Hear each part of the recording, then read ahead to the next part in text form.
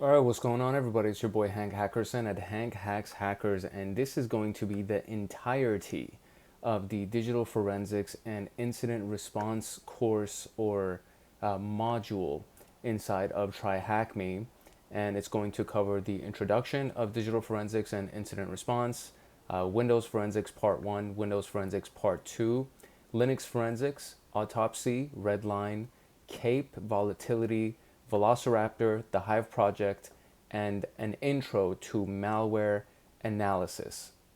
This video is sponsored by SurfShark, an all-in-one antivirus and VPN solution where for 7 cents a day, which is $2.20 per month, you can get unlimited devices protected by the antivirus and VPN solutions offered by SurfShark, and you can get a link to that rate, that special price, through the description below, and go ahead and protect all of your devices and use the VPN service to do anything that you want on the internet. Now, without further ado, let's go into our digital forensics and incident response full course. All right, hello and welcome back to your boy Hank Hackerson at Hank Hacks Hackers, your favorite network and system attacker, and we are getting started on a very exciting module today, which is the digital forensics and incident response module. And this is a big one. FBI does this kind of stuff, and just really cool jobs do things like digital forensics and incident response. And of course, you could do it in a corporate environment as well. But one of my biggest dreams was to kind of work for the FBI.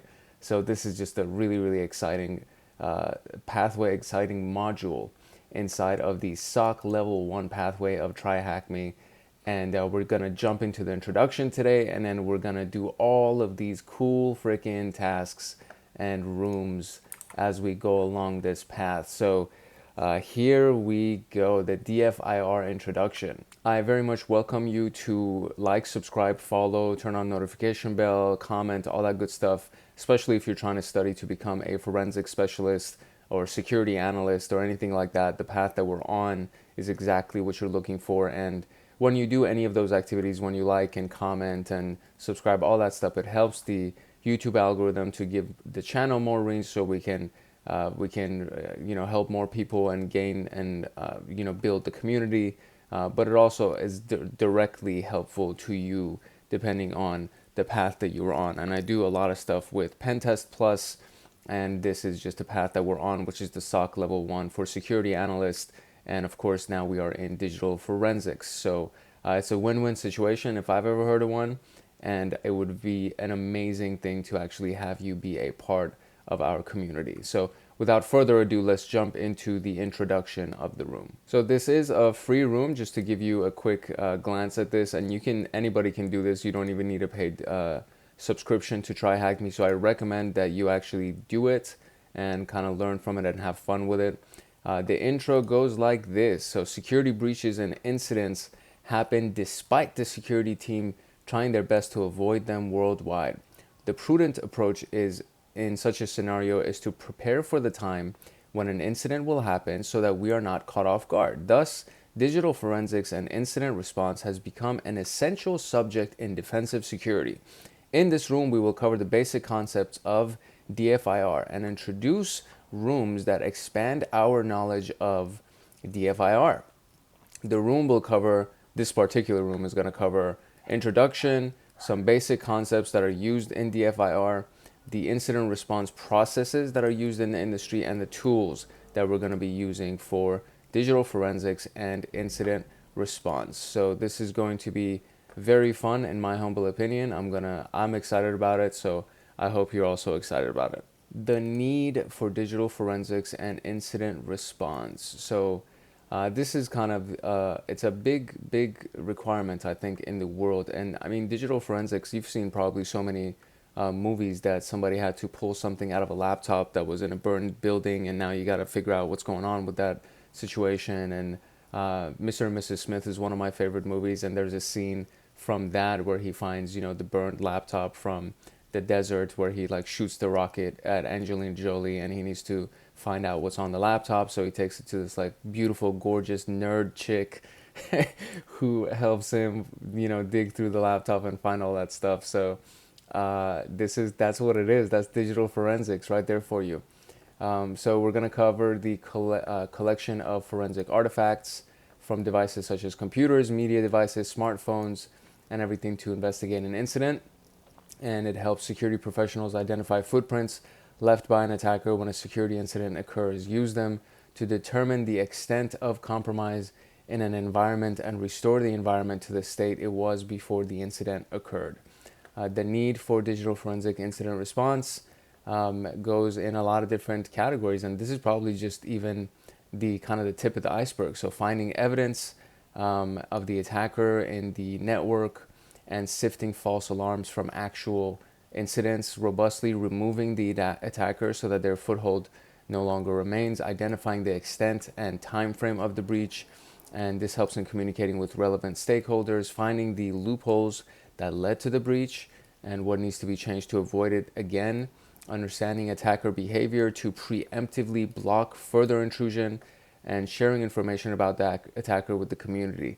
Understanding their behavior is essentially just trying to understand why they did what they did and what they were after, so that you can either secure that asset better or just block any other vector that could be used to get to it. So as the name suggests, DFIR, we'll just call it that to make it easy.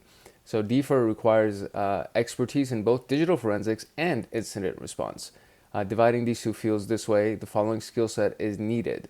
Digital forensics, and professionals are experts in identifying forensic artifacts or evidence of human activity in digital devices.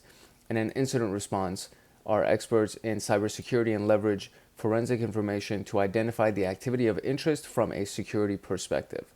DFIR professionals know about digital forensics and cybersecurity and combine these domains to achieve their goals.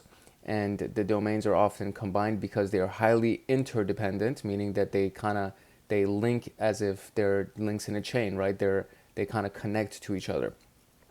And incident response leverages knowledge gained from digital forensics. Similarly, digital forensics takes its goals and scope from incident response process, and the IR defines the extent of forensic investigation. So what does DFIR stand for? And it is Digital Forensics Incident Response.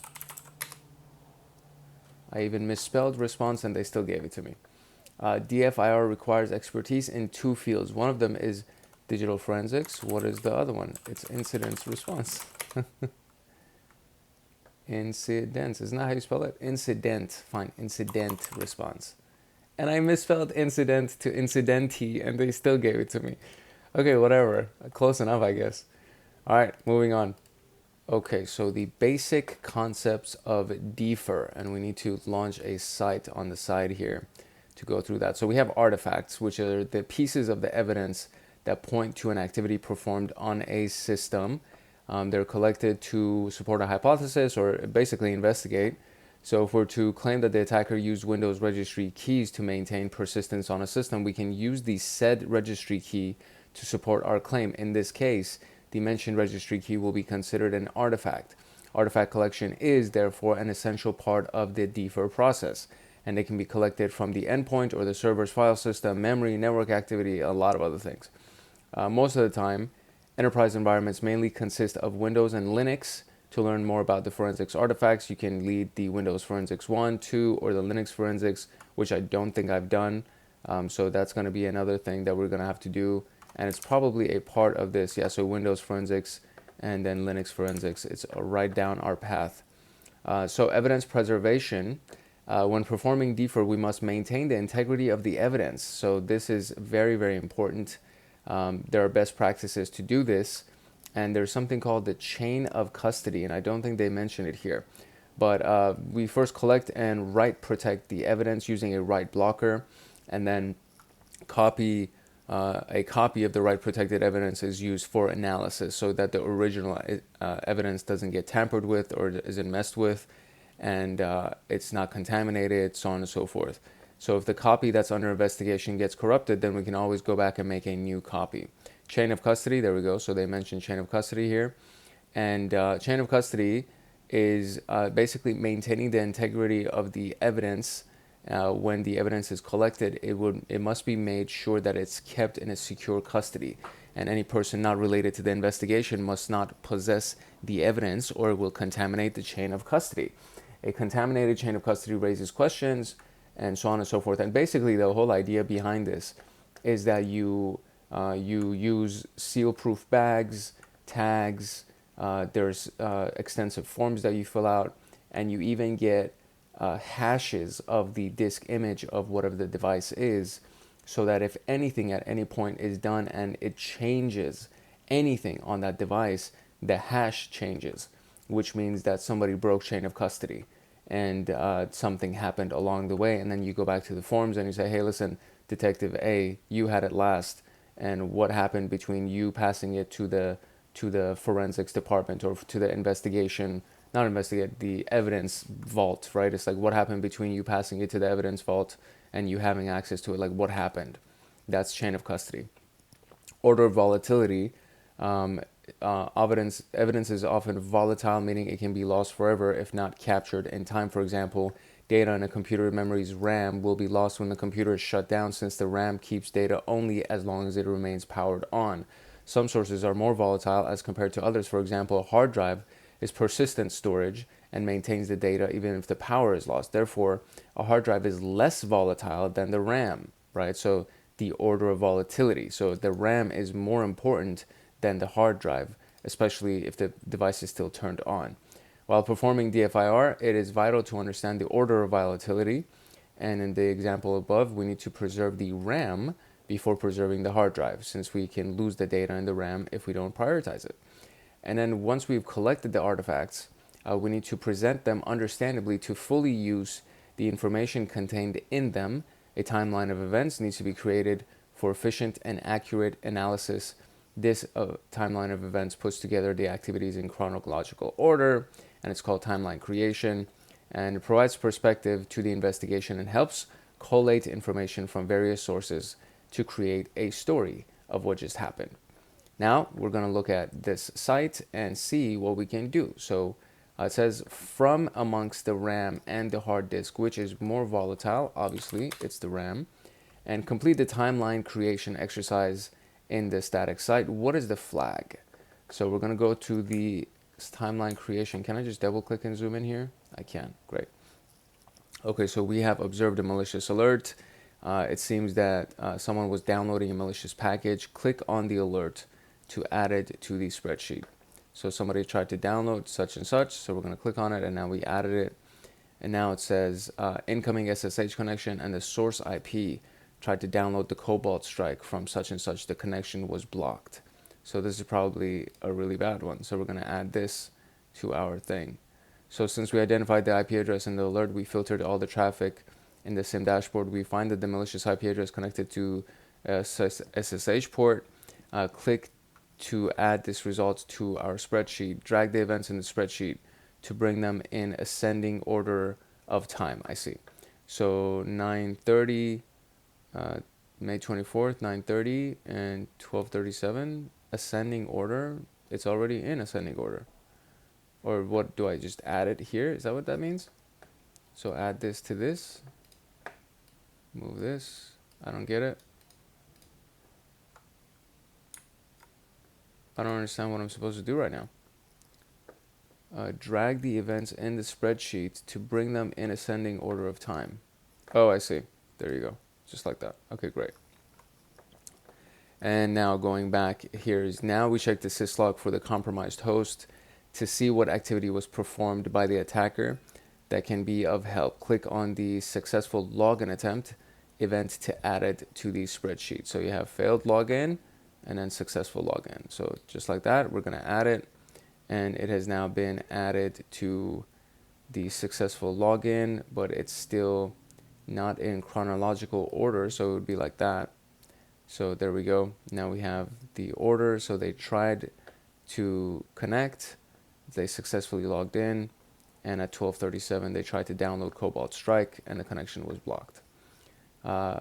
We checked the syslog to find another interesting artifact, which is the process malicious file tried to connect to IP address, and John Doe executed a file named malicious file. So this is happening as 1237, which is right down here. And so we're going to add this now.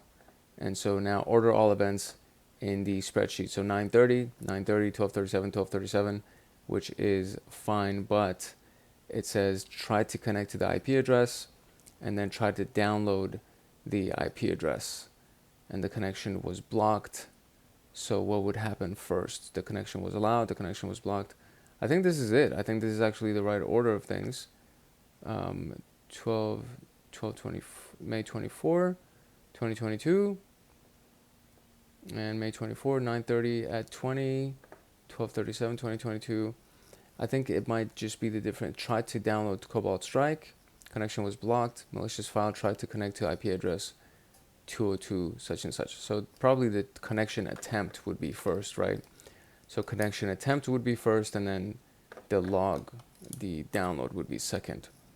And just like that, we retrieved our first flag. So now we can shrink this back down and go to the next section for DFIR tools. The security industry has built various exciting tools to help with the DFIR process. So we have Eric Zimmerman's tools, which this guy's he's like a legend in this world. He's a security researcher who's written a few tools to help perform analysis. They help the registry file system timeline and many other. To learn more about them, we are going to go through the following rooms, and then we'll find them to see what happens on Windows. Then there's KAPE, which is the Kroll Artifact Parser and Extractor, another beneficial tool by Zimmerman. It automates the collection of parsing forensic artifacts and help create a timeline of the events. Autopsy, really big one, is an open source forensics platform that helps analyze data from digital media like mobile devices, hard drives, and removable devices. This is done like on scene. I've heard of people using Autopsy on scene a lot. So there are a lot of various plugins for Autopsy. Speed up the forensic process and extract the information. The Autopsy room is we're going to go through it. And then we have Volatility, a tool that helps perform memory analysis for memory captures from both Windows and Linux. Powerful tool that can help extract valuable information. There's a room about that. Then we have Redline, an incident response tool developed and freely distributed by FireEye. Can gather forensic data and system and help forensic information. And then Velociraptor. This is another one that I've also heard of. An advanced endpoint monitoring forensics and response platform. It is open source, but very powerful. And we have a room for that as well. So while all these things are helpful, it's essential to understand the process followed to achieve the goals. The incident response process. The use of digital forensics is to do incident response, right? So we'll learn the incident response process and observe what digital forensics does to help, right? Different organizations have published standardized methods. NIST has a defined process in their incident handling guide, which is preparation, detection, analysis, containment, eradication, recovery, and post-incident activity. SANS also has something for their handbook, and preparation, identification, containment, eradication, recovery, lessons learned, which pretty similar if you can kind of think about it. The steps defined by SANS are often summarized as the acronym PICERL, PICERL, whatever, makes them easy to remember. I don't understand how that makes it easy to remember. PICERL, whatever. We can see that the steps identified by SANS and NIST are identical. NIST combines containment, eradication, and recovery in one thing. SANS separates them into different steps. Post-incident activity and lessons learned are the same thing, but while identification and detection analysis have the same implication. So all of these things are similar. So preparation, before an incident happens, preparation needs to be done so that everybody's ready in case of the incident. Required people, processes, and technology to prevent and respond to incidents. Identification, an incident is identified through some kind of indicators in the process, and these indicators are then analyzed for false positives, documented and communicated to the relevant stakeholders. Then there's containment. So the incident is contained. So if something happens, you got to first contain it and prevent it from spreading. It can be short-term, long-term fixes for containing the threat based on forensic analysis of the incident that will be part of this phase, and eradication. So then the threat needs to be eradicated, right? Once you contain it, you got to get rid of it. And it has to be ensured that a proper forensic analysis is performed and the threat is effectively contained before eradication. For example, if the entry point of the threat actor into the network is not plugged, the threat will not effectively eradicate, and other actors can gain foothold again, or the actor itself could gain another foothold. So recovery: once the threat is removed, the services that have been disrupted need to be brought back online, or we need to recover what was lost. Lessons learned: so we gotta debrief and try to figure out what the hell just happened, what do we learn, and how can we prevent it from never happening again. So at what stage of the process are disrupted services brought back online? And that would be recovery. At what stage is the threat evicted from the network? And that would be eradication. And what is the NIST equivalent of the step called lessons learned? And that is, what is that? Post-incident activity is lessons learned. Post-incident activity. All right. And just like that, we have wrapped our intro to DFIR, digital forensics and incident response. In conclusion, we basically learned what DFIR is and when it's used, why we need to perform it, the basic concepts like chain of custody, evidence preservation, and order of volatility. We learned about some of the tools used in the industry like Easy Tools, KAPE, Autopsy, etc. And the PCURL process. Fuck, that's so stupid. How is, whatever. PICRL, PICRL, PICRL, PCURL, PCURL. I don't know what this is supposed to be like super memorable for, but sure, whatever, we got it. Preparation, something. Now we're gonna go into the Windows room, or not now, but the next room that we're gonna go into is Windows forensics. So let's do it. Let's go into it. If you got any value from this room, I welcome you to like, subscribe, turn on notification bell, comment, all that stuff. Two things happen when you do that. Number one, you help the channel by helping the YouTube algorithm find us and expand the community. But more importantly, you actually get notified the next time a video comes out so that you get to go along this path. If you're studying for security analyst in digital forensics or incident response, this directly applies to you. If you're studying for penetration tester, ethical hacker, this also directly applies to you. So it's a win-win situation, in my humble opinion. It's your boy Hank Hackerson at Hank Hacks Hackers, your favorite network and system attacker. And we just wrapped the DFIR, digital forensics incident response room. So I will definitely see you in the next one. Peace, love, and chicken grease. If no one else loves you, Hank loves you. I'll see you in the next room. All right, hello and welcome back. It's your boy Hank Hackerson at Hank Hacks Hackers, your favorite network and system attacker. And we are now going into the Windows forensics room inside of the digital forensics and incident response module of the SOC level 1 pathway in TryHackMe. And this is where it gets super freaking fun because we are doing things that the FBI do, baby. So we are now going to go into the Windows forensics rooms, which is also another free room inside of TryHackMe. And you actually get access to the virtual machine that's in here, so on and so forth. So I invite you to register for that and have some fun with it. There's a link in the description below that'll get you there. So let's jump into the Windows forensics room. If you're interested in digital forensics or security analyst or pen test or ethical hacker, any of that stuff, I invite you to like, subscribe, and turn on notification bell, and maybe even drop a comment. When you do any of those things, two things happen. Number one, you actually help the channel get a little bit more reach with the YouTube algorithm, so on and so forth, so more people can find us and we can help more people just like you who are trying to become a security analyst or an ethical hacker. But the more important thing is that you actually get notified. When you turn on that notification bell, you actually get notified that the next time a video comes out. And if you're studying to do any of those things, this directly applies to you. So today we're about to learn how to use Windows to do digital forensics, which probably applies to you as an ethical hacker, security analyst, incident responder, so on and so forth. So Very, very important. And I think it's a win-win thing for everybody involved. So without further ado, let's now jump into the introduction of the room. All right, computer forensics for Windows. Forensics is an essential field of cybersecurity. It's a part of the wider digital forensics field. And the application of digital and computer forensics are very wide and I would say probably deep, from the legal sphere, where it's used to support and refute a hypothesis in a civil or criminal case, to the private sphere, where it helps internal corporate investigation and incident and intrusion analysis. So it's a pretty big deal.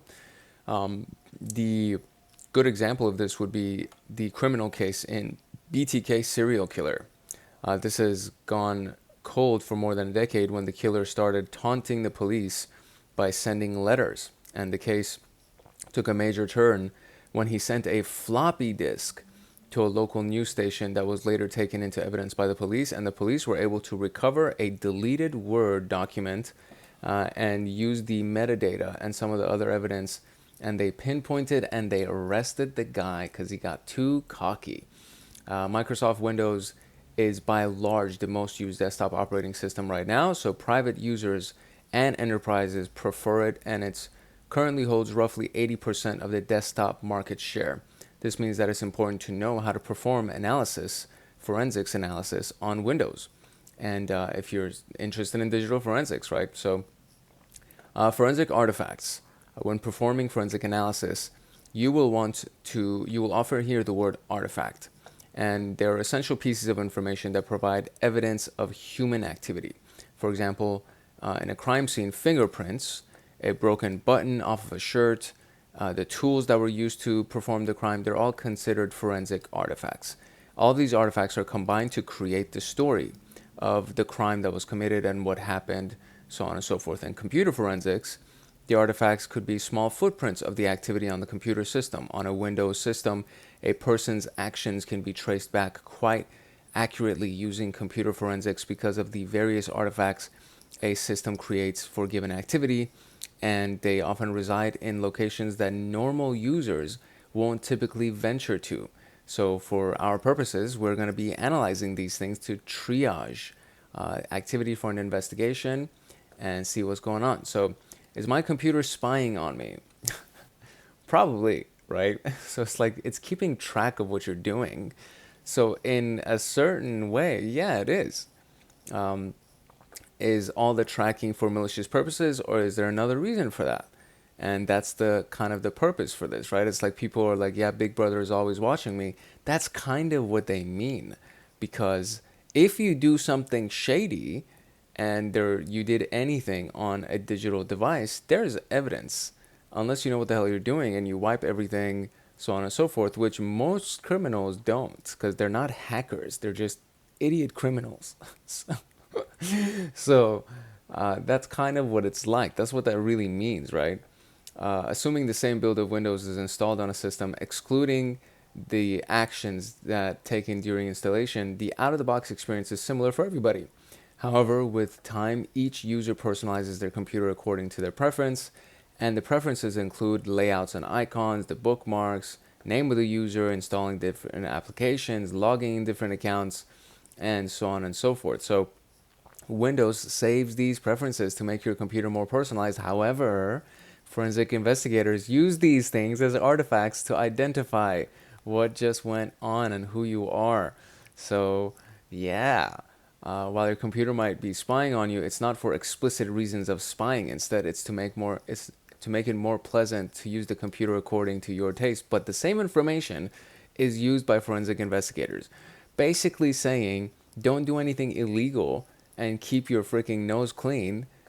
Stay on the straight and narrow or whatever, and you will not have to worry about any of this blowing back against you. But if you're a criminal, yeah, dude, yeah, it's spying on you. Okay, so question. What is the most used desktop operating system right now? Microsoft Windows. And I know all the Apple people hate hearing that, but Microsoft Windows, as far as management of an organization and a lot of things, it's just way, way better. So yeah, there's that. Let's move into Windows registry and forensics. All right, the Windows registry is a collection of databases, basically, and it goes like this. So you have the H key, current user, users, local machine, classes, root, and config. And so it doesn't say it like this. It usually is, HKLM would be H key local machine, right? And you kind of need to be able to decipher that, I guess. The keys and values is a big part of this. So knowing what key you're looking for and what the value inside of that key would be. When you open regedit, which is the registry edit executable, the folders you see are registry keys, and the values that are stored inside the keys are called values, right? So it's the data that's stored inside each of the keys. And the hive is a group of keys. So a registry hive is a group of keys with all of its subkeys and the values that are stored inside that place. So you can view it by running regedit, and then this is what it looks like. And then this piece right here, that's a registry key. That's a registry key. And inside this registry key, the default is the value, whatever that is, right? So we can see the root keys in the left pane that shows the included registry keys, and the values in them are in the right pane. So we have some folders with their predefined keys. So the H key current user is the root of configuration for the user who's currently logged on. Their folders, screen colors, control panel settings, everything is stored here. This information is associated with the user's profile, and sometimes it's abbreviated as HKCU. Then there's H key users, and it has all the activities load that are associated to all the user profiles. It's a subkey of H key users. So a current user is a subkey of H key users, and H key users is sometimes abbreviated as HKU. And so we have the local machine, which can be HKLM, and then you have the classes root, which is a subkey of the local machine software key, and this information is stored that makes the current program when you open Windows Explorer. And so software classes contains default settings that apply to all the local computer. The key settings has settings that override the default settings and apply only to the interactive user. And then the classes root key provides a view of the registry that merges the information from these two sources. It also provides the merged view for programs that are designed for earlier version of Windows, and change the settings for interactive user. The change must be done under H key current user software classes instead of H key classes root. To change the default settings, you can go to local machine software classes. If you write keys to a key under classes root, the system stores the information under local machine software classes. If you write values to the classes root, the key already exists under software classes for the current user. The system will store the information there instead of the local machine software classes. And then you have the current configuration that contains information about hardware profiles that are used by the computer at startup. And so what is the term for H key? So it's HKLM is local machine. All right, accessing registry hives offline. So if you want to access a live system, you'll be able to access the registry using regedit, and you'll be greeted with all the standard root keys, yada, yada, yada. If you have access to a disk image, you must know where the registry hives are located. The majority of them are inside the Windows System32 configuration directory and are the default SAM security software and system. And these things, as you can see, so it's mounted on different locations, but they're inside this directory. And that's kind of what it looks like. So the default is on the user's default, SAM is on the local machine SAM, and security, local machine software, local machine system. Containing user information would be in users and then the username.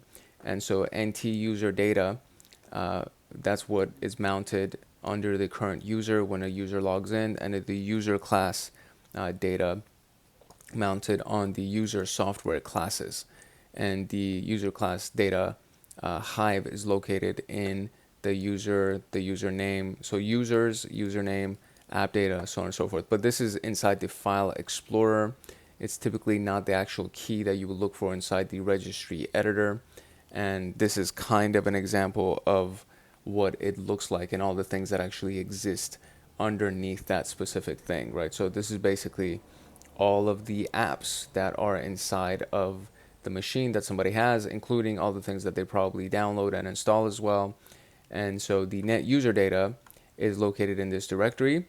And then this is all the stuff that would be associated with that user, including their desktop and documents and downloads folders and everything else that would be inside it. I also have a little thing called PyCharm projects, and that's usually what happens when you install PyCharm, and it just automatically creates a folder for you for PyCharm projects. And PyCharm is a Python editor, as the name can kind of hint at. So these are hidden files, so this is kind of important to think about. And the amcache hive is another very important hive, and it's located inside of this directory, so under programs amcache. And Windows creates this to save information on programs that were recently run on the system. So transaction logs and backups. So we have obviously transaction logs, which can be a journal of the change log of the registry hive. They use transaction logs to write data to registry hives. This means that the transaction logs can often have the latest changes in the registry that haven't made their way to the registry hives themselves. And the transaction log for each hive is stored in a log file in the same directory as the hive itself. And it has the same name as the registry hive, but the extension is a log. For example, the log for SAM hive will be located inside the config file under SAM log.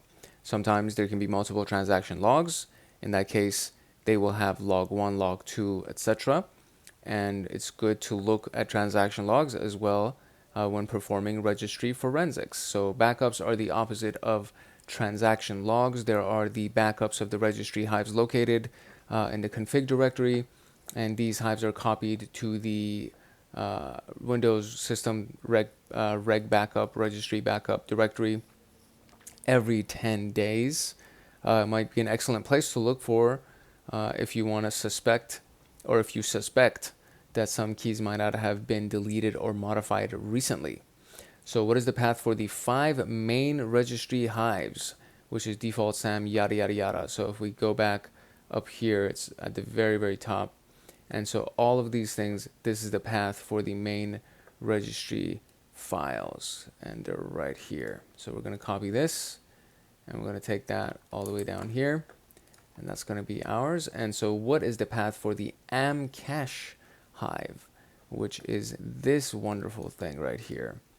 And this is the recent registry changes. So very good, and we have that, and there we go. Or I'm sorry, not registry changes, my bad. That is the recent programs that were run on the system. So that's important to know. That's actually a very good little history type of file. Okay, so now moving on to data acquisition. When performing forensics, we will either encounter a live system or an image taken of the system. For the sake of accuracy, it's recommended practice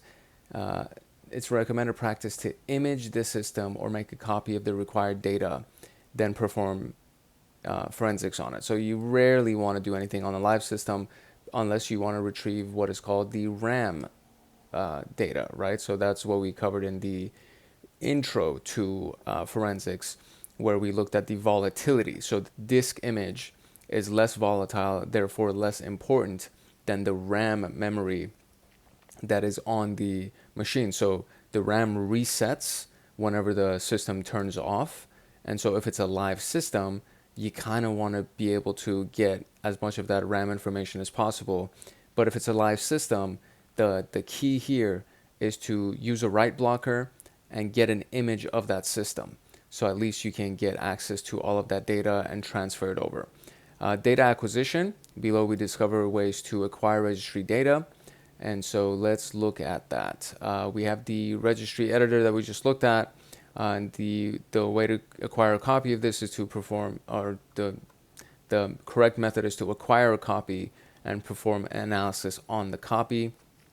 And then when we go to the registry hives for this location, we cannot, because it's a restricted file. So we now use KAPE. It's a live data acquisition and analysis tool, which can be used to acquire registry data. It is primarily a command line tool, but has a GUI, and this is what the GUI looks like. We've selected all the settings to extract the registry in this screenshot, so we'll learn more about this when we actually use the KAPE room. And so if we can kind of zoom in a little bit on this, so the target source is the C directory, which is basically the root directory of a Windows system. So C dot or colon forward slash backslash, excuse me, is everything. And the destination is going to be where we want it to be saved to. And then you have all the registry hives and everything else that you want to download as your information, your data that you're downloading. So that's what KAPE does. And we have Autopsy, which gives you the option to acquire data from both live systems and a disk image. After adding your data source, navigate to the location of the files that you want to extract, and then right-click to extract the files option, and it will look similar to what we see right here.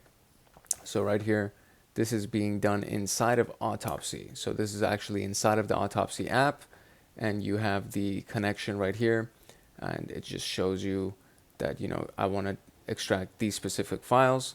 So it lets you do that. And how do I zoom back out of this? There we go. All right, and the next one is the FTK imager. It's similar to Autopsy, allows you to extract files from a disk or image or a live system. Below we can see the screenshot. So this is kind of what this one looks like. So similar, it just opens it up, and then it has an export files button that I think is it's one of these buttons at the top right here. And then that is it. FTK stands for Forensic Toolkit, and that's also a really big one that's referred a lot. They actually talk about that inside of the preparations for the CompTIA CYSA Plus exam. So you should be familiar with what FTK stands for. And of course, we have the FTK imager for the Obtain Protected Files option. And it's available only for live systems and is highlighted in this screenshot. So this is when you're connected to a live system, not an image of a system. And you want to use the specific folder right here. And so if they press that plus button, then it opens up the hierarchy of this, and you can see everything that's inside the system. So you just click on that, and then you do extract, excuse me. There we go.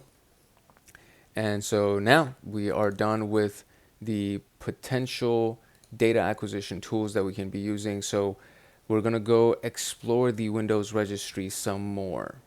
Once we have extracted our registry hives, we need a tool to be able to view these as we would in a registry editor. Since the registry editor only works in a live system and can't load exported hives, we can use the registry viewer. And this is the Access Data Registry Viewer, which is similar to the Windows registry editor. And it says there's a couple of limitations, so it only loads one hive at a time, and it can't the transaction logs into account. So those are they're kind of big limitations.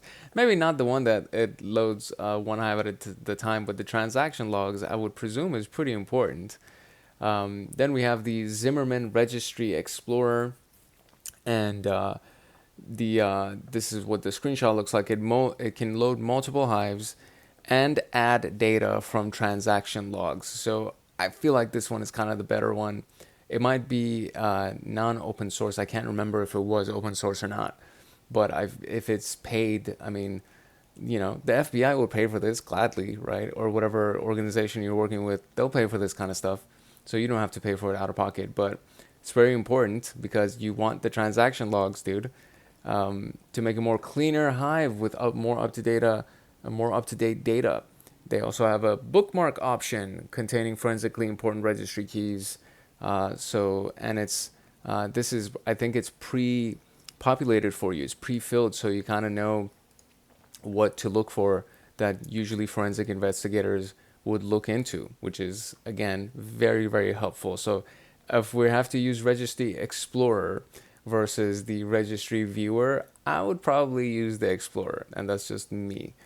Then you have RegRipper or RegRipper, but it's kind of harder to say. So RegRipper is a utility that takes a registry Hive as inputs and outputs a report that extracts the data from some of the forensically important keys and values. So it outputs it in a text file, and it shows everything in a sequential order. And I really don't like looking at text files because the formatting sucks, and you have to be really, really good at searching through them. So if you are really, really good at searching, then that would probably be the route that you would want to take. It says one of the shortcomings is that it does not take the transaction logs into account. And that's why we go back to Registry Explorer. So that's just, my opinion. That I feel like that's just the tool that we should use. I don't even know why they even talk about anything else, but they want you to have multiple tools just in case you don't have access to Registry Explorer. So there's that. Now let's move on to the system information and system accounts. So we have learned how to read registry data. Let's look at the registry to perform the forensic analysis. And so the OS version, if we only have triage data to perform forensics, we can determine the OS version from which the data was pulled through the registry. And to find the OS version, we'll just go to Software, Microsoft Windows, Windows NT, and the current version. And so it'll give us all the information about the current OS, including the specific, this is just basically the current version 6.3. It'll say the product name, the release ID, so on and so forth. So it is important to know these kinds of things because you can pull a lot of data about what was not patched with that version, or what the particular vulnerabilities are with that version, which is, I guess, saying the same thing. The current control set. So the Hives containing machine configuration data used for controlling systems are called control sets. Commonly, we'll see two of them, control set 01 or 001, 002, and it's in the system Hive on a machine. In most cases, the 001 will point to the control set that the machine booted with, and 002 will be the last known good configuration. And this is system, control set 1, and control set 2. Windows creates a volatile control set when the machine is live called the current control set, and it's HK local machine system current control set for getting the most accurate system information. And this is the Hive that we're going to refer to. We can find out which control set is being used by looking at the registry value under system, select current, and similarly the last known good configuration can be found using the following registry value, system select last known good. And this is kind of how it looks like inside Registry Explorer. See, they're using Registry Explorer. They wouldn't use any of the other stuff because it has the freaking transaction logs, man. So take a look at answer to question number 2. So this is going to give us question number 2 here. We'll do it later. Okay, so this is what we have. The current default failed, unassociated deleted values, THM, forensics desktop, user class, data, clean, yada, yada, yada. It's vital to establish this information before moving forward with the analysis. As we will see, many artifacts will be collected from control sets. Okay, good to know. The computer name, so system, current control set, control, computer name, will bring us the computer name, which is going to be the actual name of the host that we're on. And then time zone information, current control set, control, time zone information, very important. Network interfaces and past networks, current control set, services, TCP IP, parameters, and interfaces. And this is what we're looking at over here. And it has 5 interfaces in this particular case. And it gives us the information about this. For example, the DHCP name server and the default gateway, so on and so forth. Each interface is represented with a unique identifier, the GUID, which does not show us in this screenshot, which contains values related to the interface's TCP IP configuration. This key will provide the information like IP addresses, DHCP IP, subnet mask, DNS servers, so on and so forth. It's significant because it helps you make sure that you are performing forensics on the machine that you are supposed to be performing on. and the past networks a given machine was connected to, can be found in the following locations. So software, Microsoft, Windows NT, current version, network list, signatures, unmanaged or managed. And then this is what that looks like. These are the past networks. And then you have the auto start programs, which are the auto runs, which are also very important because a lot of times in the previous pen testing videos, we've actually taken advantage of the auto run programs that were set up because sometimes a developer will create something and they will delete the executable or whatever the script was, but they won't delete the line item inside the auto runs. And in Linux, I think it's called cron jobs or cron tabs, something like that. And these are things that, again, you can take advantage of, or at the very least go look at, because they may have deleted the executable, but they may have left the run and the auto run line item inside of the auto run auto start programs. So these are the locations that include information about programs or commands that are supposed to run when a user logs on. For example, a backdoor, right? Like a command and control executable, or a bug, or a rat. Any of these things can be an auto run function that as soon as a user runs, as soon as the user logs on, then the backdoor opens and the information starts being connected to the C2 server. The registry key contains about services, which is this thing, current control set, and it has a value of the start key in the screenshot below, which is start right here, which is 2, I guess. Is that what we're looking for? The start key, or the bind FLT, that might be it. And then moving on to the next one, which is the SAM, Hive, and user information. This is a big one. It's like a very important file. It has a lot of information about the current users and sometimes even their password hashes. So that's very, very important. You can dump this using Mimikatz or just a lot of tools that hash dump, I think, even does it. So it's very, very sensitive file. The SAM Hive is a very sensitive hive. And account information, login information, group information, all that stuff. So this is what the screenshot looks like for question number 6. And now we have a bunch of things. So it says, what is the current build number of the machine whose data is being investigated? So we're going to go back up to the section where they told us to go to question number 1. And so right here, so we're looking for the current build number here. And so the build revision number is 1 right here. Let's see what else we got. Current build is 19044. So that's what that is. So we're going to go here and we're going to do 19044. Or my keyboard needs to reconnect. There we go. Which control set contains the last known good configuration? So that's going to be for the one for question number 2. The control set that has the last known good configuration is the last known good is what is it? Last known good. I think that's what it is, right? Last known good, select. I believe that's the answer. So let's see if that's what we're supposed to be doing. Oh, 1. So it was 1 actually. So now we are going to go to the next question, which is the computer name of the computer. And that was question number 3, and we saw it already. It was THM something. The computer name is THM 4 and 6 for Nancy 6. So THM dash 4 and 6. And what is the value of the time zone key name? The value of the time zone key name, which is going to be for question number 4 right here. The time zone key name would be time zone information. And let's see if there's a value down here. Time zone key name actually is going to be Pakistan Standard Time. So they were hacking us from Pakistan, these motherfuckers. There we go. So we got that. And I know actually we have viewers from Pakistan on this channel.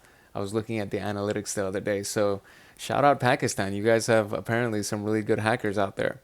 What is the DHCP IP address? DHCP, and this is what, question number 5? So we're going to go up to question number 5. Let's see if we can find that right here. So the DHCP IP address is right over here. So 192.168.158. 192.168.158. And the RID of the guest user account, which is the very last question here. And we're going to look at the guest user account, which is right here. And their RID is 501. And just like that, we have looked at some of our registry key values and answered some key questions for this particular room. So now we're going to move into the usage or knowledge of files and folders.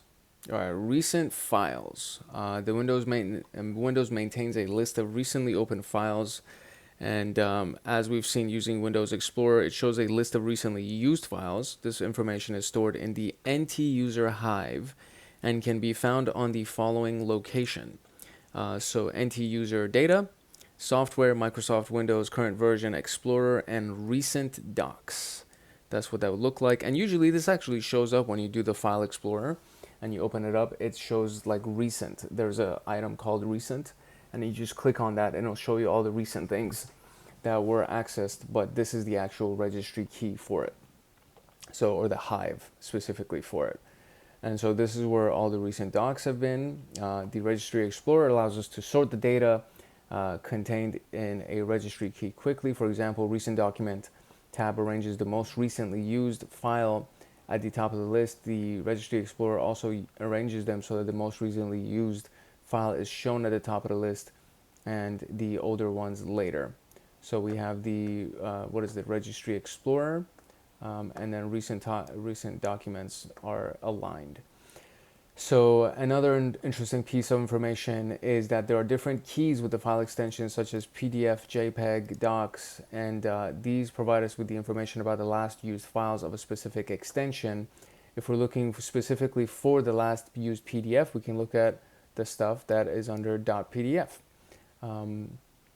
Office recent files, so it would be under Microsoft Office version, so Microsoft Office 15.0, and then Word would bring us all of the recent Word files. Then we have the, what is this? So the 15 right here refers to Office 2013, and then there's different releases and their version numbers through that link.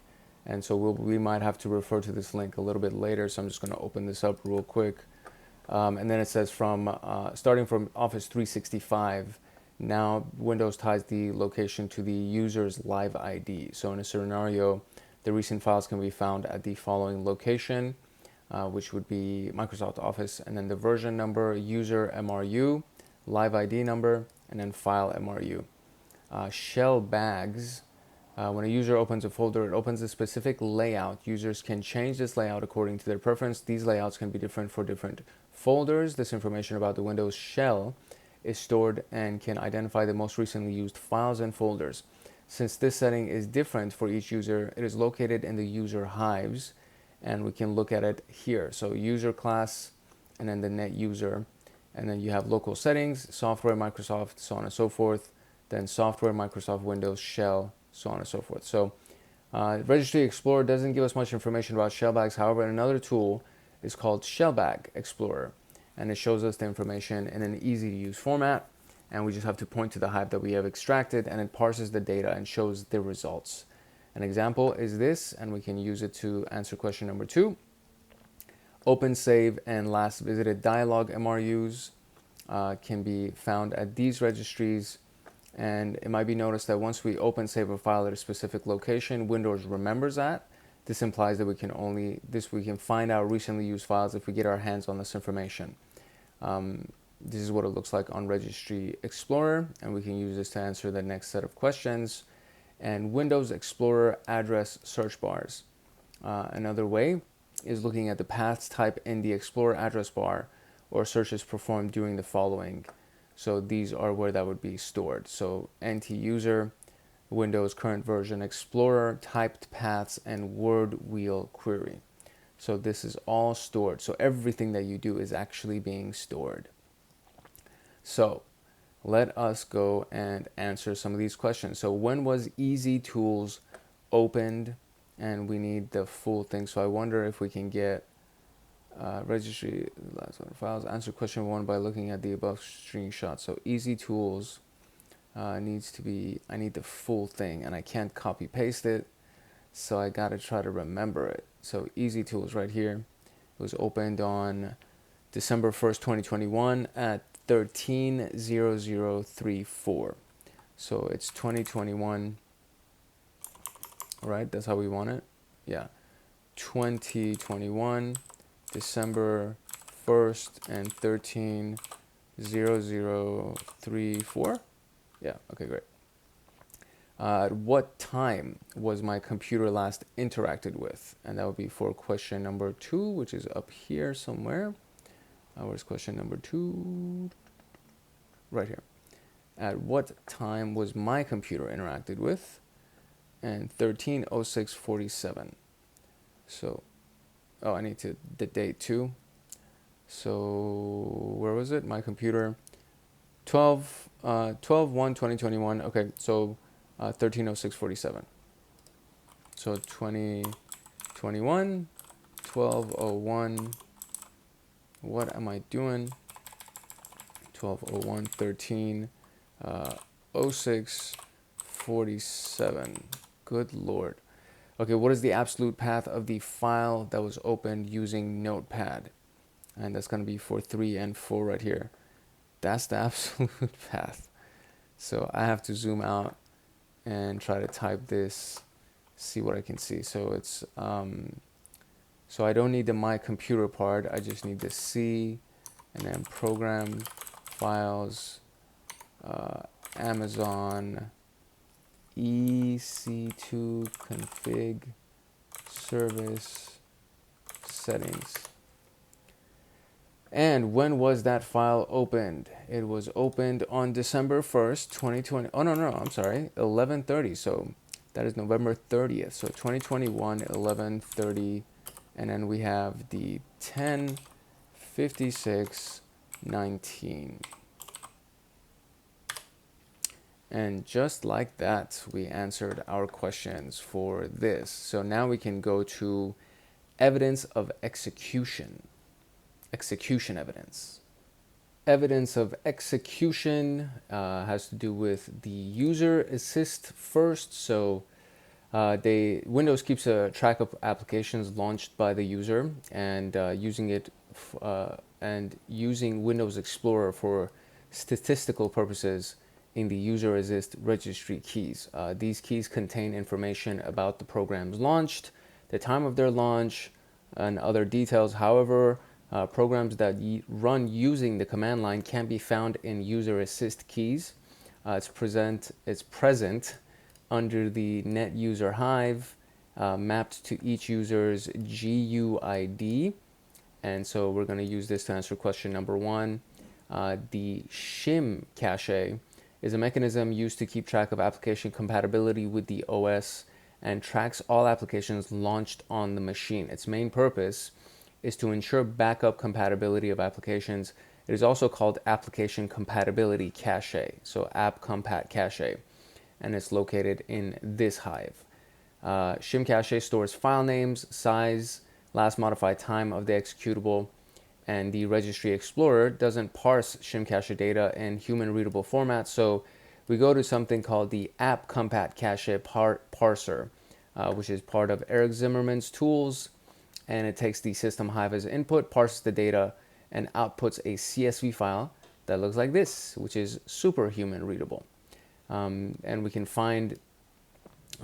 use the following command, to run the app compat parser utility if you haven't installed, obviously. The output can be viewed using Easy Viewer. Then we have the am cache, the artifact related to the shim cache. This performs a similar function and stores additional data related to program execution. This includes execution path, installation, execution and delete times, and the SHA-1 hashes of the programs. This hive is located in the file system at this location, and the information about the last executed programs can be found in this hive under the GUID for the volume. And this is how it parses the AM cache. So this is kind of a screenshot right here. And then we have the BAM and DAM. So background activity monitor is BAM, and it keeps tabs on the background applications. And desktop activity moderator is part of the Windows that optimizes the power consumption of the device. So both of these are part of the modern standby system in Microsoft Windows. The locations right here store information about BAM DAM, and it contains information about last run programs, their full paths, and last execution time. And you can see they are BAM DAM specific. And then there's the SID, which has to do with the security ID of the user. So question 1 says, how many times was the File Explorer launched? So we're going to go up here and look at this and kind of open this up, and we're looking for File Explorer to see how many times it was launched. So let me kind of zoom in a little bit more here. And so there we go. File Explorer was launched 26 times. So let's go and get that. And what is another name for shim cache? And that thing is app compat cache. And we're going to copy this and go down here and do that. And that's the answer for that. And which of the artifacts also saves the SHA-1 hashes of the executed programs? And it's M cache. And we're going to do that. And finally, which of the artifacts saves the full path of the executed programs? And that would be BAM DAM. BAM DAM. Wham bam, thank you ma'am, bam dam. And voila, just like that, we have finished the evidence of execution. So now moving on to external devices and USB device forensics. This is I think this is going to be a very important one. All right, so device identification. The following locations keeps track of USB keys that are plugged into the system. They store the vendor ID, product ID, and version of the USB device, and they can be used to identify unique devices. So they also store the time that the devices were plugged into the system. So current control set and enum USB store and USB. So that is actually very useful. And everything, as they said, is under the control set, the current control set, or most of them are under the current control set. You have first and last times following the registry tracks the first time the device was connected, the last time it was connected, and the last time the device was removed from the system.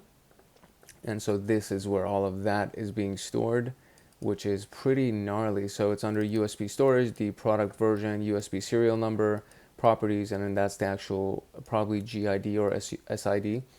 And then the hashtag signs can be replaced by the following digits. So 0064, first connection time, the 66, last connection time, and 67 is the last removal time.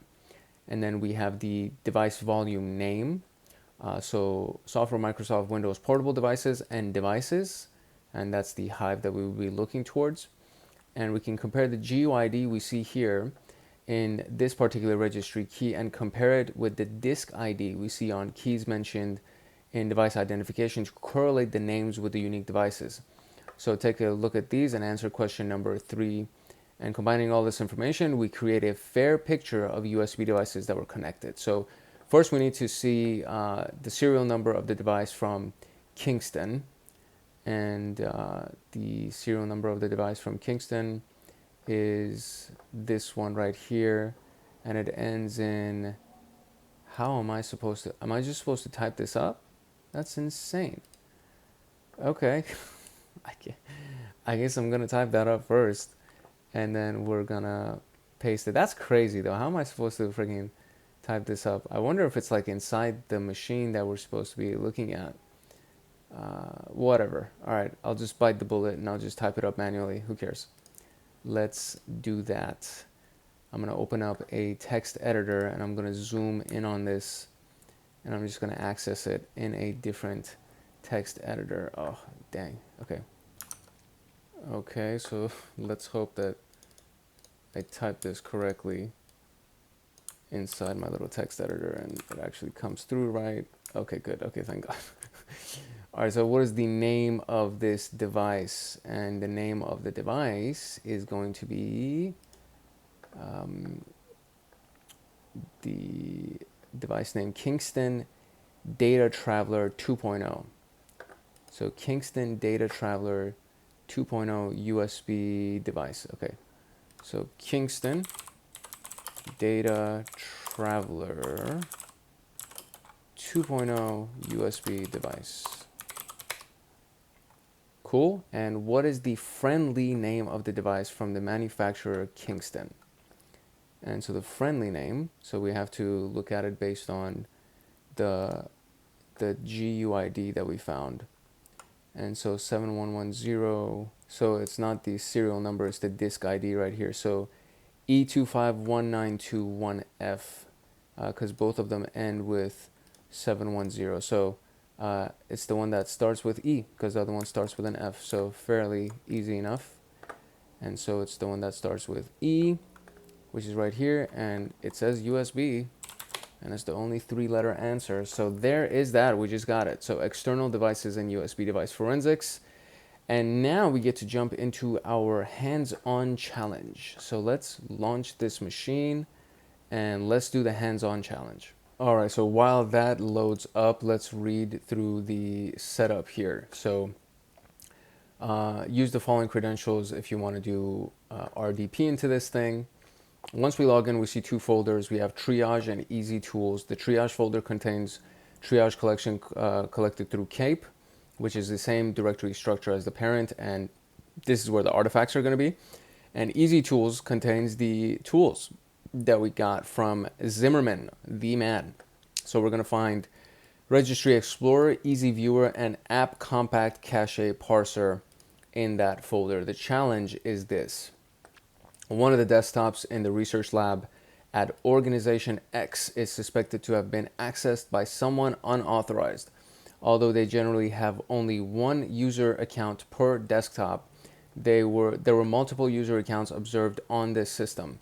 It is also suspected that the system was connected to some network drive and a USB device was connected to the system. The triage data from the system was collected and placed on the attached VM. And so we gotta try to answer these questions. When loading registry hives in Registry Explorer, it will caution us that the hives are dirty. This is nothing to be afraid of. We just need to remember the little lesson about transaction logs and point the Registry Explorer to the log1 and log2 files in the same file name as the registry hive. It'll automatically integrate the transaction logs and create a clean hive. Once we tell Registry Explorer where to save the clean hive, we can then use that for the analysis and we won't need to load the dirty hives anymore. So it'll guide you through this process. And now we are going to actually run through this mofo. So what I am gonna do is I'm gonna open up the machine in a new tab because it's a Windows machine and typically we want it to just be a little bit easier to access. And especially if we're gonna use these devices, it's going to most likely, what is this tab that I opened? This is supported scenarios for installing different versions. Oh, that's not fine. It's okay. And we can close this one. This should be our remote. And there it is. So we got that. And so while that loads, and it should be loading, right? So how many user created accounts are present? The hint says check the SAM hive. Accounts with RIDs starting with 10XX are user created accounts. What is the username of the account that's never been logged in? Check the account that does not have a last login. What is the password for the user THM4N6? And password hint column. And change log. So format is this. Check in evidence of a file folder opening. And then what is the complete path from where the Python 3.82 installer was run evidence of execution, and then we have the format for the USB drive that we need for the date and time. So we got all our hints. Now it's time to run the exercise. All right, here we go. So we need to probably use our easy tools to launch our registry explorer. And let me see where it is. It's inside this thing. And then I have the application for registry explorer. So we're going to launch that. And we got to find the information that we need to load, which is going to be inside the KAPE folder. And it's going to be documentation, modules, targets, the change log, gKape, so on and so forth. So targets, let's see what's in here. These are all of the different things right here. Modules, all of our different modules. And we have documentation, and that's just the documentation. So I think everything is either going to be, yeah, so browsers, compound, logs, got it, P2P. And then the modules themselves are where browsing history and a lot of these other things are done. Okay, so the first question is related to the user created accounts on the system, and this is going to be in the SAM Hive. Okay, so this is, I think, going to be the tougher part of this, for me specifically at least, is locating where these things actually are. So it says that for the first question, we need to find the SAM Hive, and that's what the hint gave us. And to try to find the SAM Hive, I had to just keep clicking around to try to find it. And so the SAM Hive is inside. So you open up triage, C, Windows, System 32, configuration, and then here's where it is. And then we probably have to connect the log file next to it. So as soon as I do this, it's going to give me some kind of like a dirty message or something. Okay, seems to be fine. So now we can open this up, open that up, and then we're going to go to domains, and we're going to go to accounts and users, and here is what it is. And so what we need to do now is how many users created accounts are present on the system. So if we actually click on users, we get this whole information here. I'm just going to kind of shrink this down a little bit. So this is a little bit easier. And user created accounts is what we're looking for. And right here, let's see if there's any other data in here for us. If I expand this, this might be a little bit easier to see. Okay, very good. So now we have our user created accounts, and it would be these three right here. So THM user, THM user 2 would be our user created accounts. So that would be 3.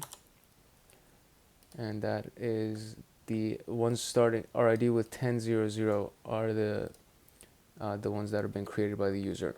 What is the username of the account that has never been signed in? Check the account that does not have a last login time. And so it's never been signed in, which is last login right here. And that is THM user 2. So let's see if we could copy this value. Might not be able to copy it with right click, so maybe I could do that. Username THM account 2, there we go. And there's that. What is the password hint for the user THM4 and 6? Check this. So this is all still in the same thing. And password hint THM6 is count. So that's the password hint. When was the file changelog txt accessed? And check in the evidence of file folder opening. Okay, so I think now we need a new log file. So we got to open up a new Hive, and it would be in users for this guy right here. And what we need is the which is the log? I think it's nope, not that. App data, probably not that either. And maybe NT user data. So if we go to task 7, it shows us that files that were opened are all under the ntuser.dat. So ntuser data.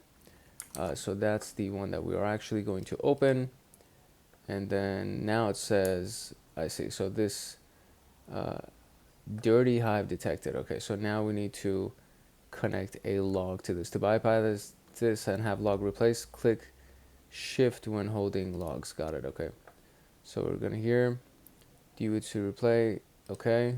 We're gonna begin, and we're gonna use the first log file, and there's that. Has been replayed, and okay. And we're going to also save it in the desktop.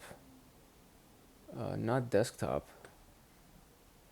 It's going to be in the triage C users THM, and then we're going to do this. We're going to save it exactly here. And has been updated. Do you want to load the updated hive? Yes. If it fails to load, disable options, recover deleted values. Okay. Do you want to load the dirty hive? Yes, I guess. Okay, so one of them is dirty.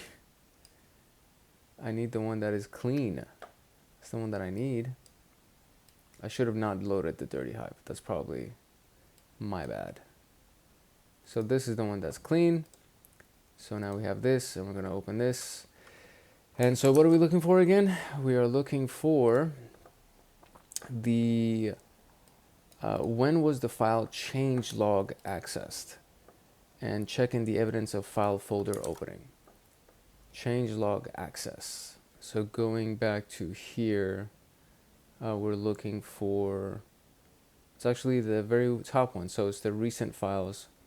So it's going to be under software, Microsoft, Windows, current version, Explorer, recent docs. So software, we got Microsoft, we got Windows, current version, and what was it?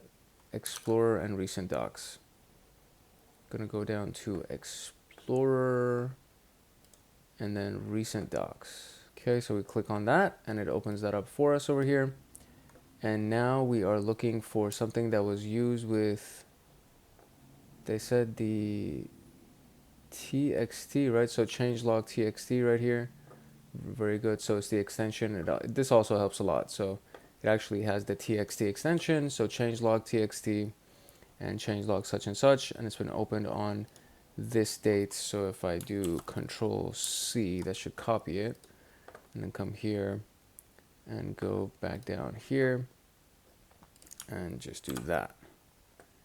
And then delete the first part. And that should be it. Great. Okay, great.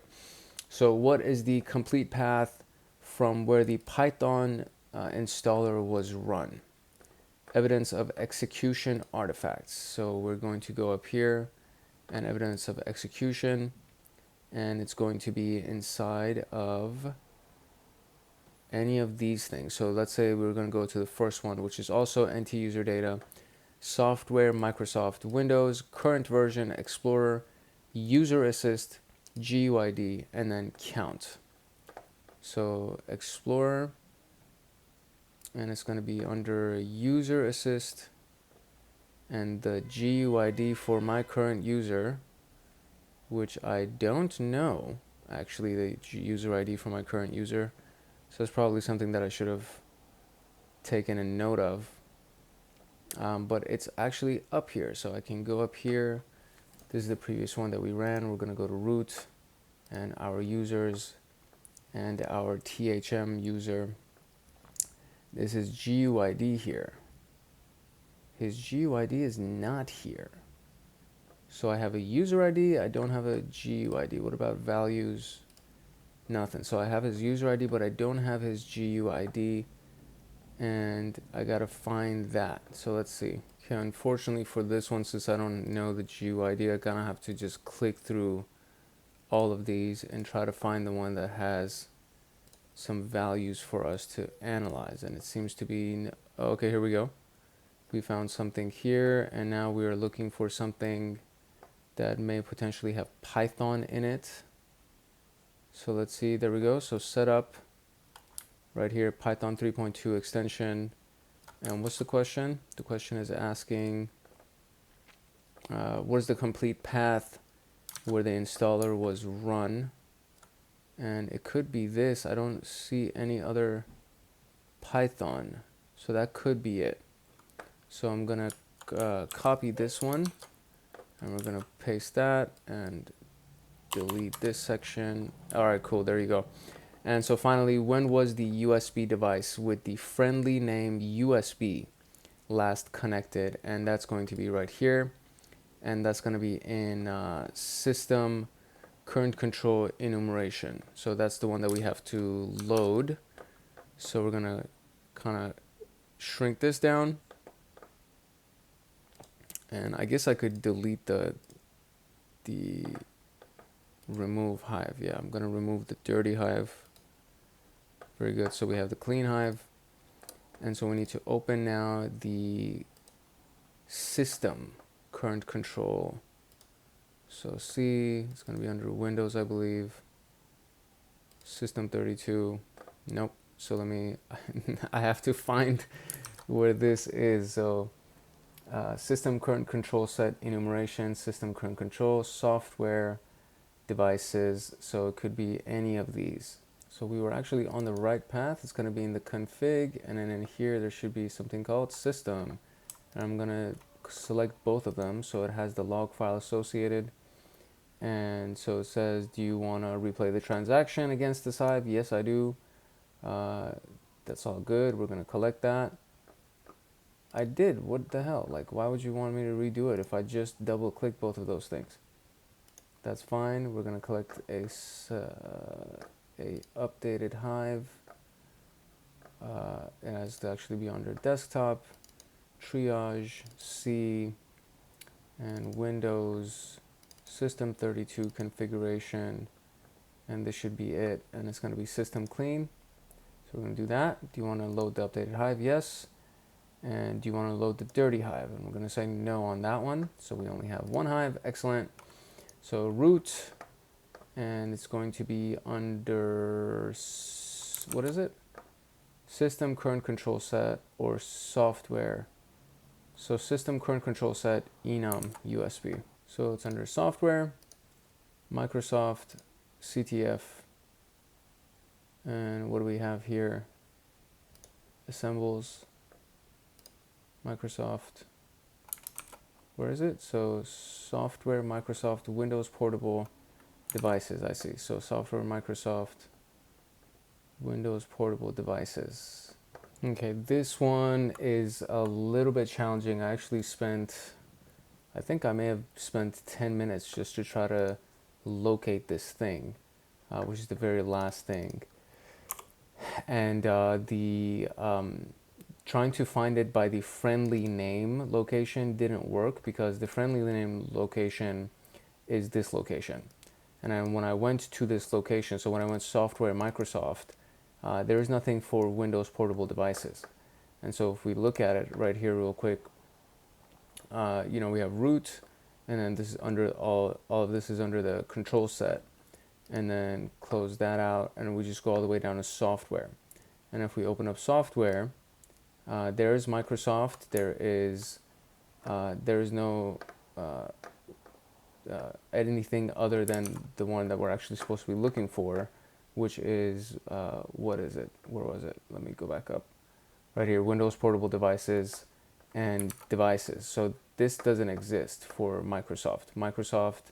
This was the only thing that's under Microsoft, which is CTF, and you open that up and it gives you all of these things, which none of these things are actually relevant to what we're looking for. So the only other place that I could find it was the one where it said first and last time. So we go to system, control set, enumeration, USB storage, so on and so forth. So this is where we ended up at over here, which is USB storage.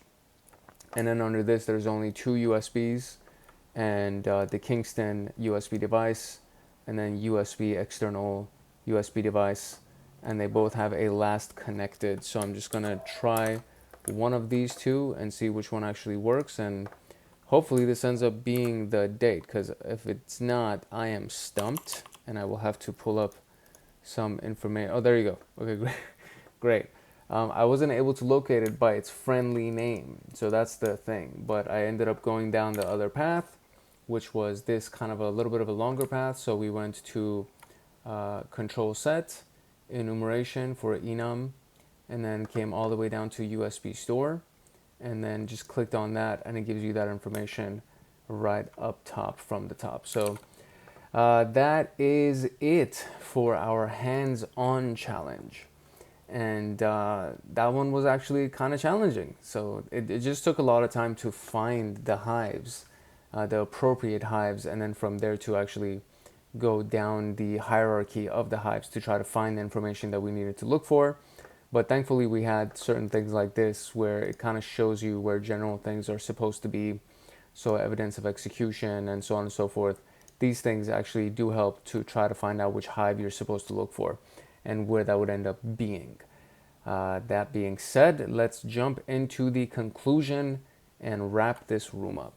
All right, so here we go. That was the conclusion, and we have this wonderful freaking cheat sheet that would have actually been very helpful if I would have looked at this. Probably I should have looked at this in advance, because it gives us all of these things that we wanted and we were supposed to be searching for. So that's pretty useful. I'm definitely going to download that, and this is available for you. And this is a free room, by the way, which means that if you go into this free room, you can also download this task file and have this stored for future reference. And with that, we have now wrapped the room for Windows Forensics 1. And then the next one is going to be Windows Forensics 2. And then from there, we're just going to go further and further down the forensic rabbit hole. All right, so if this was useful for you, and hopefully you got some value from it and learned some good things, please go ahead and like, subscribe, and turn on the notification bell, and even drop a comment. When you do any of those things, it helps us in a few different ways. Number one, it actually helps the YouTube algorithm find the channel so that we can find more people like you who are interested in cybersecurity analysis and forensics and ethical hacking, pen testing, all that good stuff. So it helps us actually build the channel up and build the community up. But more importantly, you actually get notified the next time a video comes out when you turn on that notification bell. And if you're studying for digital forensic, incident response, or ethical hacker, cybersecurity analyst, all that good stuff, you actually will be notified the next time a video comes out, which would be useful for you. So it ends up being a win-win situation. This is your boy Hank Hackerson at Hank Hacks Hackers, your favorite network and system attacker. And this was the Windows Forensics 1 room. If no one else loves you, Hank loves you. Peace, love, and chicken grease.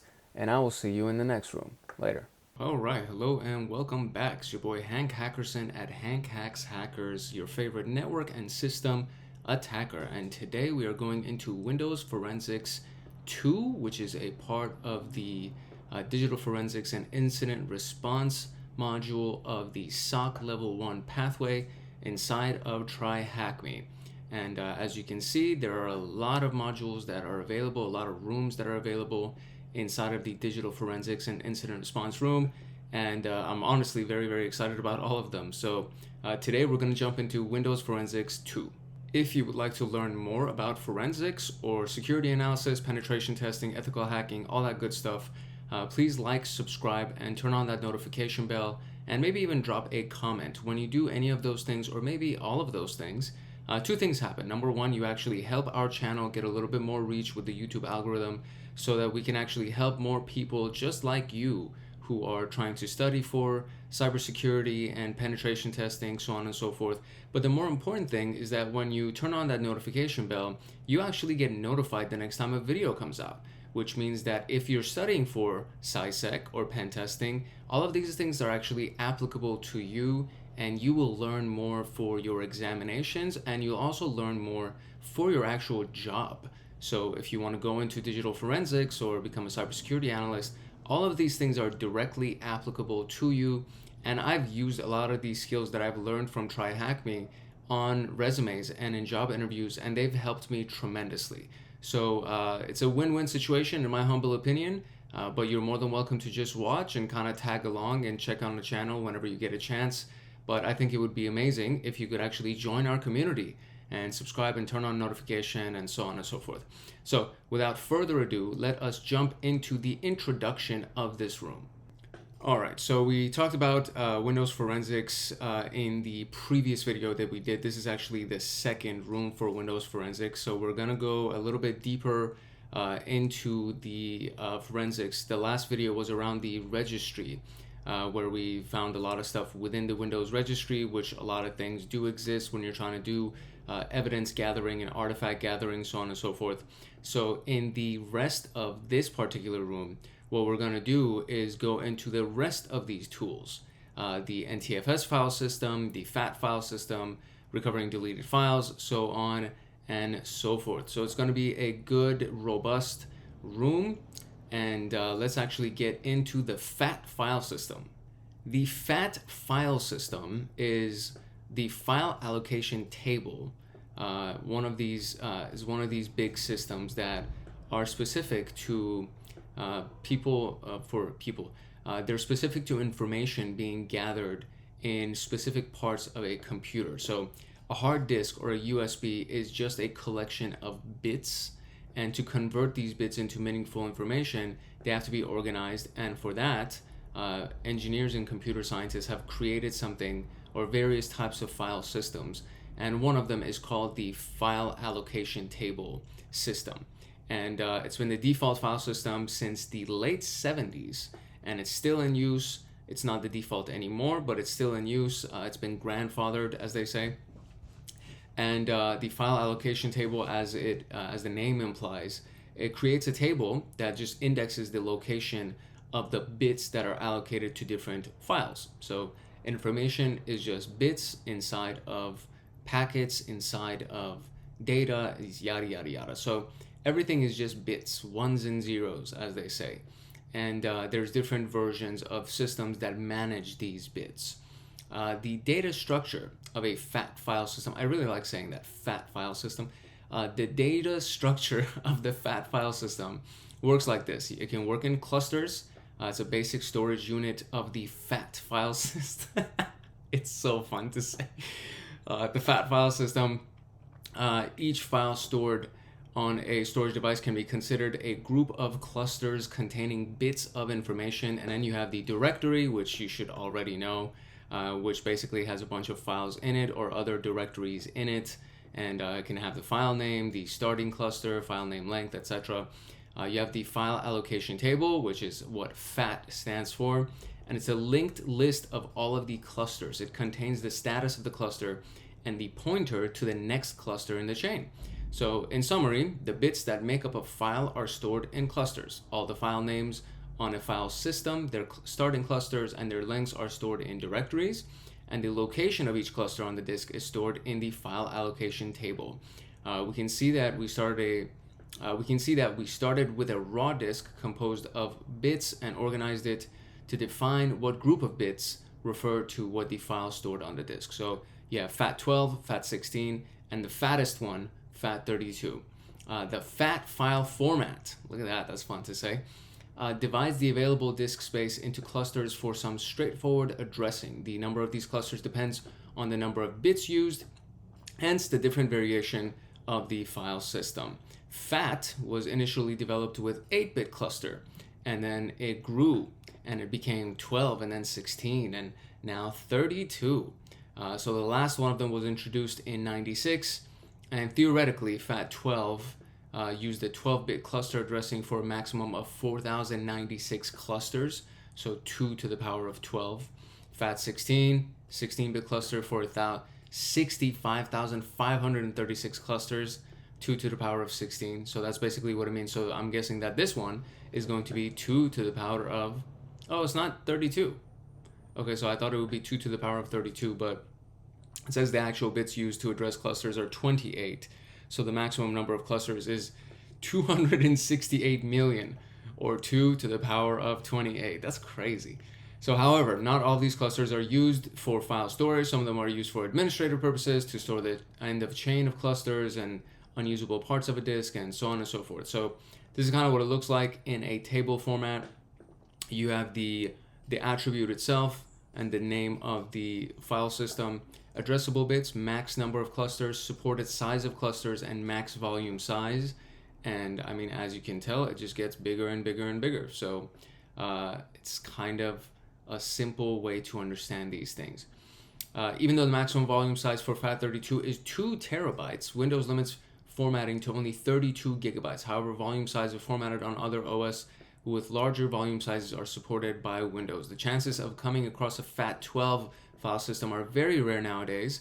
FAT16 and 32 are still used in some places like USB drives, SD cards, or digital cameras. However, the maximum volume size and the maximum file size, which is 4 gigabytes for one file size for both 16 and 32, are limiting factors that have reduced their usage. And then you have the exFAT file system. As the file sizes have grown, especially with high resolution images and videos being supported by the newer digital cameras, the maximum file size limit of FAT32 became a substantial limiting factor for camera manufacturers. Though Microsoft had moved to the NTFS file system, it was not suitable for digital media devices as they did not need the added security features and the overhead that came with it. Therefore, these manufacturers lobbied Microsoft to create exFAT. And it's now the default for SD cards larger than 32 gigabytes, which I mean, I literally have SD cards that go into like 256 gigabytes, 512 gigabytes. You can even get SD cards that have terabytes on them. And we're talking about SD cards. We're not talking about USB drives or anything, like those little slim types of things that get plugged into the little SD card, because you have the micro SD card and you have the regular SD card. And so micro SD cards can also come with like 128. It's pretty crazy. So the exFAT file system supports a cluster size of 4 kilobytes to 32 megabytes. It has a maximum file size and a maximum volume size of 128 petabytes. Whew. It also reduces some of the overheads of the FAT file system to make it lighter and more efficient. It can have a maximum of 2.7 million files per directory. That is crazy, dude. Anyways, how many addressable bits are there in the FAT32 file system? And this one was actually 28 is what it maxed out at. What is the maximum file size supported by FAT32? And that was 4 gigabytes, I want to say, right? That's what the maximum size was. Yeah, there we go. Which file system is used by digital cameras and SD cards, and it's exFAT. Oh, whoops, I misspelled that. exFAT. And just like that, we got the first portion of this, the FAT file system. That's just fun to say, man. All right, moving on to the next one, the NTFS file system. The NTFS file system. So as the FAT file system is a very basic system, it does the job. But then there was something that was developed to kind of handle more capabilities, right? Have more limitations, higher limitations. And that is New Technology File System, the NTFS. And this was introduced in '93 with Windows NT 3.1. However, it became mainstream since XP. And the NTFS file system resolved many issues present in FAT and introduces a lot of new features. So for example, we got journaling. Keeps a log of changes to the metadata and the volume.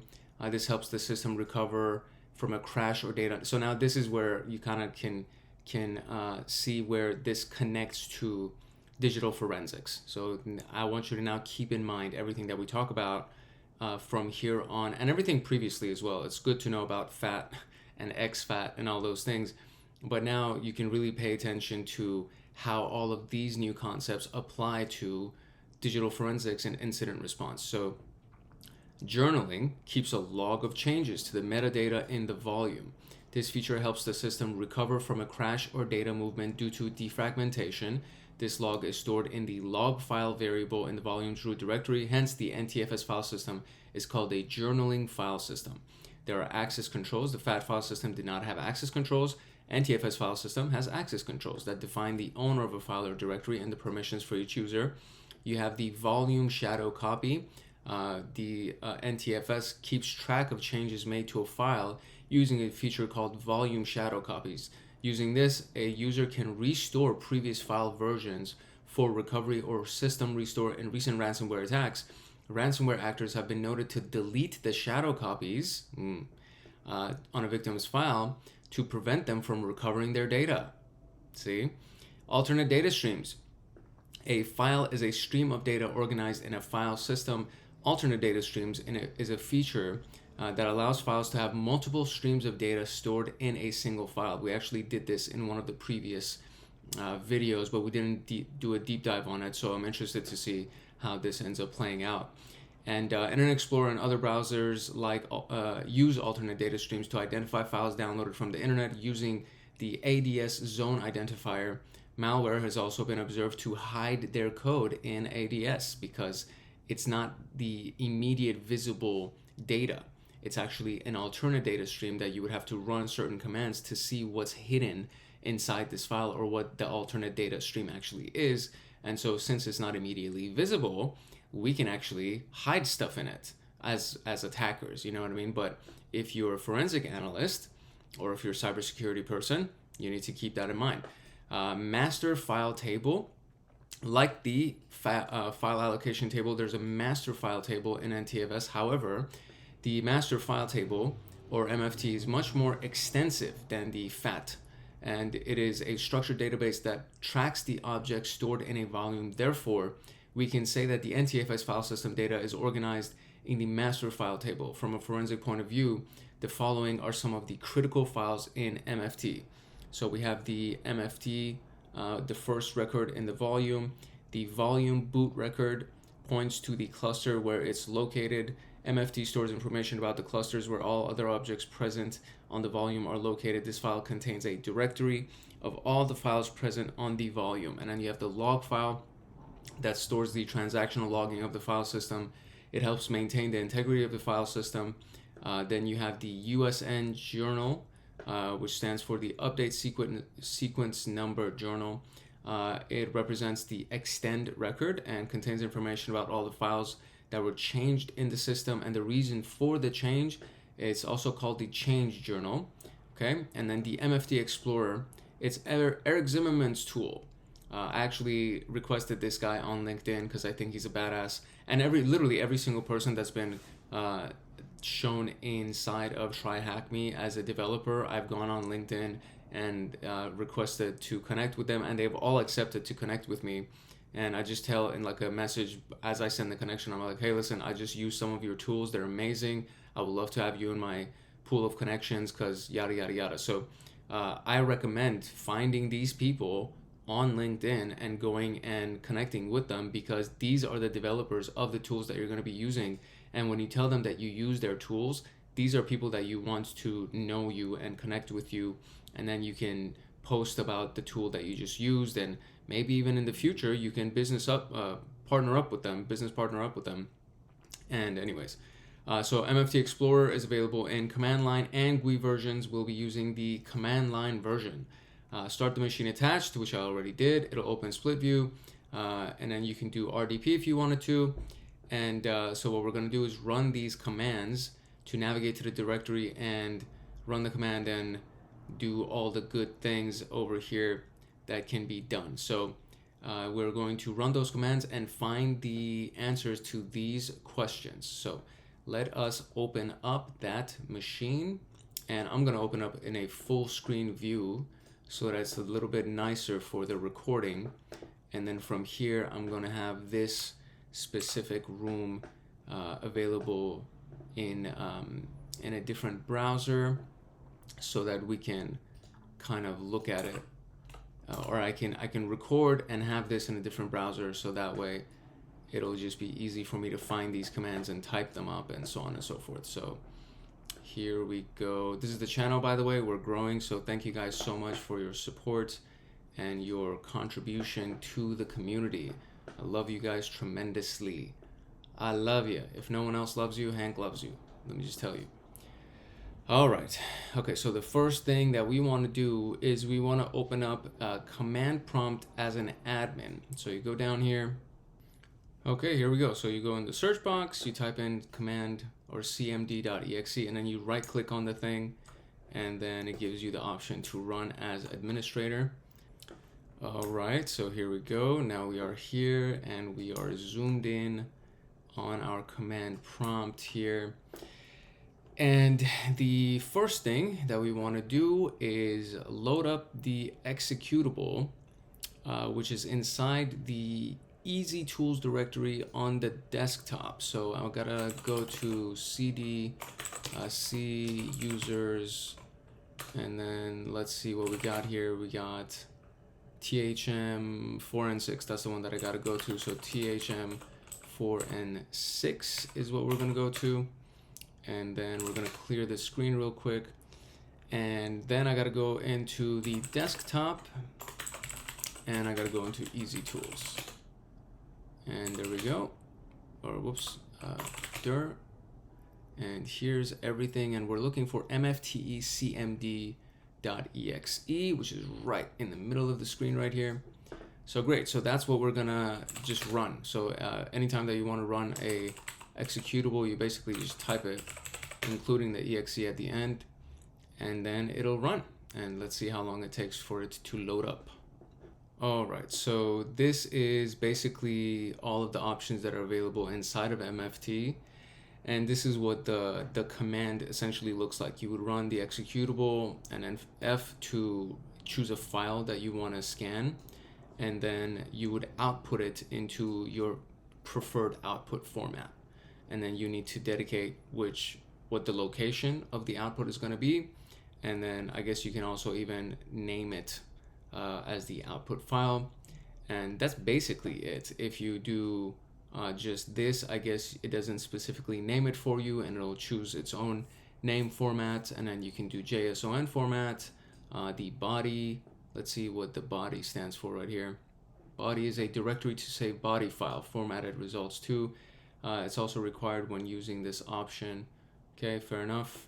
And then you have the DE format, which is dump full details for entry sequence number. Format is entry or entry sequence, so on and so forth. So that's basically it. So you just run the command itself, the file that you want to scan, and then your output that you want to do. So with that in mind, we are now going to parse the files that are present in the desktop on the desktop that we're on, but there's a file called triage and C.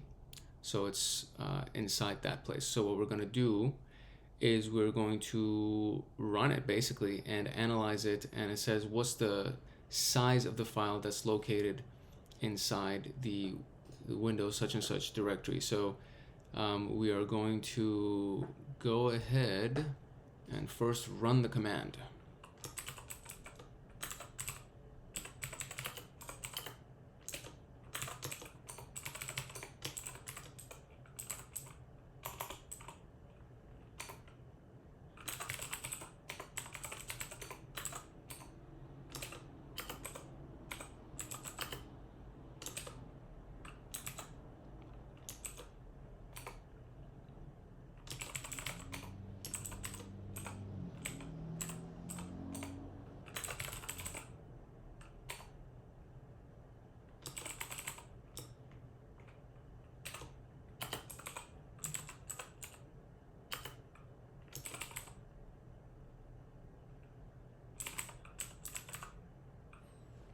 Okay, so pretty basic command, and I'm gonna just kind of shrink this a little bit so we can actually see everything.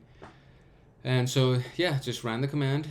The file that we're supposed to be analyzing, the CSV, is going to be inside the desktop and in an output folder. So hopefully it'll just create the output folder for me and it won't give me an error message, and this is the name that I want it to be. So let's run that, and hopefully it'll actually run. Okay, it finished, and it actually took a very, very short amount of time. Like it says right here, 37 seconds. But I had to press enter, I don't know, 3 or 4 times before it finished. And before I pressed enter, like the second or the third time, I had waited a good 10 minutes maybe. And nothing was happening on the screen. And I was like, okay, maybe it didn't register. So I pressed enter a few more times, and then it started. And then this thing came up, and then this part came up, and then this came up, and then this came up. So it took altogether about 37 seconds or so. But it was after I had pressed enter a few times. I don't know exactly what was going on or whatever, but if that's happening to you, you need to press enter a couple of times for it to actually register. And then this thing comes up right away. This part comes up immediately after it's actually registered the command. So that's neither here nor there. And since it's now done, we can look at this file right here, and I understand why they created or they would designate what the output file name would be, because this is what it looks like. So 2024 2:10 at whatever time, and then that's the command, so on and so forth. So now question number 1 is, what is the size of the file that is located at this particular directory? And then the next one is, what is the size of the cluster for the volume from which the triage was taken? And it's saying that the next one is for parsing the boot file, and then to use Easy Viewer. This one was to parse the original MFT file. Oh, that was actually the other thing. That was the other piece of the information, is that the first few times that I ran this, I did not include MFT at the end of what I was doing. I was just running C without the $ MFT. And every time that I did that, it would give me a parse error saying that nothing, it didn't say that what was missing or whatever. It just said that it can't parse this. And I tried doing that several times, and I tried going through a bunch of different troubleshooting before I realized that I was actually missing the file itself. So the first part is, when you do this, make sure that you include the $ MFT at the end of your path, and then make sure you press enter a few times so that you can actually get your result. So from here, we are now going to, I'm going to try to open this and see if it'll open just by itself. We can do more apps and then see if we can look for another app on this PC, and then go to Easy Tools, and then what's the name of the tool that they told us to use? You can use Easy Viewer for Easy Tools. So there needs to be something called Easy Viewer inside of Easy Tools, and it's right here. And we're going to use Easy Viewer to open it. All right, here we go. And now we need to get the file that is under Windows Security Logs, SCE Setup Log. So I need to go to Windows, SCE, I think this is it right here. So if I kind of expand on this, that would be, yeah, that's the Windows Security Logs, and then the SCE Setup Log, which is this thing. And so that is the file size that we're looking for. And from here, we're now going to go and just drop this right here. And there we go, we got the answer. Now it says, what is the size of the cluster for the volume from which this triage was taken? And that needs to be parse the boot file. And let's go find the boot file, and then from there, parse it. So we're going to exit. And that's going to be inside triage on the desktop. And let's go find that. All right, there you go. So boot, just like that. And so I'm going to basically use the same exact command, except at the very end of this, I'm just going to change it to boot, like that. Should be lowercase, I believe. Yeah, so boot. And then we're going to have it be in the same exact output file. And I'm going to press enter a couple of times to make sure that it is actually running. And hopefully from there it'll start fairly quickly. All right, there we go. That was a little bit quicker, and it's mainly because I kept clicking enter. And so when I would click enter, it seemed like it would unselect this window, and then I would have to click on it and again and press enter again. As you can see, I did 4 extra times or 5 extra times after the initial enter that I pressed. And so now we got it, and here it actually shows us the output, I think. So this might be something that we might be able to use. What's the question here? What's the size of the cluster for the volume for which this was taken? So the cluster, MFT cluster block number is that. Cluster size is 4096. So we're going to do 4096, and that is our answer. Very good. Okay. Once I figured out that you had to press enter a couple of times to just make sure that it actually runs, that was not all too bad. Okay, so now moving on to recovering deleted files. Deleted files and data recovery. So understanding the file systems makes it easier to know how files are deleted, recovered, and wiped. As we learned in the last 2 tasks, a file system stores the storage of a file on a disk, the location of a file on the disk in a table or a database. And then when we delete a file from the file system deletes the entries that store the file's location on the disk. For the file system, the location where the file existed is now available for writing, or it's unallocated. However, the file contents on disk are still there, as long as they are not overwritten by the file system while copying another file, or by the disk firmware while performing maintenance on the disk.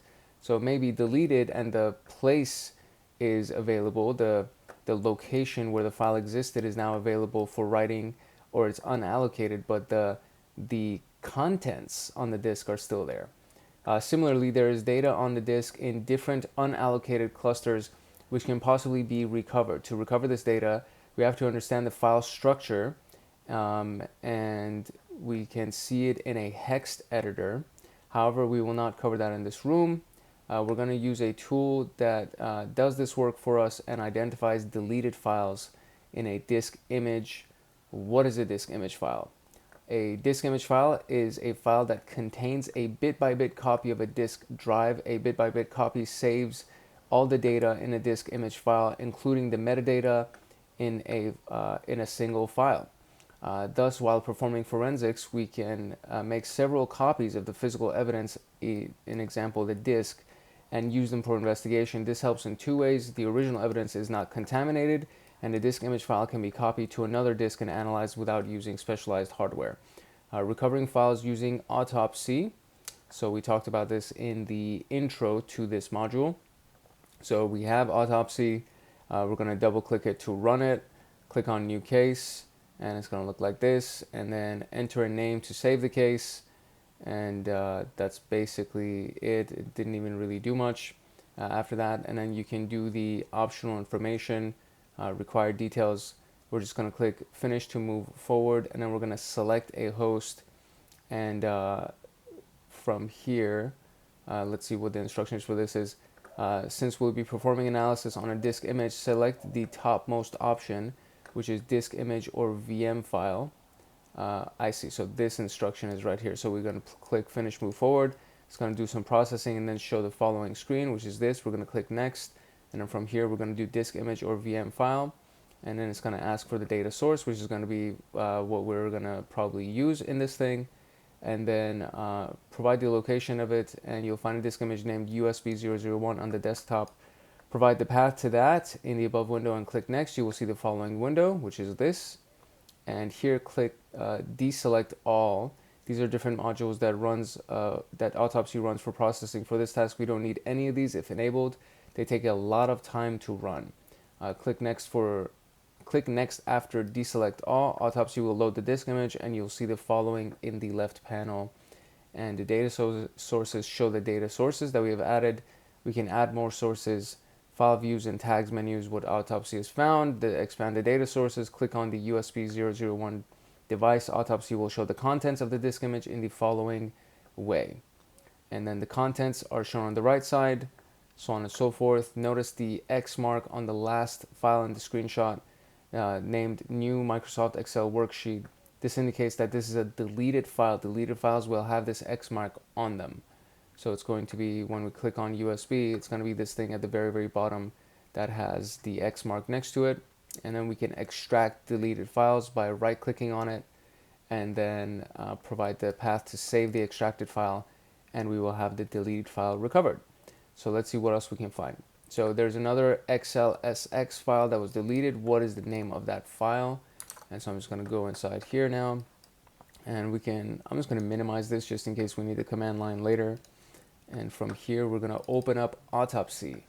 I'm going to select the base directory to be the exact base directory that they used, and that's going to be fine. And then case name is going to be, what is it, USB, I think is what it was called, USB001. And then next on that. And from here, we don't need to do much as they said. We'll just leave that. And then now it's going to create the database. And then we'll get an option to deselect everything.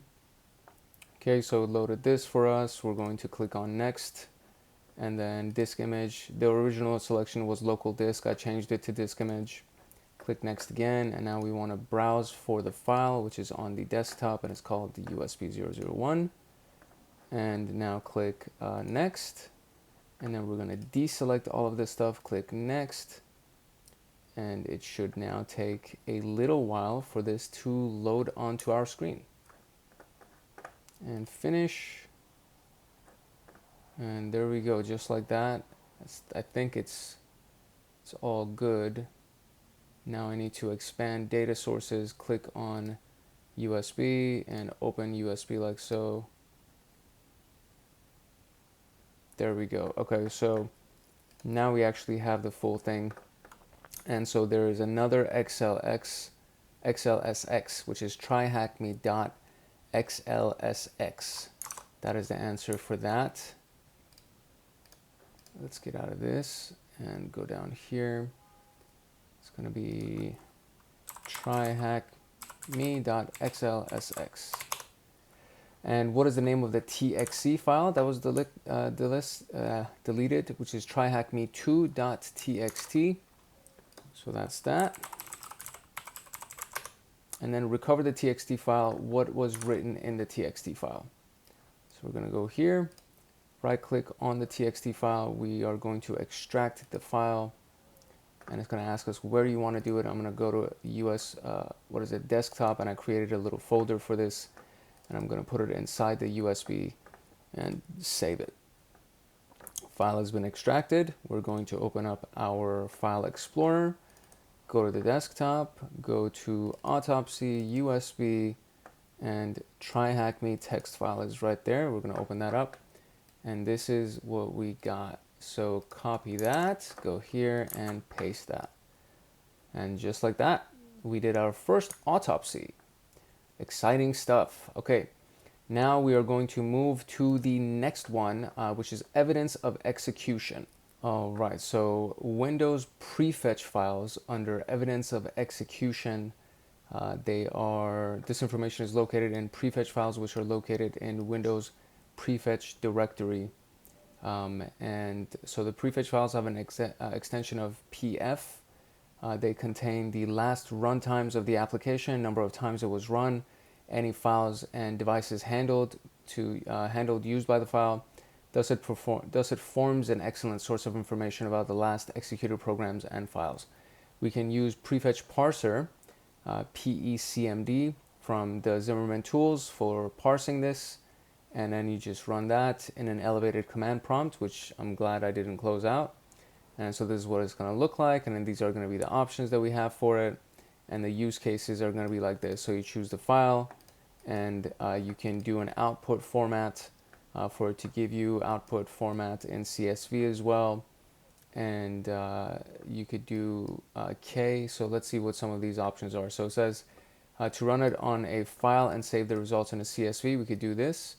To run a whole directory, we would have to do the D path or the D option, and you can do that and save it to a CSV. And then you have the Windows 10 timeline, stores recently used applications and files in an SQLite database called Windows 10 timeline. This data can be a source of information about the latest executed programs. It contains the application that was executed and focus on the time of the application. It is under the user, whatever the username is, app data, local, connected, so on and so forth. We can use the WXTCMD from Zimmerman, and we get the following options to look at it, and we can run it against the file and output to a CSV. And then we also have jump lists. They go to their recently used files from the taskbar. So we can view jump lists by right-clicking on the application in the taskbar, and it will show us recently opened files in that application. The data is stored in the following directory. Okay, yeah, I've seen that, because it's like the most recently visited links on your browser, for example, or if you used, Adobe Acrobat to open PDFs, it'll show you the most recent files that you open inside of that. So that is stored here. And then there is JLECMD by Zimmerman that will be run, and it can extract like so. So you choose the file, the output, and in triage, we have extracted the Windows directory of a system we want to investigate. It retains the directory structure of the original Windows directory that is C Windows. And is mapped onto user THM desktop triage C Windows. Now let's see the information we have learned in the triage and so on and so forth. So how many times was such and such executed? If you're having trouble, you can use Easy View or so on and so forth. Okay, so we're going to answer these questions. So let me open this up in my next window. And we're going to go to evidence of execution. And let's see what we can find here. And in easy tools, I think is where the first one that we need is, it's called PECMD, and PECMD is right here. So let's move this so we can kind of zoom in on a little bit. And here we go. So we're going to clear this screen, and what we need to do, let me make sure that it actually stays onto the screen.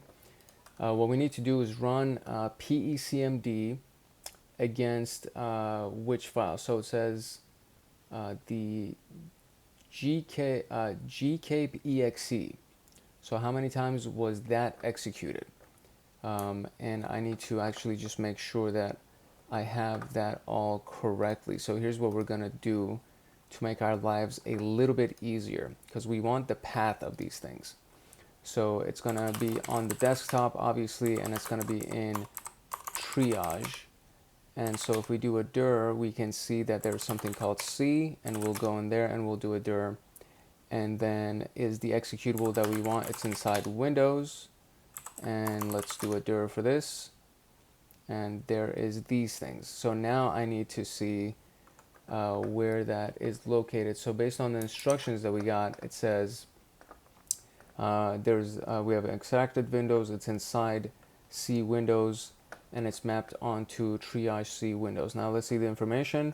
So and so how many times was the GKAPE exe executed? So I need to find GKAPE exe, and it seems to be, what is it, under prefetch, I guess? Would that be where it's located? Yeah, so GKAPE exe is actually in prefetch, and this is the full path from it. So what we need is to copy this piece right there, and then what I need to do is do a cd command to get the full directory line right there. And so to combine this, I'm just going to leave this kind of at the bottom of the screen right here, and then click on that, and then we're going to go and zoom in on this a little bit. And to be able to pull that, we need to use, what was the name of the tool again? It was PECMD. So it's going to be PECMD.exe, and it's going to be file because we're looking at a specific file, yeah. And then the path of that file is going to be C users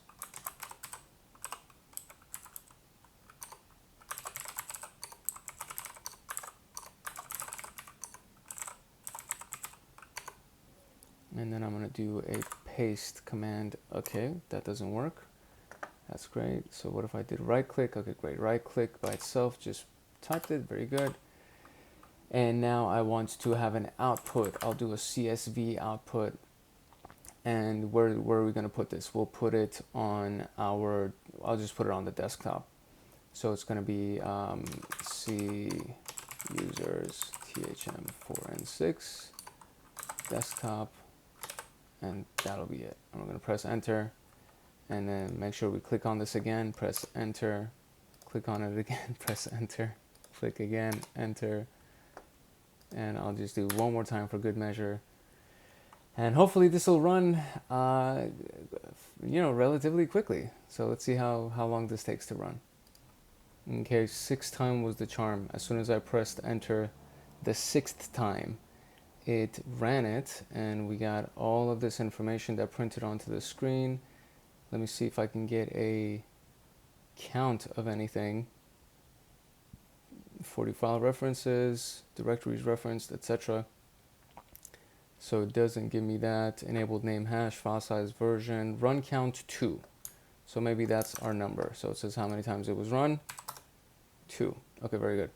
What is the last execution time of gkape.exe. Let's see if we can find that in here. Last accessed on this time. There's this date right here, so this might be the proper information, which is the last run. So 12/1/2021 at 13:04. Let's do that.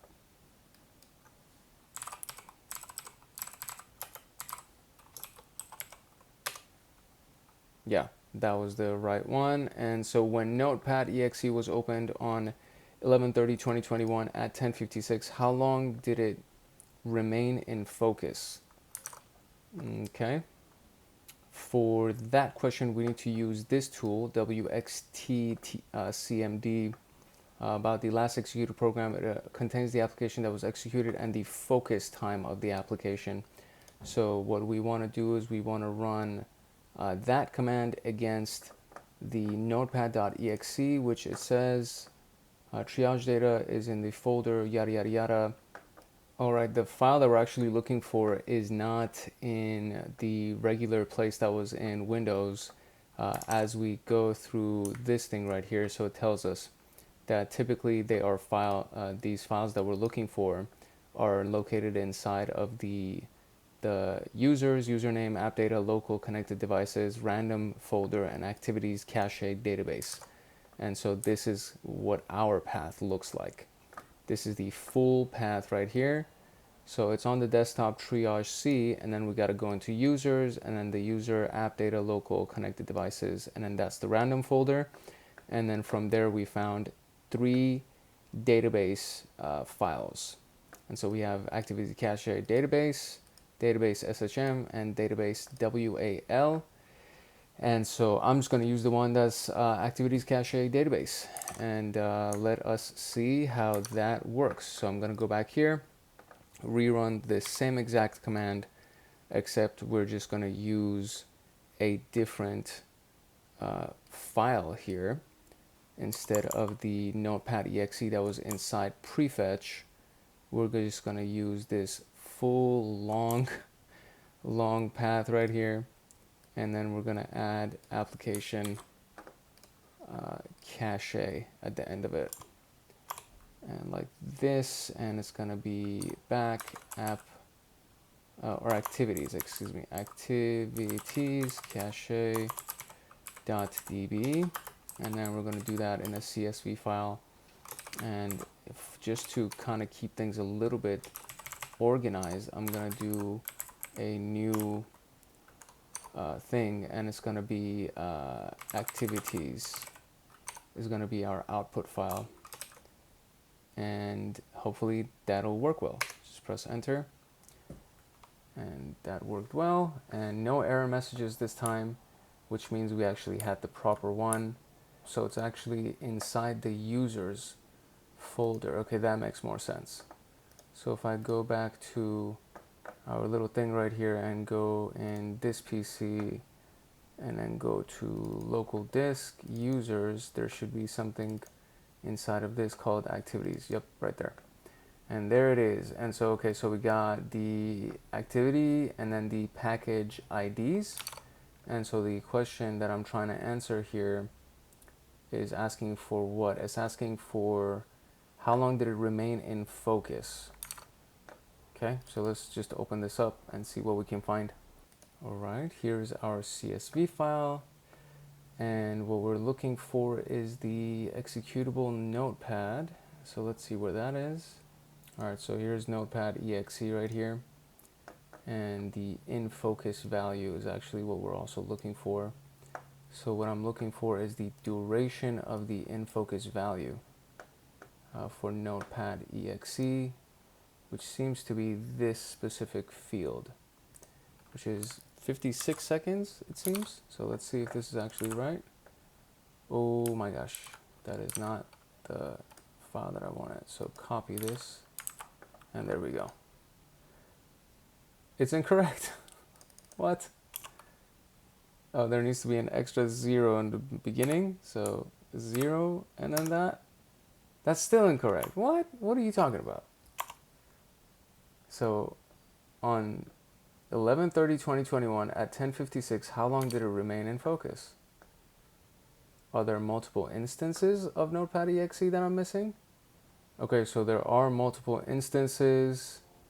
And so if we kind of, the start time, it looks like this, right? So it has all these hash signs until you expand it. Then it actually gives you the date on it.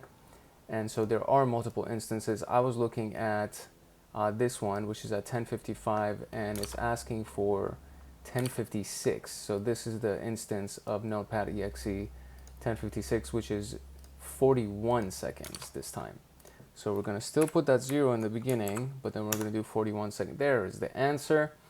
And what program was used to open C users yada yada yada changelog?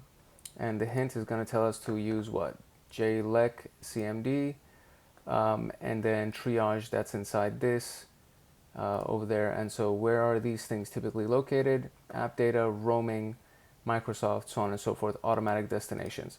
So we're going to use JLEC CMD, and then we're going to go into specifically automatic destinations, and we're going to find that answer. So let's close some of these things out, and let's go to the appropriate location. So it is still in app data, I think, right? So let's see. Jump list. Yeah, jump lists. It's still app data, but it's now roaming instead of local. So we're going to do CD, go back 1, 2, 3, and now I can go to CD roaming. And let me do a dir right here. And it's going to be roaming Microsoft Windows recent. CD Microsoft Windows.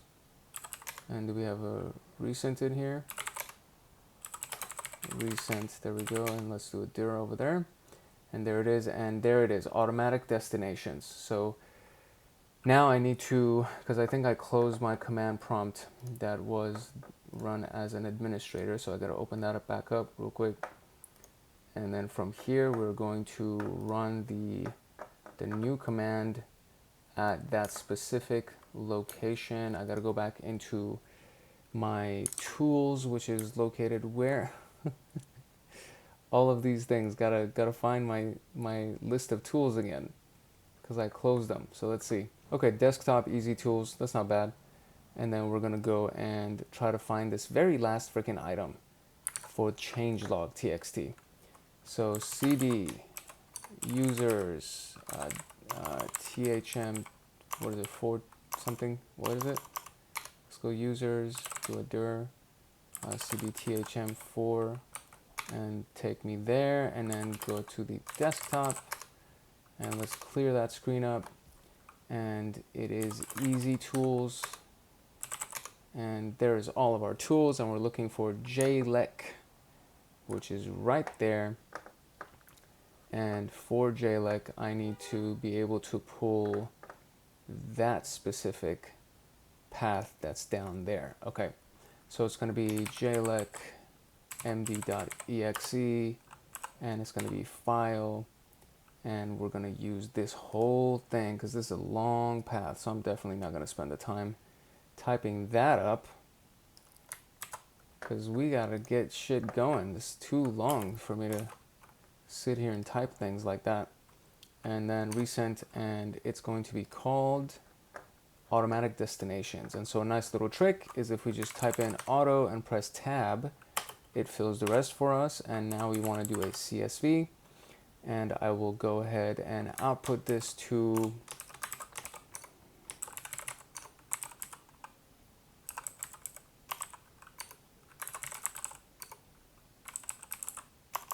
and we'll just do desktop, fuck it. And there we go, and press enter. Let's hope this thing works. All right, so here's what we learned. There's actually multiple files inside of the automatic destinations folder, and I used the incorrect parameter here. So we're gonna run the same exact thing here, except what we're gonna do is we're gonna change one tiny, teeny weeny little letter, which is we're gonna switch from F to D to change this into a directory recursive search. And then so now it's going to search everything inside of this automatic destinations and it's going to give us our result. So let's wait for that to happen. I'm going to press enter multiple times until it freaking does it. So let's go. Okay, so it finished processing and we got it. So now the question is, what program was used to open changelog txt? So let's see if this exists in our output here. So okay, it doesn't tell us where it was. And now I need to find the individual file that was ran. So it's going to be the one that is at 6:35 a.m. All right, here is the file, and we need to expand some of these things. I wonder if I do multiple selections, I could probably expand multiple ones. Can I or no? Okay, so our control is the one that I hope. Okay, there we go. Now we can expand multiple of these, and let's see if we could do that. Column width, we'll do what, 20? Okay, there we go. And we need source file. That's definitely not the information. Yeah, it's not the source file information. It is something else. So it's asking for what program was used to open up changelog.txt. So we need to see what we... Okay, it's under path. I could have also just done Control F to find it on this, on all this information in here. So there it is, changelog.txt. It was Notepad. Of course it was. So let's see, is it going to show us the specific... notepad.exe, I'm sure is the name of the file that was used to access it. So where is it again? It is this thing. So it's on row number 6. So take it all the way down here. And the local path, volume, access modified. It's Notepad. Okay, I don't need to find it like that. I could just do notepad.exe and I know that that's the answer.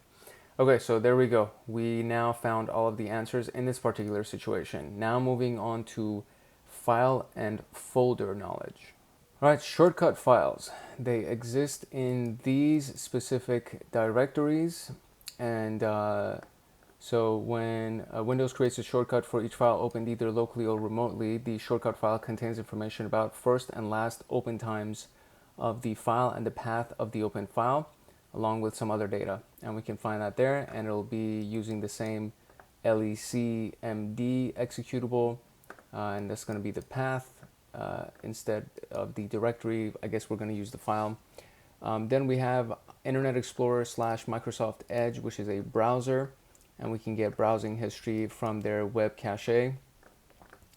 And file folders access appears with a file yada yada asterisk in the Edge history. Though several tools can be used to analyze the web cache, you can use Autopsy to do so.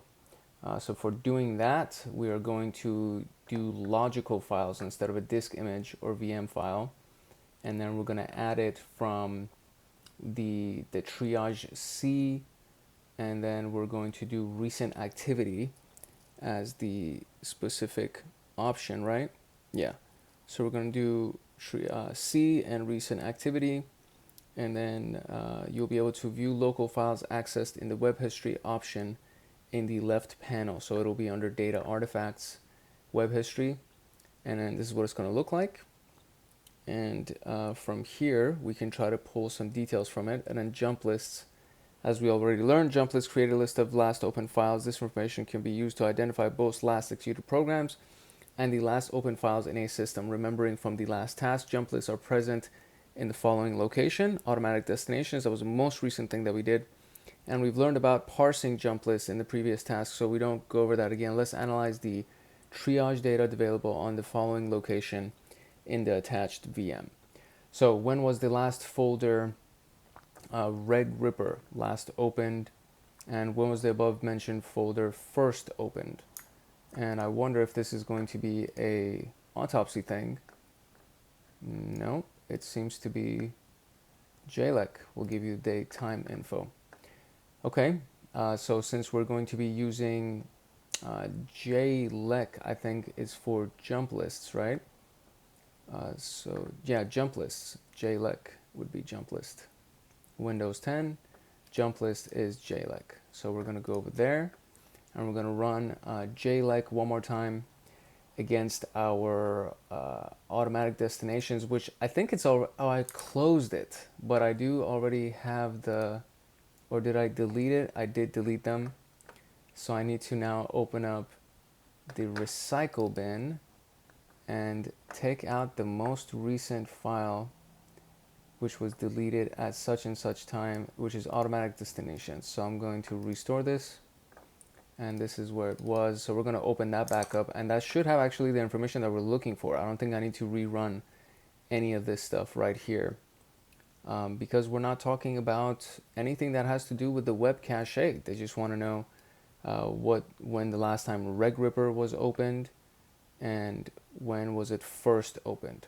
So the last opened and the first opened, and the hint says JLEC MD will give you the date and time info, and that's for both of them. So we're going to wait for this thing to open up and then we'll run it. And here it is. So it's going to be on row 18 here. And so source created, source modified, source accessed. I think that would be the last accessed. And then creation time last modified, which would probably be the last time that it was accessed. Let's see if we can have any other. We have target created, target modified, target accessed. Okay, so it's the last modified right here. So it has nothing to do with the target created modified area. So it's the specific piece right here. So the last modified and creation time are probably what we're looking for here. And so in this case, we're doing RegRipper, which is this thing right here. So this will probably be the creation time, which will be the first opened. Yeah, there you go. Okay, so there you go. So we're looking at these specific two columns right here, the last modified and creation time for our automatic destinations. And I'll kind of zoom in for you. I mean, you can look for it yourself, but it's creation time and last modified are the ones that will give you the info that you need. And we are almost done with this. So we're now going to go into the external devices and USB device forensics. All right, set up API development logs for USB drives. When any new device is attached to a system, information related to the setup is stored in setup API devlog. It's present in this location, Windows, INF, setup, yada, yada, yada. And it contains the device serial number and the first last times when the device was connected. So updated device right here. And then we have all of the information that is kind of included here. Then we have shortcut files, which in the previous task, shortcut files are created automatically by Windows for files open locally or remotely. These shortcut files can sometimes provide us with information about connected USB devices. It can provide us with information about the volume name, type, serial number, and so on and so forth. So recalling from the previous task, it can be found at the Windows and Office recent locations under app data roaming. So as we have already learned, using LECMD, we're not going to go over it again. So what artifact will tell us the first and last connection times of a removable device? And this is actually right here, so we don't even need to do any extra work for this particular one. That's going to be our answer, and right there.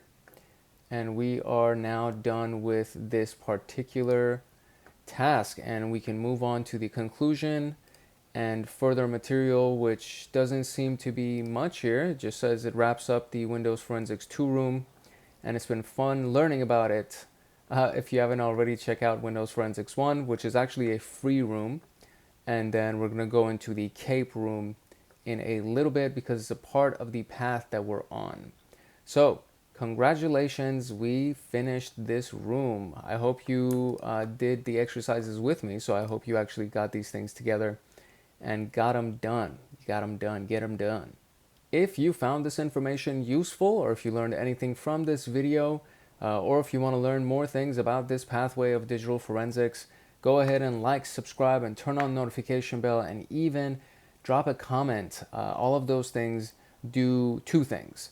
One of them is that it actually helps us with the YouTube algorithm so we can get expansion of this channel and help more people just like you who are on this very same path of cybersecurity and pen testing, ethical hacking, all that stuff. But the more important thing is that when you turn on the notification bell, you get notified the next time a video comes out. And if you're studying to become a cybersecurity analyst or a forensic scientist or any of those great things, and ethical hacker, pen tester, all of these things actually apply to you directly. And not only will you get information that you can use on your examination to help you pass your exams quicker and easier, you can also use all this information in your work when you get into the industry. So it's a win-win situation in my humble opinion. It's your boy Hank Hackerson at Hank Hacks Hackers, your favorite network and system attacker. If no one else loves you, Hank loves you. Hope you learned a lot from this room. Peace, love, and chicken grease. And I will see you in the next video. Later.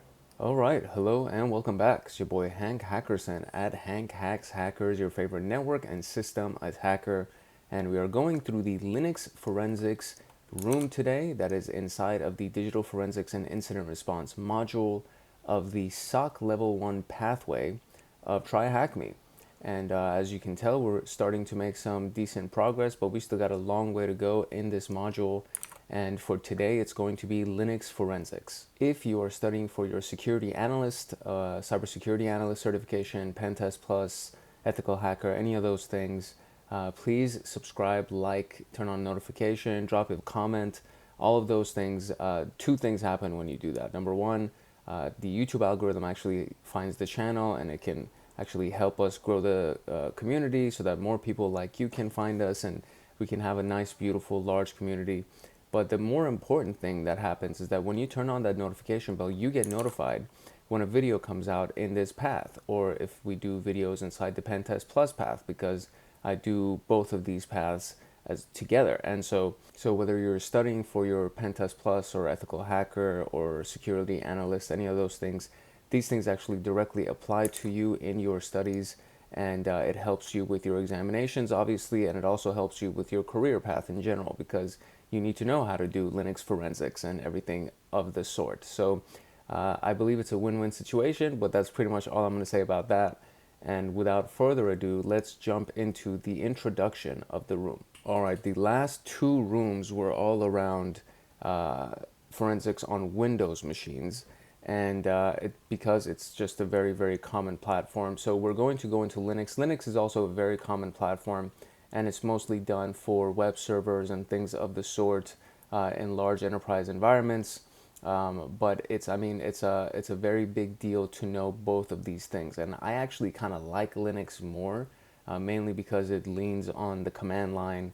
And I don't know, man, there's something about the command line that makes you feel like a hacker. So it's one of those things that I guess it's like a personality preference, but it's whatever. In either case, we need to know both. If we're going to be security analysts, if we're going to be digital forensic specialists, incident responders, we need to be able to operate in both. And this room is going to be covering these various topics, and I think we're going to end up going a little bit further into some deeper topics as well. But that's kind of the intro of it. So what we're going to go through is just the Linux forensics, and then the rest of this stuff is all just command line stuff that we're going to run to complete the exercises and the questions. So let's jump into Linux forensics.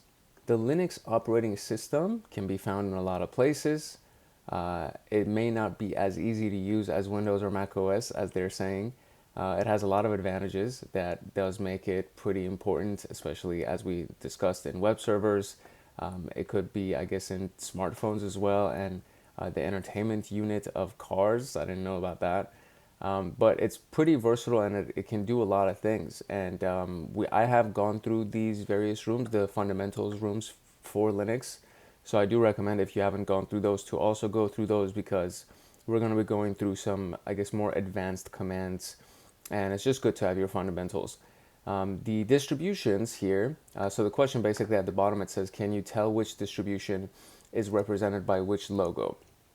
And so Ubuntu, you can't really tell. Red Hat, obviously, there's a Red Hat. Arch Linux, I'm going to say it's the one with the arch, and obviously I've pulled these things up in advance to kind of be able to just show you and confirm these things. OpenSUSE, it says it in the name, OpenSUSE with this little chameleon. We have Linux Mint, so LM, which is what kind of that thing looks like. It's an LM. So we have Linux Mint, and then we have CentOS and Debian. Those are the what is it? The Arch Linux, the CentOS, and Debian are the ones that I actually really needed to pull up just to make sure. And so this is what Debian's logo looks like. This is what CentOS's logo looks like. And then we have the Arch Linux logo because it's, an Arch. And then this is Ubuntu's logo. I also did not know that this was Ubuntu's logo. I've used Ubuntu machines a lot, so it's kind of surprising that I didn't know what the logo looks like because I hadn't seen it up until now, really. But I think those are three people holding hands, basically. And so that's it. That's pretty much it. That's all the exciting information about that. And so that is it for the various Linux distributions inside of Linux Forensics. And so what we're going to be actually doing now is running forensics on a Linux machine, which is what's exciting. So we're going to go into pulling OS and account information. All right, so we basically have a virtual machine that I've already started. You just click the green start machine and it starts it up for you. Typically the Linux machine doesn't look like this. It's just a black screen with command line, and it doesn't have an OS type of a interface with graphics and stuff like that. It's mostly command line. So it's nice that this particular Linux machine, it's an Ubuntu machine, so I'm not surprised that it actually has more of a graphic user interface. And really all we're going to be doing is just running these various commands that are inside of it just to pull various information from it. And so I'm just going to be in this window and I'll pull up the command line and we'll run through everything together. Let me just make sure I'm here. And then there's the 3 questions at the end that we got to answer. So it says which 2 users are the members of the group audio. In the attached VM, there's a user account named TryHackMe. What is the UID of that account? And a session was started on this machine on Saturday, April 16th. How long did this session last?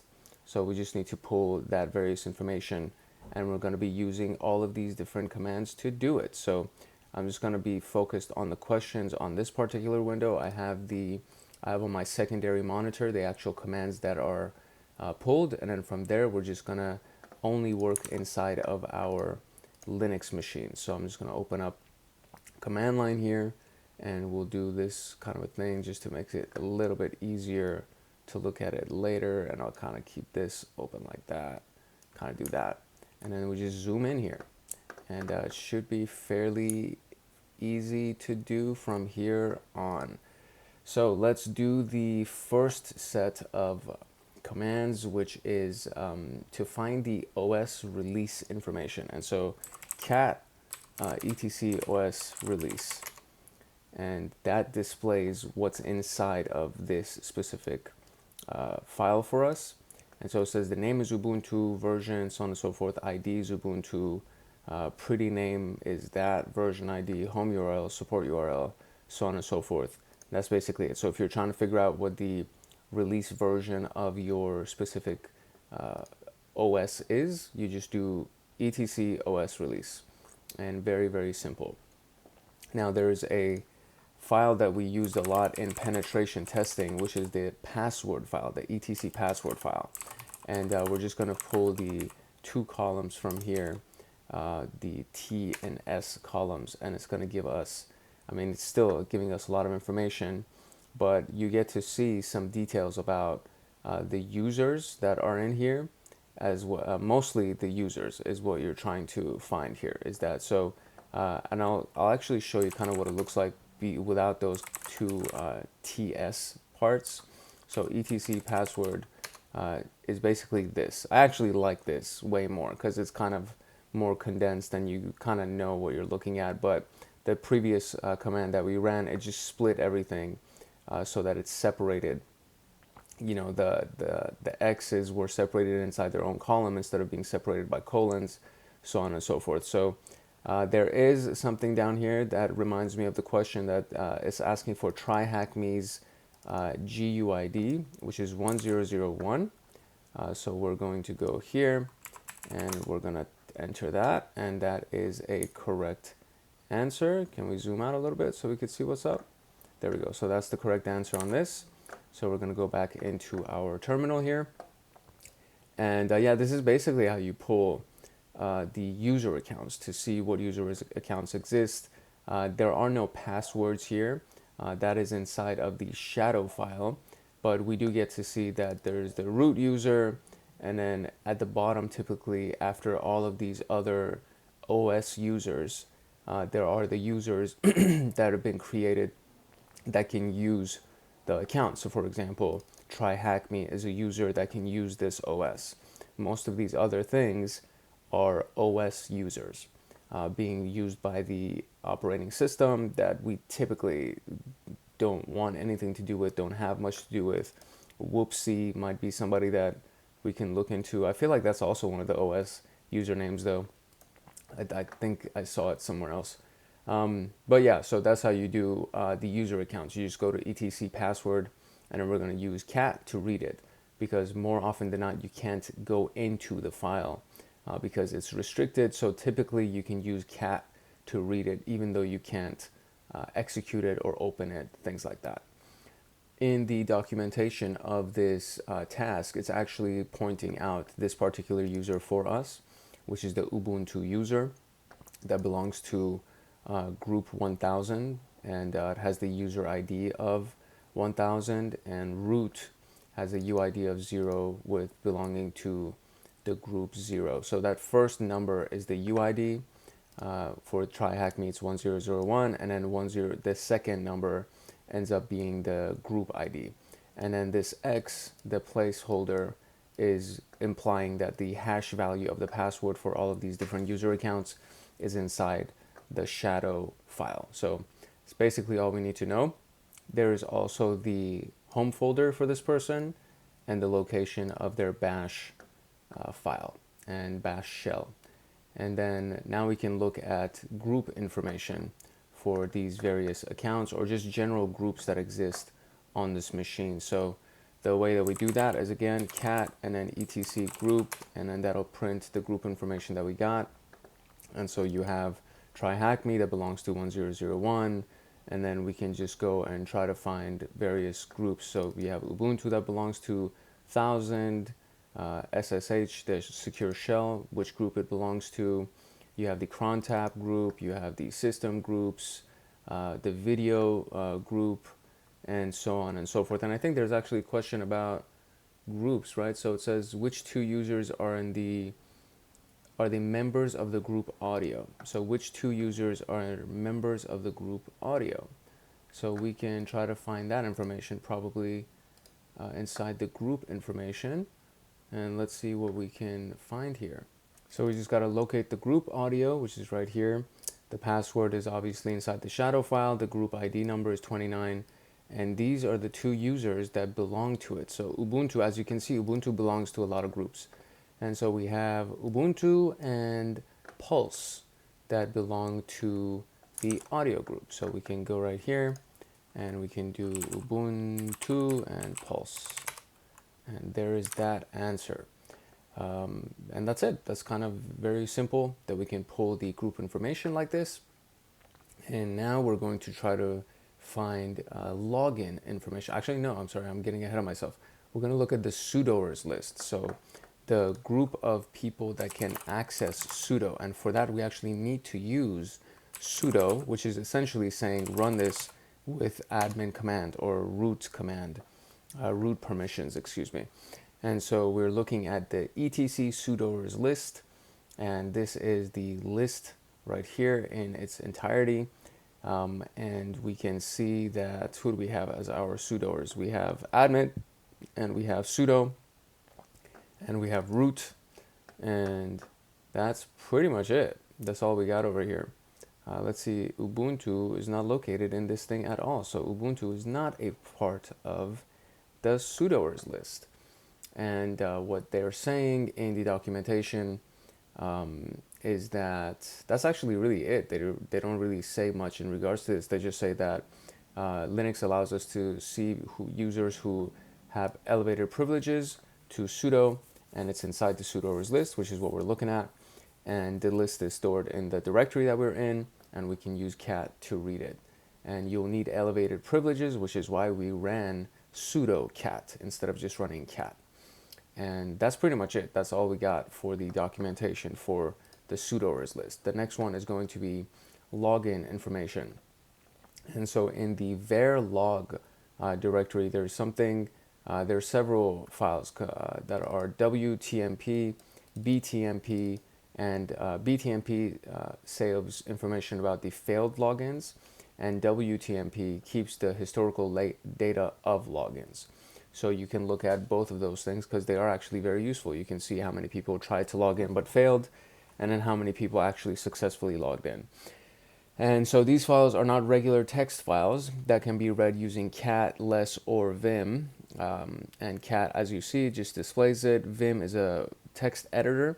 Less is similar to cat. It just displays, I think, the top portion of the screen, or maybe less information. I forget what less does, but it displays it more on the screen. And then vim goes inside the file. And these are binary files, the BTMP and WTMP. Which have to be read using the last utility. So we can go to the manual page for last if we wanted to see what last does. And this is basically what it does. And searches back through the WTMP file and displays a list of all users logged in. One or more usernames and or TTYS can be given, which in which case it will show only the entries matching those specific arguments. And that's kind of it. These are the options right here. So A would be the last host, D would be DNS, F for file, and capital F for bring the full login and logout times and dates, and then I would be for IP address, and then number, etc. So these are it's a variety of things. I'm not going to go through all of this entire list right here, because it is an extensive list. And so we can just press Q to quit. And now what we're going to do is read the login file. So it's going to be var log and WTMP. And we're just going to read that, and it gives us all of the successful logins. And so we have for system reboot, and then it just shows you who's actually logged in and what's running, right? So that's kind of the situation here. Does not give us the detailed information of who the users are, and that's something that I would want to see. I feel like it should be something that shows us. So reboot, maybe system is it, and then it's just a boot, and this is the info right here. These two are still running. That one seems to have been ran, and I think there's a question that's associated with this that says session was started on this machine on Saturday, April 16th at 2010, and how long did that last? And this is the session that they're referring to, and it lasted 01:32. Can we copy this? We can copy it. Excellent. So we can just take that and drop that here, and that is our answer for this. Yep. Okay, very good. All right, so here we go. And let's move on to the next set of commands.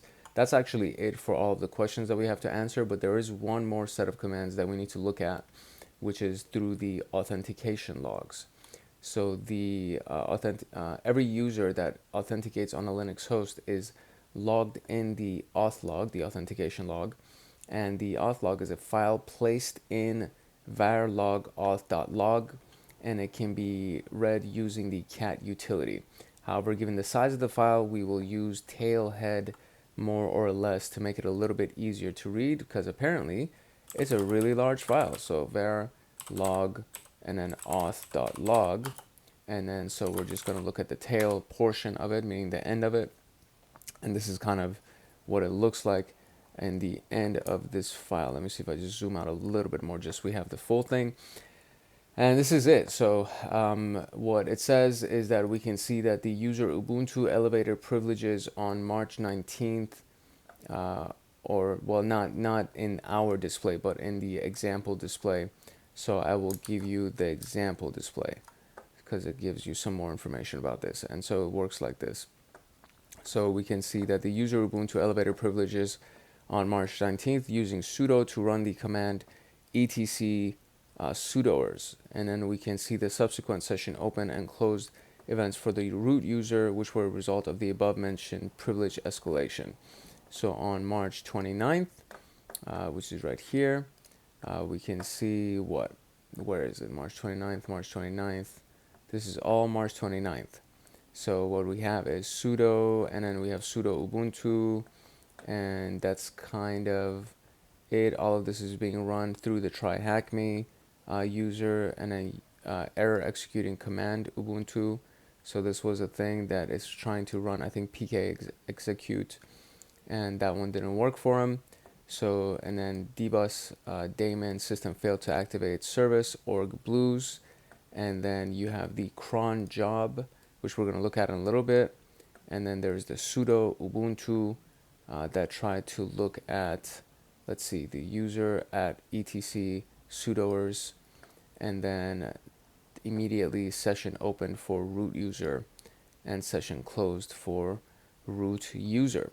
So these are the three specific commands that we're more interested in. And so TryHackMe sudo Ubuntu time to something.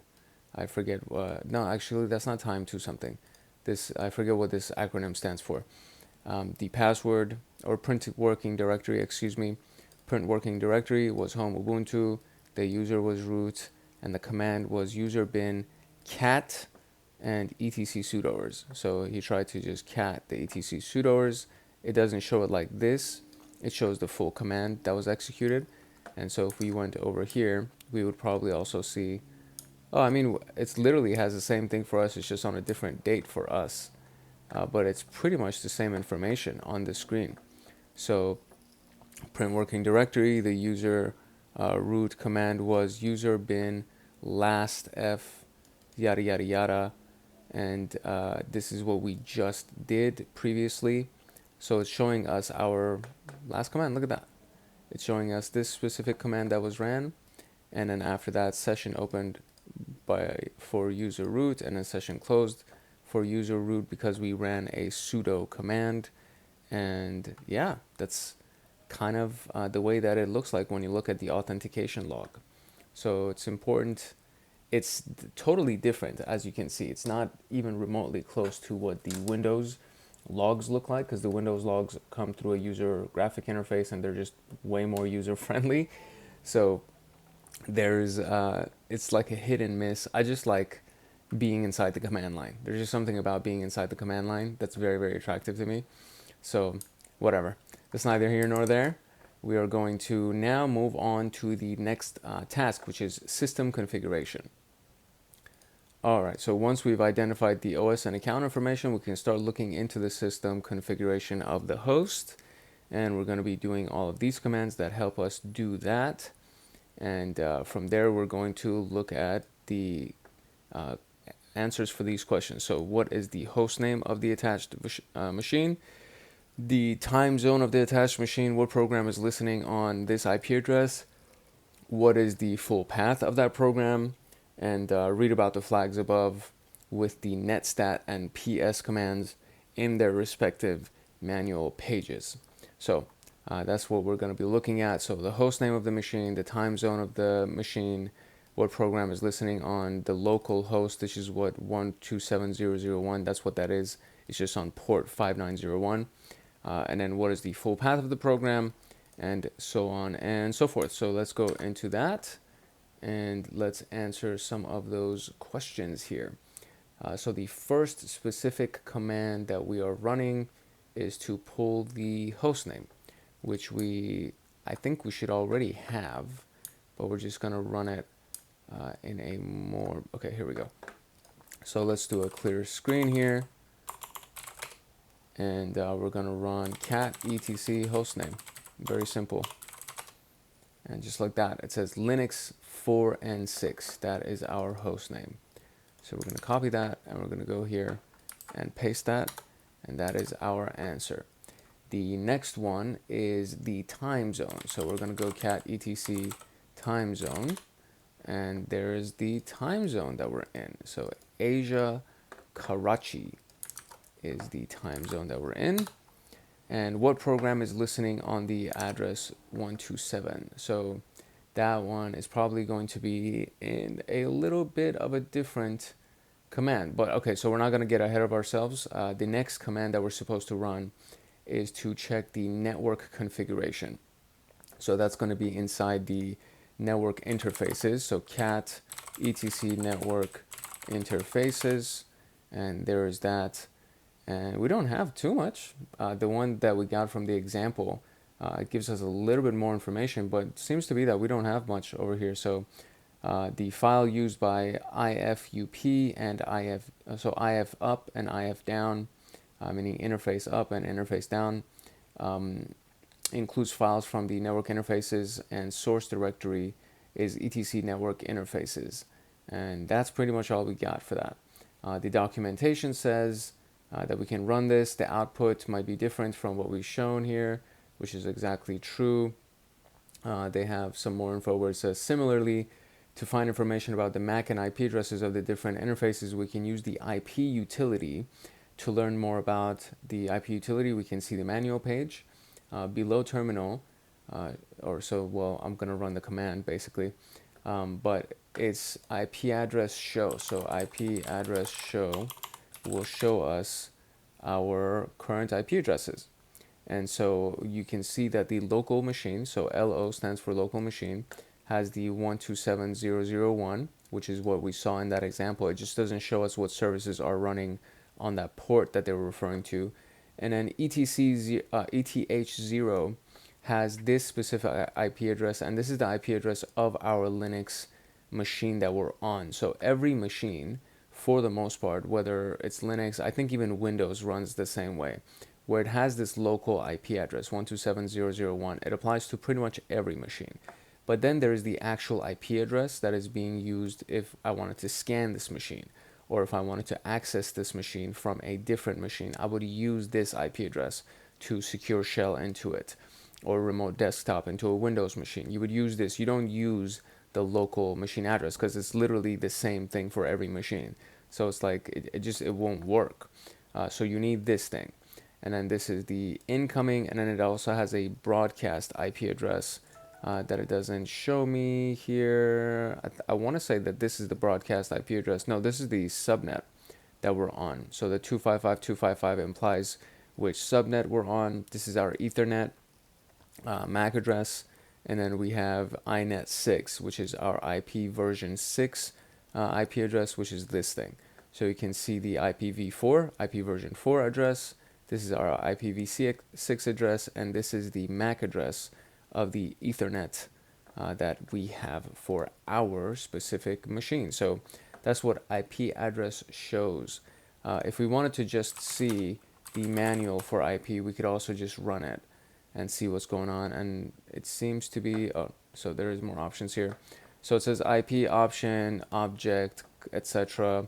And these are all the objects that could be accessed, and these are all the options that could be accessed. And so we looked at the address, and then show. It was basically a command. I don't think show is even in this list of commands. But we were looking at IP address. Oh, show is up here. So there you go. So show, manipulate routing, network devices, etc., etc. So it's IP show, and then you can just do IP address show, IP mroute show, IP monitor show, etc.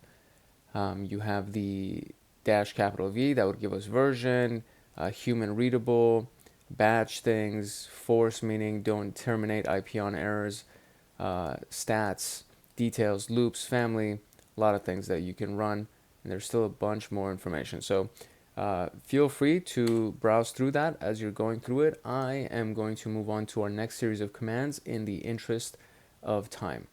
What we need to now do is look at our active network connections, and we're going to be doing that through netstat, which is a utility that's used to find active network connections on a Linux host. So this is actually very, very useful, and we're going to be using a variety of specific options for this. So to be able to see what our options are, and I'm going to just read the ones that we're going to be using in our next specific command. So you go through the options and the description for these options. So first we have, so the list of them are NATP is what we're going to be looking at. So N would be numeric, show numerical addresses instead of trying to determine symbolic host, port, or usernames. NATP, so let's see. It's a lowercase a, so I want to say that it's not this protocol family option. Let us go. P is the program, show the PID of the program. A would be show both listening and non-listening sockets, so A is for all. And NATP, where's T? Okay, so it's in the upper section of this whole thing. So T is for TCP. So NATP, so N is numeric, A is for everything, P is for the process ID, T is going to be for the TCP connections, and then you could be U for UDP connections, and so on and so forth. So now let's actually run the command just so we can see what we have access to, NATP. And here we go. And here it is. So 5901, this is the question in our task that we need to answer. And it's asking for the PID and the program name. And so that's the PID and the program name. I'm just going to copy the full thing. And we're going to see, we're just going to delete that part. And that's going to be the program that's listening. So what is the full path of that program? Now that's what we got to find. And I think we could do locate and then do, I'll just paste it. Can I not paste it? And let's do this. If I do locate, it doesn't find it. So I will just copy this one more time and we'll go through a series of commands. So it's find here, name, and we're going to paste, and to dev null to avoid all the errors. Let's see if we can find that thing. Okay, there it is. That is the full path of the file in question. And let's go here and drop that, and there it is. And this is actually a super useful command. This is a Linux command. I think there's a Windows version of it as well, but this is a Linux version of this command that we do find.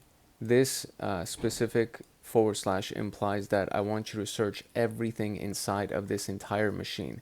So if I wanted to just search inside of the user directory, I would say find / user, meaning I want you to search inside of the user directory, and then search for the name, yada yada yada, xtigervnc, and then to dev null just means don't show me any of the error messages, because usually when you do this, it either says you don't have permission to certain things, or there's just several types of error messages that can come up, and it fills up the screen and it takes up this entire space, and you don't want that. So you just want to be able to only see the things that directly apply to the search parameters that we gave.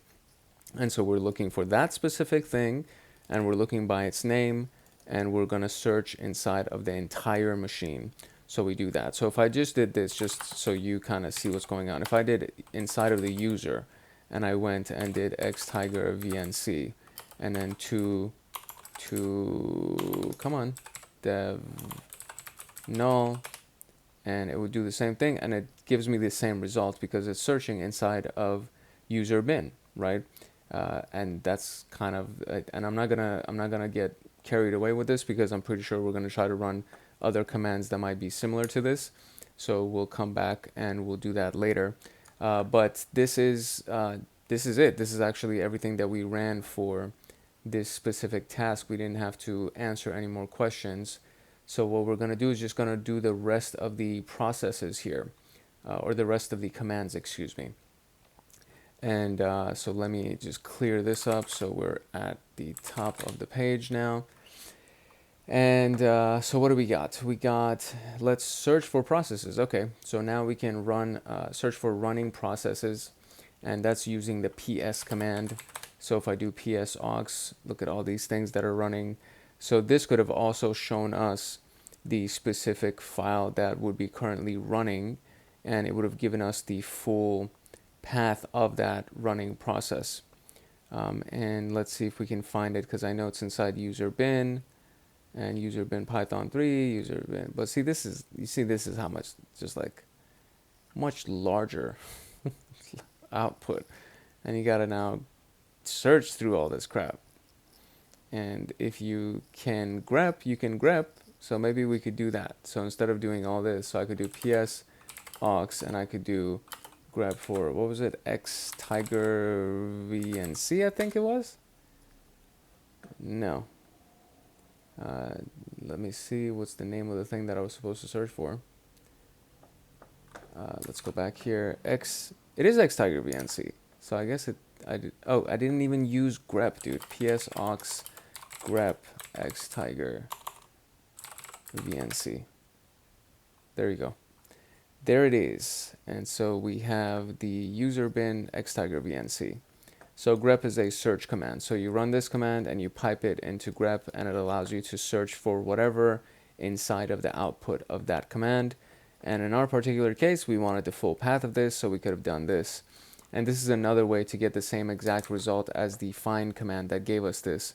And one of the hints right here was to use the ps aux command to view running processes. You can grep the required process name. Please note that the process names are case sensitive. So I used find. So now you have two versions of finding a process name or the path of a process name, and that is either by using grep from the ps aux, or you can just search find. You can look, you can use find and search for it by its name. So that was the processes, to run through the running processes. And now we're going to look for the DNS information, which is going to be inside the etc host file. So let's clear the screen here, and we're going to go to cat etc hosts, and there is that. There's also a manual page for hosts that can tell us more about what we can search for by using hosts as a command itself. But this is kind of the output of what we just want to look at. And so when we ran the IP address show, it showed us that 127.0.0.1 was the local host, and now these are our different DNS resolutions, I think it's what it's called. But these are our resolved DNSs, and that's kind of it. So FE00, FF00, so on and so forth, IP6, local net, MCAST, all nodes, all routers, all hosts, and that's pretty much it. If I ran through man hosts, just so we can see what's going on here, the synopsis is that it's inside of the etc hosts, and this manual page is yada yada yada. It's a symbol text file that's associated IP address with host names, one line per IP address. The options are, let's see. Oh, there is no options really. It just kind of shows you what various examples of the output might look like. And you have some historical notes, you have the file that's associated with it, and you can kind of see what some of these things are previously used for or currently used for. So we can get out of that now and clear this up and go into the next piece. And I think this still has to do with DNSs. So it says the information about DNS servers that a Linux host talks to for a resolution is stored in the resolve configuration file. Okay, there we go. So we can look at the configuration file of the DNSs that were resolved. So etc resolve.conf for configuration, and this is what we got. There we go. So the name server is 127.0.0.53. Options, EDNS 0 trust AD, search, UWest, computer internal, and these are all of the DNSs that have been resolved for us specifically. So Not much to see since this is just a small virtual machine, but that can show you more information about if there were specific IPs that were either spoofed, or domain names that were spoofed, or if there's anything running that shouldn't be running, meaning if there's anything connected that shouldn't be connected. And that's kind of it. That should be it for our current set of commands, which that is right. So DNS information was the last one. So we are wrapped for system configuration, and now we're going to move to the next one. It does say read about the flags above with the netstat and ps commands in their respective manual pages, which we did. So I am happy about that. We actually did look at the flags that were used in netstat, the NATP flags that we used, and the ps aux, and all of that stuff. So now we can move on to persistence mechanisms. All right, so persistence mechanisms, cron jobs, we talked about it in a previous video, and we've actually maintained persistence on Linux machines using cron jobs and the cron tab file. And cron jobs and cron tabs, as you can see here, are basically the scheduled tasks, and they run at certain intervals. And this thing right here, and this is just such a clean output. It never looks like this when I run this command. It never actually looks like this. But so it says, this is the number. So this is the ID, or the number that's attached to whatever the cron job is. The first specific asterisk applies to the minute that it's supposed to be running on. So if there is no value here, that means it's running every minute. If there is a value, that means it runs every 6 minutes. The next one is the hour. So every hour that it's supposed to be running. So hour and 6 minutes, I guess, is how long it would run. And then the next asterisk implies to the day of the month that it would run. And then the month itself, and then the day of the week that it would run. And so this last thing is running every 7 days, every 6 minutes, every 7 days, I guess. I think that's what that's supposed to mean. But it kind of gives you the schedule of these things running. And then usually when you're trying to maintain persistence, or when you're trying to catch somebody who's trying to maintain persistence, you would look at something that is running every minute, because these are cron jobs that run regularly. And if they're created by the user root, that means they're running under root permissions. And so if somebody comes and modifies this thing, and any of these things really, if somebody comes and modifies that with a script to get a reverse shell, and it runs every freaking minute, then there's issues, because that these mofos they have a reverse shell running on the other side of this thing, and they have some kind of a C2 server or some kind of remote shell that's getting access to the system. So cron jobs and cron tabs are actually a big deal.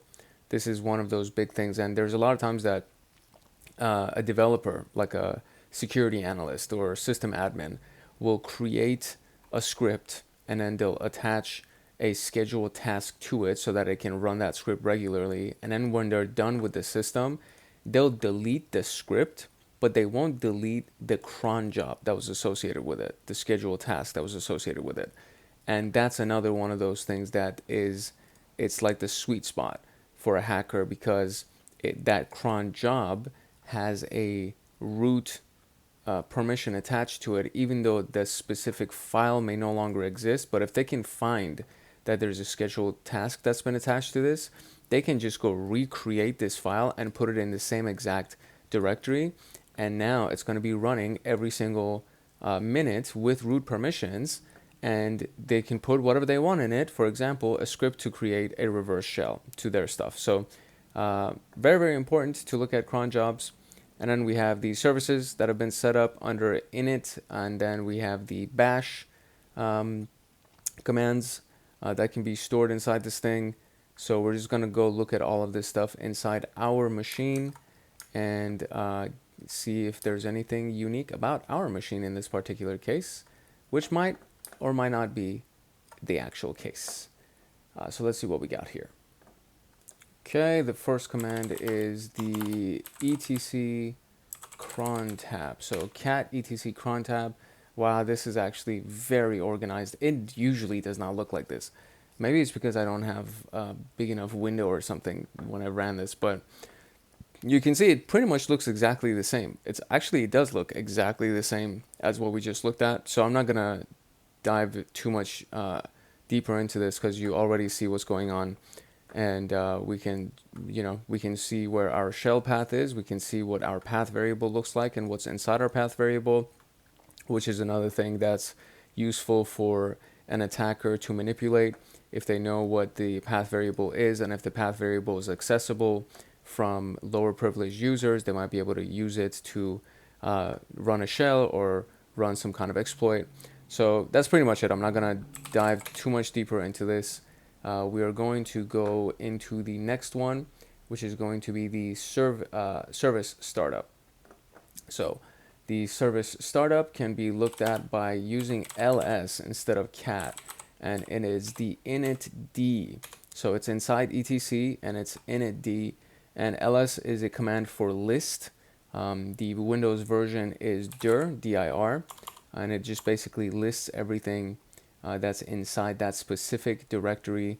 And so you can see all of these things that are inside the directory, and these are all services that should be running. So OpenVPN is in here, SSH is in here, networking is in here, and I think these are all further directories. So if I do ls etc initd and then do OpenVPN, I think that's another directory. And oh no, maybe not. Okay, so it seems like that might just be a file. But yeah, it shows everything that's inside of that specific directory. Services can be set up in Linux, and they'll start and run in the background after every system boot. And this is what we're looking at. And these are our specific services. And you just run ls to see what's inside it. The next one that we're going to look at is the bash rc. So when a bash shell is started up, it runs the commands that are stored inside the bash rc file. And this can be considered a startup list of actions to be performed for a bash shell. So it can be a good place to look for persistence, meaning somebody modified that specific file. So we're going to look at cat. It's going to be inside the root bash rc, and then this is what it looks like in here. And so all of these, this is anything that's not been commented out. So you see these hashtags, these are commented out. So this is non-applicable. But anything that's not commented out, that means that this is an actual live script that's running. And so you should be analyzing this, and you should look for funky IP addresses or port numbers or some kind of weird executable that might be running or should be running or anything like that. So it's a good place to look for things because, Linux admins use bash all the time. What we're in right now, this entire thing is bash. The command line, the terminal is bash. It's running bash scripts. And so these are all of the things that are running when you open up a new terminal. All of these things happen. And so when this is happening, this is just a great place for somebody to just dump some small script that can connect to some kind of a server, or just run some things that might be typically what I would be really concerned with is trying to find something that is running a connection to an IP address, so you can kind of check for that and you can actually see if there's any kind of an IP address that's listed in here.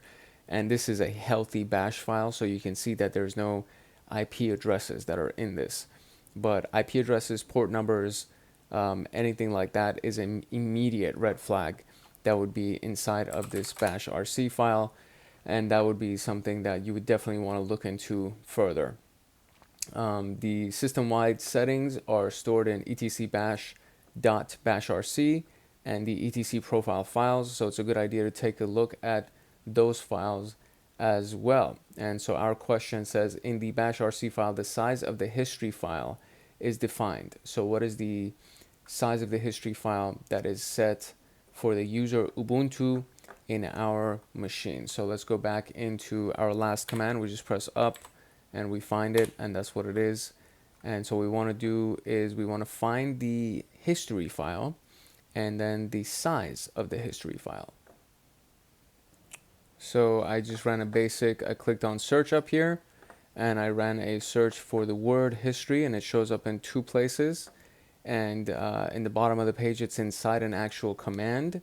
But this is the variable that is, it's giving us two. So it's the history size is 1000 and the history file size is 2000. And what they're asking for is the history file size. So it's going to be 2000 is going to be our answer. Let me zoom out and go right here, 2000. There we go. Okay, very good.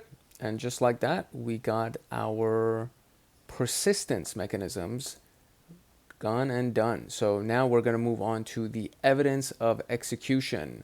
See what they executed. Can we find evidence with what was executed? Let's move on. All right, so there is pseudo execution history, meaning what was executed under the user permission for sudo.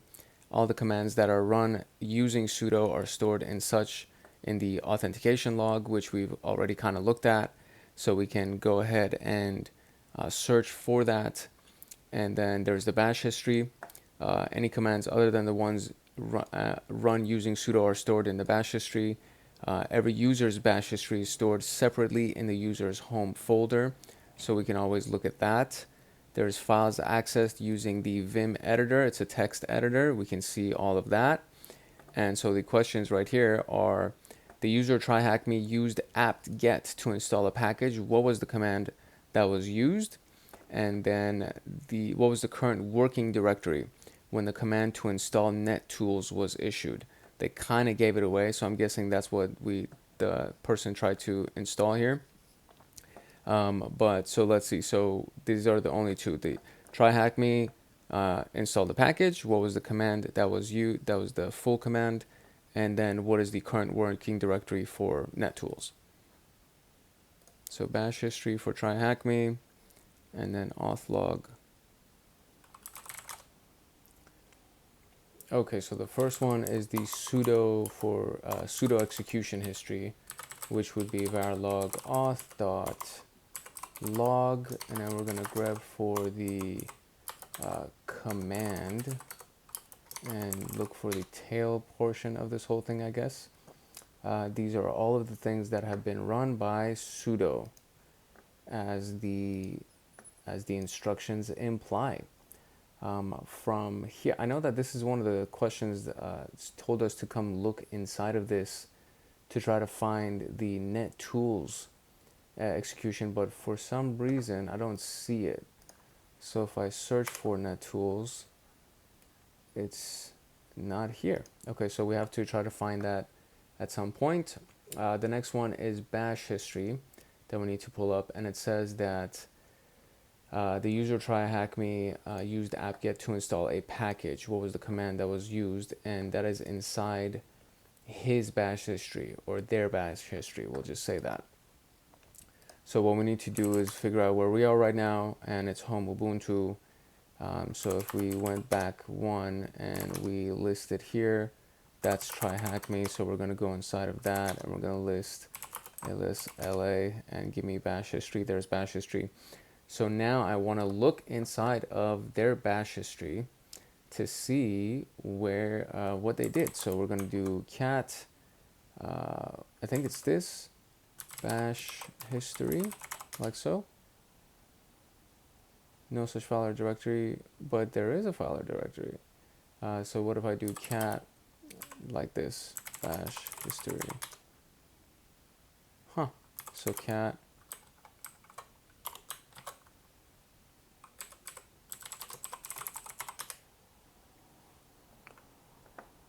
Okay, so this seems to be it, although I feel like this is the full list of everybody, but let's see. Okay, so what we're trying to do is sudo apt install NetTools. Somebody did that.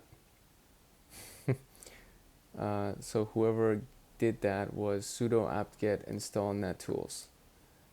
This is the command. I want to say that's the full command. So we're going to copy this and go down here and see if this is the answer.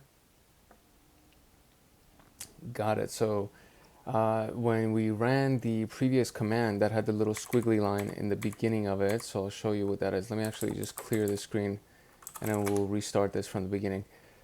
So previously what I did was I ran the command, which was essentially cat, and then it had this thing at the beginning of it, and then it was bash history, and this is the sudo bash history. So this is not the user TryHackMe's bash history, and it's mainly because we had that squiggly at the beginning, meaning that was like the super root, the root home folder, and then it was looking at the bash history of root. So what we needed to do was, inside of the current directory that we're at, we do have a bash history inside of TryHackMe's home directory, and I was trying to run it using cat, and it would give me a permission denied error, but I have to do sudo. So sudo cat bash history would actually print it out for me, and it's right there. And so he's actually installing Apache 2. And so that's the reason why we could not find this specific thing. So what we're going to do is we're just going to take this thing and we're going to copy this, and that is going to be our answer. So they were not installing NetTools, they were installing Apache 2. So now we want to try to find the directory where NetTools was issued. Okay, so the machine actually timed out on me, so I needed to restart it, and I think all of the commands actually ended up kind of disappearing, like the main series of commands. And so this is all that's left from the authentication log of the commands that were ran. And after kind of, I guess, going back and forth a few times, because the history for this thing, for this particular user, is the only thing that actually shows us the NetTools. And every time I try to search for NetTools, it doesn't show me anything inside the authentication log, which is what the hint is telling us to do. The hint is telling us to search for this, for NetTools inside the authentication log. But then when you look at the actual authentication log, it doesn't show you anything that has to do with NetTools. It does give us a current working directory, which is what they gave us. They say PWD for print working directory, but this is the current working directory that's inside the authentication log. And so that's really the only thing that I can think of might be the answer, which is home Ubuntu. And it is the answer. So it's just the hint was a little bit confusing, and I was trying to kind of go based on what the hint actually said. So it says check the auth log. You can grep command and NetTools, and you can technically do that, but nothing actually prints out for NetTools. So that part's kind of confusing.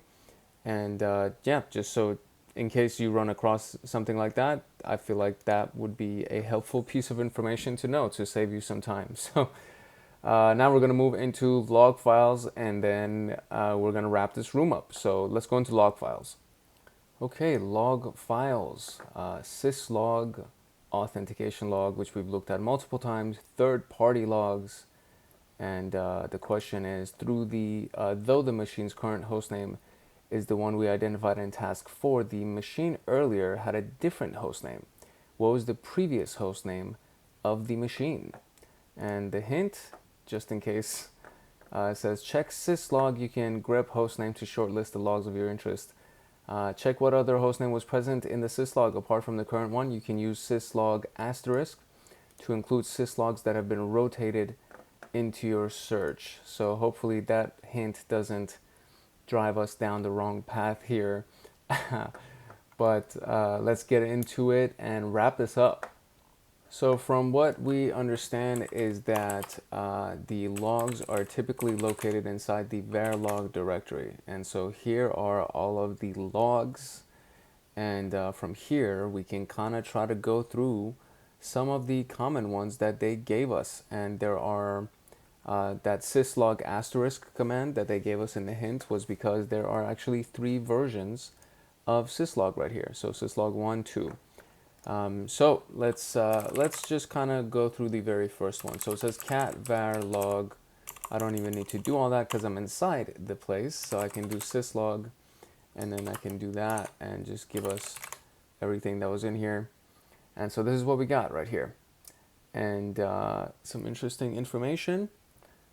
If you like looking at log files, you would find this interesting. Listening on the GNU PG network certificate, cryptographic agent and passphrase, etc., etc. If I just run that and don't use the head, it'll give us definitely much more information. Look at all this stuff. Isn't that lovely? Can you even tell what the hell's going on? I can't. So we're going to clear that up. The one that we're looking for specifically, though, is going to be the cat syslog, and then we want to grep hostname from it. So let's see what we can get from here. And so we got a few different things right here. So Linux 4 and 6 is currently the one that I think we just found. Linux 4 and 6. The hostname was changed from none to Linux 4 and 6. So I guess previously it was hostname D maybe. Hostname D could be it. FreeDesk hostname 1 could be it. Hostname 1 could be it. So either hostname D or hostname 1, it seems like. Or it could just be none, I guess. That could definitely be an answer. But hostname 1 seems to be the big or the common thing that comes. It says using hostname D. So that could be it. And changed from none to TryHackMe. That's another thing. So it could be changed from none to TryHackMe. Could be hostname D. So let's see what we can find, or let's see what we can use. We'll do TryHackMe first. Okay, that is the right answer. So it was previously changed to TryHackMe, and then it was then changed to Linux something something something, Linux 4 and 6. So there is that answer, and we don't really need any more answers here. We can just freely run the rest of our commands and search through our logs. So the syslog contains messages that are recorded by the host about system activity. The detail which is recorded in these messages and configurable through the logging level. We can use the cat command to look at it, and it's inside the var log directory, and it's a huge file. It's easier to use tailhead more or less to make it more readable. So we did all of that stuff. And now we can look at the next one, which is the authentication log. So it would be the auth log, and that also has 3 different versions of it. So that's why we do something like the asterisk at the end of it, so we can include all of them, and then just look at the top portion of it. And this is what this looks like. We've already looked at the auth log multiple times. So this is kind of a review for everything that we just did. And in this particular case, you see what something's been going on in this situation. And it doesn't show only the sudo commands that have been run. It kind of shows a little bit of everything, which is nice. I don't know specifically why last time it only showed us the sudo. I think it was because we did maybe the grep for command or something. That might have been the case. So if I do that, so if I do grep and I, maybe it was also the I flag that we put into it that it does not show. So what does it say? Binary file standard input matches nothing. Nothing shows up running through all of the authentication logs. So that is it for the authentication logs. We've already discussed it in the past, and it contains information about users and authentication related logs, and that's pretty much it. In our case, it didn't really have much to look, so it wasn't that great. It just said, session closed for root, closed for Ubuntu, closed for Ubuntu, closed for root, closed for Ubuntu.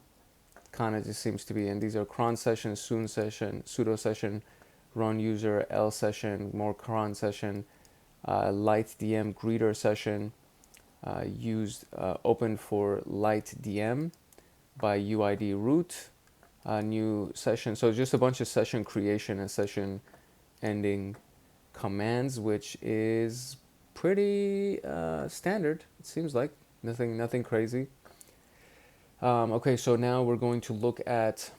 It says so. There's third-party logs inside of the Verilog directory, which we're already in, and we can look at a lot of these things that have been created by third-party software. So, for example, OpenVPN is a third-party software that would create a log, and in this case, it has its own directory for logs. So if we go in there and list that, there's nothing in here, apparently. Let's see. Yeah, there's nothing in there, really. So it's just there. There's LightDM. That was also there. There seems to be, is there something for Apache? Because in the example, it says that there is something for Apache, but we don't have one for Apache. We do have one for Amazon, so we can go into Amazon and see if there's anything in here. And there's an SSM directory. Let's see what's in there. There we go. We got a couple of logs in here. So Amazon SSM agent, the errors log, the Hibernate log. There's also a audits directory that we can go into, and permission is denied. So let me sudo into that mofo, and sudo cd audits command not found. Really? Isn't that interesting? Okay. Well, let's not get distracted. And so these are some of our third-party logs, as we can see over here, right? So there's Amazon, obviously, third-party log. OpenVPN would be third-party. I think LightDM is also third-party. There is, what else that we can find? Probably Samba is a third-party. And Cups might be, not sure. I think Cups is actually, it comes with the system, so I'm guessing at this point. I'm guessing. I know that Amazon is a third party and OpenVPN is a third party, but the rest of them I would kind of be guessing as to whether or not they are third party logs. But so everything is inside the log directory. That's what we kind of are taking away from this particular portion of this task, which says that there is third party logs, and that's basically what this whole thing is. And it says, to go inside it, or at least to list what's inside it. And then you can see that there's a bunch of things in here. And in their particular situation, they had something for Apache. So they were able to actually go into that directory, and they found access error and other vhost access logs. So if any database server like MySQL is installed on the system, we can also find that information on here. And that's pretty much it for this task. So we are actually wrapped with the log files, and now we can go into our conclusion, which includes a very nice little cheat sheet for us. So there's the wrap for the room. I already downloaded this cheat sheet because I genuinely love the cheat sheets that they make. Everything that we discussed in this place is inside of this cheat sheet. So it actually shows you system and OS information, run this, or this is where it's located. And then this is where the user accounts are located, the groups and sudoers and all of this stuff. So everything that we just went through is inside of this cheat sheet, which is freaking amazing. And I highly recommend that you get yourself a copy of it as well. I will probably at some point, I'm just going to create a Google Drive on my Gmail, and I'm just going to share all of this stuff with you. But I think you should just do it. I think you should get yourself a membership with TryHackMe so that you can go ahead and do all of the rooms and obviously get access to all the resources that they give you. But it's just it's very useful. It's super useful to be able to have a controlled environment where you can do all of these activities and hacktivities and hack into machines and do all of those things. So I think it's very, very useful, and that's just my humble opinion. There's obviously going to be a link in the description below for TryHackMe if you want to register for that, so definitely check it out. All right, if you found any value inside of this video, and if you learned anything, or if you want to just get more access to more videos, because we're going to be going down this path. So the next one is going to be Autopsy, which is a specific tool for digital forensics, and then Redline and KAPE and all of these things that are included just in the digital forensics situation. So definitely like, subscribe, turn on notification bell, drop a comment. All those things help us with the YouTube algorithm. But of course, if you turn on the notification, you actually get notified the next time a video comes out in this specific path or every other path that we run. So we're just currently on the SOC level 1 pathway, and we have done all of these things so far, and we're just going to continue to keep going forward, and then we're going to wrap it up at the very end with the phishing modules, which is always fun. So definitely like, subscribe, turn on notification bell, and drop a comment just to say hi, or if you learned anything, or if you have any questions, and so on and so forth. It's your boy Hank Hackerson at Hank Hacks Hackers, your favorite network and system attacker. And if no one else loves you, Hank loves you. Peace, love, and chicken grease. And I will see you in the next video. See, these are all the videos that exist on the channel right now. And there is currently 76 videos that are live. And it's just going to be coming out more and more and more. So follow along and join the community. It would be amazing to have you. I would love to have you as a part of the community. So again, peace, love, and chicken grease. If no one else loves you, Hank loves you. I'll see you in the next video. Later. All right. Hello and welcome back. It's your boy Hank Hackerson at Hank Hacks Hackers, your favorite network and system attacker. And in today's video, we are going to go through Autopsy, which is a tool for investigating artifacts from a disk image, and is a digital forensics tool. And we are inside the digital forensics module for the SOC level 1 pathway of TryHackMe. And this is fun. So far, it's been an interesting pathway. It's mostly about analysis and trying to find evidence and all that stuff. So if that is your cup of tea, you're definitely going to love this as we get further and further into this specific module. So if you want to go into digital forensics or security analysis, cybersecurity, ethical hacking, all that stuff, then go ahead and like, subscribe, turn on that notification bell, and even drop a comment. When you do those things, two things happen. Number one, you actually help the channel. You help us by getting a little bit better favor with the YouTube algorithm so that the channel gets exposed more and we can grow the community and find more people just like you, awesome mofos like you. But the second piece that's even more important is that when you turn on that notification, you actually get notified the next time a video comes out.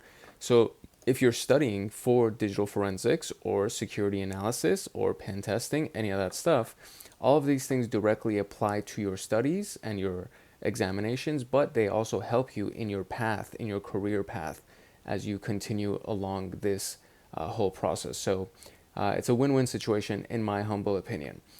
Without further ado, let us jump into the introduction of the Autopsy room.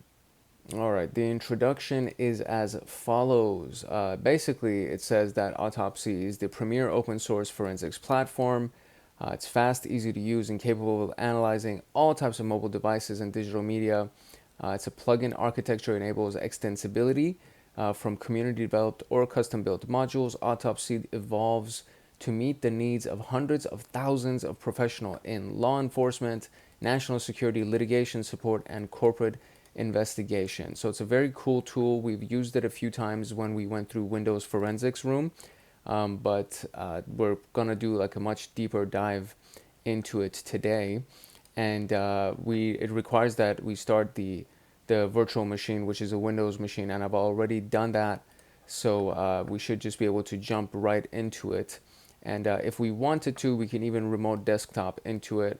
But the nice thing about TryHackMe is that it gives you the Windows machine, and you can kind of just have it load. And it gives you like a Windows interface just like this. So I'm just going to open this up in a full screen window so we have easier access to everything, and then we're going to jump into the rest of the exercises of this particular room. So let's get into it. All right, so here's the workflow. And again, we did this in the Windows Forensics room, so I'm not going to spend too much time on this, and you're more than welcome to go check that room out. But when you open it up, it gives you a little pop-up that says, start a new case or open a recent case. And then you name your case, you choose a location where you want to save it, and then you can choose what you want to do for either a previous autopsy file that runs with the .aut file extension, or you can upload disk images into it and things that you would want to use for your scan. And from there, yeah, so if it's missing an image, it says that it's missing an image if you don't have it previously. And I think in this case, we might actually be using a sample case autopsy file that's located on the desktop so that we can continue on with the rest of the task. But if you wanted to, you can use disk images previously. So that's what we did in the Windows forensics. We used fresh disk images and we created a new case. And in this particular case, we're just importing already a sample case. So the workflow is not that different. It's the browser is actually not the browser, the wizard. There you go. The wizard for Autopsy is actually super user friendly, and it helps you by figuring out what you need to upload and import, so on and so forth. So it's very, very user friendly. It has a great graphic user GUI. I'll just say GUI. I can't talk, it seems. But apparently from there, once you just kind of get into it, the rest of it is very user friendly to do. I'm like stumbling over my words here. So the first question is, what is the file extension of the autopsy file, which is .aut, and then we're just going to import the sample case that's located on the desktop to do the rest of this task. So let's do that, and then we'll get into data sources. All right, data sources. Autopsy can analyze a lot of different image formats, and we can do this by adding a data source. And this is actually kind of just going into what it was like previously to upload a disk or image file, which is kind of what that wizard is right here. And if you didn't have an autopsy sample case file, then you would just use any of these other ones. And the one that we used previously was a raw split format that has it was a USB image, so it was .001. It was USB .001. That's basically what it was. And so it was a raw split format, but then you can have a .img, which is the image, DD, which is a disk duplicator, raw bin, any of these things. So you can even pull from virtual machines that have these types of extensions. So it's fairly universal. You can use it for a lot of different types of data sources, and it makes it pretty easy to handle. The disk image of E01 is in case, which is another great tool that's used for digital forensics, and that can be that's pretty much it for data sources. Pretty straightforward. There's the autopsy documentation to kind of understand what this thing does and how you can use it, and the various tools and resources that are available, but it's basically for data sources. This one that we landed on is just for data sources, but then you have the main page that has literally everything that you can do with Autopsy. So it's very, very user friendly. Again, it's a user friendly, but in my humble opinion, you can just kind of read into it and get a full understanding of it if you want to become a digital forensics specialist and you want to go into incident response and digital forensics and all that stuff. It's always good to just read further into these things. So now let's go into ingest modules. Ingest modules are basically Autopsy plugins, and this happens when you're adding a new data source. After you've selected the data source, it'll ask you what you want to run ingest on or use as ingest modules. And the last time that we did this, I did deselect all when I was using the USB image, but then there was one that we were looking at web browser history, and so for that we had turned on the recent activity ingest module. I am not going to pretend like I know what all of these things are, but again, this is something that's available on the documentation for Autopsy, and as I get further along into this path, I'm just going to be using it more, and I'm going to be reading up on it more. And typically I study for when I need the tool itself, because it's such a wide genre, the cybersecurity genre, as I'm sure you already know. It's a very, very large genre, and there's a lot of things that goes on here. And I started this channel because I wanted to not just help the community, but it helps me retain information better when I have to teach it. So I'm doing that, but then I have documentation for what I need to refer back to. If I ever need to refer back to anything, instead of just going and reading through things, I can just go look at videos that I've created, and you're more than welcome to use this channel for that as well. and I just kind of create these things as I go along and as I need the information as I'll be using the tool, so on and so forth. So I do not know what all of these things are, but you can kind of just tell, right? Keyword research or keyword search or email parser. A lot of these things are just from the title itself. You can kind of narrow down what it actually does. So after adding a data source, you can run the ingest modules, which could be done by right-clicking on the data source itself. For example, this one is a dd.dd data disk duplicator, and then just to run ingest modules, and then from there you can import the ingest modules that you want to use, and you can select right here. It says run ingest modules on all files, directories, and unallocated space, and it will ingest everything that's inside that disk image, and then finish, and then it takes a minute for it to complete. And then once you have that, it'll have some interesting files identifier information for you, where, as you can see, that it's actually kind of been populated with more information. The interesting items here didn't have anything. Now interesting items here has something. So that's always useful. I love these tools because of that. And Splunk has this, and a lot of these different analysis tools have it, where after it's finished analyzing the file that it's supposed to be analyzing, it says, oh, these are some interesting fields for you to look at. This might be of note, right? So then we can go back into the configure ingest modules window, and they have per run settings. Some of them do and some don't. The keyword search does not have a per run setting. In contrast, interesting files finder does, and the yellow triangle represents the per run setting option. And as they run, alerts can appear in the ingest box. This is an example after a few ingest modules have completed running. So it can just kind of give you the alerts in real time as it's running. And yeah, that's pretty much it. So we can, again, go into the Autopsy documentation to learn more about the ingest modules. And there are so many of them that we can probably just do a video training on each one of those modules. And I'm pretty sure we will at some point. So let us now go into the user interface part 1, part 2, and hopefully we'll actually get to do some analysis on the file that we just loaded. Right now it just seems to be read-only information. The user interface part 1 comprised of 5 primary areas. So we have the data sources, which is on the left side.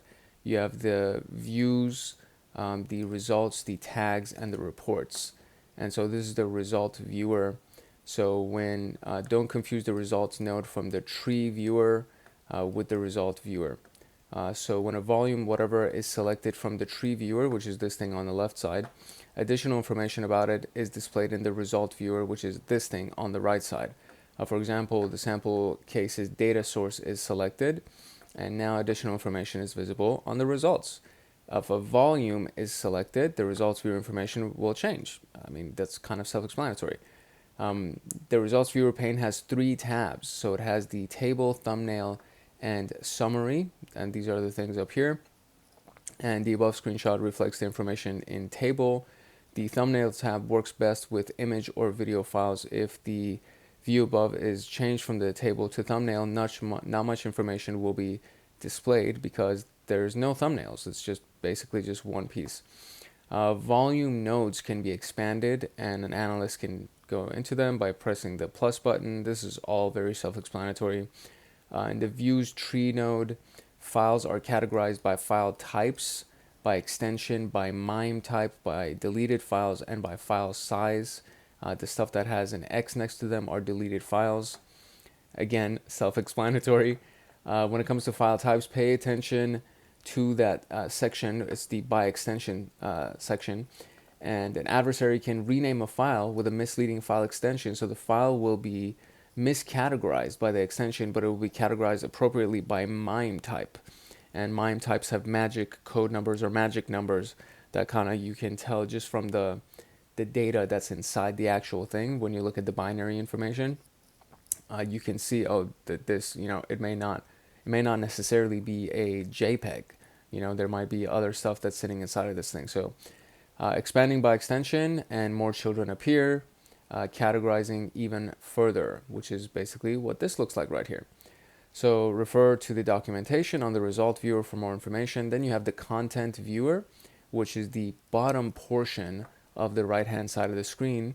And you have things like S for score, the C for any comments that might be on it, O for occurrence that might be on it.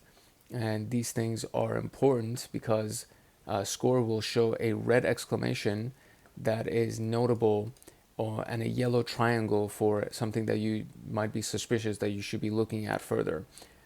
Can be marked and tagged by an ingest module or just by the analysts themselves. If a yellow page is visible in the comment column, it'll indicate that there's a comment for the folder. And the occurrence is basically how many times this has shown up in the past cases. It's been seen in the past cases. And that's kind of a gist of it. You can do a keyword search. At the top right, there's going to be a keyword list and keyword search. Within keyword search, you can perform a ad hoc keyword search. I forgot what that stands for. But you can essentially look for a keyword and it'll try to find the portion of the disk image that includes that keyword. And in the image above, they looked for secret, and this is the results that showed up from it. And some of them don't actually have secret in the web or the file name itself, but it could be inside of the keyword preview that has the word secret, or maybe even inside the contents of it that has the word secret. Then we have the status area, which is at the bottom, that basically gives us the little bar with the percentage that kind of shows whether or not it's fully run or not. And so that, I mean, again, self-explanatory. Progress bar along with percentage completed will be displayed in this area. For more information, you can click the bar, and of course, if the X directly next to the progress bar is clicked, a prompt will appear if you want to end the ingest modules, which means you're stopping the ingest modules from running. So if you need them to finish running, let them run. And if it's taking a long time, go grab some coffee or something. So yeah. Okay, so now we can actually go look at our file. So it says expand the data sources. What is the number of available sources? What is the number of detected removed files? And what is the file name found under interesting files section? So let us go and look into that. All right, first and foremost, we have at the very, very top data sources. So we can just click on that and then sample case and then click on that.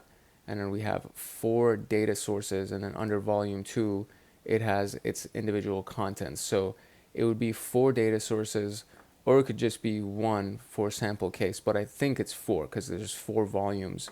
And then while we're here, we can already see the deleted files section as well. So if I just click on that, I guess there's a good amount of them. So while that's loading, oh, there we go. So there we go. We have deleted files and file system and all.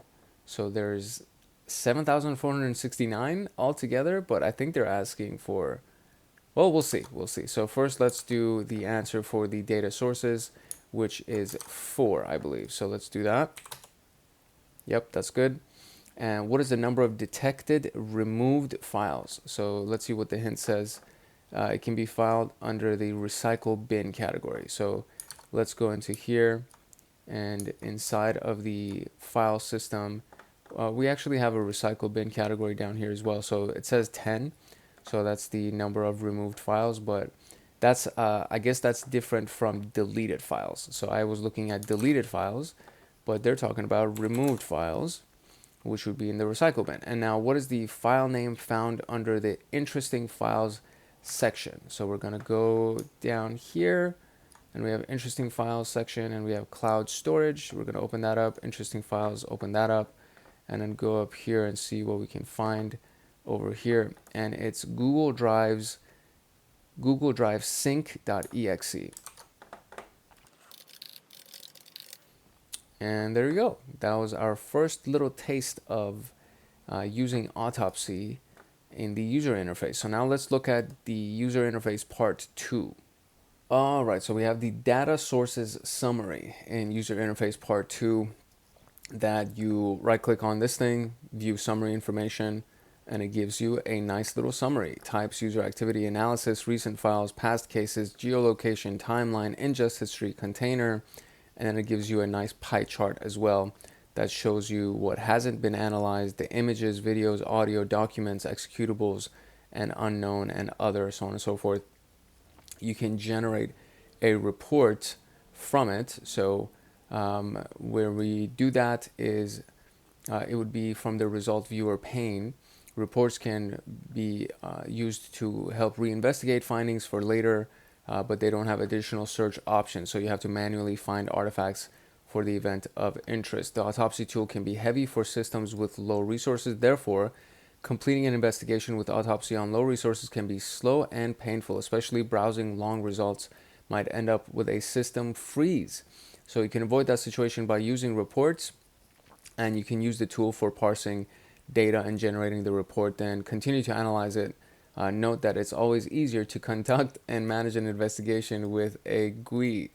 So we can do generate report to create reports, and this is what it looks like. Click generate report, the type of module or formatting that you want, click next, then you use the data sources that you want to include, and then you want all of the results, click finish, and then it'll create a report for you in HTML format in this particular case.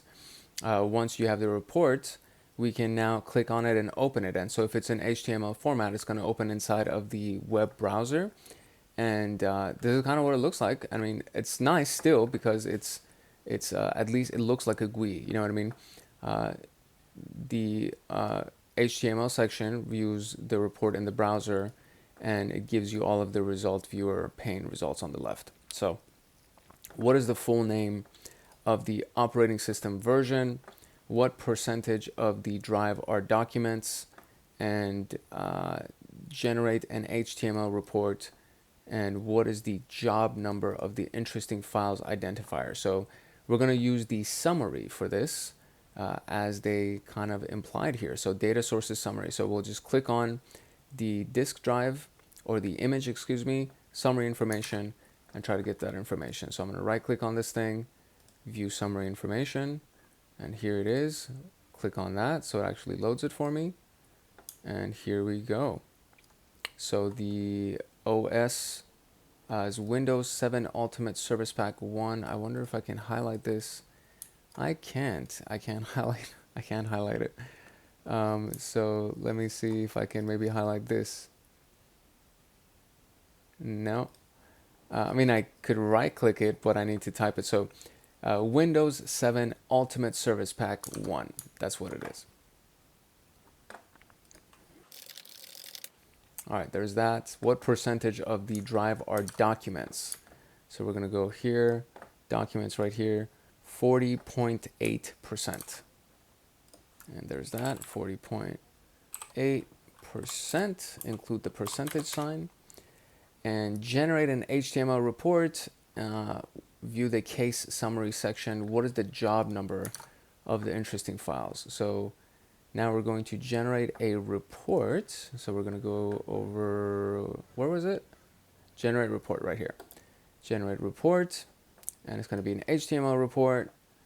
And we're just going to call it sample report. Sample report. Next. And we're going to be using the sample case. Next.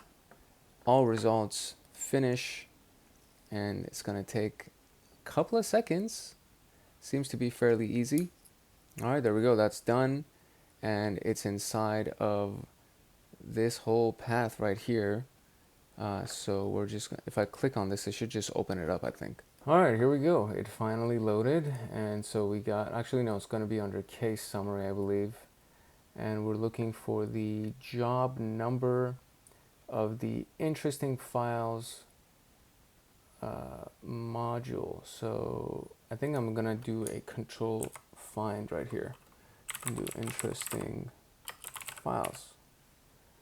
And we got 3 instances. So we got the one on the left, we got this one right here. So it's job 10, it seems. And interesting files identifier. So yeah, it's job 10. And just like that, we have our final answer. So now let's go into the data analysis task. All right, so the mini scenario: an employee was suspected of leaking company data, a disk image was retrieved from their machine, and you were assigned to perform the initial analysis, and further action will be determined if based on their initial findings. So the reminder is that since the actual disk image is not in the attached VM, certain sections will not display. So we just click on no when it gives us that little warning, and we can just continue from there. So what is the name of the install program with the version number 6.2.0, so on and so forth. So I'm just gonna copy this piece right here, and we're just analyzing data, so it seems like we don't need to load anything else. We should just be able to use what we already have. So let's see. So I just did a keyword search right here for that version number, and I did an exact match.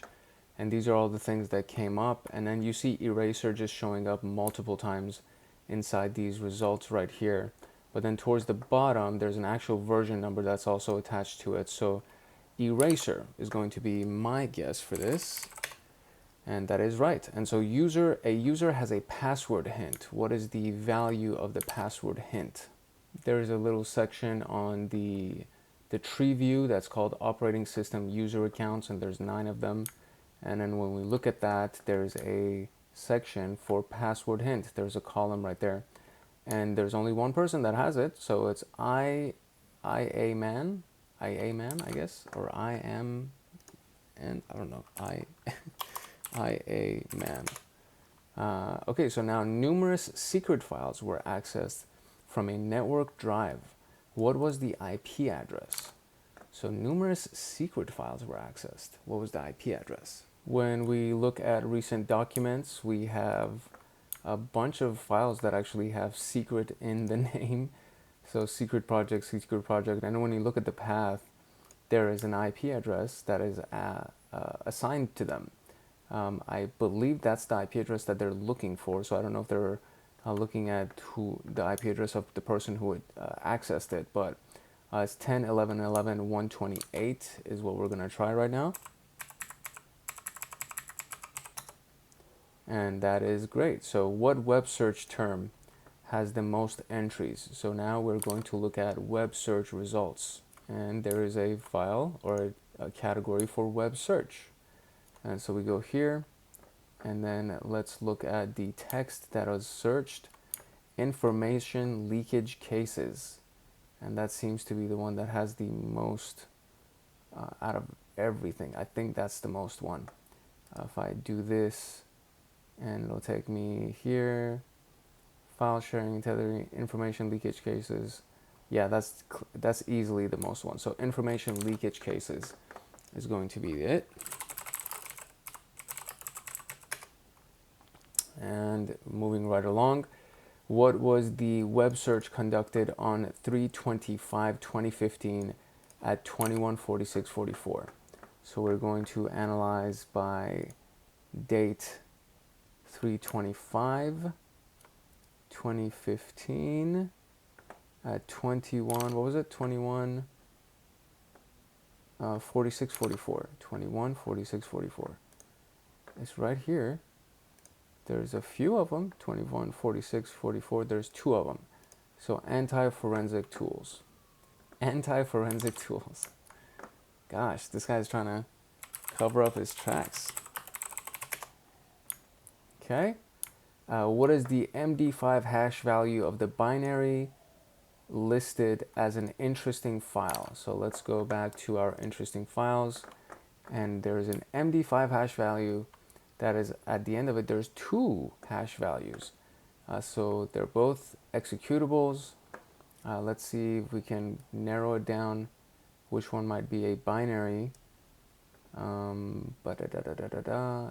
It's pretty much the same exact thing, so it's kind of interesting to see which one might be the correct answer.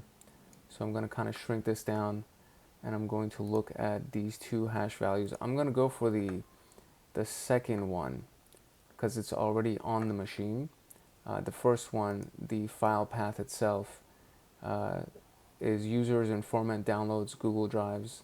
The next one is program files. Yeah, well, I mean, yeah, honestly, either one could be right. So we'll see. We're just gonna copy this particular one. Let me see if I could do that. All right, so we just click on file metadata, and there's the information down here. I think I should be able to just highlight this and copy this. Let's see if we could do that. I can't right click it, so we'll do Control C. Hopefully that actually works. It does, and that is not the right one. So let's click on the next one and see what we can find with file metadata here. It's another hash value. Let's copy that one and see if that's the one. And that is the one. So now, finally, what self-assuring message did the informant write for himself on a sticky note? No spaces. So sticky note, informant. Let's see what we can find with any of that stuff. Okay, so that took a little bit of searching and clicking around. I found it under extension mismatch detected, and there's something called sticky note, and you just click on it, and then you look at the text content, and poor guy, I feel bad. It's everything will be okay is the message that's here. And what's funny, or not funny, I guess, but as I was clicking around through everything just to try to find everything, especially I think it was under the recent documents, where you go through it and you kind of see, you know, there was some projects that this person was working on at some point, pricing decision for the secret project. Then there's a resignation letter that's here, their design that he did, secret project data, and so on and so forth. And it seems that he was, I don't know, maybe like uh, maybe they took his design from him or something that happened. But unfortunately, we can't see the contents of the resignation letter, which kind of bums me out because I really want to see what the resignation letter says. So maybe this one will show us what the content is, and it doesn't. And then we have this thing, and that doesn't show the content either. So I would very, very much love to see what happened with this person, but whatever, moving on. Everything will be okay, buddy. Everything will be okay. What? No spaces. Okay. Oh, I see. So the first word was tomorrow, and then everything will be okay. Like that. Okay, great. All right, so there is the data analysis portion, and now we're going to go into visualization tools. We may have noticed other parts of the user interface weren't discussed yet, and there's a bunch of things, as we can see at the top right here, referring to their documentation for the visualization tools. So there could be the images and videos, communications, and timeline visualization tools, and this is the timeline editor specifically. So the first part right here are the filters. These are the actual events that have happened across the several years that this is on, and the bottom portion are the file contents if we were to click on anything. And then there are 3 view modes, which is the counts, details, and the list. So this specific one is looking at the counts, and then you have the details that'll give you the details, and then you have the list view that probably gives you a little bit more information, or maybe less information, it seems. The number of events is displayed in a bar chart for counts. The information on events is displayed, but they're clustered and collapsed under details, and then the list are viewed in a table view. This is a screenshot of the details view, and then we have the numbers seen above. They indicate collapsed events for a specific time. For example, Windows, there are 130,000 events when you look at this thing right here. And then when you press the plus sign, I'm guessing it's going to expand all of that, and you're going to get to see everything that is inside those 130,000 events. So might be a little bit too much to kind of go through right now. And it says between 2009 and 2010, there's 130,000 events. And so that's what this event looks like. You hover over it and it kind of shows you between such and such place. And to expand it, you just click the plus sign. To collapse it, create the red sign, the minus sign. the map marker icon with a plus sign if you want to pin a group of events, and it is, where is it? We don't see that.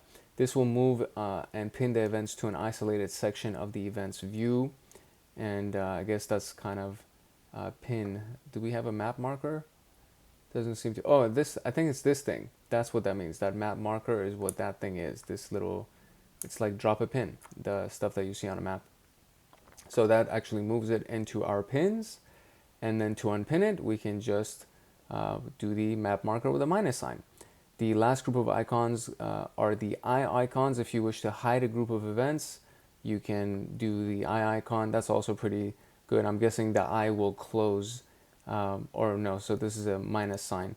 So if you want to hide them, you click on the eye with the minus sign. If you want to see them, you would go back to the event view. And for boot, we're hidden and placed in hidden descriptions. And you see it's a closed eye right here. So you can unhide them, and you can remove them from the list. And so this is what it would look like. So using the timeline, how many results were there on January 12th of 2015? So let's go to the timeline and wait for this to load. Okay, so just so you know, you gotta use this little thing to determine what your timeline is going to be. So January 12, 2015, and then I'm going to do the end time right here as well, where I just do the same thing. So I'm going to go back to January and 12th, and we're just going to drag these to the end of the day and click that check button, and it should narrow it down for us. So January 14th, and now we need to see the number of events. It seems to be that there's 2,073 results. So I wonder if that's the correct answer. So we actually needed to click on this red bar to update the count right here. And so 46 is the number of the results. And so we do that, and that is the right answer. Now, the majority of the file events occurred on what date? So the majority of the file events occurred on what date? Okay, so going back to this original view that we have right here, we can tell that most of it is happening on 2015. And then this history section right here is also very useful, so because it takes you back and forth between your search stuff.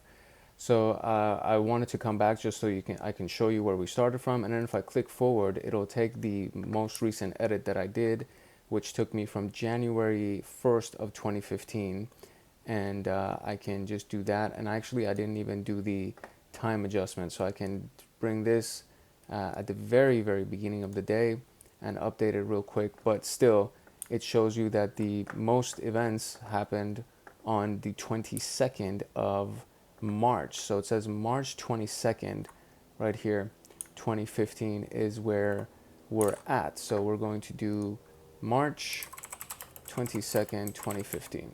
And that should be the answer. No way. What? So maybe it's looking at not the total number of events that came. Maybe it's looking at just this red bar. So that would be March 25th of 2015 in that, if that was the case. So let's do March 25th of 2015. And that is indeed the answer. So just like that, we were able to use the visualization tools to answer a couple of cool questions real quick. And I mean, Autopsy is awesome, man. It's a great tool. I can understand why it's kind of one of the premier tools. My teacher, when I was studying for my CYSA exam, talked about Autopsy all the time when it was looking at incident response and digital forensics and stuff like that. So very, very cool tool, and we literally just scratched the surface. There's so much more that we can probably do with this tool. So I highly recommend that apart from this video and just this room, you go look at the documentation, especially if you're trying to get into digital forensics and incident response. In conclusion, there's a lot of other things that we can do out of the box with Autopsy. So hash lookups, file extension mismatch, keyword search, interesting, Yara analyzer. Yara is also really awesome. So this is just, again, just scratching the surface of Autopsy, and we were able to look at some really, really cool things around it. And there's third-party modules that are available that we can look at. The SleuthKit GitHub repo has a list of the third-party modules at this link. And let's click on these links just so you can kind of see what these things look like. This was developed by NIST for the Computer Forensics Reference Data project, and that's the disk image that we used for this particular one. It's encouraged to download the disk image, go through the full exercise here, and that's with NIST to level up the investigation techniques. Now we invite you to complete the autopsy challenge room, which is disk analysis and autopsy, which is probably a part of this thing. Oh, it's not in here.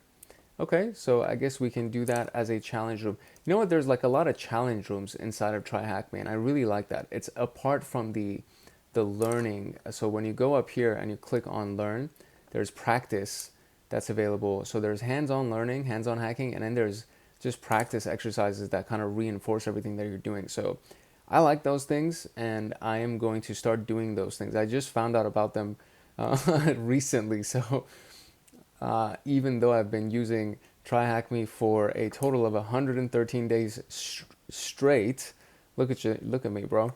So 113 days straight that I've been using TryHackMe, I still haven't ventured off into those exercises. So that's going to be fun to do.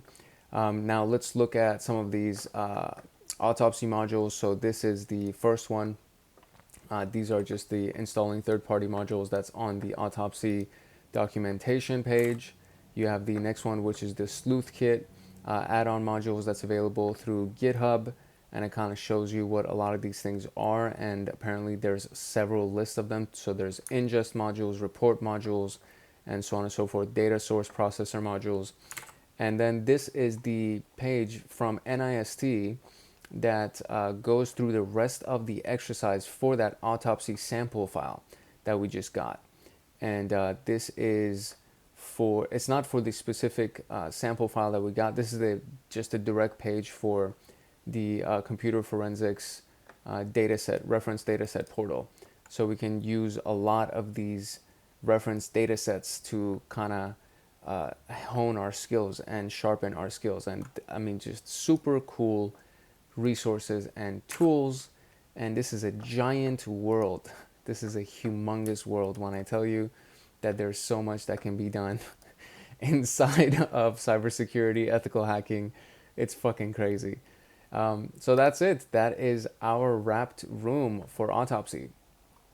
If you found this video useful, if you learned anything from this video, if you want to show some love, and if you're in the path for security analyst, or you're studying for security analyst, or you want to go into digital forensics, any of that cool stuff, please go ahead and like, subscribe, and turn on that notification bell so that you get notified the next time a video comes out. And usually when you do that, it actually helps the YouTube algorithm find our channel as well, so that we can grow this little channel that we've been building.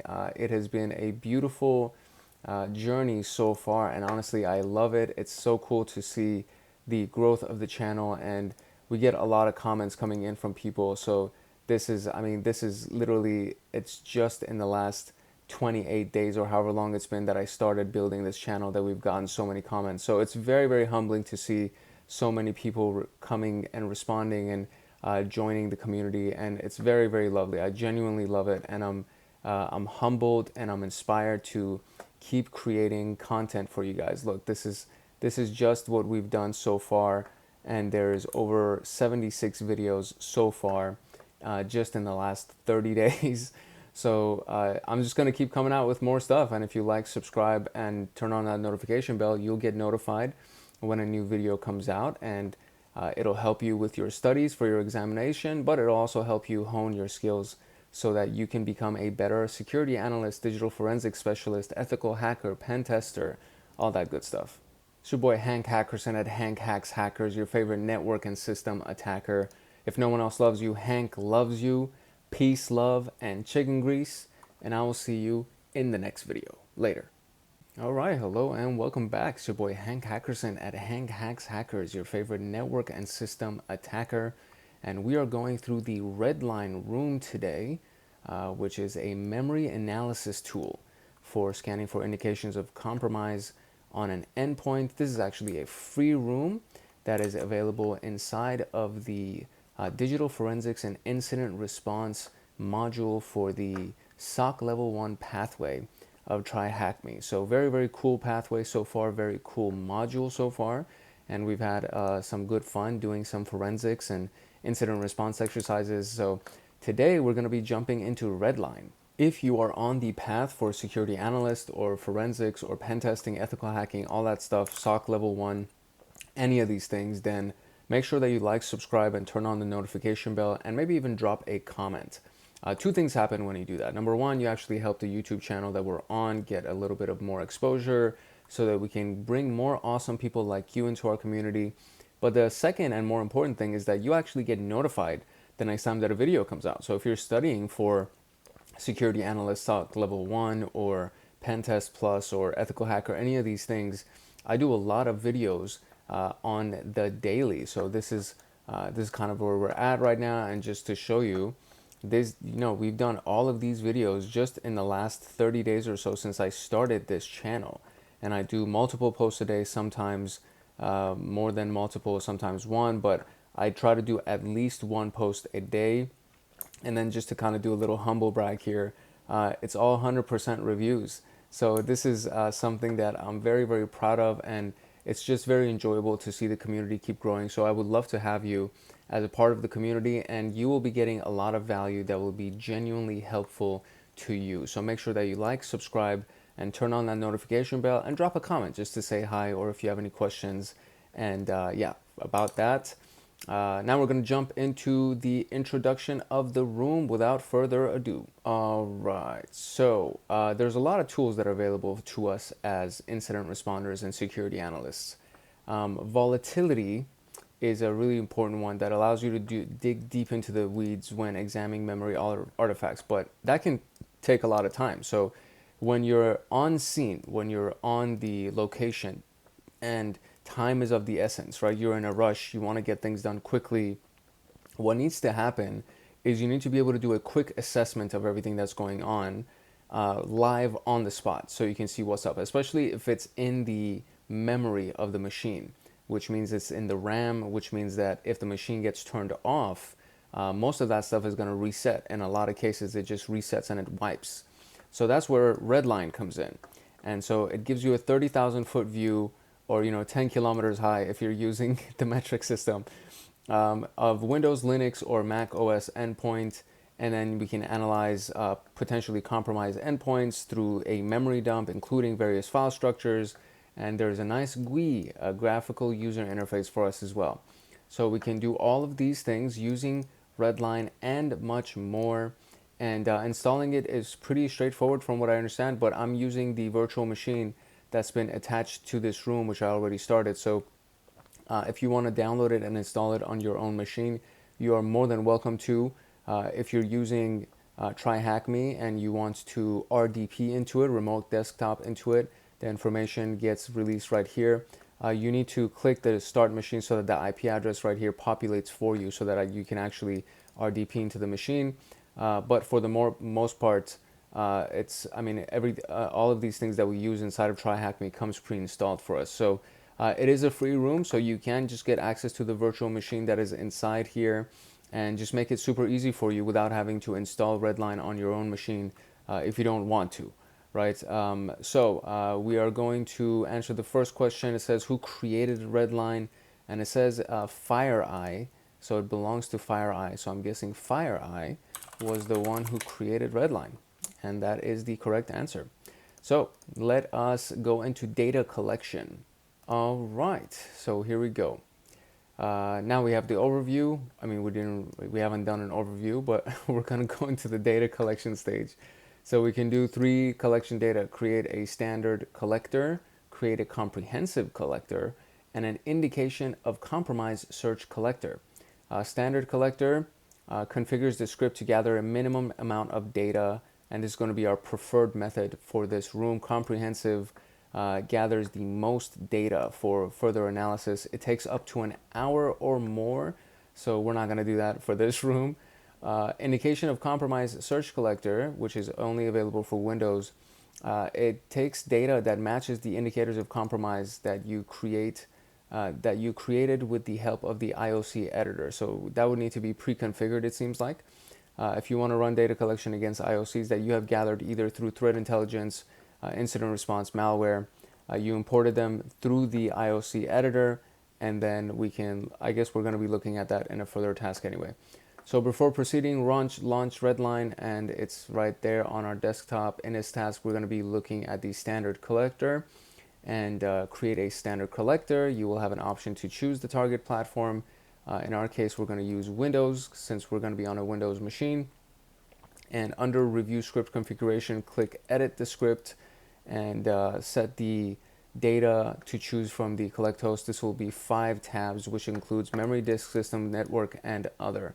So we're going to look at some of the details. This is what's available for memory, and you can just kind of glance at this. I'm not going to read through all of that right now. We can configure to collect memory data such as process listings, yada, yada, yada. For this exercise, uncheck hook detection and make sure the acquire memory image is also unchecked. And be sure to check to make changes to the settings in each tab as necessary to mirror the settings illustrated in our content. So the disk tab, we're going to do exactly what it looks like right here. And the system will provide with machine information, so on and so forth. And we're going to make sure that we check what is checked.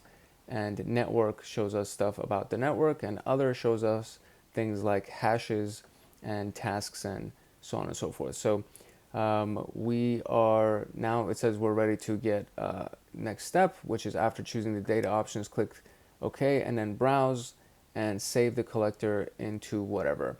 We need to create a folder where the analysis file will be saved and the script for collecting data. In our case, we're going to save it to the analysis folder that's going to be in the public documents, or that's what he's done. I'm probably going to end up doing it on the desktop just to make it a little bit easier. And you can choose any folder you want, but make sure that the folder is empty. After you choose the save collector, you will see the collector instructions, and this is what it's going to look like.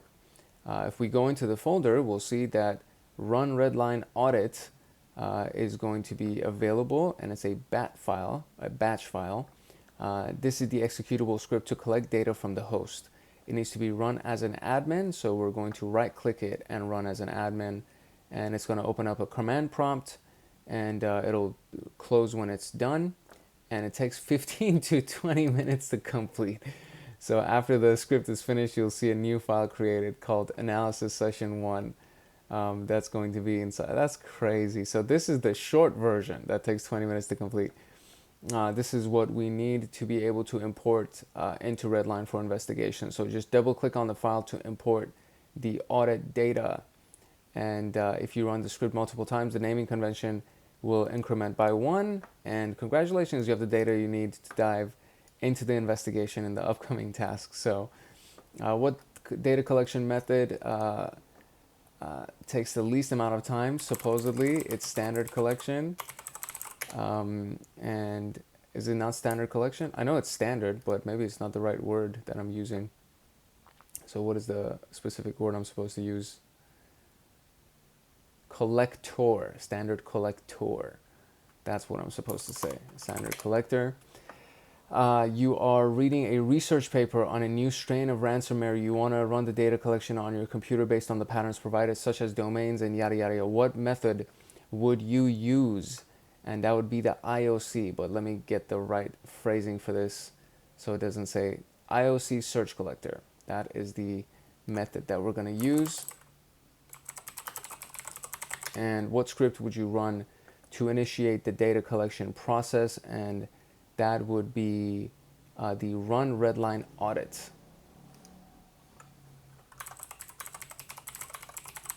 .bat, because it's a batch file. And if you want to collect the data on disks and volumes, under which option can you find it? So the collection of disks and volumes, it was going to be under, I think it's under OS, right? No, it's not on the system. Oh, disk. Yeah, it has to be the disk option. And we want to do disks and volumes. So let me see if it is actually, yeah, disks and volumes, disk enumeration under disk. So that is going to be the option. I'm going to say it's disk enumeration is what they're looking for. Disk enumeration. And finally, what cache does Windows use to maintain a preference for recently executed code? Ooh, that's a good one. We just did that too. I totally forgot what the actual name is, but okay, so the hint basically says to use their user's guide. So I just did a Google search for this question, and we have it right here, and it actually shows it right here. So the Windows component, the Windows uses prefetch, and that's what the specific cache was that I was using. So it should be prefetch. And yeah, okay, there you go. I was about to say, dude, if you give me the wrong answer, I'm gonna freaking punch the screen. No. I'm not gonna punch my screen. I love this computer too much. Okay, so very good. So that's just like that. We ran it, but I do need to go ahead and do the loading of all this information and actually run the data capture for this machine.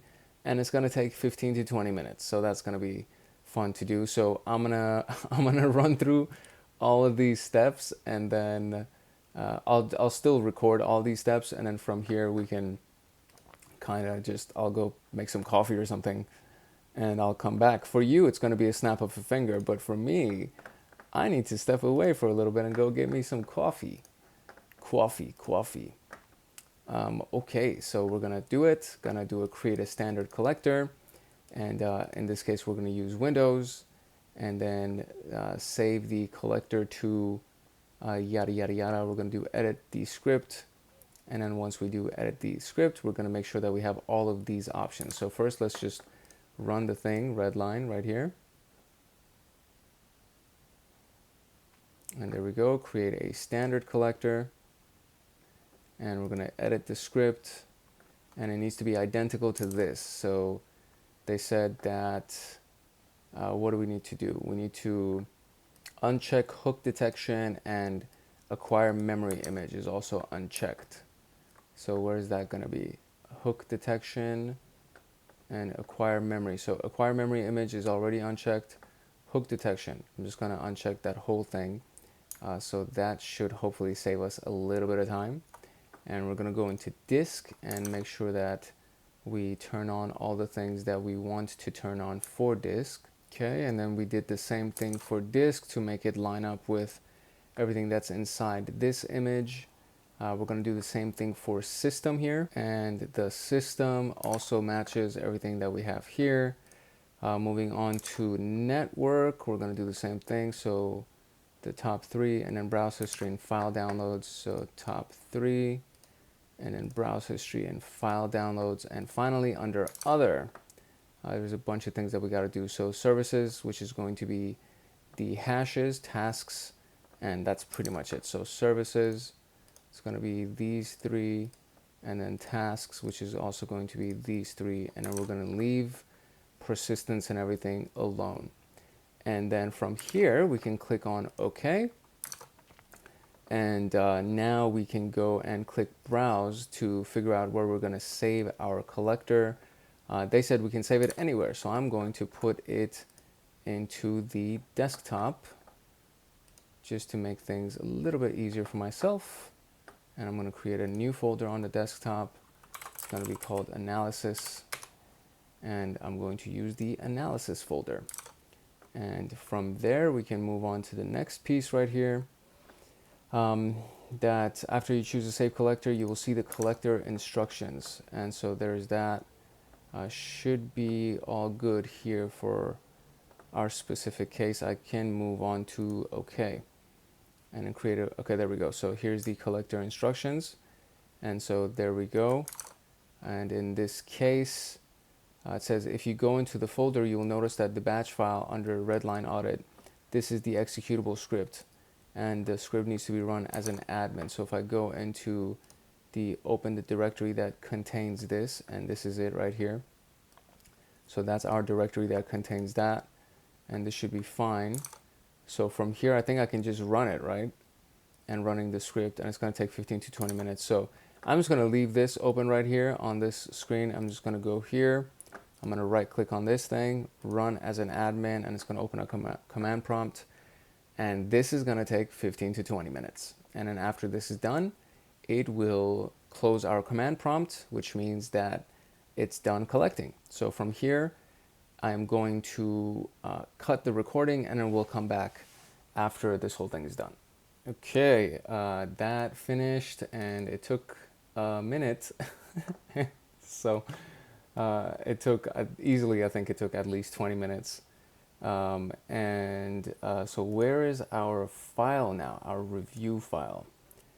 So let's go back to our instructions here and see where we can find it. Let me go back. It's the data collection set right here. And so after we go through all these, it's gonna save it, and it's going to be available in the analysis session. So it's gonna be under sessions, sessions, analysis, session 1. So we're gonna go into sessions, analysis session, and there it is. So we're gonna open that up inside of Redline and do some analyzing. The Redline interface, so this is what it's at right now. So it's currently creating our analysis session. When it's imported, we're going to see something that resembles this view, and on the left panel we have system info and processes. Then a handle is a connection from a process to an object or resource in a Windows operating system. Memory sections will let you investigate unsigned memory sections used by some processes. Strings, captured strings. Port is the critical sections that we want to pay attention to. Most malware often initiates the outbound or inbound connections to communicate to their C2 server, like exfiltrating data, so on and so forth. This situation is where you can review the suspicious connections from ports and IPs. Pay attention to the system processes as well. The threat actors like to avoid detection by hiding under the system processes.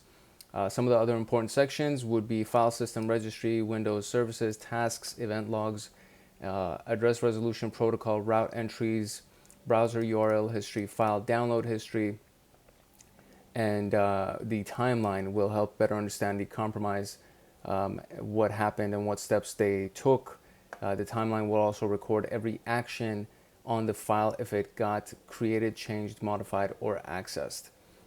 If you know when the host was compromised, you can use the time wrinkles to filter out the timeline to only show the events that took around the time, and then we can kind of modify it the same way that we would any other thing.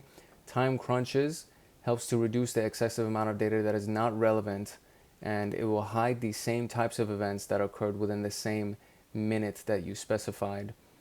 And cookie history, and a lot of other options that come around here.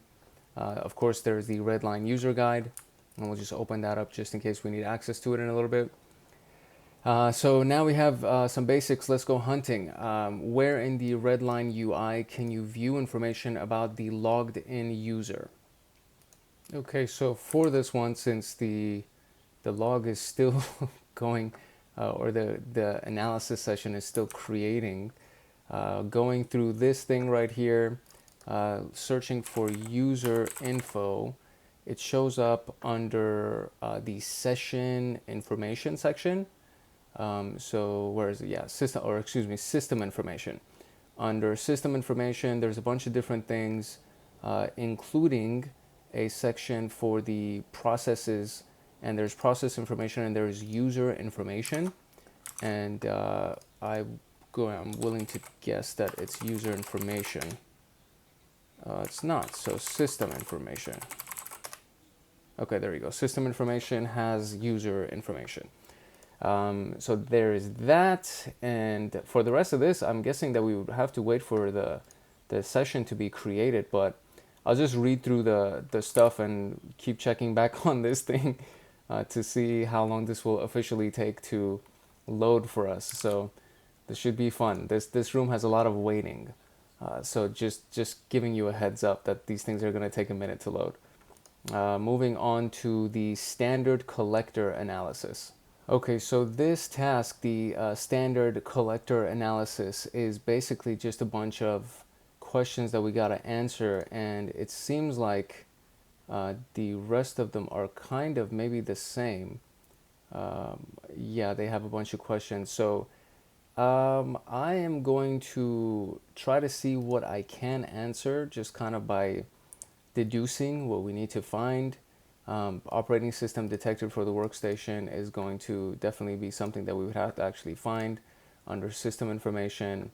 The rest of the system information and for other useful data, what is the suspicious scheduled task, find a message that the intruder left, All of these things have to do with the actual analysis, which is still loading. So we are going to come back to this when it is loaded.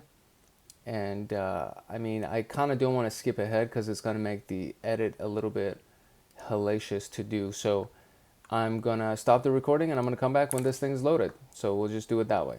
Okay, so I just reloaded it and that one took a few seconds to load. So thankfully it was not that bad. And now we can kind of go into the answers for these questions. So operating system detected for this workstation is going to be under system information. So let's try to find the OS for this workstation, which is right down here. Windows Server 2019 standard. Hopefully I can copy this. I can copy it. And so let's do that. And that should be our answer. Excellent. Be sure to check the rest of this for other useful data. What is the suspicious scheduled task? Message that's for you in the task. There's a new system event ID created by the intruder. Message of the event ID. Intruder downloaded a file containing the flag for question 8. Provide the full URL of the path, the full path to where the file was downloaded, including the file name, and provide the message in the file. So for the rest of the questions, I don't think we need anything that's inside the system location. So what we're going to do is going to try to find the scheduled tasks that were created on the victim computer. And that should be under tasks, I would say. Let's see what we can find here. Okay, so it says that it was created on the victim's computer. So the victim, based on what we found in the system information tab, is administrator. And we see it right at the bottom. It's logged in user administrator. And the host name at the top is THM Redline. So what we want to do is we want to go into the tasks section under analysis data, and it'll bring everything up for us, and then we can just go under the account name and find the administrator. And in this particular case, the creator is THM Redline administrator, and it's a Microsoft MS Office update fa.ke, so it's fake.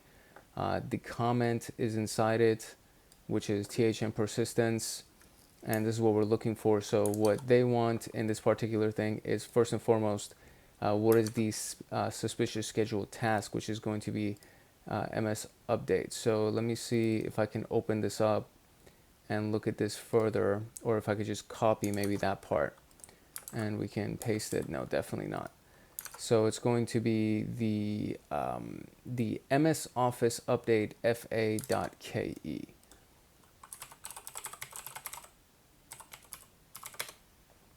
Okay, there we go. And find the message that was inside this task, which is going to be inside of this comment, unless there's anything else that's available, which doesn't seem to be.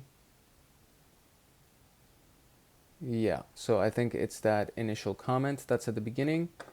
This, I do need to open this up. Like it would be, okay, there we go, finally. Okay, that opened up.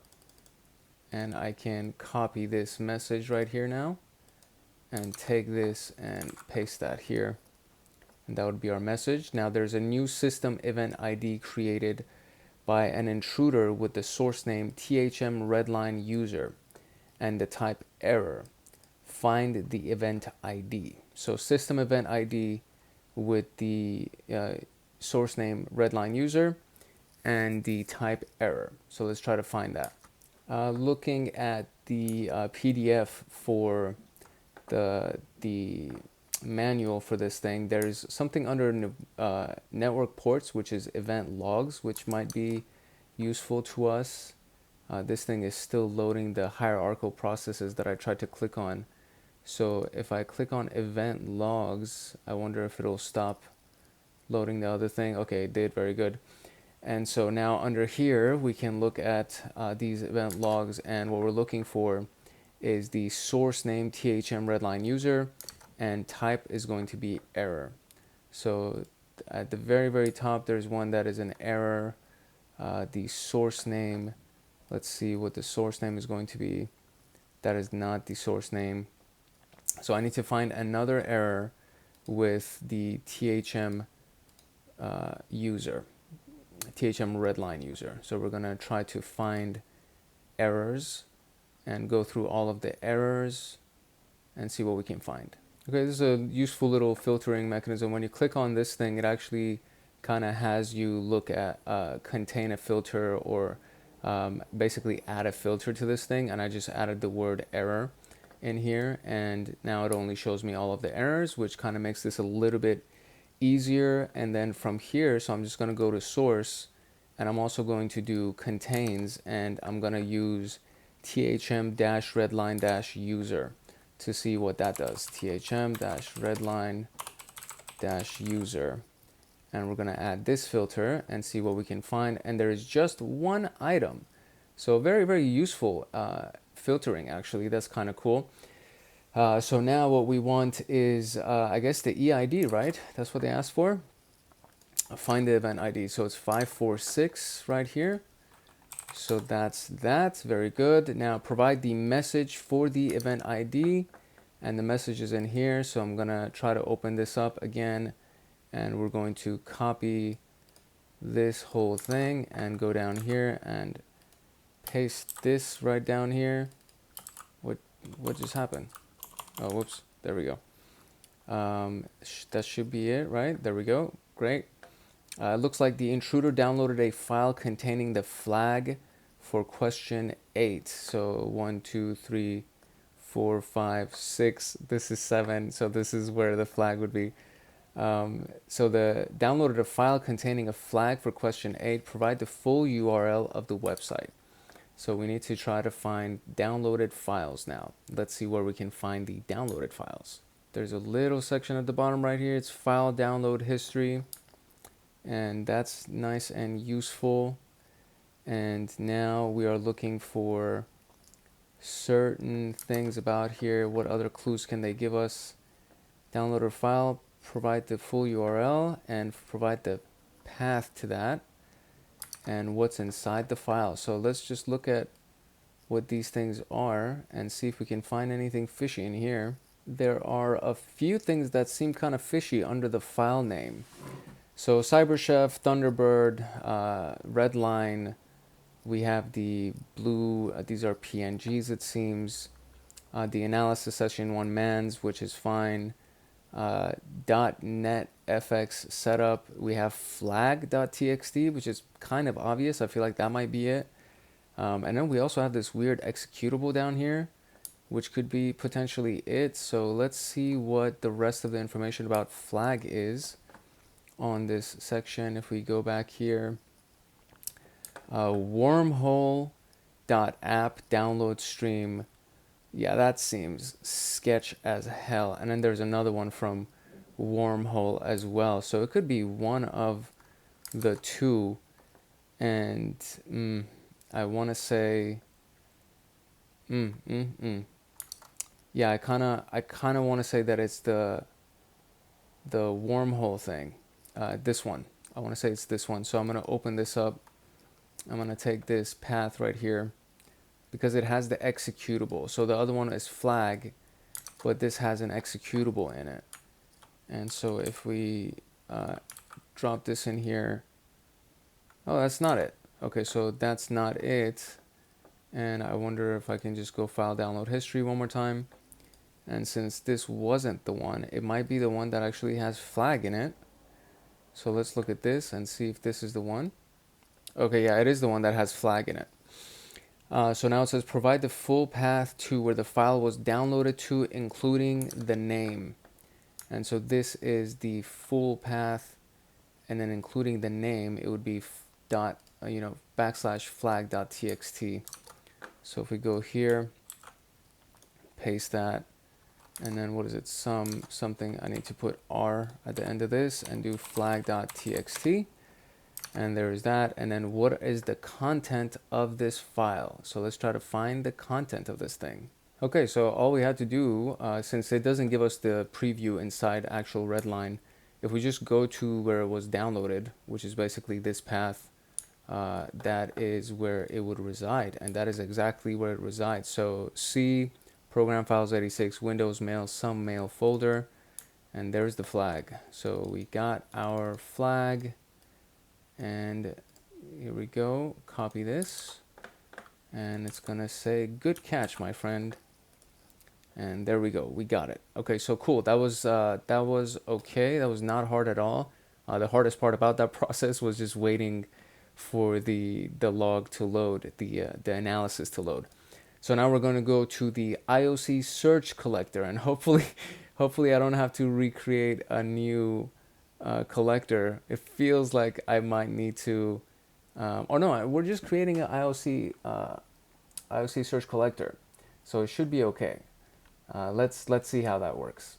Okay, so before jumping into it, they give us a decent description of what an IOC is, and you're more than welcome to just pause the screen if you want to read that. But it's basically an indicator of compromise, which is a sign that says that you might be compromised, or you might be getting compromised.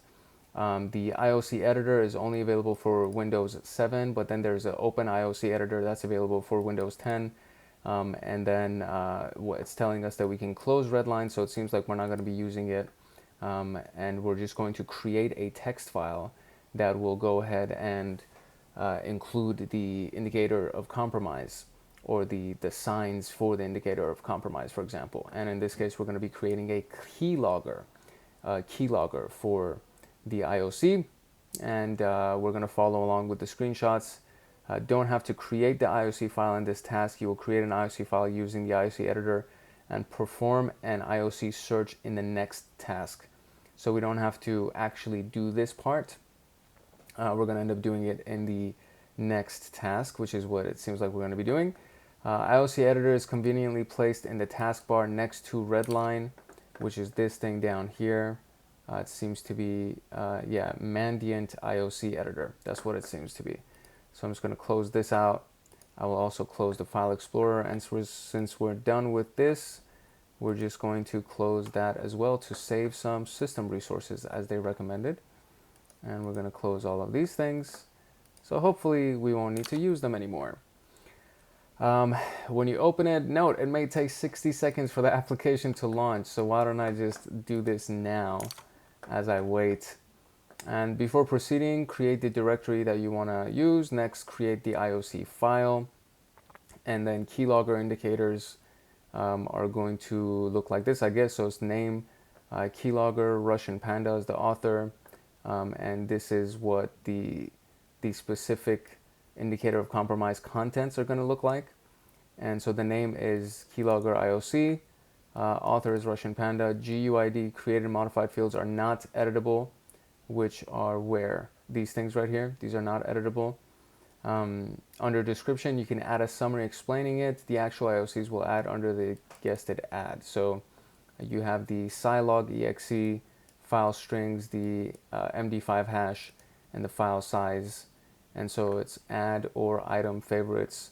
And then you can even search from within the contents and add it that way. So item, favorites, and then where to go. It went all the way down. Okay, whatever. And then so you can use one of their pre-made folders, it seems like. Once you select an item, you can enter the value for them directly. So you can add it within the properties, or the file extension contains yada yada yada, and you just start adding things to it. Once you create the value, you click save, and you can right click on it for additional options. And from here we can save, I think. So we'll leave that to explore on our own. Now that we've created it, let's move on and back to the IOC search collector in the Redline tool. If you close Redline, now is the time to relaunch the application. You can close IOC editor again to free up system resources. IOC search collector will ignore the data that doesn't match an IOC that you've gathered, although you can always choose and collect the additional data as the Redline user guide states. To create an IOC search collector, click browse, choose the location of the IOC file. Redline will automatically detect it and place it in the indicator section as shown below. And from here, we're going to, there's unsupported search terms that they will not show any successful hits in Redline. And then there are supported search terms that there will be something for. After you are finished reviewing the configured IOC, click next, edit the script, configure the data that configure what data will be collected for analysis. For this example, keylogger file IOC search, the following parameters were selected, and it's under disk. I'm guessing everything else was not selected. You will choose different settings for your script compared to the settings above. When done, it's okay, saved, and then browse. After executing the batch file in the same manner as before, now wait for the analysis to finish. So I have to wait another like 20 minutes. You will see the man's file analysis session 1. Double click and open it. If Redline fails, you can manually generate it by creating new IOC report and importing the IOC file. When the generation completes, you will see hits, and we can expand it. And from the screenshot, you can see that it was on Chrome DLL based on what they were doing, I guess. This is a false positive, so let's review the details. And this is what this looks like. And it matched the string rydev input sync that we had in that. It's important to gather granulated and accurate artifacts. The screenshot below is of a file with the most amount of hits, which means that it's most likely the file that we're looking for. And so this is what this looks like. It has the MD5 hash of the mofo and checksum API and all of that stuff. It's an executable, so on and so forth. So now you should be able to answer the questions below using the screenshots above. So what is the actual file name of the keylogger? Okay, so this is actually the information. So scilog.exe is the actual name of the keylogger. So there's that. What file name is the file masquerading as? So maybe that's what thm, what is it, 1768.exe is? Okay, that's what that is. Who is the owner of the file? The owner of the file is homeboy right here. It's win yada yada. This is horrible because I have to type all of these things up. And so let me see if I can kind of zoom in a little bit and kind of get that available to us. So win, and it's 2DET 5DP 0 NPT \Charles. Okay. What is the file size in bytes? And 35,400 is that answer. And provide the full path of where the IOC file was placed after the Redline analysis, including the IOC file name as well. The full path of the IOC file after the Redline analysis. Okay, that is not the path, because that's not the path of the IOC file. That's the path of the keylogger. So I think I used the wrong path. So it's supposed to be this, I think.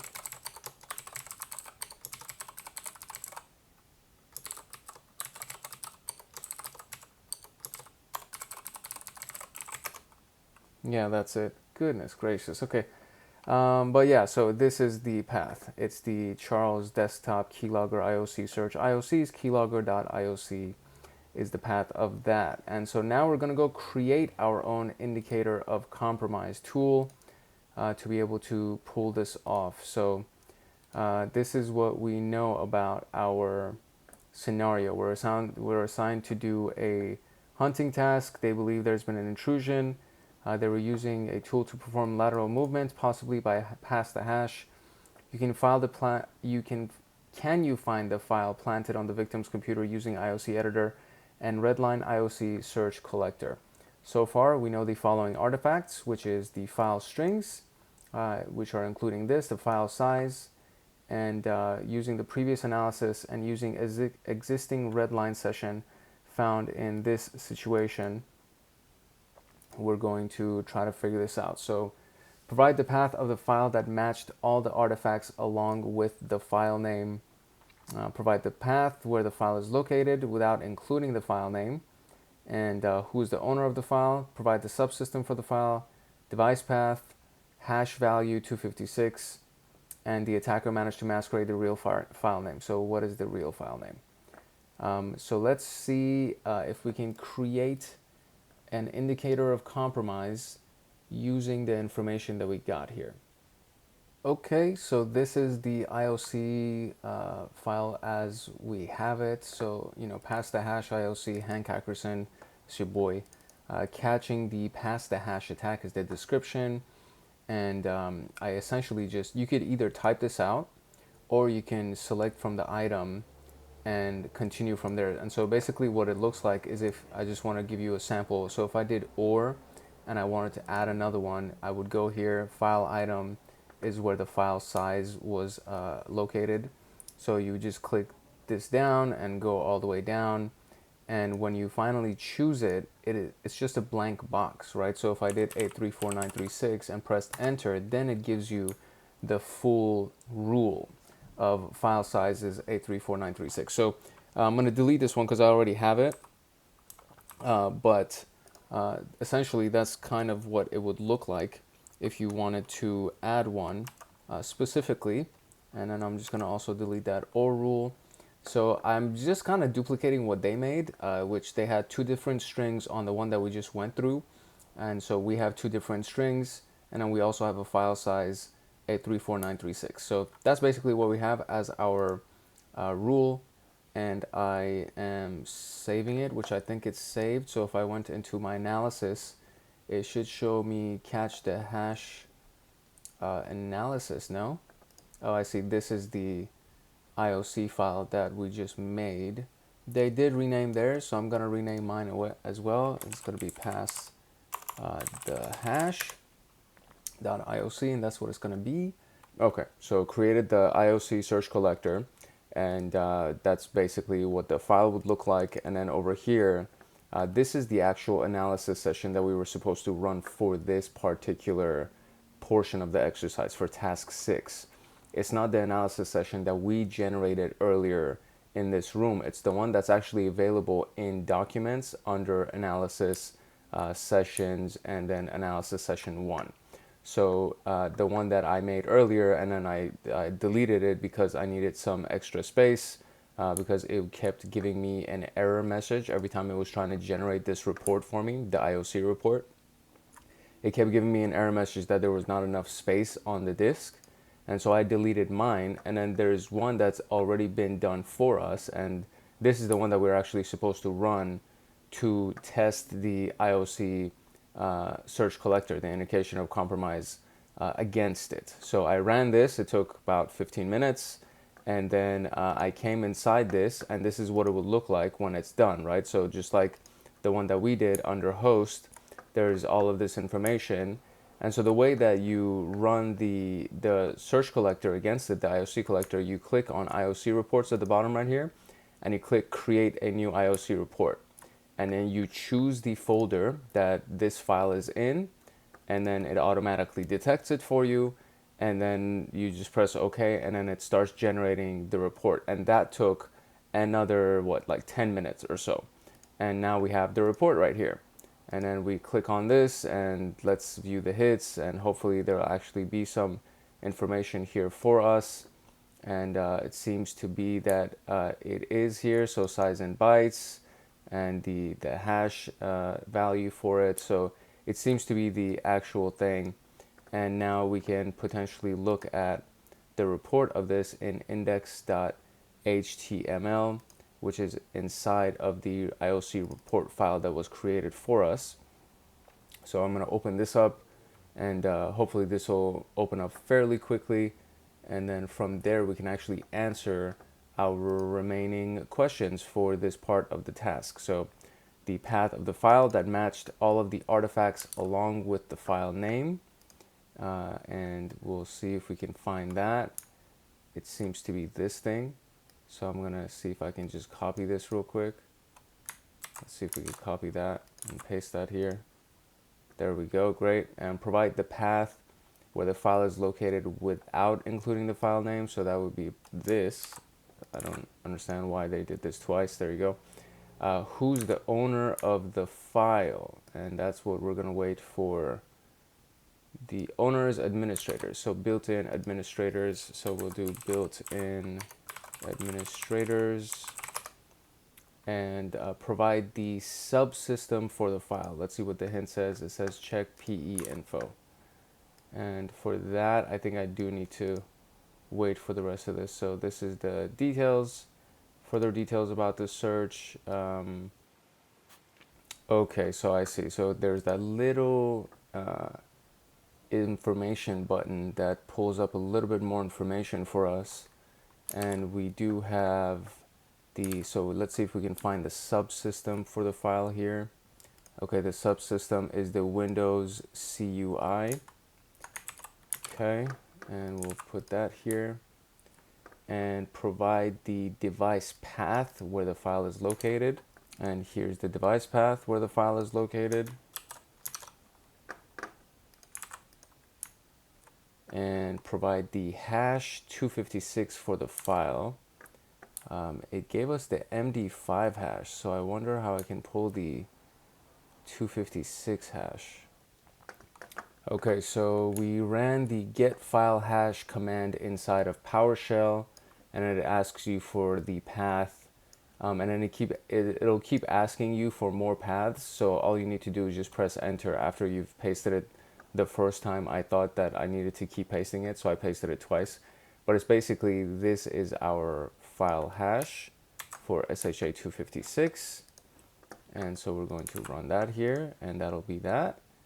And lastly, the attacker managed to masquerade the real file name.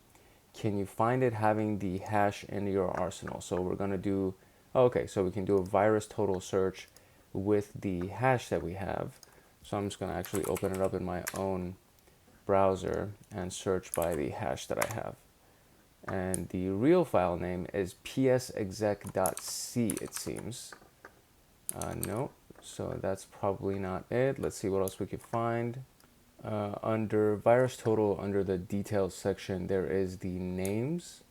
So we have psexec.exe, that might be it. So let's see if that is it.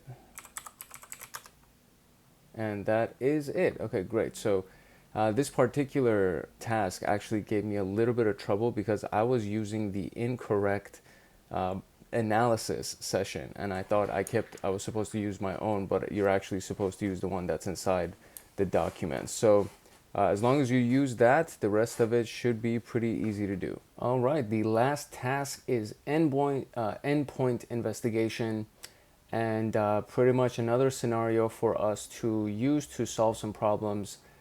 Scenario is that a senior accountant, Charles, is complaining that he can't access spreadsheets and other files that he's been working on. He also mentioned that his wallpaper got changed with the saying that his files got encrypted. This is not good news, and we're going to do a memory analysis of the compromised host. And essentially, they're telling us to use the endpoint investigation folder that's on the desktop of the machine and the analysis session mans file that's inside of that thing. Fun fact, the last time that I ran this, which was yesterday, so it took me 2 days to complete this room, mainly because yesterday I was just kind of running around like a chicken with its head cut off, and I deleted this folder as well as some other key folders that were required for this task because I was trying to save space, because it told me to delete some folders to save space, and I was just, yeah, let me just delete everything. This seems irrelevant. And then as I skimmed through the rest of this particular room, I was like, holy shit, I actually needed this folder, so on and so forth. So today, because I had to restart the machine all the way from the beginning, everything repopulated. So now we have this file. And I already have it loaded up, actually. So you kind of click on it, and there's no other files inside it. It's just these two files inside it. And I double-clicked the analysis session 1, and it took about not even 5 minutes. I think this one actually loaded much quicker than all of the previous ones that we've worked with, and we already have all the information on the left side here. So should be pretty good. So the first question is, can you identify the product name of the machine? Let's see what our hint gives us. System information. Next one is the Notepad exe process, the note that was left on the desktop for Charles. Check the Windows services section, which is for the Windows Defender service. What is the name of the service DLL? And then the user manually downloaded a zip file from the web. Can you file that? And it's going to be under file download. and the rest of it should be fairly simple. So first and foremost, we need to find the product name of the machine, which is going to be under system information at the very, very top. And then we just need to find the product name of the machine. And it's right down here under OS information, operating system information. It is Windows 7 Home Basic. So we're just going to copy that and go out here and voila.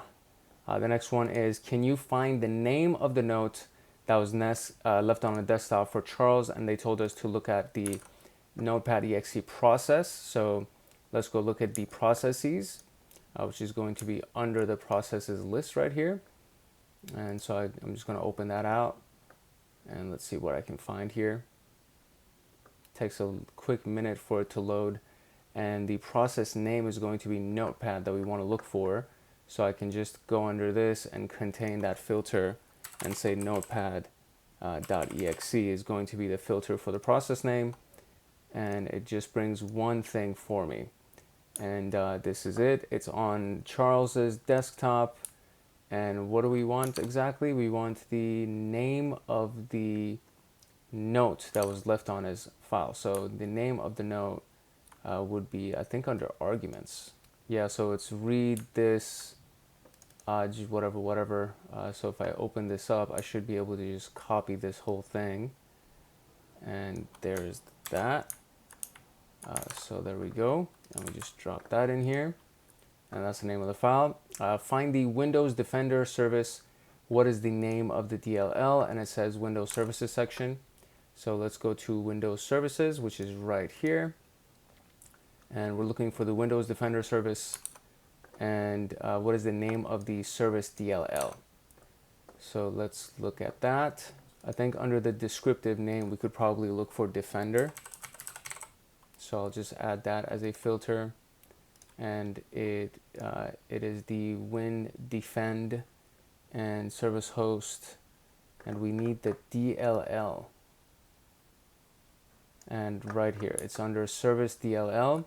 So MPSVC DLL is what we're looking for.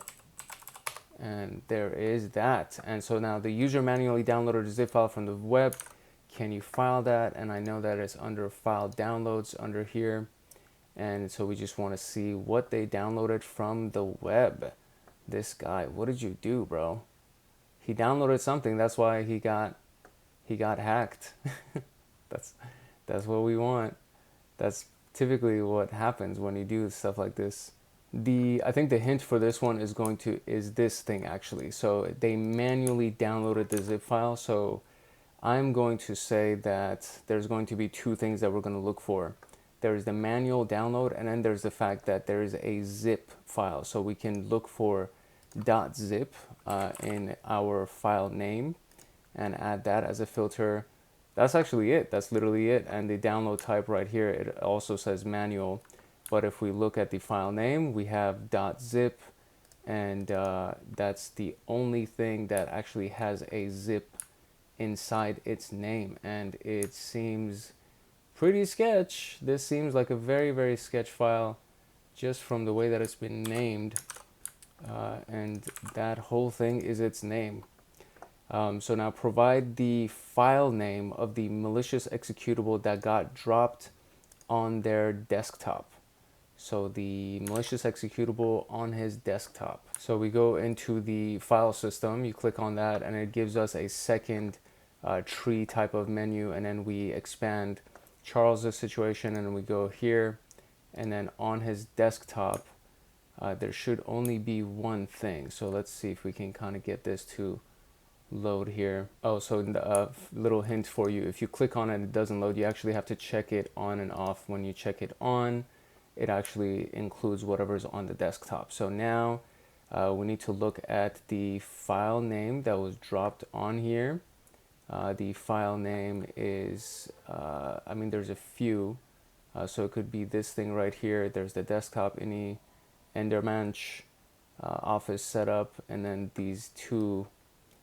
There's a txt file, and then there's the other thing that's also read this. And so what are we looking for?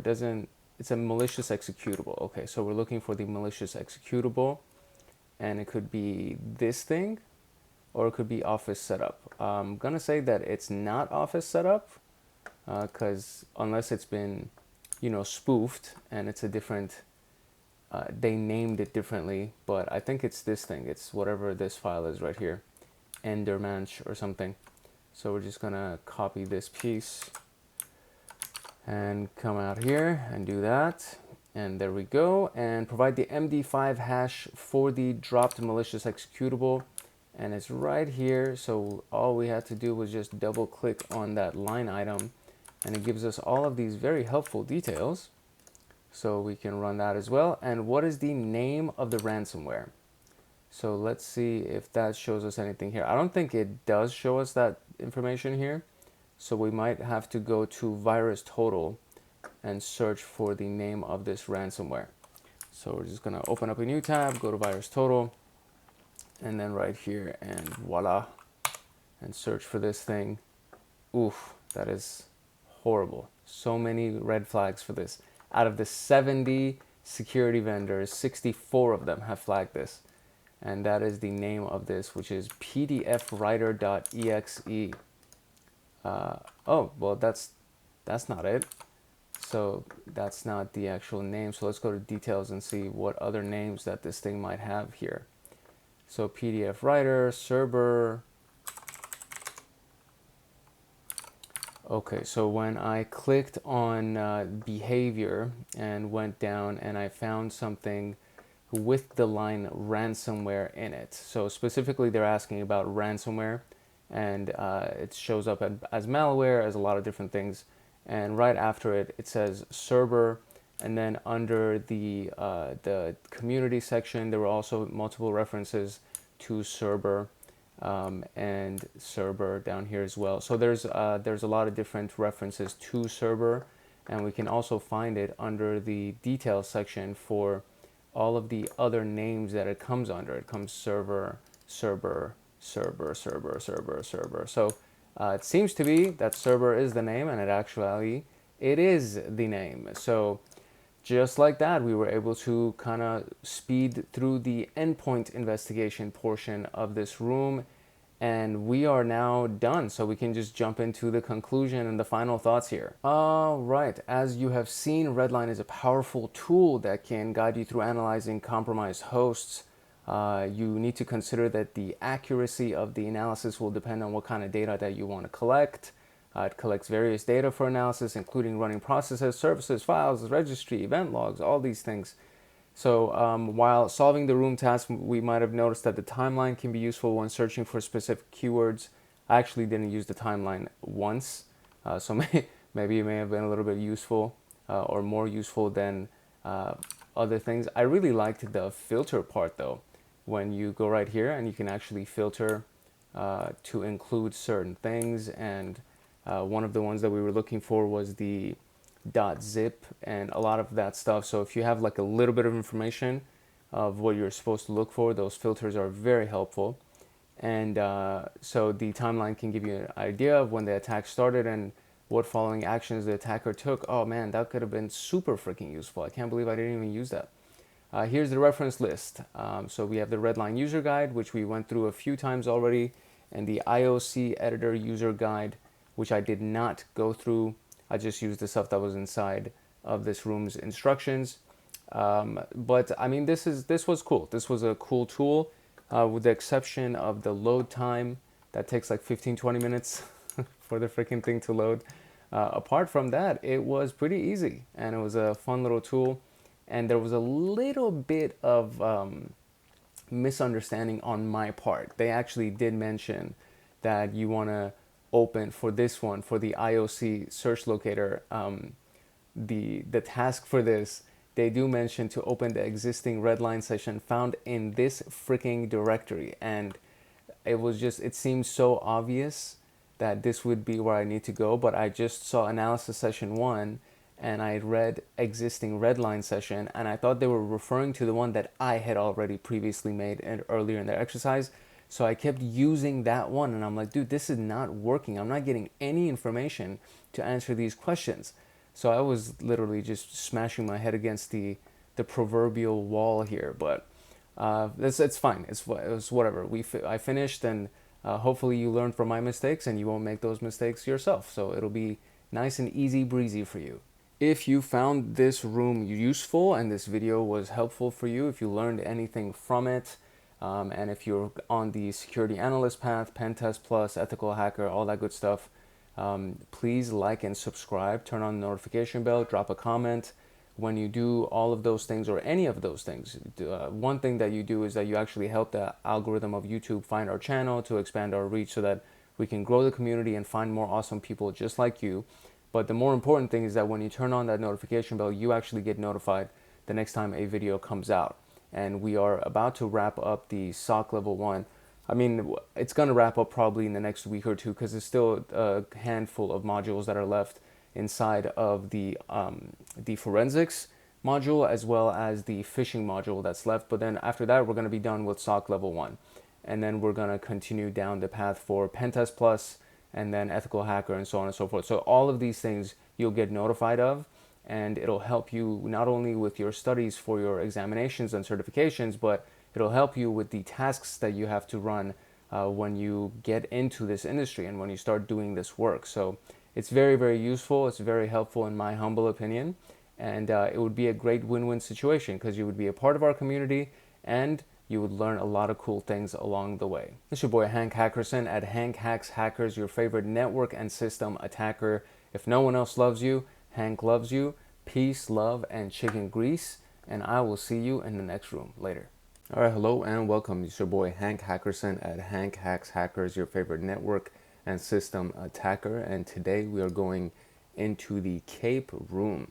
And we're going to look at the Kroll artifact parser and extractor for collecting and processing forensic artifacts. This is a part of the digital forensics and incident response module of the SOC level 1 pathway of TryHackMe.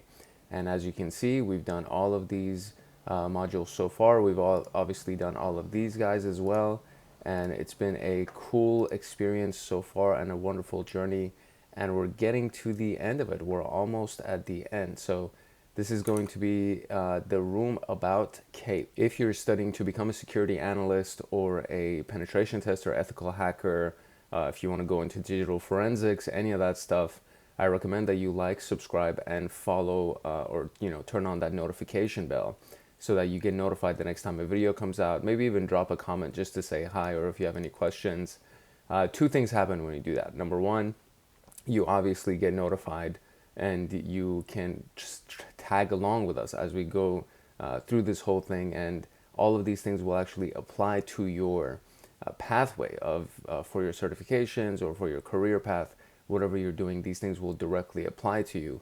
But the second thing also is that it kind of does help the channel with the YouTube algorithm so that YouTube can find us and help us gain a little bit more reach so that we can find awesome people just like you so that we can grow this community and really help as many people as we can with their path to security analysis and ethical hacking, all that stuff. So I think it's a win-win situation, and it would mean the world to me if you were part of our community. Okay, so jumping into the learning objectives for this room, basically we're going to be revisiting Windows Forensics, and we did Forensics 1 and Forensics 2 as a part of this pathway already. So if you haven't watched these two videos right here, I would highly recommend that you go watch those first, because I think we're going to be touching on a lot of topics about that. And then what we're going to be doing is learning about KAPE, how KAPE works, and the different targets and modules about KAPE and collecting analysis data.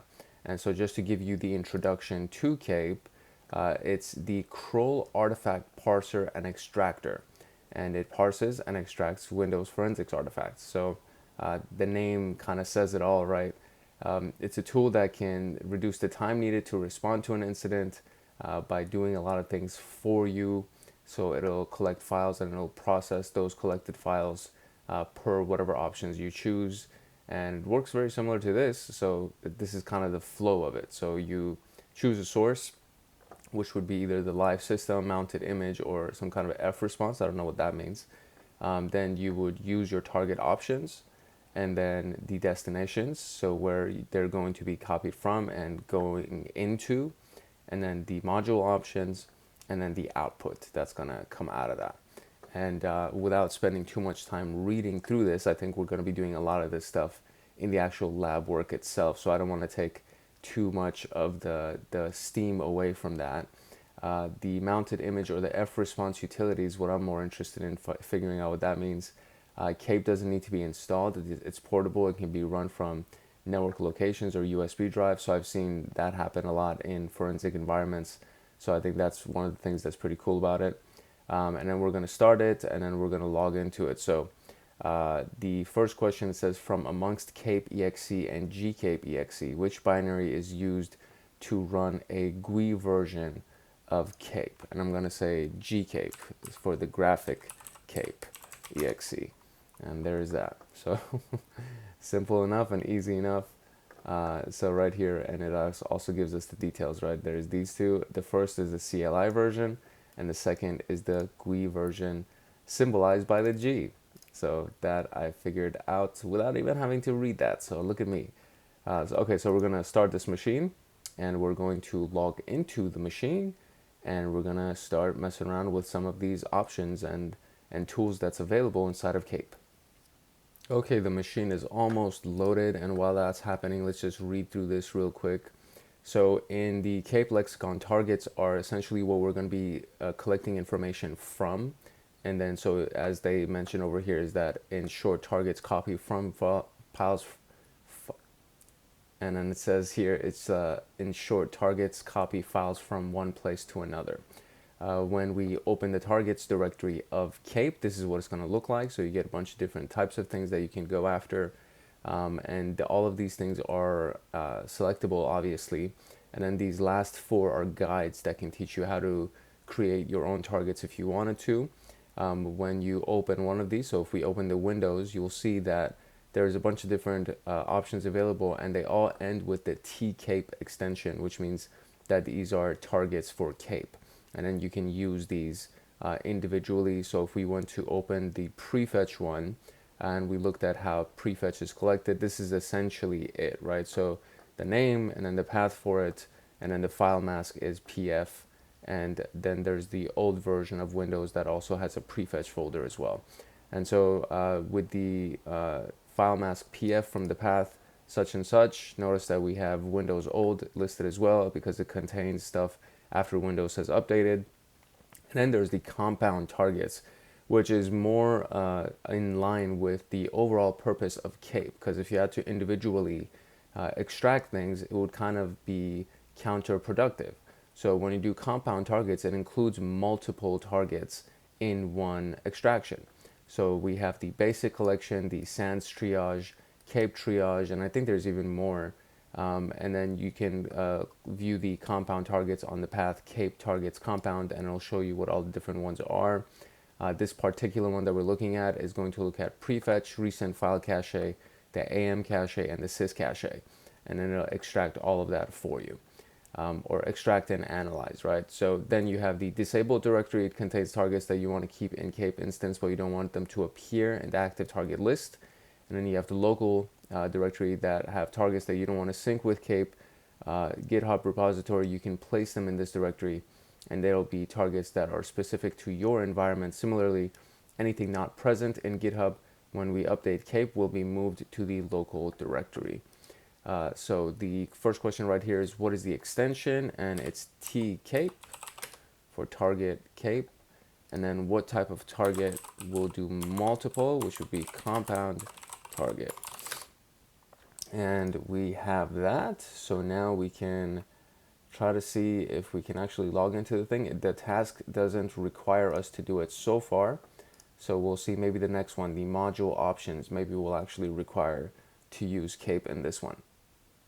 All right, so modules run specific tools against provided set of files. It's not to copy from one place to another, which might be the goal of target, but to just basically run some command and store the output. And this is what it looks like inside of the modules directory. And then you'll see that there's guides here as well. And there's the compound, local, disabled, all that stuff. A lot of things are similar with the exception of bin being one of the extra things that exists here that was not in targets. And if we were to just open the Windows version, this is kind of what it would look like, where it has some PowerShell stuff. It ends with mKape instead of tKape, and then you have Windows Net and a lot of other things as well. And this is what a sample one looks like, where the executable is the ipconfig executable, which pulls up all the IP configurations of the machine that you're on, and then you want all of them to be exported in a text format inside of ipconfig, and so it can do that for you pretty quickly. And then there's a mention right here that it says, what if the executable that we want to run is not present on the system? That brings us to the bin directory. And inside the bin directory, you'll find executables that we want to run, but they're not natively present on most systems. And that could be anything from the amcache to bstrings to the JLEC. We messed with JLEC when we were in a previous room inside the digital forensics. So all of these things could not necessarily be present in all systems, and sometimes you want to be able to run these things and get the output exported in a text file. So that's the modules. So that would be mKape is the extension of this, and the stuff that doesn't exist would be inside a bin. And so just like that, we are done with modules. And the very first thing, or the very next thing that we're going to be looking at is the KAPE GUI. So from here, we might actually be able to open up the KAPE GUI and see what we can do.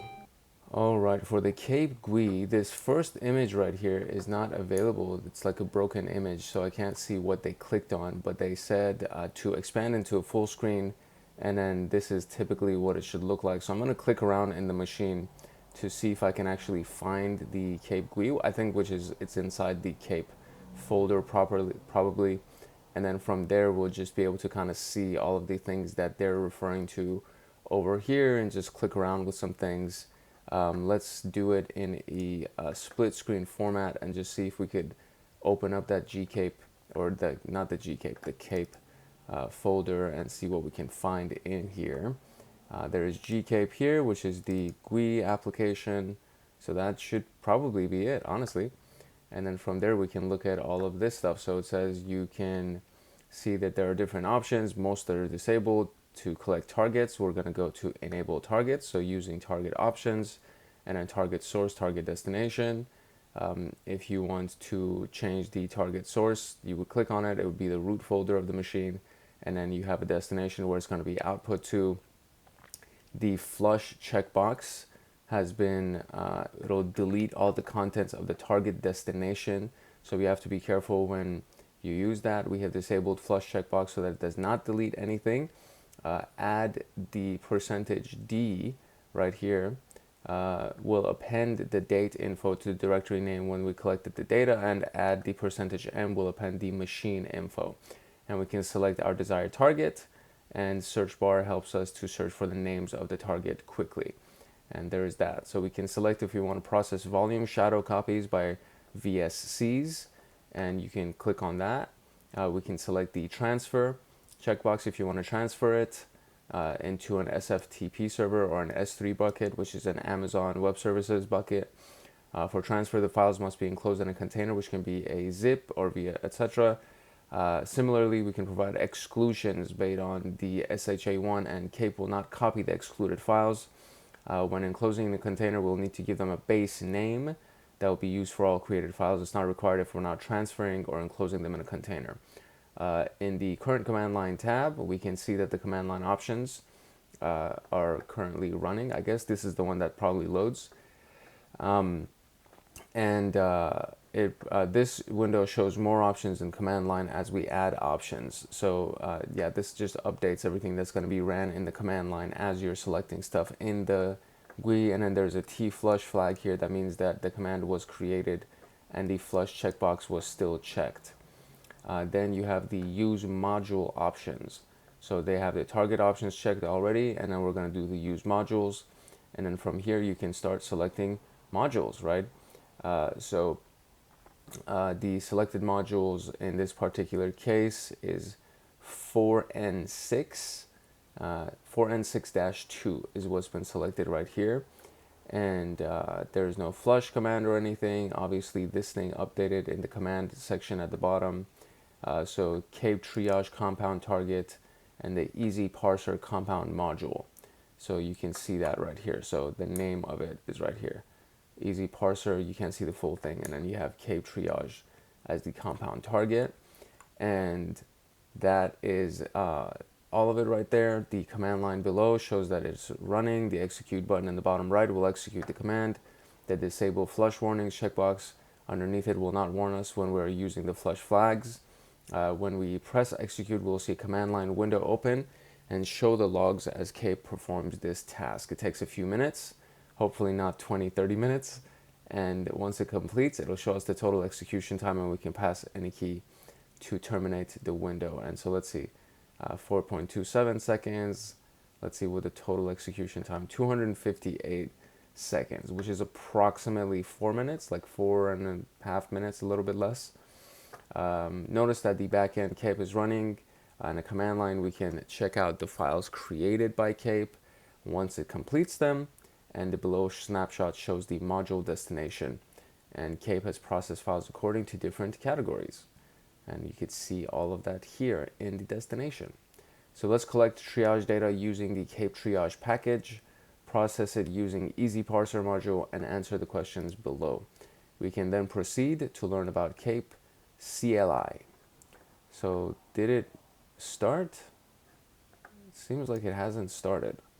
I double clicked it and it seems like it has not started. So let's go open it up in this window right here in the full screen, and let's see if it'll actually work when launched in the full screen. Hopefully it will. Okay, so we now have this loaded and we can choose some targets here. So the target is going to be the source, just like that, and the destination.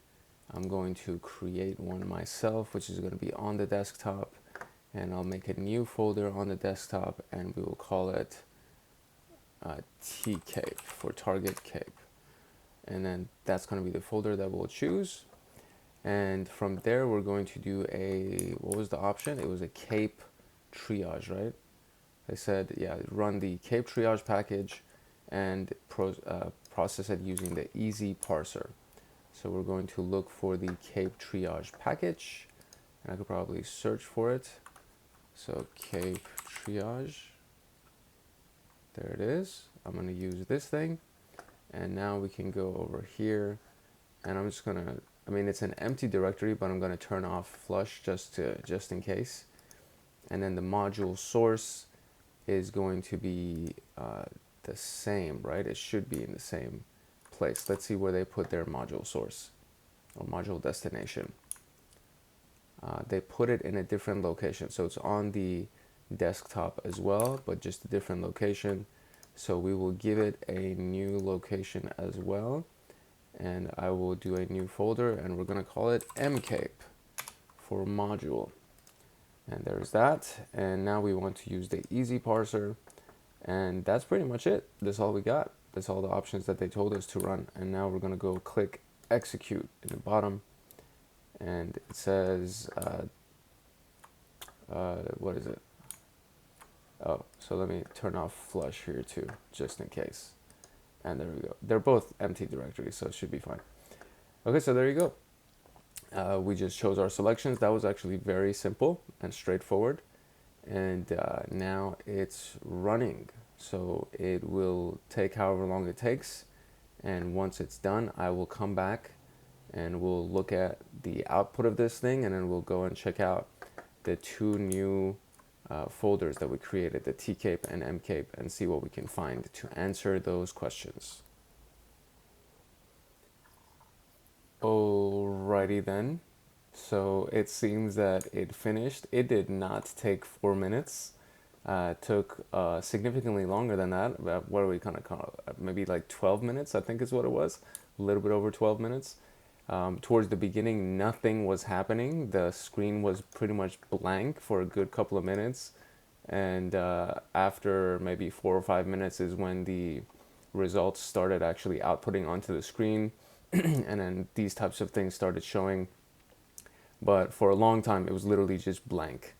And then after, maybe 4 or 5 minutes is when it kind of started printing this portion of it, and then all of a sudden started using the targeting and then deferring and yada yada yada, and it finally got to the very end of it, and it hasn't given me the command of press any key to exit. It just gave me total execution time 258 seconds, whatever. It gave me the total execution time here. So I'm just not going to close this for now, just in case it still needs to do some things in the background. And what I'm going to do is I'm going to go ahead and answer these questions here. And this is, oh, you know what? It seems like I didn't even need to do anything because it says in the second to last screenshot, and then what option has to be checked and what option needs to be checked. So I didn't even need to run that apparently. So there is that, just so you know. And we could have just used the screenshots above to answer these questions. So I feel a little bit silly right now, but whatever. At least I ran it, and now I know what could be done, and you kind of got a sample of what could be done. I feel really silly, but all right, moving on. In the second to last screenshot, what target have we selected for collection? So this is the screenshot, and then second to last screenshot would probably be this thing. And so the target that we chose is, it says target source is this, and then the target destination is this, and target is KAPE triage. So that's the target, and we're going to use that. And then in the second to last screenshot, what module have we selected? And the module name is the easy parser, and it was being done through the GUI as we saw. What option has to be checked to append the date and time? And that was percentage D, I believe, from what I saw. Let's verify that. So it's add percentage D, and then there's add percentage M. So they're just asking for the thing. So it's percentage D is date and time, and percentage M is that. And I didn't even need to run this freaking report. How crazy is that? Learn from my mistakes, you guys. Please learn from my mistakes. Okay, so we got the KAPE GUI taken care of. Now we're going to go to the KAPE CLI.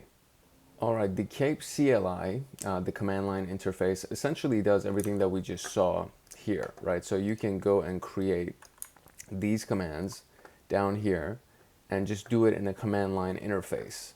And it's very similar to this, like it's almost identical to this. The only thing that doesn't show is this dot backslash at the beginning. But apart from that, it's pretty much the same. So you would, first if you just did, if you're inside the KAPE folder and you just run kape.exe, it'll show you all the options. And then you can see that, T source would be the target source, target configuration to use, meaning the target, specific choice of target you want to use, the target destination, the flush if you wanted to flush it. Then you have the module source, the module itself, the module destination, module flush. If you wanted to output these things to a S3 bucket, for example, all of these things are available, and you can just create the command as so. And so the way that we would run it would very much be what you kind of saw in the other section, and you would start with adding kape.exe, then you would have your target source, and then you would add the target for the specific target that you want to use. Then you use your target destination, and this is just a basic series of commands that you have to have in order for this to run. And then if you wanted to do target flush, you could do that, but if you leave it out, then it doesn't do target flush. And then after this, you can start doing a module destination. And so it says you can do a module source in similar to the T source, but in this case, let's use the target destination as a module source. By doing this, we won't need to add it explicitly, and we can move to adding the module destination using module destination. So they just skipped module source in this series of commands, and they only added the module destination, which is the output folder for where that's going to go, and then you have the output folder for where the target's going to go. And then from here, you add the module itself, which is the easy parser. And that's it. And you just press enter, and you just need to make sure that you're running this with an administrator privileges shell in order for that to work.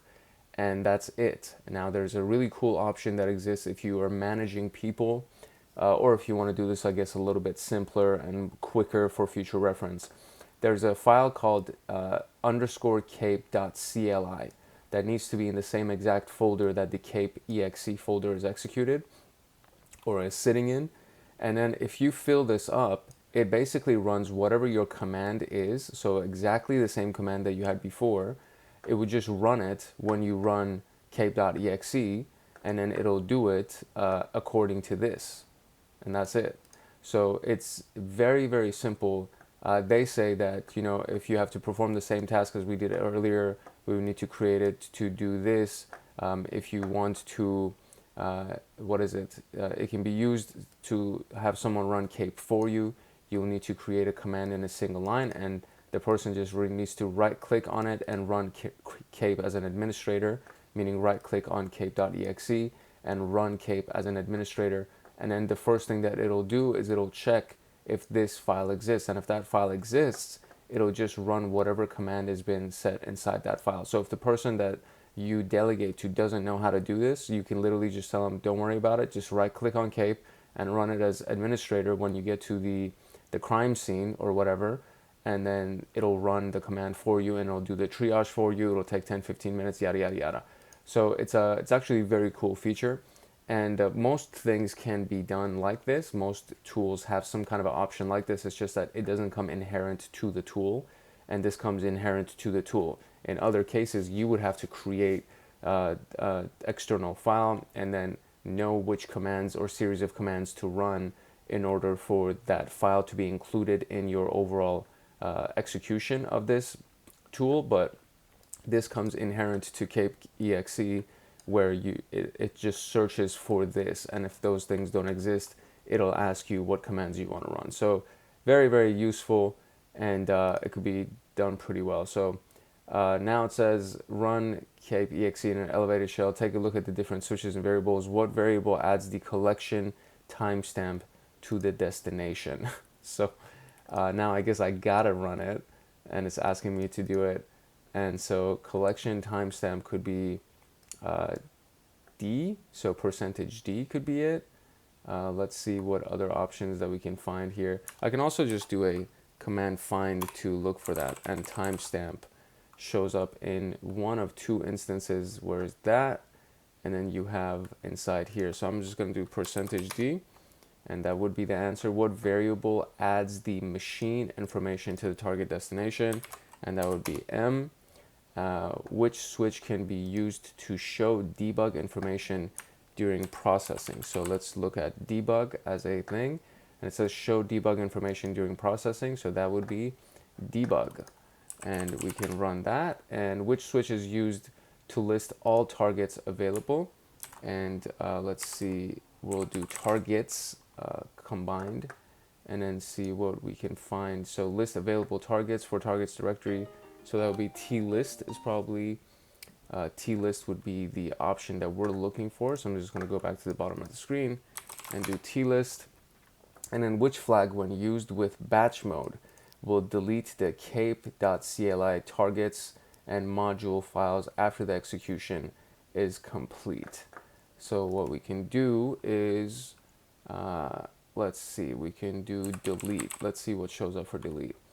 Delete all files in T-destination prior to execution, delete all files in MDES prior to execution, and then KAPE will delete KAPE CLI in both target module directories upon exiting, so it could be CU, and or will not be deleted, so that's not it. So CU probably is what we need to look at, and there it is. So we got it. So just like that, we were able to answer all of these questions as well, and I didn't need to run any commands or anything inside the CLI, but maybe the hands-on challenge will finally make me feel not too bad about running this freaking thing. So let's see what the hands-on challenge is all about. Alright, the organization X has an acceptable use policy for their portable devices, including laptops. This policy forbids users from connecting removable or network devices, or network drives, installing software from unknown locations and connecting to unknown networks. It looks like one of the users has violated this policy. Can we help Organization X find out if the user violated the acceptable use policy on their device. The user's machine is attached to the room as a VM, which is the one that we have. So navigate to KAPE and run KAPE with your desired target and module options and answer the following questions. So I think maybe this thing was not wasted. I think I needed to do all of this just for this exercise. So now I can go through the outputs that I got and see what I can find. So the question for one is 2 USB mass storage devices were attached to this virtual machine. One had a serial number of this ending in ABCDE. What is the serial number of the other USB device? And the hint says check the registry folder, any artifacts related to USB mass storage devices. Ignore input devices, Bluetooth devices, or root hubs. So we're going to open up the TCAPE and let's go to C and let's see what we can find here. Okay, so it's actually not in the targets folder, it's inside the module folder. And inside the module folder, there is a registry, and then there is this one, and look at all these things.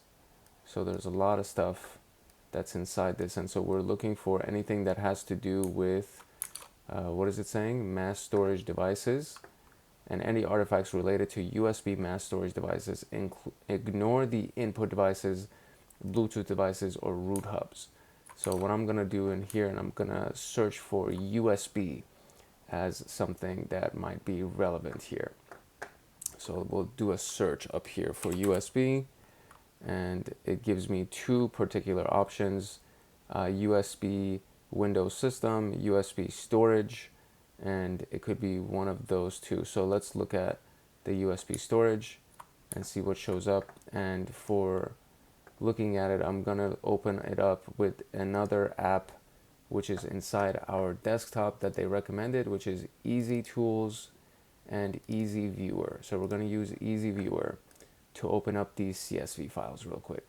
Okay, inside Easy Viewer, there are only 2 items here. So what we need to do is we need to expand some of this information, although it feels like I don't even need that information really. What I do need is the serial numbers, and there is A, B, C, D, E, and then there's the serial number for the other one, which is this thing right here. So I'm gonna copy this, and that is probably what they're looking for here. So we'll do that and submit that, and that is the right answer. Great. So 7-zip, Google Chrome, and Mozilla Firefox were installed from a network drive location on the virtual machine. What was the drive letter and path of the directory from where these software were installed? So 7-zip, Google Chrome were installed from a network drive location on the virtual machine. So we can, I guess I'll close this down because it just opens new windows for each one. So we're gonna go back to MCAPE and we're gonna try to look at installations. I think it might be under system activity. All right, after doing some research, because it's going to take, instead of loading all of these things to try to find which one might have the information, I just did some research to see where that information might actually show up. And so it seems to be, and then we'll verify this right now, that it would be inside the automatic destinations that's inside file folder access. So this is still inside of the modules output folder that we found. And then from there, we're looking for file folder access inside of the automatic destinations that shows up under the file folder access. So let's see what shows up. Let's see what actually happens when we load this thing. And it's almost loaded. Okay, so here is the info that we're looking for. And it says 7-zip, Google Chrome, and Mozilla Firefox were installed from a network drive. So we can see what has been installed and then go from there.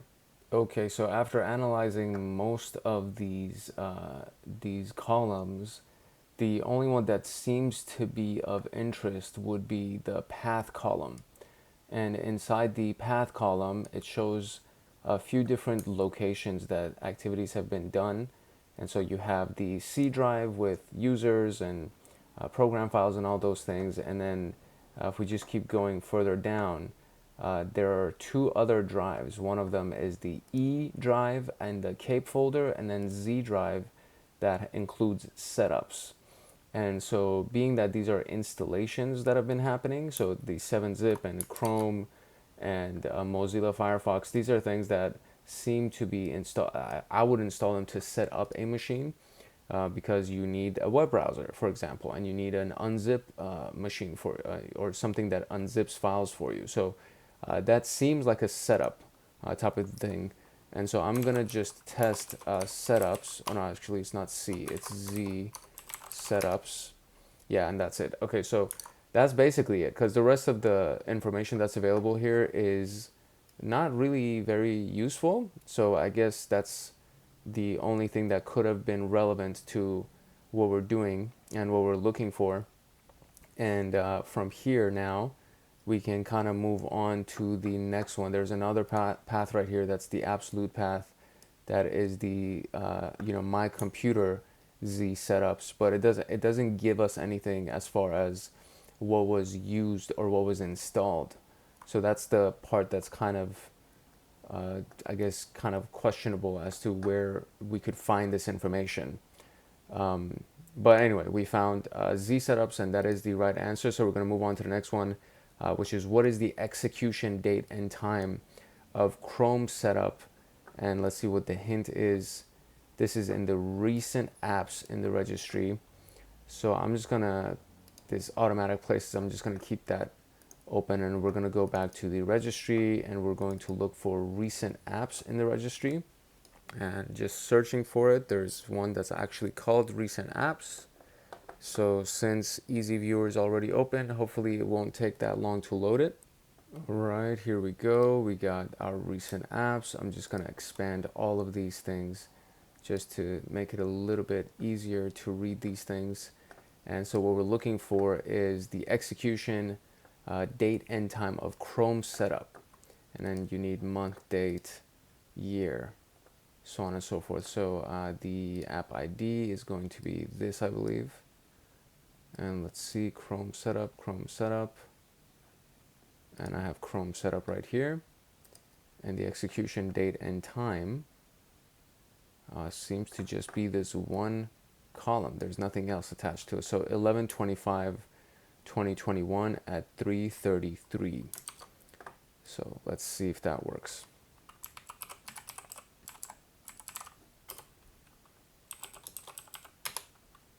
All right, that was right. Now, what search query was run on the system? And that's going to be in the world wheel query. So let's see where that sits. Okay, so inside the registry folder, I searched for word wheel, and that also is in here. So we're going to open that one up and search through that. And we're looking for the search query that came from that. And then the next one is the network named network 3. So when was that first connected to? And the KAPE was copied from a removable drive. Can you find out what the drive letter of the KAPE was copied from? That was actually, I remember it was above, I think it's E. I think that's what it was. Yeah, it is E. Okay, so there you go. So I remember that because I saw it in the same place that we found the Z setup. So it was like right above it.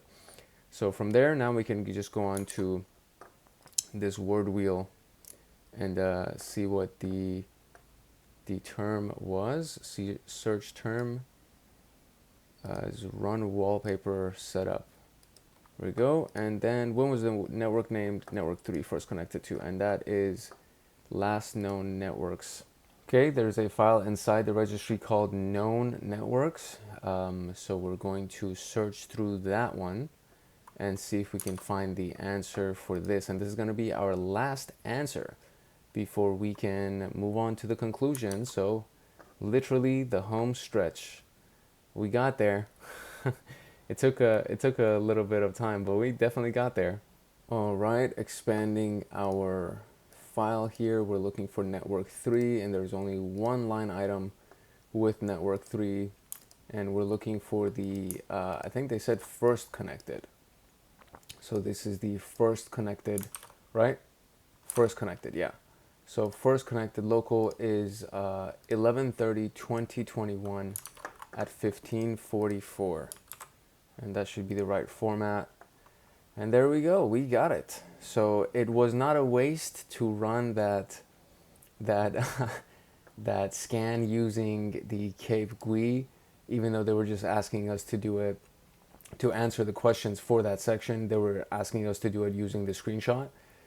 So it was fine. I could have just let that scan run in the background while I was answering all of these questions, and then by the time that we got to the hands-on challenge, it would have probably been ready. But I waited for that to finish, and then I started answering these questions. So that kind of felt like a little bit of wasted time. So for your own sake, what you can do is when you get to the portion for the module options and it asks you, or the KAPE GUI, when you get to the portion for the KAPE GUI and it asks you to, or demonstrates how you can run a scan, definitely do that and then do the rest of it. And then hopefully by the time that you get to the hands-on challenge, you'll actually have your scan be finished, and then you can use the output of the hands-on challenge to answer those questions. So in conclusion, there really isn't much that they're going to share with us. So they just said that you can stick around and find out what other interesting artifacts you can find, and you can let us know what you found interesting on the Discord or Twitter channel. So this is a free room, so maybe that's why they're kind of not really, I mean, no, they usually they promote other rooms when they get to the conclusion. So I guess for this one, we don't really have much to continue with, especially since the next thing is going to be Volatility and Velociraptor and stuff like that. So this was really the only thing that was attached to KAPE, which I think is fine. I don't think there's anything wrong with it. This was definitely a learning experience for me. I like KAPE.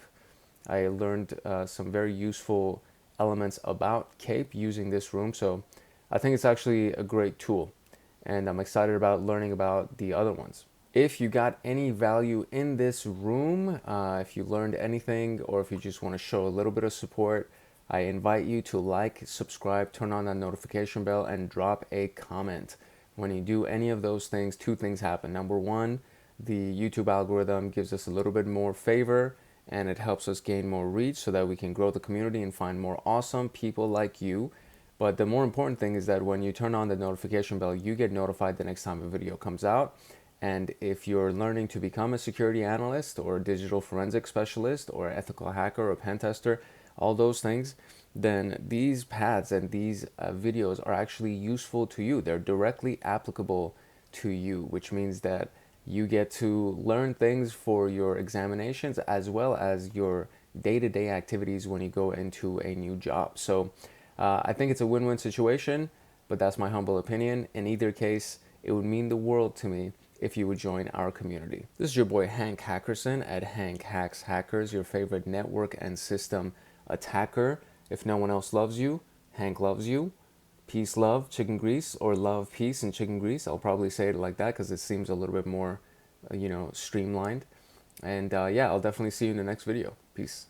All right, hello and welcome back. It's your boy Hank Hackerson at Hank Hacks Hackers, your favorite network and system attacker, and we are going into the Volatility room today. This is a part of the digital forensics and incident response pathway of module of the SOC level 1 pathway inside of TryHackMe. And we've done all of these awesome things so far. So this is going to be another tool that we're going to add to our tool belt for digital forensics, which is Volatility.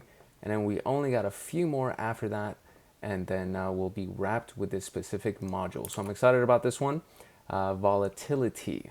Let's jump into it. If you are studying for Ethical Hacker, Pentest Plus, Cybersecurity Analyst, or Security Analyst, or if you want to go into digital forensics and incident response, I welcome you to like, subscribe, and turn on the notification bell, and even drop a comment. When you do any of those things, two things happen. Number one, you actually help our channel gain favor with the YouTube algorithm so that we can actually grow the community and find more awesome people like you. But the second and more important thing, especially when you turn on the notification bell, is that you actually get notified when a video comes out in this path. And if you're studying for any of these paths, this actually helps you with your examinations as well as with your day-to-day functions of the job. If you like or comment, it'll sometimes show up in like your discovery section or in your or new post section when you're just scrolling through YouTube. But when you actually turn on that notification bell, it sends you a notification that, hey, another video came out along this path or in, you know, one of the similar paths. And it's very useful in my opinion. I think it's very useful. When I was studying for my examinations, I actually used TryHackMe as a tandem of the school that I was going to, and it was just way more useful because the school they don't have enough time to show you all of these things and to give you the details and all of these things. So they give you kind of like generic overview of a lot of the concepts, and you're supposed to do a lot of self-study. So when you do this hand in hand, it just makes it easier. In my opinion, it makes it a lot easier to not only pass your examinations, but actually do a good job when you get hired on as a security analyst for a big company or for the government or something like that. So yeah, without further ado, let's jump into the introduction of the room. Volatility is a free memory forensic tool developed by the Volatility Foundation and used for by malware and SOC analysts. Used by malware and SOC analysts. So malware analysts, that's what they mean. With the blue team or as part of the detection and monitoring solutions. It's written in Python, yay, my favorite language, and is made up of Python plugins and modules designed. I'm super excited about this. As soon as I read Python, I'm really excited. So Windows, Linux, Mac OS, all that good stuff, written purely in Python, super fucking exciting. And it uses memory dumps from THM rooms and memory samples from Volatility Foundation. We recommend going through the core Windows processes room. I have already done that. If you have not done that, it's recommended to go through that because you'll probably need to pull some information from that. And if we're using the machine or the attack box to run Volatility, download the files attached. If not, it's going to be on the deployment in task 3. So I'm just going to start the attack box as this is running, and I'm going to start the machine as this is running. So all of that stuff could be running in the background while we do the overview and learn some other things about Volatility before jumping into the actual tasks. All right, so this is directly from their wiki. It says, Volatility is the world's most widely used framework for extracting digital artifacts from the memory, which is the RAM, volatile memory samples. And as we discovered earlier in this module, volatile means that they could be gone in any second, and RAM, because it's in the system memory, and anytime you restart the system or turn off the system, that could potentially reset and just be wiped and no longer available. It's one of the most volatile locations. So the extraction techniques are performed completely independent of the system being investigated, but offer visibility into the runtime state of the system. The framework is intended to introduce people to the techniques and complexities associated with extracting digital artifacts from volatile memory samples and provide a platform for further work into the exciting area of research. So it's built off of multiple plugins working together to obtain information from the memory dump. To begin analyzing a dump, you will first need to identify the image type. There are multiple ways of identifying this information. Once you have your image type and the other plugins sorted, you can then begin analyzing the dump by using various volatility plugins against it, and it'll be covered in depth. So it's entirely independent of the system and allows complete segmentation but full insight into the runtime state. And at the time of this writing, there are two main repositories. One is off Python 2 and the other one is Python 3. For this room, we recommend using Volatility 3 off of Python 3. If you have not installed it on your own machine, you need to install Python 3. It typically doesn't come installed on a computer, and you just need to go to python.org to download Python 3. And then when reading blog posts and articles about Volatility, you may see Volatility 2 syntax and all changes in Volatility 3. All syntax changed in Volatility 3. And within this room, we'll be using the most recent version. So that's pretty helpful and useful. Let's talk about installing Volatility. Since Volatility is written purely in Python, it makes the installation steps very easy and universal. That's why Python is amazing. If you've already attempted to use Python on Windows, it's suggested to begin on Linux. However, all operating systems work the same. And if we're using the attack box, it's already present on the attack box, so we can skip these steps. But just for your information, if you want to install it on your own machine and do it, you can just pause the screen right here and kind of follow these instructions right here. So I'm not going to do a full readout of these instructions, but it's, I mean, fairly straightforward. And these are all command line based that you can do. And then that's pretty much it. So we have the Ubuntu machine with Volatility and Volatility 3, and along with all the memory files. Machine is going to start in a split view, and it's not, in case it's not visible, we can just do the show split view, which you'll just see in a little bit. And then if you wanted to RDP into it or secure shell into it, then we'll go ahead and use those login credentials. But apart from that, it should be easy to run and fairly easy to set up. So I'm going to click on show split view and see if these things have been started for us. And from there, we'll just run into it. We'll jump into it. A quick little note for you, the machine. So this, what you see on the right side here, is the actual attack box. And then the machine itself is a Linux machine that is strictly command line, just like this. So it's not very user friendly. And one of the things that I don't like about this is that you can't copy and paste the stuff that's inside of the Linux machine, because the typical right click copy or control C, control V, all that stuff doesn't work. So what I'm going to do is I'm going to log into that Linux machine from the attack box, and then I'm going to just execute everything that way. If you've never secured shell into anything, which I mean, I would recommend you just go into that room and study that, or just do a quick little YouTube search for it.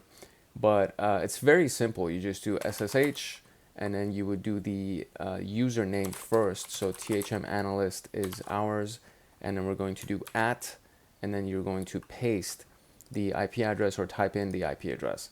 So that's what it is. So first you say, I want to secure shell into this user at this IP. You could also put a domain name over there. And then it says, are you sure you want to do that? And I say yes. And then it asks me for the password. And it doesn't show you when you're typing the password. So you just got to make sure that you do it. And then when it's done, you'll see that it changed. So this was my original command line, and this is my new command line. And I can do something as simple as who am I? And it says I am the THM analyst. And I can do an ID command to show my permissions. And it says that I have a general ID of 1,000, which is not root permissions. So it doesn't really give me much to work with, but at least I'm here. So we can clear that up. And that's basically our login to that that machine. And then what's really nice about doing it this way is that now I can just open up a new terminal, and now I have both of them. So I have mine and I have this one, just in case I need to go back and forth and do certain functionalities that way. You can do it that way. So it's pretty cool and very convenient, in my opinion. It's just very, very convenient. Convenience is a big thing for hackers. You'll learn that soon enough. If you haven't already learned that, you'll learn that programmers and hackers are lazy as hell.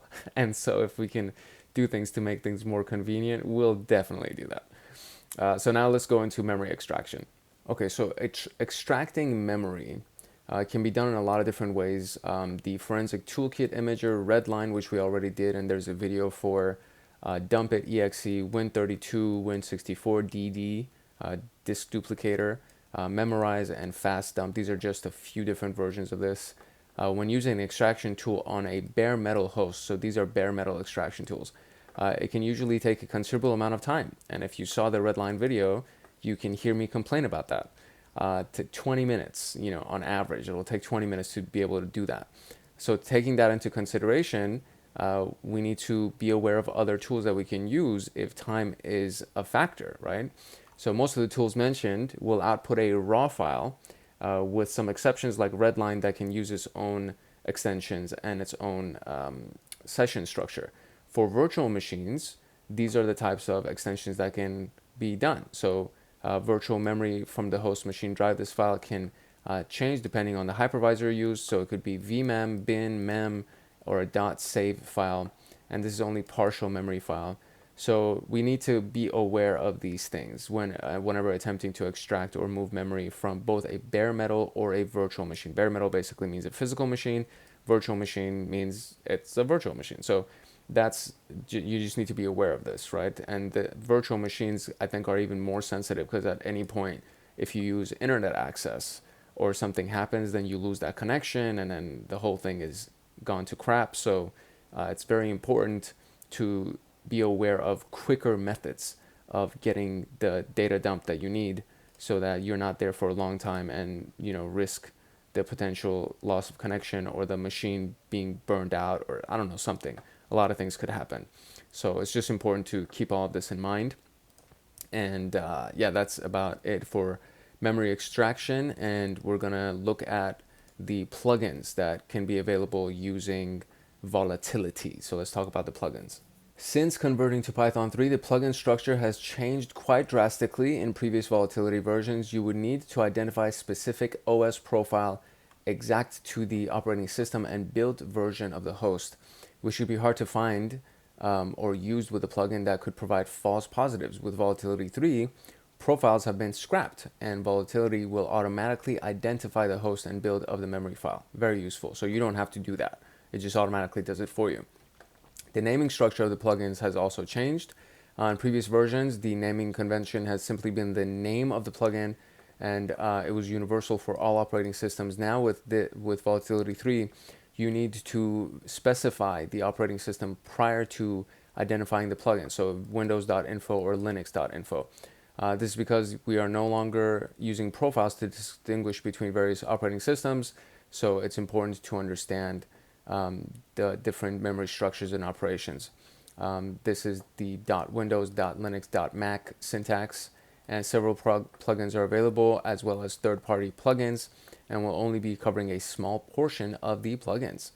To get familiar with the plugins available, utilize the help menu, and it's currently active in development, and there are still short-listed plugins compared to its Python 2 counterpart. However, the current list still allows you to do all of the analysis needs that you have. So it says read the above and review the Volatility help menu.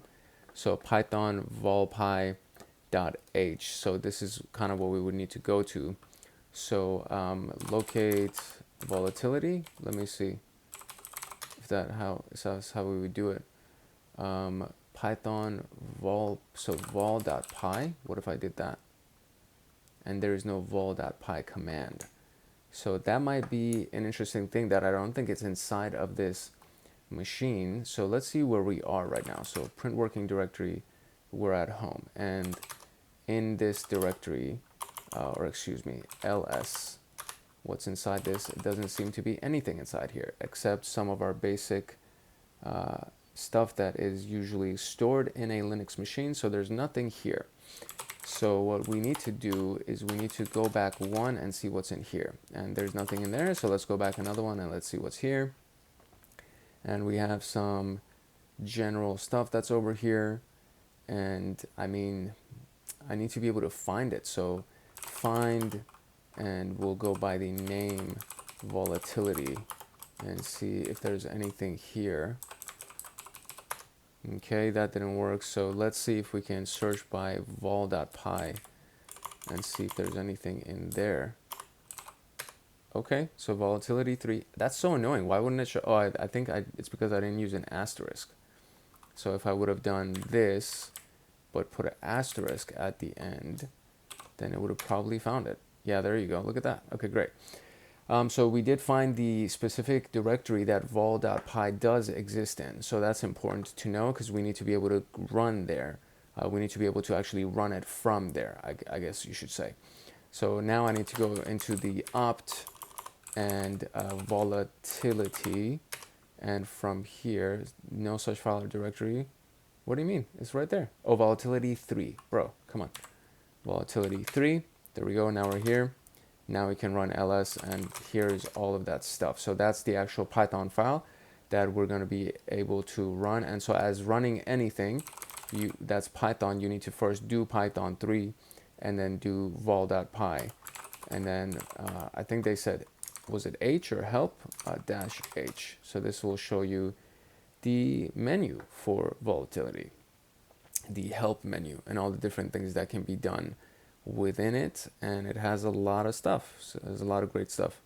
So these are our optional arguments that we need. So C for configuration, load the configuration from a JSON file, extend the configuration with a new, use whatever plugin, semicolon separated list of paths to find symbols, increase verbosity, output, so log output to a file as well as the console. And that's probably a really useful one because I'm sure the results are going to be very, very extensive.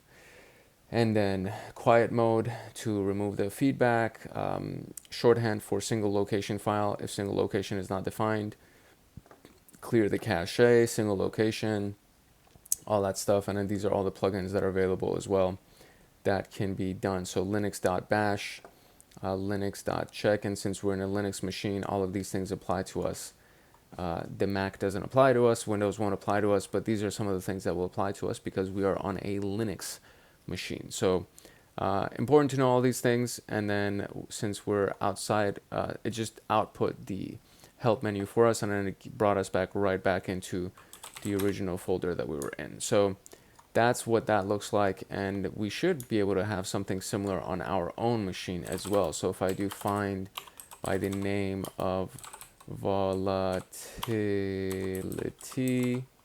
and then do an asterisk at the end to dev null, which means don't show me any error messages, and so that should hopefully find volatility for me on our attack box machine.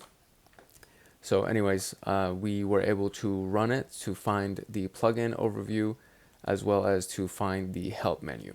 So now we're going to go into identifying the image info and profiles. Okay, so identifying image info can be done in one of two ways. If you don't know what kind of machine you're on, you can always just run image info and it'll at least tell you whether it's a Linux or a Mac or a Windows. And then if you want more information, you can then do linux.info. And this is the syntax for it. And so you can either do it with the current directory that you're on. I'm guessing if you don't include this, it'll just run it on the current machine that you're on. Or you can actually designate a specific file that you want to run. So if we run this little video, they show the command. So they did volume, or well, it's supposed to be vol.py, but I guess for them it's fine. And then so vol, and then that was the file, and then windows.info, and then it worked, and it just dumped it out for them, and then they could kind of run that information. So what we're going to do is we're going to, I couldn't find volatility at all over here. So maybe it's not even on my machine. And what I need to do is I need to see if I can do vol.py here. And if that doesn't work either, then that means it's not even included on the attack box. And it's actually, yeah, it's not. So it's only included on the virtual machine that we're on, which is the Linux machine. So, okay, so the first thing that I had to do was actually find a vmem file or some kind of a raw file that can be used in the analysis. So that's what we have right here. We have the dump raw, and then we have the dump vmem that is available for us. And in this case, in this task, it's not telling us to do anything with any particular file. So essentially what we can do is just run the vol.py and then go from here and just do for the file. I'm going to do, what is it? I'll just do dump.vmem, and then what was the command that we're looking for is image info. So let's just do image info first and see what we can get. And it needs to be Python 3, of course. So let me make sure that I do Python 3. And it's not Python E, it's Python 3. Okay, some basic error resolution here. And there we go. So now we got another one. And it says that the proper syntax wasn't used, I don't think. So let me see what I'm supposed to be doing. Okay, I think I used the right syntax. It just seems to be that I didn't get any information out of this. So Python 3, vol.py, the file is going to be dump.vmem, and I'm going to do, I'll do linux.info. And still doesn't seem to be anything coming out of it, and it's not giving me much. Argument plugin invalid choice linux.info, choose from banners, copyright, so on and so forth, Linux, yada yada yada. But it seems to be that linux.info is not the right choice. So let's see what I'm gonna just go look at all of the help stuff one more time, just so we can see what all of our options are here. because I thought that I could pull it. So let's see what I can use. Okay, so it definitely was not the right syntax. So there's a few different ways that we could do this. So isfinfo again determines the information about the currently available file, and then you have the Linux, and then it has different versions of this, and it's weird because it's like dot and then dot again. So it's kind of it's weird formatting, I guess. But from here, we could try to see which one that we actually want to use. And for me specifically, I just want to find some information about the dump that we got. So it could be probably, let's see which one it is over here. Okay, so I'm just going to run the very first one right here just to see what we're actually working with. And from there, we'll try to do further investigation. So vol.py, and it's going to be dump.vmem, or excuse me, it needs to be a -f dump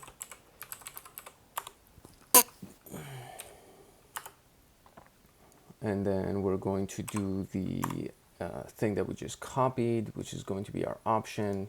Oops, oh, now it's going to paste an empty space. No, okay, great.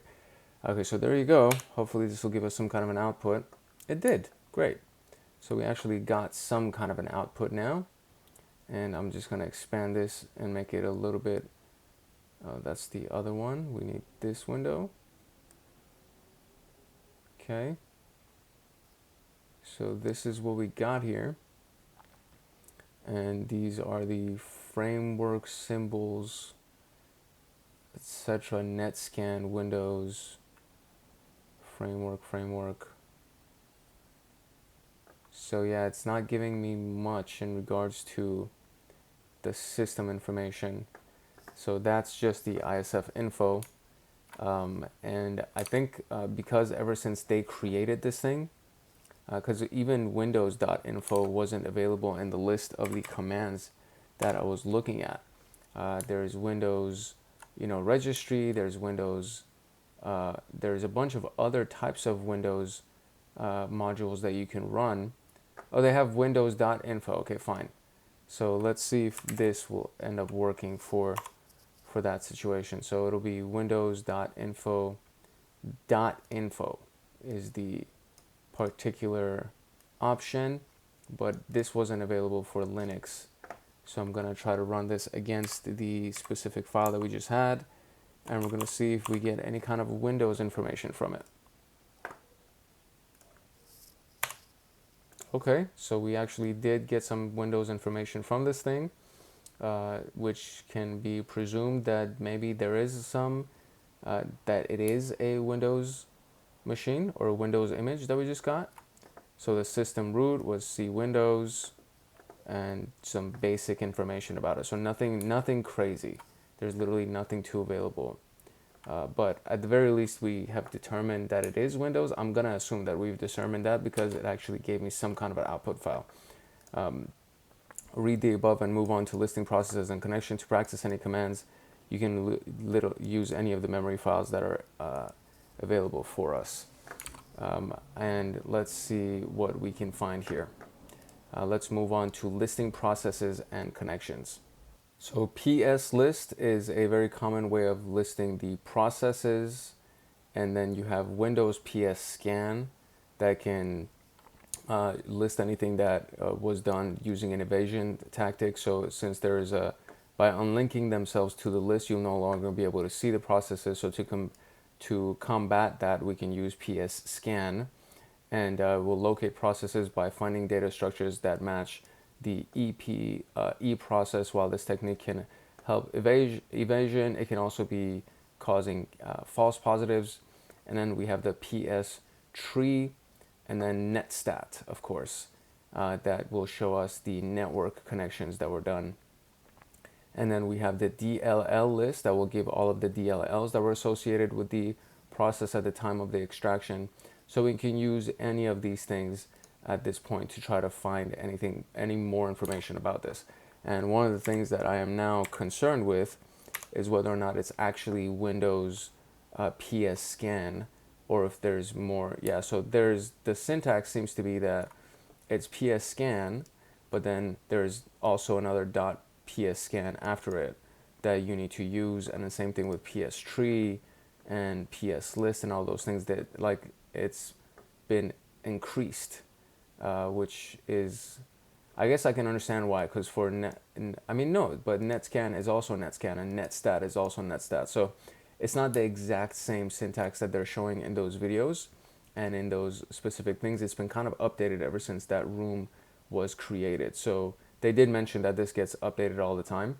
So what we're going to do, I'm just going to do a ps scan command against the file that we have, and we're going to see what we can find here. So same dump file, and it's vmem still. So now we're going to paste the windows and then see what we can get from this. Okay, we're getting some results here. So svc host and all of these processes exist. So this is actually giving us more information about the processes that have been done on this particular machine, which leads me to further believe that this is indeed a Windows image dump. So we could definitely kind of come to that conclusion for sure. But it seems to be that there's still more information about it that is still missing, that is not fully done outputting. So there's that. So it can give us the PS list, and it can give us the PS scan, that anything that might have been avoided with PS list would be there. PS tree does not offer any kind of special techniques. However, this plugin will list all processes based on their parent process ID, which is fairly useful. And then we have netstat. We need to have a way to identify the network connections present at the time of extraction, and netstat will allow us to do that. And then, of course, we have the current state of volatility that may be unstable, particularly around old Windows builds. To combat this, you can utilize other tools like the bulk extractor to extract a PCAP file from memory. In some cases, it's preferred that you can't, if you can't identify anything using volatility alone. And bulk extractor is over here. We might need to actually use that, so we'll see if we can't find it just using some of these basic modules. And then DLL list, which we already talked about. The DLL is associated with the processes at the time of extraction. So this is just that information. Let's see if this is still running. No, this finished.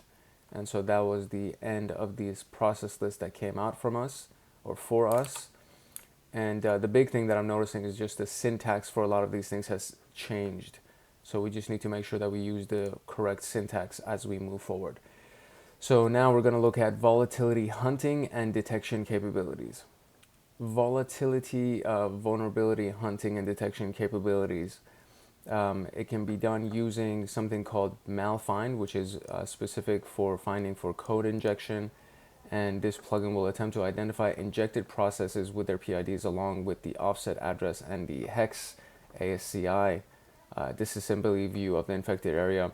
The plugin works by scanning the heap and identifying processes that have an executable bit set of one of those two options, and or no memory mapped file on the disk, which is a fileless malware. Based on what malfile finds, the injected area will change, and MZ header is an indicator of a Windows executable file. The injected area could also be directed toward the shellcode, which requires further analysis. And so this is how you would run that command. And then we have the Yara scan. Yara is excellent at finding these types of things by creating Yara rules, and there are a lot of predetermined and pre-built Yara rules that we can use, or we can write our own Yara rules to use for this. I don't know if this can be modified. I don't know if the Yara scan, it probably can, because it needs to be using the Yara rules that are already installed on it under VolPython. So if you can find the Yara rules file, you can probably modify it and add your own Yara rules to it. But essentially, this is what we would do to do a scan to find malware and any injection or any potential injection malware. And we're going to end up using all of this inside the practical investigations at the very end of this. So what we're going to now do is we're going to go look at advanced memory forensics, and then from there we're going to use everything that we've learned to do a practical investigation of the dump files that we have. Advanced memory forensics can become confusing when you begin talking about system objects and how malware interacts directly with the system, especially if you don't have prior experience. When dealing with an advanced adversary, you may encounter malware, most of the time rootkits, that will employ very nasty evasion measures that will require you as an analyst to dive into the drivers, mutexes, hooked functions, as a number of modules can help us in this journey to further uncover malware hiding with memory. So the first evasion technique that we're going to be hunting down is hooking. There are 5 methods of hooking, and this is SSDT, IRP, so on and so forth. And we're only going to be focusing on SSDT, as this is one of the most common techniques when dealing with malware evasion, and the easiest plugin to use with the base volatility plugins. The SSDT plugin is this, but I'm sure it has an extension after this also. Hooking can be used by legitimate applications, so it's up to you to identify it as evil. And as a brief overview, SSDT stands for System Service Descriptor Table. The Windows kernel uses this to look up system functions. An adversary can look into this table and modify pointers to point to a location that the rootkit controls. And there are hundreds of table entries when you do that as a dump, and you'll have to analyze the output further to or compare against a baseline.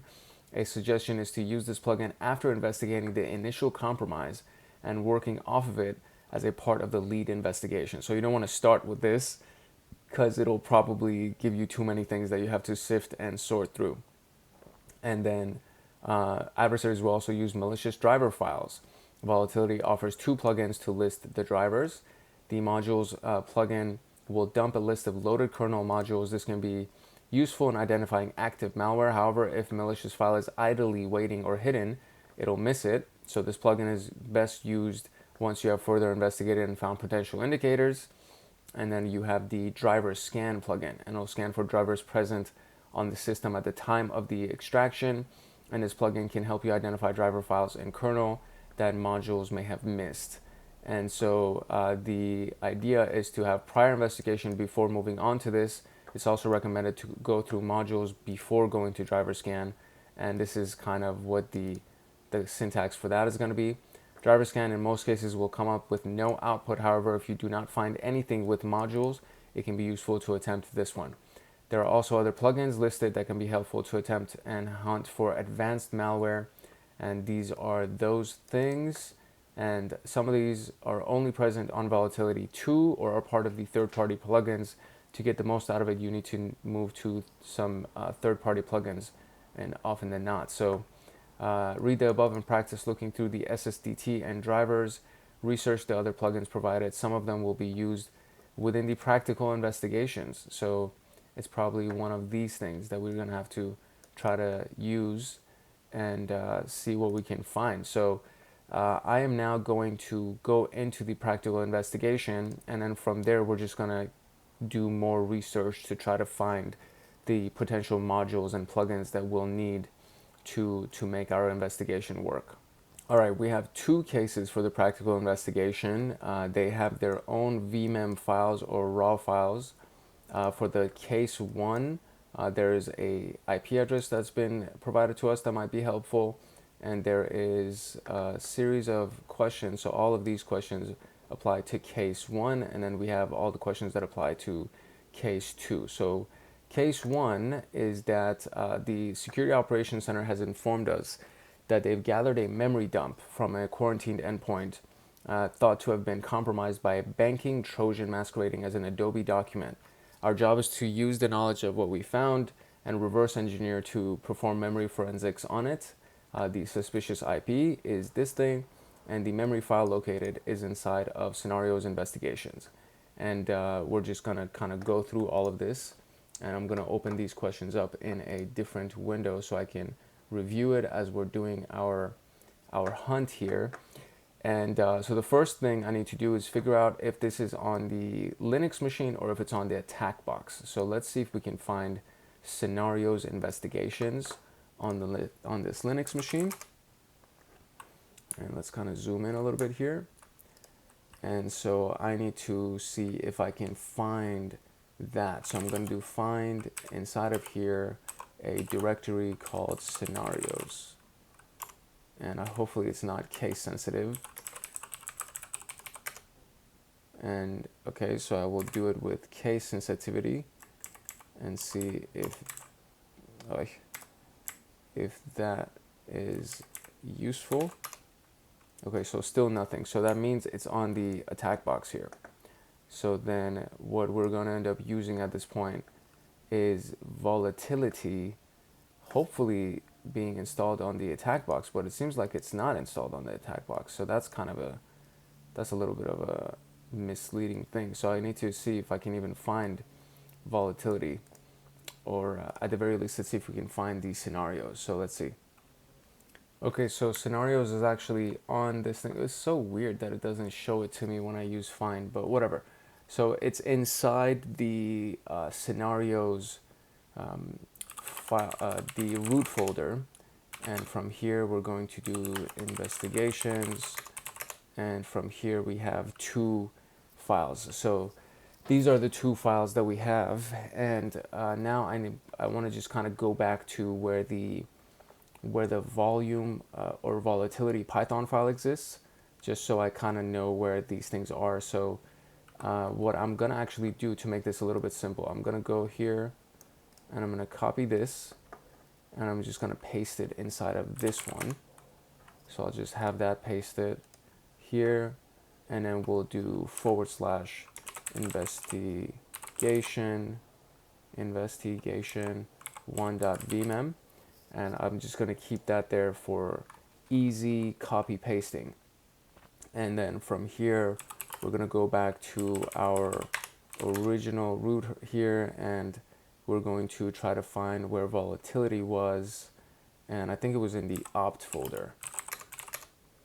Yeah, so cd volatility, and there's the Python file. So there is that.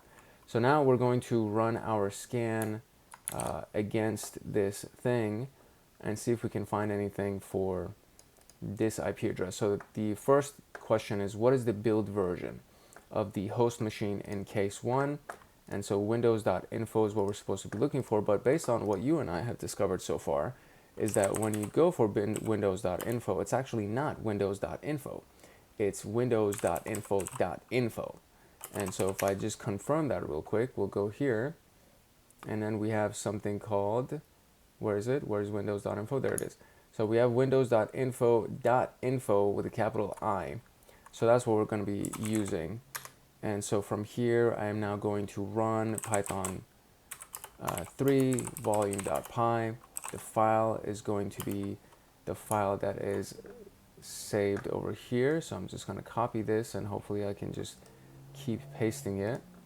So there's our file, and paste that in here, and then do that, and then windows.info.info, and it's going to give us our information, and we need the build version of the host machine.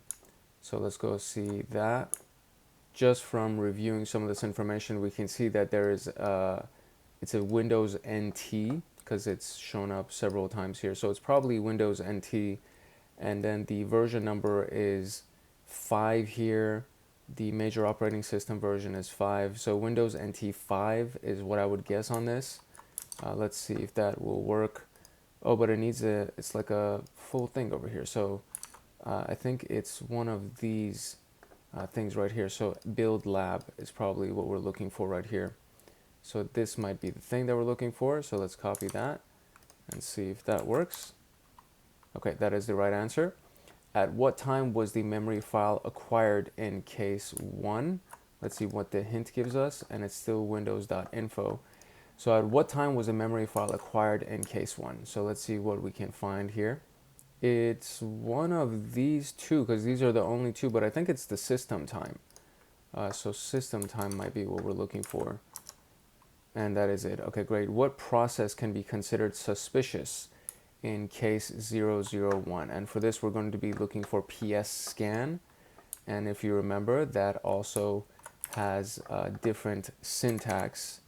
So if I go here and do the help one more time, and then we go look for PS scan, it is different And the formula seems to be that the first letter is capitalized, and then the second word's first letter is also capitalized. So PS list, so PL are capitalized, PS scan, PS, and PS tree, PT. So that kind of seems to be the idea here.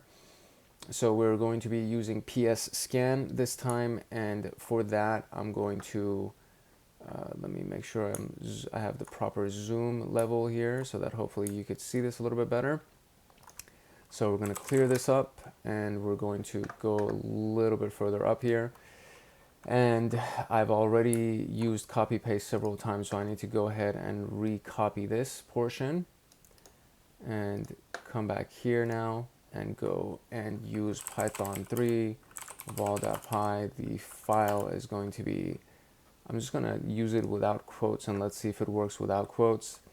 And then we're going to do Windows PS scan dot PS scan, and that's going to be a little bit of a capitalized type of a look.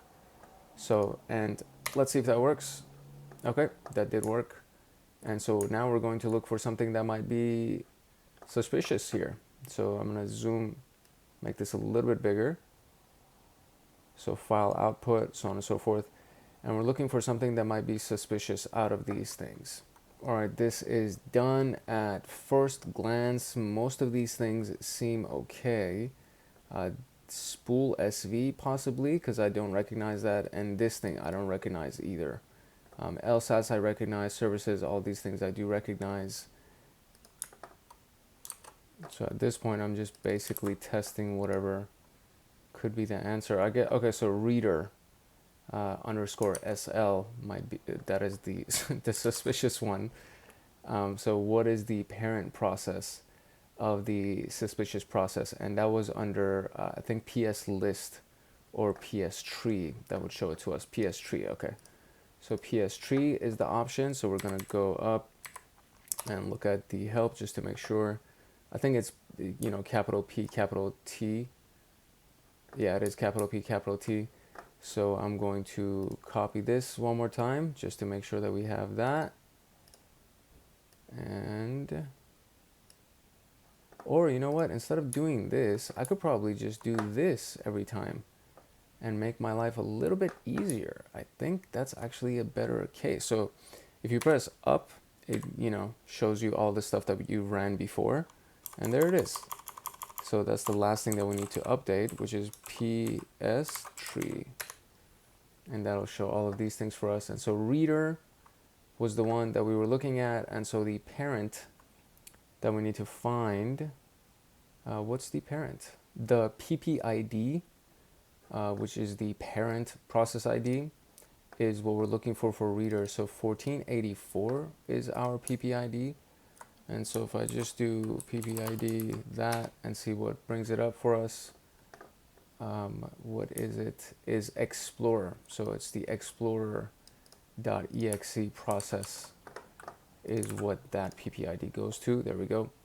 And what is the PID of the suspicious process in case 1? So this is our PID, which is 1640.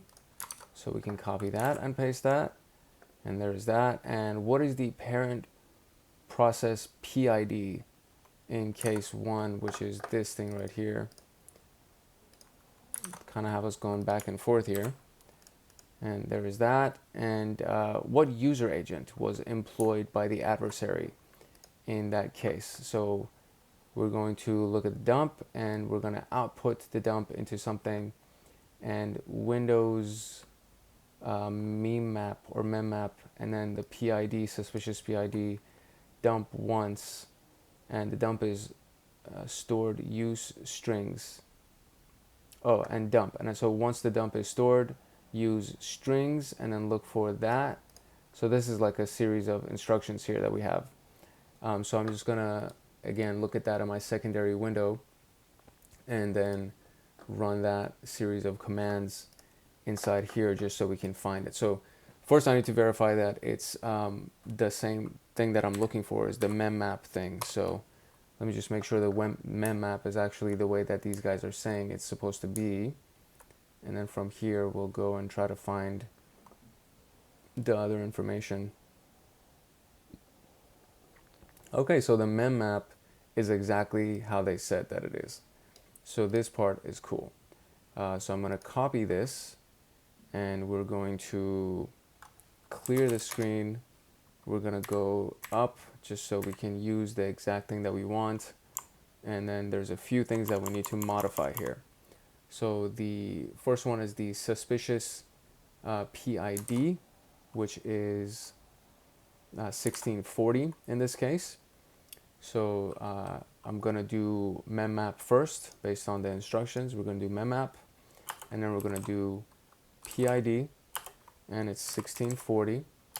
And then we're going to do a dump, and we need to output this. So I forgot to add an output, but maybe I can just add it at the end here. And it's going to be output in what, the current directory, I guess. We can do, I'll just do the root, just like that. And so output, that doesn't work. So volatility 3 could be where we would do the output unrecognized document, output directory. It doesn't work if I just do the / as the output directory. So I'm just going to do that, and I'm going to do where we are. So opt volatility 3. And it still doesn't recognize it. Why not? What the hell? Okay, so I created a new directory in our temp folder, and so the output is going to go inside the temp folder, and it's going to be vol output is where it's going to be, and that should be fine. Okay, there we go. Okay, so now we have all of this stuff over here, and so once we do that, we're going to use strings.dmp, and we're going to grep for user agent. And that's a lot of stuff over here. So let's see what that's going to look like. So it's going to be strings, or let me just clear this so you can see this better.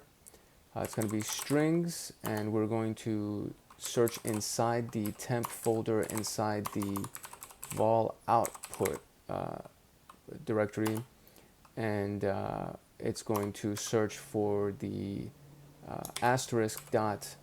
*.dmp, and then we're going to grep for the user agent field, and let's see if that gives us anything. Oh, look at that, just like that.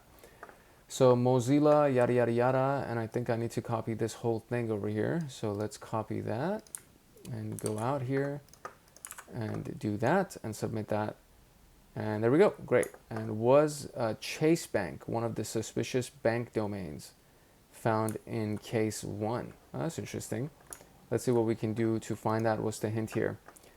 Strings DMP and then grep HTTP, or strings DMP grep Chase. So let's do that same command here, except now we're gonna do grep Chase. And I mean, yeah, Chase Bank is all over this thing. So look at that, Chase Online, Chase.com, Chase yada yada yada. So I'm gonna say, yeah, this seems to be one of the suspicious bank domains that was used.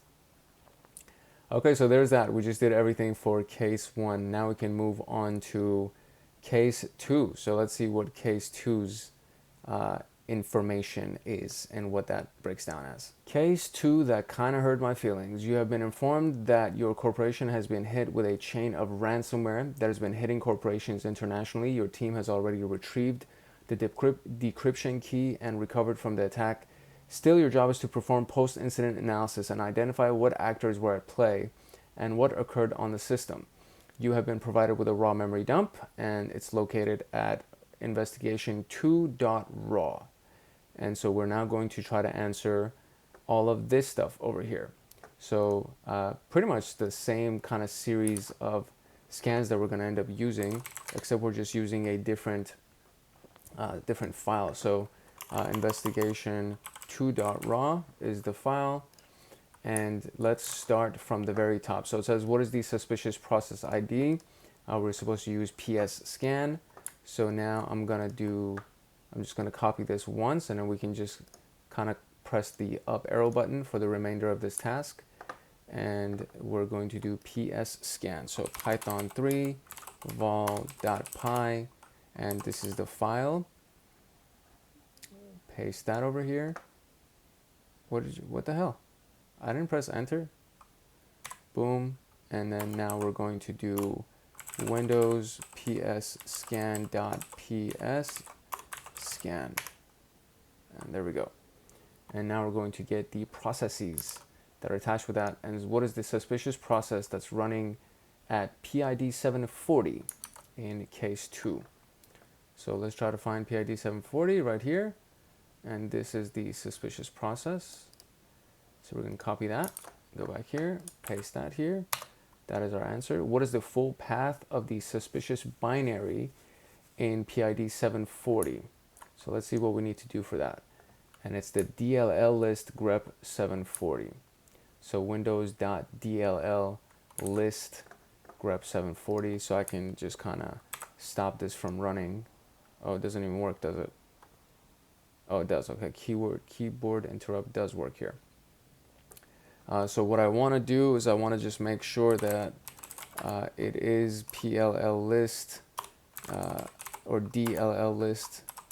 Let's look in here to try to find DLL list. And let's see. So yeah, DLL list dot capital DLL capital list. Okay, so DLL list is what we're looking for. And now we're going to run through that same thing where we're going to search through this. And now we're just going to do DLL dot DLL list. Oh no, excuse me, it needs to be DLL list dot DLL list like that. And then grep for 740. So let's see what we can find here. Yeah, there's a lot of stuff. The full path that it's asking for, though, the full path of the suspicious binary in case 2. These are all a lot of things. So the full path is probably going to also be wanna decryptor, maybe? But there's a lot. I mean, this is a lot. There we go. So this is the full path for wanna decryptor. This thing right here. So I'm going to copy this, go back here, paste that. There we go. What is the parent process of 740? And that's going to be PS tree. Yep. So we are going to now go up one more time in our series of commands. We're just going to press up, and then we're going to go here and do ps tree dot ps tree. And then maybe I can just grep 740 out of this too and pull that up. Yeah, just like that. So that's way easier. The parent ID is 1940. And what is the parent process? So what is the parent process ID is 1940. And then we're going to look for the actual process itself. So let's kind of run through this. PID 1940. And what do we have here? Ransomware detection. Wanted decryptor. Oh, this seems to be something that they did for TryHackMe, I think. PID parent 1940. What is the PID 1940? It says task S. This thing. I'm going to say that this is it. And we're going to go here and paste that here. Cool. And from our current information, what malware is present on the system in case 02? Now we can research the found indicators against the white papers and virus total. So we're gonna, I guess I'll do, let's see what we can find on virus total. Okay, so simple Google search. What malware is connected to task that? It's called WannaCry ransomware. And WannaCry ransomware shows up on a few different lists. So we're gonna use WannaCry as our answer. Okay, that's good. And what DLL is loaded by the decryptor used for socket creation in case 2? What can we find? Research DLLs used by the malware in question. So what DLL is loaded by the decryptor used for socket creation? So let's see what DLL is used by WannaCry for socket creation. WannaCry uses WS232 DLL. So let's see if that is the case. Okay, cool. What mutex can be found that is a known indicator of the malware in question? And what can we find? Windows handles grep 1940. So now I'm just gonna assume that it's gonna be Windows handles, and then I would have to do a capital handles as well. So handles dot capital handles, and then grep 1940. And there we go. What is it? I think this is what they're looking for, right? CSRSS? No, we need the full thing. So what is the handles? Okay, so this is a little bit of a challenge to sift through. One of the things that I think we can also do is we can grep for a second thing. So if I grep for mutex, because that's inside the question. So let's see if anything shows up for mutex and PID 1940, right? What mutex can be found? Okay, there we go. So same PID and a mutant, whatever. This is the full thing. So I don't know if it's including the A at the end or if we just stop at mutex, but let's include it with the A. Okay, cool. And what plugin could be used to identify all files loaded from the malware working directory in case 2? All files loaded from the malware working directory. Review the help menu. All file loaded from the malware. So let's go here. Let's go back to our help menu. And I'm going to do a quick little search up here for malware. And let's see what I can find. Nothing shows up for malware. Let's see, what if we do all files? Nothing shows up for all files either. Okay, so I guess I'm gonna skim through this and see what I can find. This seems to be interesting. It says scans for file objects present in it, so maybe file scan could be it. Let's see what else we can find. Okay, so Windows malfind, that's probably a really good one too. See what else we can find. Yeah, those are the only things. So malfind, I think, is the one that I'm gonna go with as my first thing. But what was the other one that was also interesting? It was file scan. So it's either malfind or file scan. So windows.malfind. Nope. And so file scan. Okay, that's it. So windows.filescan is the one that was it. And so just like that, we finished the practical investigations using Volatility. In conclusion, we've only done a very thin layer of memory forensics, and it can go much deeper within these various architectures. And if you're looking for a deep dive into memory forensics, I would suggest reading The Art of Memory Forensics. And there's also a bunch of wikis that are available, as well as GitHub repositories and a bunch of other things that you can always use to learn more about this information. And so from this room, we can continue down SOC level 1, and we will learn even more about memory forensics. So this was a cool one. This was an exciting one, and we just wrapped it. Very excited about it. If you learned anything from this room or from this video, I invite you to like, subscribe, and turn on notification bell so that you can get notified the next time that a video comes out in this path. If no one else loves you, Hank loves you. And I will definitely see you in the next video. Love, peace, and chicken grease. Later. Alright, hello and welcome back to your boy Hank Hackerson at Hank Hacks Hackers, your favorite network and system attacker. And in today's video, we're going to be talking about the Velociraptor tool. This is a part of the digital forensics and incident response module of the SOC level 1 pathway of TryHackMe. And this is actually a pretty interesting tool so far. I haven't completed the room, but we're pretty close to completing it. And I decided to re-record because there were some scratching noises that were coming with the microphone. And I've gotten some pretty bad feedback about that. So I'm redoing the entire recording to make sure that Hopefully there's no scratching noises with the microphone this time around. If you are studying for your SOC level 1 or basically the security analyst certification, SciSec or CYSA plus or Pentest plus or ethical hacker, any of those things, I welcome you to go ahead and like, subscribe, and turn on that notification bell so that you get notified the next time a video comes out, because this is literally all we talk about on this channel. It's ethical hacking, security analysis, pen testing, all that stuff.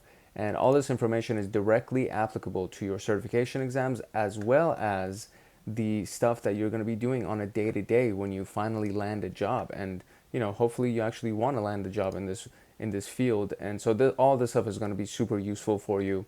And I do my very best to answer the questions that are available, or the questions that come up, in the comment section, and I give detailed responses. So I'm very active in the community. I would love to have you as a part of the community, and it would just be awesome to be able to tag along on this journey with you so that we can both learn and grow together and become ethical hackers together.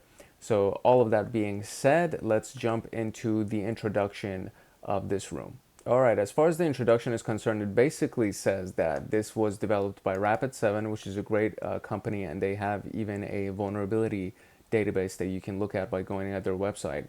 And it's an advanced open source endpoint monitoring digital forensic cyber response platform. So it's open source, meaning it's free, and it can come in a command line version. It can have a GUI version, as you'll see in a little bit.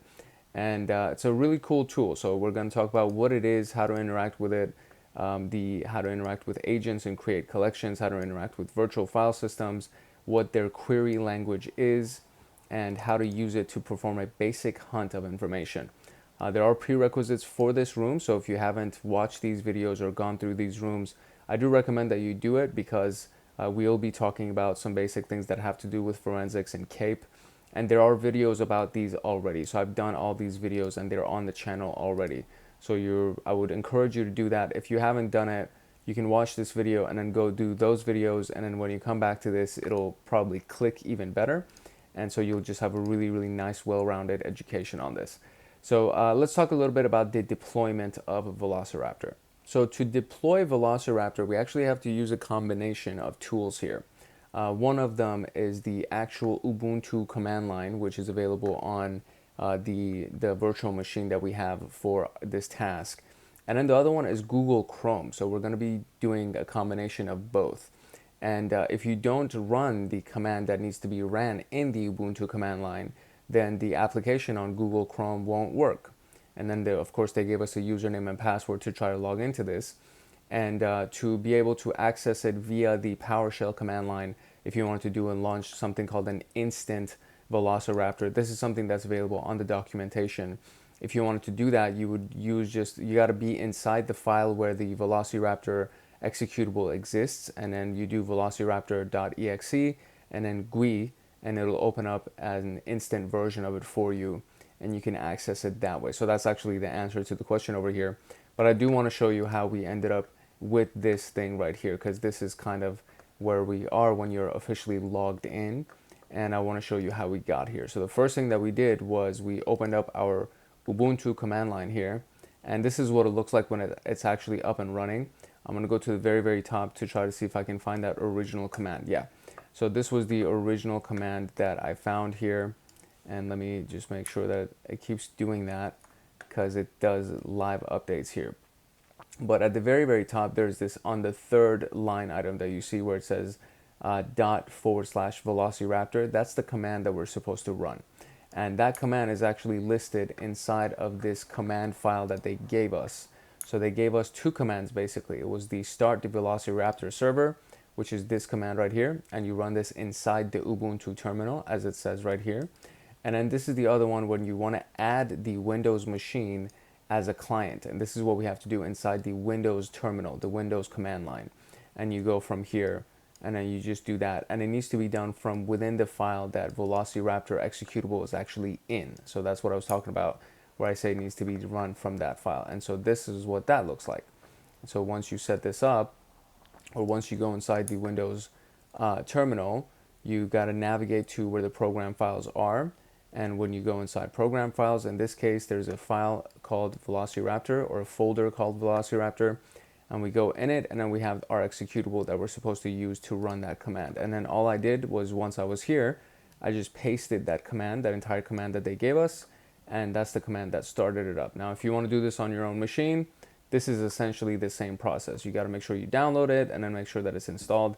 And from there, this is how you would add the machine that you're on, the Windows machine that you're on, as one of the hosts that you can navigate to when you get to the Google Chrome. And so what it looks like when in Google Chrome, when we were here, there was a little section, a little icon here that we can already use. And if I click on that, it should already load it. But what happens when you click on it is that it takes you to your local IP address, which is 127.0.0.1, and then at the port that's assigned to the execution of this, which is :8889 in this case. And then it brings you to the index right here. And then what you can see on the left side here is that these icons are grayed out, so they're not accessible. But when you run that Windows command, the command that we ran here to add the Windows machine as one of our hosts, when you do that, it actually populates these things for you. And then all you would need to do is click on this search button, and it brings the client right here. And that's it. So from home, you'll see that there's a search button right there. You click on the search button, and it actually brings the client for you. And that's it. Now you can actually interact with the host that's here. And then we click on it, and then it brings us to the very general homepage of this thing, where we can answer some very basic questions for the next portion of the task. So we've deployed the machine, everything's all good, we found the answer. And so now what we want to do is we want to go into the next piece, which is interacting with client machines.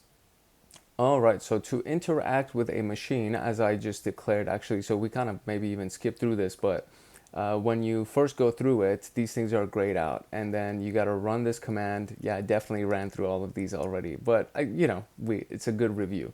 So you got to make sure that you're inside the Windows command line. You got to make sure that you go inside the program files Velociraptor folder, and from there you can run this command to actually add the client to the dashboard for Velociraptor. And then when you do that, it shows up. If we click the little magnifying glass right here, it'll show up, and it'll give us the host name, the OS version, the online state, client ID, all the information that is actually accessible to us or available to us. And then there are a lot of things that also show up when you do that, including the overview, which has all this information. There's the VQL drill down for the query language that they have. There's a button that allows you to run shell commands, PowerShell commands, and I'm going to show you exactly what we did to do that. And then there's the section that has all the collected information. After you run certain activities, it just starts adding up in your collections and the collected information that you got. And then when you get into the collections, anything that you click on, it lands on artifact collection, and then with some generic information.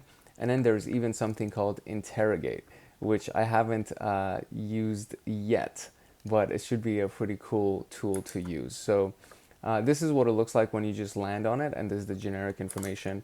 And so the first question is, what's the host name for the client? And it's literally right under or right in front of host name. So this is the host name for the client. The next one is, what's the agent version? And this is our agent version. And these are the two questions. And now it says, go in the collected tab where the VQL command to query the client user accounts. So this was a little bit tough to find. So I went to the collected tab, and so these are the download files. And so the very, very original one was this thing right here. So generic client info, that's the very first one that showed up here. And if I go to requests, I believe, yeah. So this is the requests. And so from here, we're looking at some VQL commands. And anything that starts with VQL is the VQL query language. And this is where it was. And it says, look for the one that queries the client user accounts. And so this is the one that says, let generic client info, yada, yada, yada, all that stuff. So there's a lot of information that's available here. And I think what was the VQL command to query the client user accounts? And if we do the hint here, so this was the one actually. So it's under the artifact .windows.sys.users. So it's not the very first one. So if we actually zoom in here a little bit, and the way that I found this, I did a control F, and I searched for windows.sys.users. And then there's only 2 instances of that showing up. And so if you click around, you'll see the ones that get highlighted. And there's only one that actually has artifact.windows.sys.users. And so this is the one. So you take everything from inside the quotes, and it takes all the way to here. So it starts with let inside the quotes, and it ends with these parentheses at the very end of it. And that's the command right here. Now it says in the collected tab, check the results for the PowerShell whoami command that we executed earlier. And this one was also another one of those things that I had a hard time finding. So you go here, you click on search to be able to get back to the client. And when you get into the client, on the right side, there's something called shell. So you click on shell, and it'll bring these things for you. And I already ran the command, but you basically go inside this thing, you type in the command, which in this case is whoami, and then you click launch on the right side here, and then it gives you the command here. Now if I click on that it actually gives me the result of this, but this isn't what they're looking for. They're not looking for the result. They want to see where this information populates when you go into your collections. So we went over here, and then we had our system PowerShell. So I think it's the first one that I ran. Yeah. So it's the first PowerShell option that shows up for me here. And then at the bottom, it says this is the whoami command. So what I need to do is I need to find where that shows up. So if I go to results, it actually gives me the results of that command. And the column that we're looking for is std out. That's the answer that they're looking for. And that's the response that we got from our whoami command. So the column itself is std out, and you find it under the results tab. And then you have in the shell, run the PowerShell command get date. And what was the PowerShell command? Executed with VQL to retrieve the result. So that was the other PowerShell command that I have here. This is my second one.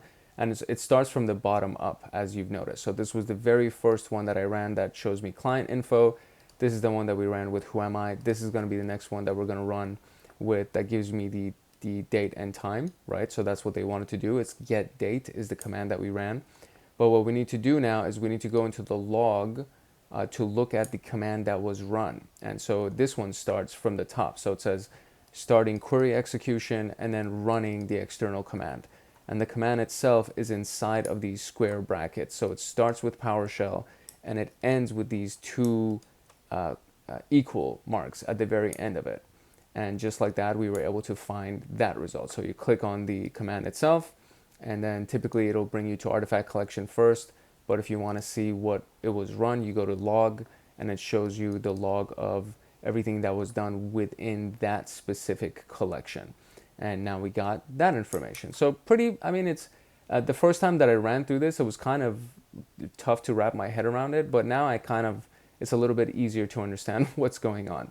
So now we are good with the interacting with the client machine. So let's move into creating a new collection. All right, creating a new collection has 5 stages to it, and I'm gonna recreate it one more time.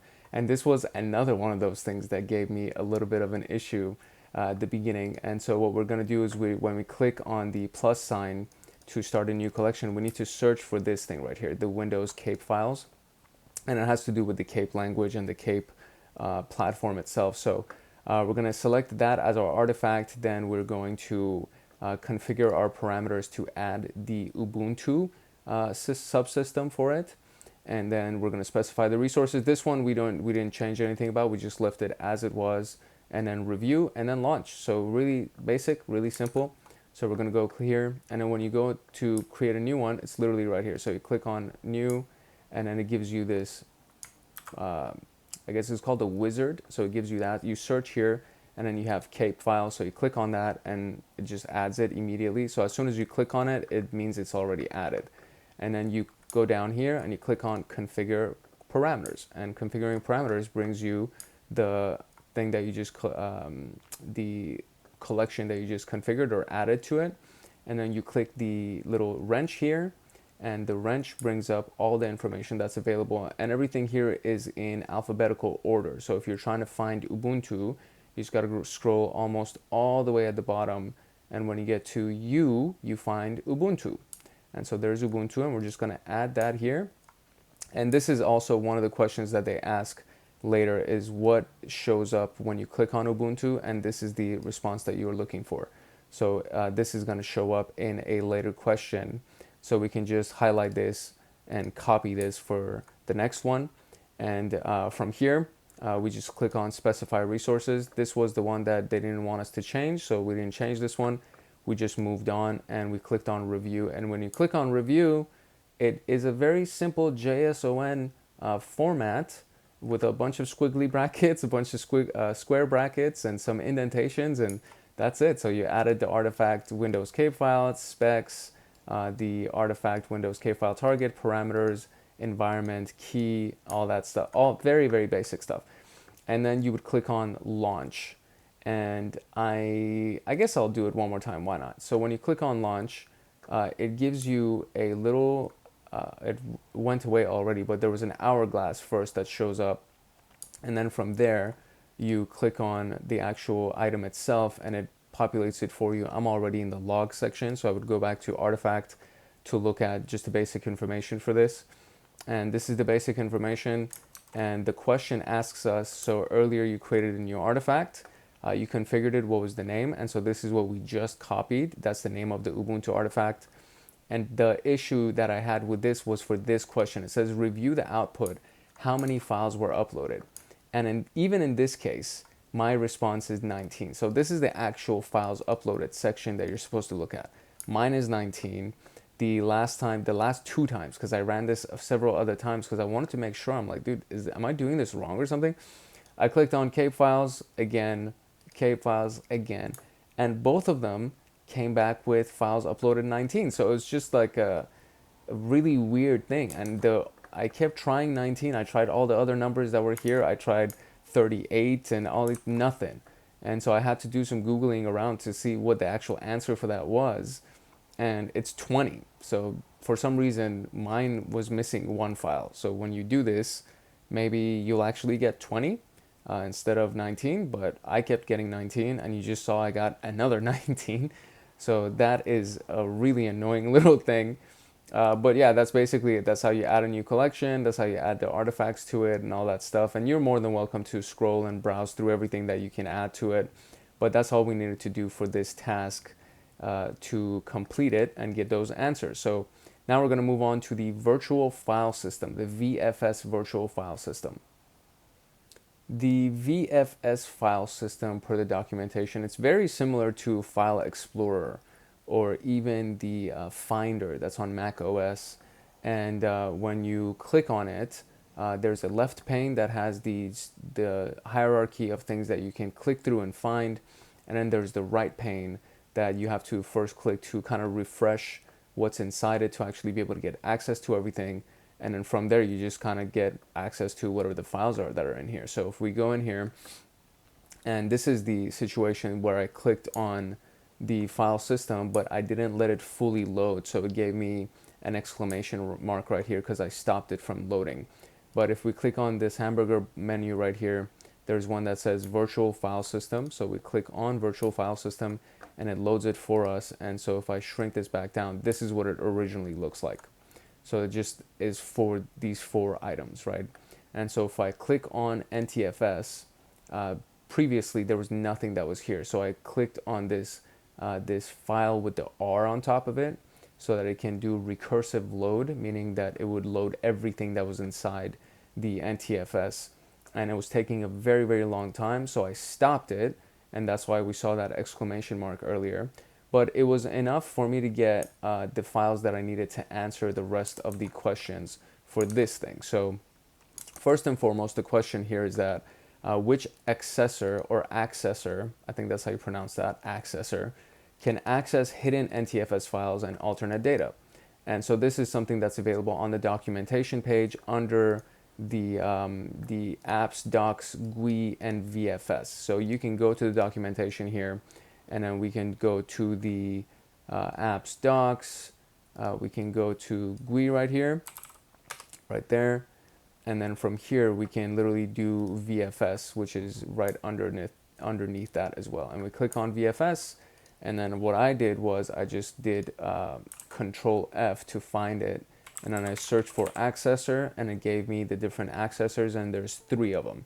There's the file accessor, the NTFS accessor, and the registry accessor. And so if we go back here, the first question is which one does the NTFS files? And so obviously the NTFS accessor. Which one provides file-like access to the registry? And that would be the registry accessor. Now the next question is, what is the name of the file that's inside the recycle bin? So for this, we actually have to browse through this thing. And so when you click on C on this thing right here, it expands everything that's inside C. And then there's one called recycle bin. And then there's a folder inside the recycle bin. So we click on that and that opens up. And that's the name of the file that you're looking for, which is desktop.ini. So very, very simple, super easy to do. This one was an interesting one that says there's a hidden text in the file on the admin's documents folder. What's the flag? So we go back here, and then we need to go to users first to be able to find the admin. We click on admin, and then we click on his documents folder. And there's a flag file right here. Now this is what happened when I originally clicked this. This was not available. This text view option was grayed out. It wasn't available. So what I had to do is when I clicked on flag, this button right here where it says recollect from client was just a different thing, but there was a button right here that it says fetch it from the client. And so I just clicked that, and then it populated what was inside this text file, and then it gave me the text view here. And then when you go inside the text view, you can actually pull what's inside that text file, which is the flag that we're looking for. And so you copy that and you come here, and now you have access to your flag text. And just like that, we were able to go through the virtual file system, which is very, very simple, super straightforward and easy to use. So now let's move on to the VQL, the Velociraptor query language. All right, the Velociraptor query language is very similar to any other system's query language. So there is, the SQL query language, which you've probably heard of. There is Elastic KQL, which is the Kibana query language. Microsoft has their own KQL, which is Kusto query language. Splunk has the search processing language, so SPL. But it's basically a query language. And this is essentially what we did when we went through and found that original VQL command that was looking for the Windows sys users. And from here, we now kind of go and create our own first initial command. And it's a very, very basic command, so I'm not gonna even pretend like this is gonna be a complicated one. But we're going to use the notebook feature that's inside of Velociraptor. And then from there, we're gonna run this very basic command. So if you're here, you're gonna first copy this thing to make it super easy so that we don't have to keep going back and forth. And then you go inside Velociraptor. And so we're done with our file system. So we can click on notebooks on the left side right here. And I created a test notebook already. So I can create another one for you. And we just do, again, name is gonna be test, description will be test. Collaborators, you're going to be the only one here. So if you click on admin, that's going to be the only thing. And now it creates it for you. And so here's our notebook. And when we click on that, oh, this is the old one. So this is the new one right here. So when we click on this is basically what you see down here. So nothing crazy, right? So click on the actual portion down here where it says text. And then you need to click on this pencil that makes you edit it. And when you see that, now you can actually drop lines of code in here. And you can paste your lines of code. And then what's really important is to go to the very far right, and instead of markdown, you want to turn it into VQL. And just like that, you've completed your first one. And so now you click save. And just like that, it gives you the results right here. And that's it. That was the first command. Super easy to run, like very, very simple to run. And it gives you some good information here. And so they do have a question about this that they're going to ask us in a little bit. Of course, you can obviously run this from the command line as well. So it's like a good tool that works in both ways. So if you're more comfortable with the command line, you can just run the same exact thing. So make sure that you are inside the file that has Velociraptor executable, and then you do a V for query, and then you inside quotes type in the actual query itself. So select asterisk represents everything. So select everything from the info table, and just like that, it pulls that information for you. So very, very simple to do, very easy to do. And there's a bunch of different artifacts that are available to be able to do this. So per documentation, Velociraptor allows the VQL queries inside mini programs called artifacts. And they're just structured YAML files that have a bunch of different queries in them. So this allows Velociraptor to search for the query by name or description by running or by going through the endpoint and a lot of different things. And instead of you having to type one or you having to call on something, you can just use the artifacts that exist. And so when we go through the documentation page, there's a lot of things that you can pull from the documentation page. So if I go through the documentation page and go to the, where is it? We're looking at VQL fundamentals. So we click on VQL fundamentals and it brings us to the basic syntax section, which is what you need to first be able to answer the first couple of questions. And the first question, so let's go and find the first question. It says, what is followed by the select keyword in standard VQL? So if we go over here and we try to look for the sections, it says, the query that starts with a select keyword followed by a list of column selectors. So that's the next thing. And then if everything from is followed by a VQL plugin name. And then finally you have where, which is followed by a filter expression. And these are the three answers that we're looking for our next set of three questions right here. So what's followed by, what is select followed by? It's column selectors. What is from followed by is the VQL plugin, and what is where followed by, and that is the filter expression. Now there's a few other things that I'm just going to give you as a gimme, but I mean, I do recommend you go through the documentation page to make this a little bit easier for you. But if you go to the notepad interface to see what all the possible completions are, and I mean, I might as well do this with you so you can kind of figure out what's going on. So if we go here and try to find out what we could do, I think it's under notebooks or maybe it's under artifacts. So let's see what it is. But there's essentially that gives you all the possible, yeah, I think it's under notebooks. It gives you all of the possible completions. And that is something that you can search for. It might not even be here. I think it's still under fundamentals. I think that's where it is. Yeah, it's under fundamentals. So using the GUI suggestions, if you do a question mark in the notebook interface, it gives you all the possible completions for a keyword. And I mean, I literally gave that to you.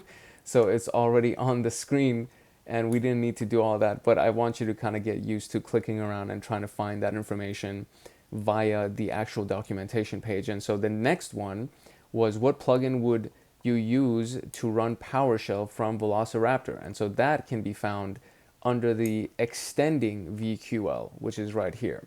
And so we go to extending VQL, and the way I found it was I just did a search on the screen for PowerShell, and you see that there's a million different instances of PowerShell. But if you just scroll down a little bit, it's still towards the top of the page, and you just scroll down a little bit and it says, in order to run PowerShell from Velociraptor, we use exec ve followed by open and close parentheses, and now you can run it via PowerShell, just like that. So very, very simple and easy to do. And these were all the ones that I had completed before we started the recording, and I just redid because there were scratching noises on the microphone. So now we're going to go through the rest of these together. I have not done these, so this should be fun to do together. And the very next one is forensic analysis with VQL plugins. So let's see what this is about. Forensic analysis per documentation. It's not useful without a good set of plugins to make DFIR, Digital Forensics Incident Response, work. Velociraptor's strength lies in the VQL plugins and functions that are geared towards making DFIR investigations and detections effective. So there's a lot of information to cover about the plugins, where I'm pretty sure we're not going to go through everything here. As the date of the entry of this specific room that we're in, these are the categories surrounding forensic analysis. So you have searching file names, searching content, NTFS analysis, binary parsing, evidence of execution, event logs, and volatile machine states. So if we search through the searching file names and NTFS analysis to provide a solid brain dump, that will prepare us for this thing. So it says, what are the arguments for parse MFT? And if we look at this, it says docs, forensics, and NTFS. So we're going to go into documentation, and we're going to go to forensic analysis. And from here, we're looking for NTFS analysis. So we'll open this up, and then it says parse. So I'm just going to do a search for parse on the screen, and then underscore. There it is. So we have parse underscore, and that even shows up several times on the page. So what they're asking for is, what are the arguments for parse MFT? And this is kind of the format of this. So if we go to this and look for parse MFT, this seems to be the argument here. So parse MFT, and from here, file name, yada, yada, yada. So I'm going to take everything with the parentheses themselves and see what we can do. Why can't I select any of these things? Oh, I can't copy it? That's weird. Let's see if there's anything else that we can use to do that. I think that's all of the instances of parse MFT on this page. So 2, 3, 4, 5, 6, 7, 8. Yeah, so parse MFT is the only thing that actually shows up. Everything else is NTFS. I'm going to copy this because I think it's going to copy the whole thing though. And we'll just have to remove all the excess. Yeah, it does. So I'm just going to remove all of the beginning stuff over here, and we're going to move all of the ending stuff over here. And I think that's the answer. So parse underscore MFT, and then parentheses, file name, and then C, yada, yada, yada. So I'm not gonna read that character by character, but now you know how to find it. So the important thing for me is to teach you how to find things. I'm very interested in helping you get the answers, and obviously I need to find the answers for myself to be able to finish this, but I need to teach you how to find answers. So at least, teach a man how to fish and he'll never go starving ever. So that's the idea here. So now the next one is, what filter expression will ensure that no directories are returned in the results? What filter expression will ensure that no directories are returned? And that's docs, forensics, and then the file system. So docs, forensics, and we go to the searching file names, I guess. So is that file system? Yeah, file system, which is searching file names.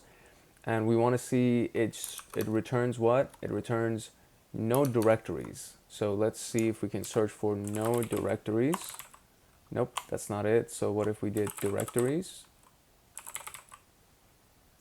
There's 2 instances of directories. For example, the following quickly searches all users' home directories. So that's not it. So let's go here. Key appears as directories. None of these things. So that's definitely not it. Ensures that no directories are returned with the results. Which filter expression shows no directories are returned with the result? I gotta search through it and see what I can find. Okay, so it's under the columns section actually. So global results returns rows with several columns, and then over here we have isdir, which is for is directory, and then is link and mode.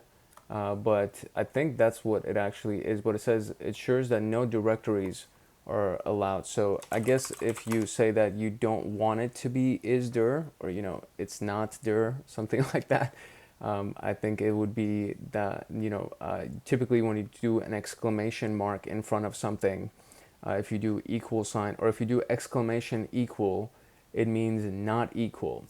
So if you do exclamation equal isdir, probably means that it's not equal to a directory, and that's how you would filter out directories from the results. So that is it for forensic analysis task.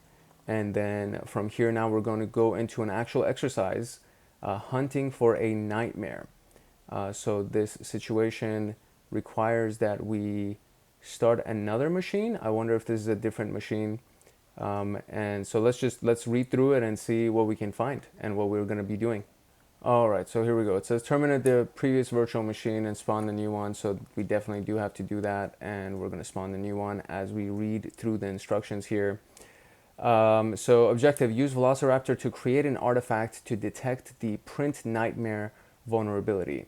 There's no artifact entry in the artifact exchange. To avoid just copy pasting the artifact, you'll need to construct a very simple VQL query. Below are the steps. So to the select clause, the column accessor should be full path, concatenate C to the full path column accessor and file name, and then make sure the column headers for each column accessor are renamed. Full path should be full underscore path, and for file name it should be file underscore name. And then use parse underscore PE to ensure that only PE files are returned. And then we're going to go through, obviously we have to go through all of the documentation here to try to be able to find something. Then make sure that the column header for this plugin should be renamed to PE. The from clause should use parse underscore MFT. And where clause should not return any directories, only return binaries, which is PE files, and search the directory when the malicious DLL will most likely be found. So the skeleton query below should help answer the questions. So this is kind of what it's supposed to look like here. Select, C plus the full path as, so on and so forth. And I think these are the portions that we had to probably fill in here. And then parse MFT, file name, so on and so forth. And this is going to be the full query. So we are going to, as soon as the machine loads up, which it looks like it has, so as soon as that's available, we're going to start everything up again, and then we're going to go in our notebook or notepad, excuse me, and we're going to create this query here to make it work. So let me open this up and then go ahead and make this full screen. No, it's still not ready. So as soon as it's ready, we will go ahead and run it. We'll get it done. All right, so the first question actually is asking what is the name of in the artifact exchange to detect print nightmare. So we're gonna go, this is the link that they gave us to the artifact exchange. So we're gonna look for print nightmare, there it is. And it is I think this is the path, right? So Windows registry print nightmare. So we're gonna copy this and let's see if this is the answer. Oh, there's multiple. So there's Windows monitoring, there's Windows registry, there is, what else? Windows detection. Okay, I think it's detection. So we're gonna do Windows detection print nightmare and see if that's the one. Yeah, so the artifact to detect nightmare. Yeah, that's the keyword right there, to detect it. We need Windows detection print nightmare. Now, per the above instructions, what is your select clause? No spaces after the commas. Don't include the from and where clauses in your category. So just this full piece right here is what we're trying to do. So select full path as, I think it's full underscore path, and file name as file underscore name, and then something something, and then there's the as at the very, very end. So let's see what that's going to turn into. So they kind of give it to us over here. So, select clause should be full path, concatenate this to this, and then file name, and then make sure the column headers for each are named. So full path would be full path, and that goes inside this series of asterisks here. And then file name would be file name under this series of asterisks, and then the parse PE is going to be PE, right? So it needs to be renamed to PE. So the full thing. Okay, yeah, so there it is. Oh no, please don't expire on me, buddy. I wonder if this is us expiring or if it's the attack box expiring. I just started this machine, so it can't expire. That's so weird. Let me make sure that it does not expire on us. The machine just started, so that's all good. This one we canceled out. This one we canceled out. Or I guess not. I think maybe it's the old machine. But this is the one that we're working on right now, so that should be fine. The attack box is the one that's expiring, so I'm just going to terminate that one, just not to have any issues with it. And then, okay, so let's go back to here and see what is the name of the DLL that was placed in the attacker. So now we need to actually go create our full query here and run it. And from what we got here is that we need to start it in instant Velociraptor mode, which is basically velociraptor.exe, and then GUI is what we need to run from what I understand. So let's open this machine up and let's run that.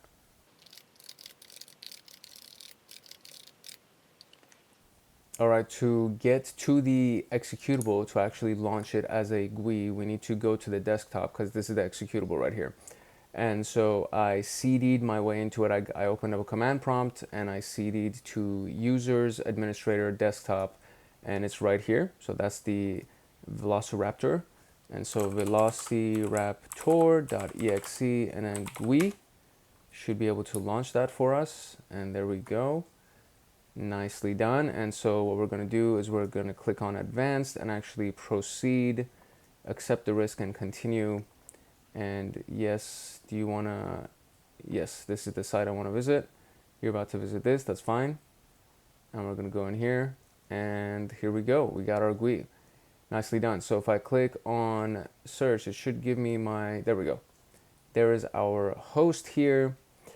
And now we can click on the notebook and create one where we can paste our command into it. So I'm just going to do test the same way as last time. And we're going to run it under admin. And then click on that and it'll give us this. And we go here and we click on edit. And now we can pull our entire command here. Which includes the full thing that we gotta modify one more time. So I'm actually gonna just take the first line that was approved as the first line. I'm just gonna take this entire line first, and then we're gonna go here and paste it here first, and just like that. And then we're gonna move on to the next line. Let's see what else we could find. So when we looked at this earlier, when we were looking at parse MFT, I forget which task it was, but there was one that asked us about parse MFT, and we had to find it, and then there was something that said $MFT, and that's the, no, it wouldn't be interacting with client machines. It's somewhere around this area, but basically what I think we needed to do is find the MFT and go from there, which it might be under the language here.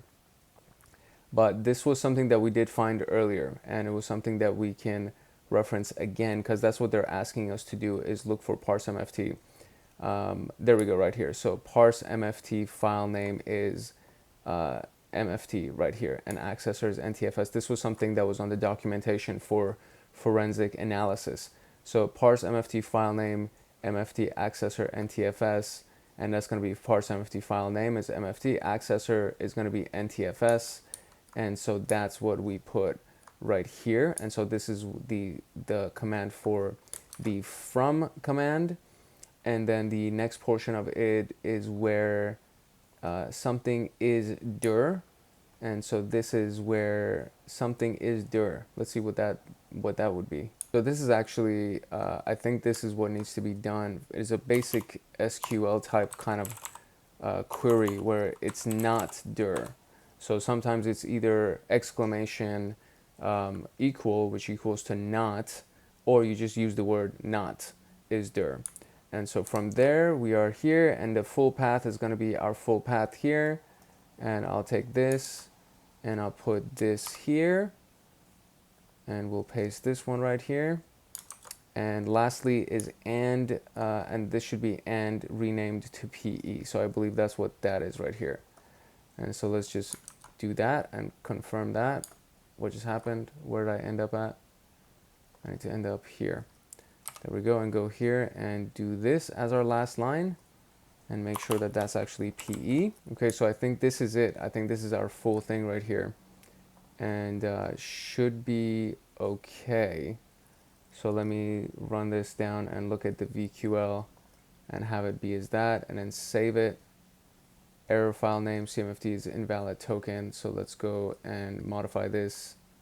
Let's see what we need to do. Okay, so after a few modifications, this is what it's supposed to look like. So this is the first line. The first line doesn't change. The from line doesn't change. This thing needed to be in one line. So where not is dir, and the full path equals to this thing and PE. And I think that's how it's supposed to look. And so we run that, and let's see if that's the issue.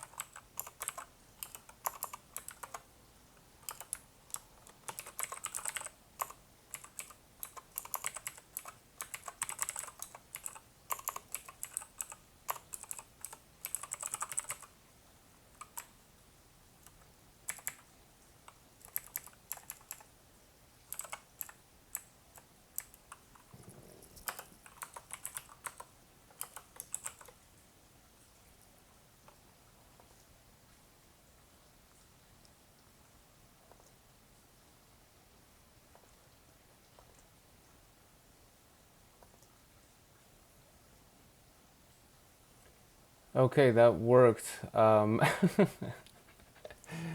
And I mean, hopefully I got a chance to actually analyze this one more time. It does not show me the overall thing, but I'm gonna see because I was recording the entire time, so I'm gonna pause it, I guess, before clicking because I was testing and I didn't realize that it was going to work, and then it ended up working. So now we're here, and now it worked. So okay, so fine, it worked, and now it says what's the name of the DLL that was downloaded by the attacker, and I guess we can look at this right here. It's right here. This is the DLL. I believe that was it. So if we copy this and paste this, is that the answer? Let me remove the tab in advance. No, that's not the answer. So that was placed by the attacker. So let's see. There's multiple DLLs here. So let's see what we can find here. Okay, so here it is actually. So it's literally the last one. So there's 29 that came up, and originally it was showing just 10 at a time, but I clicked it to 30 just to show everything. And the very last one, very obvious name, is Nightmare. So nightmare.dll, and there it is. And so what is the PDB entry, which is this full thing right here? So I'm just going to take this whole piece of data, copy this, and go here and paste that. And there we go. We finished the task. This was actually, the challenge was just trying to figure out how the command of this worked, but I'm going to show you in the edit, so you'll actually see it in the edit what it was like. And I think it was fine. It was just when I had written it outside of the actual notebook itself, and then when I went inside the notebook and typed it up manually from inside the notebook instead of just copy pasting it into the notebook, it worked perfectly fine, and it worked, and there was nothing that changed. It's just, I think, when you copy something from a notepad to that and paste it inside of their notebook, it maybe changes some of the characters or like the quotes or something. It was weird, but it worked perfectly fine. And we're good. Now we have the hunt for Nightmare finished as well. So we can now just jump into the conclusion, which, I mean, pretty simple. It says we made it to the end. So congratulations, we made it. There's a lot of additional resources for Velociraptor that I would probably recommend that we all read into, because this was one of the challenging ones for me. I thought it was going to be a quick room, but it ended up taking a good chunk of time. So hopefully the recording itself won't be too long. I'll cut out all the extra BS as I usually do, and you will only get the juice, only the good stuff. And from there, you can learn everything else there is to know about Velociraptor if you want to. All right, so if you learned anything from this, or if you want to learn more things about security analyst pathway, or Pen Test Plus or ethical hacker, any of those things, please go ahead and subscribe and like and turn on the notification bell, all that good stuff. We're going to be going through these pathways. I drop posts. I try to drop them several times a week, at least once a day. This past week it was a little bit challenging, but I'm gonna be getting more recording done in advance. I'll be doing like block shooting, so I can schedule these things out and at least have one come out for you every single day, sometimes maybe 2 or 3, but at the very least I'm gonna try to do one every single day, and that way you'll have something to learn from and you'll have something to look forward to. So I do invite you to like and subscribe and turn on that notification. Drop a comment if you have any questions or if you weren't able to figure anything out, and I will respond to your comments with detailed responses as best as I can, and we will basically take it from there. So hopefully you enjoyed this and you learned a lot from it. It's your boy Hank Hackerson at Hank Hacks Hackers, your favorite network and system attacker, and we just went through the Velociraptor room. That was a part of the digital forensics and incident response module of the SOC level 1 pathway of TryHackMe. If no one else loves you, Hank loves you. Love, peace, and chicken grease. I will see you in the next video. Later. All right, hello and welcome back. It's your boy Hank Hackerson at Hank Hacks Hackers, your favorite network and system attacker. And I guess we can call ourselves protectors as well. since we're studying, network security and cybersecurity and security analyst and all that stuff. Today's video is going to be about the TheHive Project, which is a security incident response platform to report investigation findings and all the things that we're going to find. This is going to be a part of the SOC Level 1 pathway of TryHackMe under the Digital Forensics and Incident Response module. And we're almost done with this module. We got a couple more to go, including the video from today. And yeah, we're going to be talking about the TheHive, which basically has the features and integrations pieces to it, the user profile and permissions, analyst interface navigation, and then the conclusion of the room, as well as the introduction of the room. And yeah, that's kind of the gist of what we're going to be talking about today. If you are studying for your security analyst or SOC Level 1 certification, anything of the sort, or maybe even your pen tester or junior pen tester, or any of those things, I would invite you to, and I highly recommend that you follow this channel, mainly because of the fact that this is literally all we talk about on this channel. We are going to be talking about security analysis and ethical hacking and pen testing and all that. And I respond to all of the questions that come in through the comments. So we're growing a nice sized community, and it's all about cybersecurity and ethical hacking. And I think you'll get a lot out of it. And more than that, I mean, I would very much love to have you as a part of our community. I think it would be amazing for us to go through this journey together. And there are videos on rooms that I've completed before, but then there's videos like the ones today on rooms that I haven't completed. So we actually go through these things together and we learn about these things together. So it would be really nice to have you as a part of the community. And I think it'll actually be very valuable to you to join our community. So we would love to have you. All right, without further ado, let's jump into the room outline here, the intro to this room. I guess it's a little bit different than the room outline. The TheHive Project is basically a security incident response platform, which from what it sounds like, it's kind of like a collective, like it's a hive, right? So it's like a bunch of people coming together and updating. That's what I think. I'm not sure. We're going to go into the introduction and we'll probably find that out. But so, we're going to find out what it actually is. That's probably a good one. The overview of the functionalities and integrations of the platform, installing it, navigating to the UI or navigating the UI, the user interface, and creating a case for an assessment and so on and so forth. And things like this are super useful because it builds a community for cybersecurity professionals so that you can go and, find other people that may have dealt with what you're dealing with, or create cases that other people can create inputs on. There were a lot of things that we've already gone through for this pathway that resemble this kind of a structure or this kind of a program where, a bunch of people come together and they update the overall database of vulnerabilities and attacks and things like that. So this is the TheHive, and let's look at what the introduction says, how that is different from the room outline. The introduction is as follows. So it's the TheHive Project is a scalable, open source, and freely available security incident response platform designed to assist analysts and practitioners working in security operations centers, CERTs, and CERTs to track, investigate, and act upon identified security incidents in a swift and collaborative manner. So that's exactly what I thought it was going to be. I didn't say it as professionally as they did, but that's basically what it is. It's like a community, essentially, that all the security analysts come through and they update cases and maybe even help each other on cases. So I think that's actually really cool. We can collaborate on investigations simultaneously, ensuring real-time information pertaining to new or existing cases, tasks, observables, and IOCs. It's like a social media platform for security analysts. That's basically what it is. More information can be found at thehiveproject.org and their GitHub repo. So this is their website. Look at this, security incident response for the masses. It looks pretty cool. Collaborate, elaborate, act. There is the Cortex.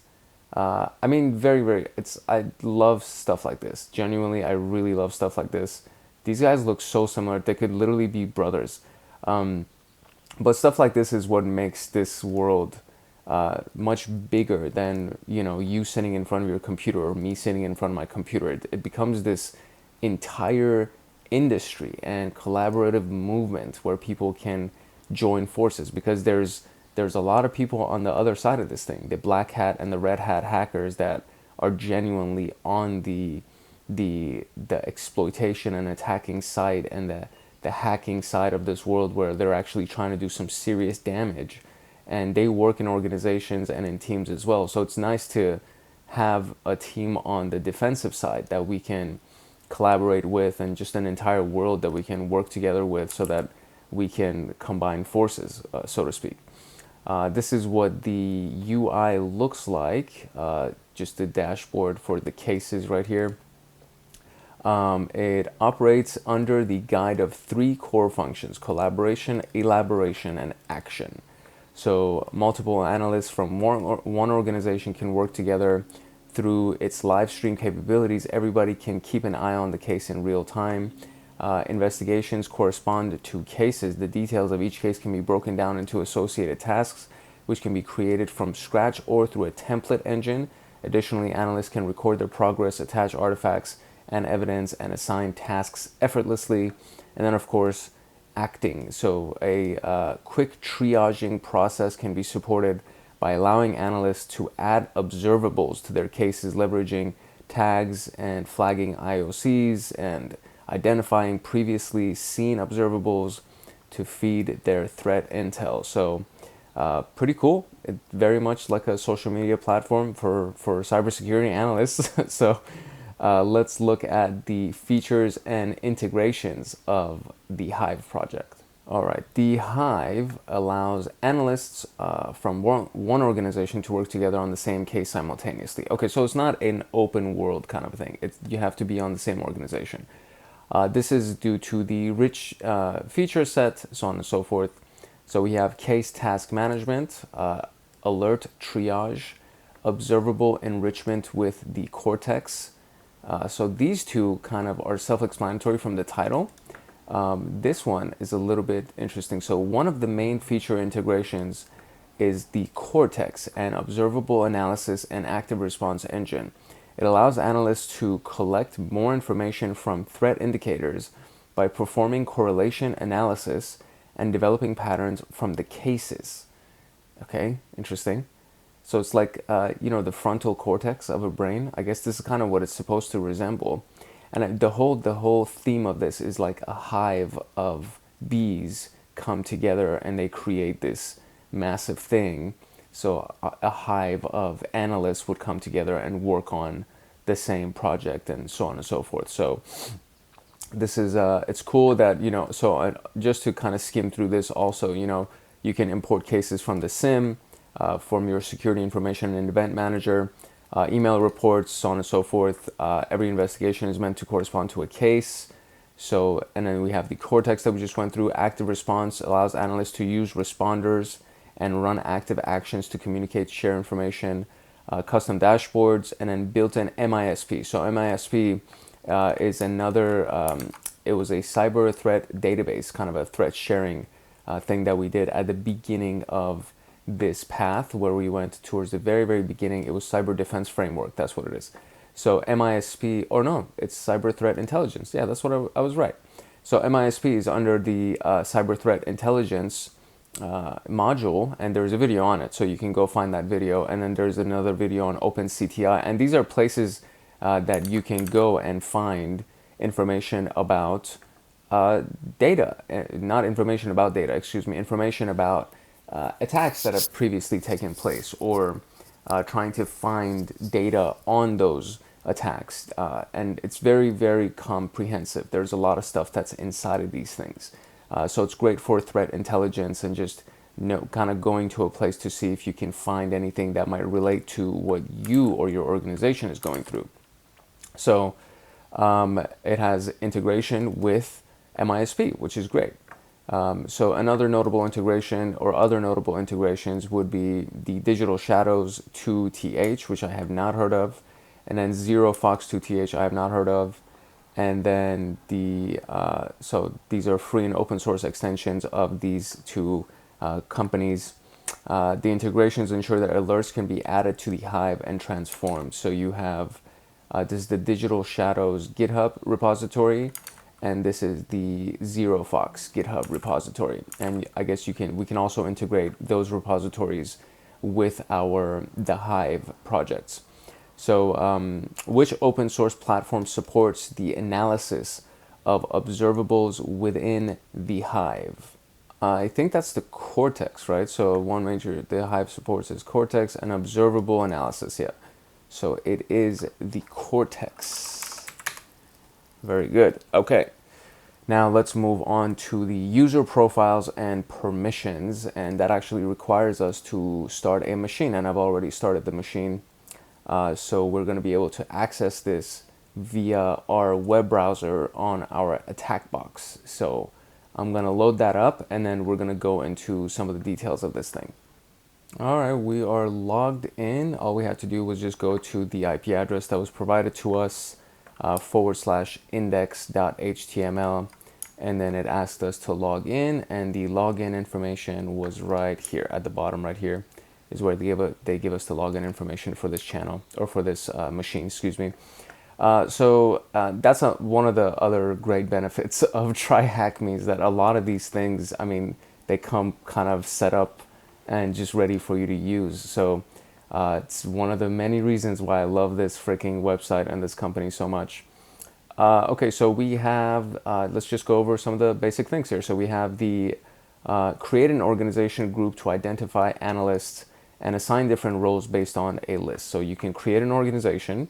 Pre-configured user profiles are admin, organization admin, analyst, and read-only.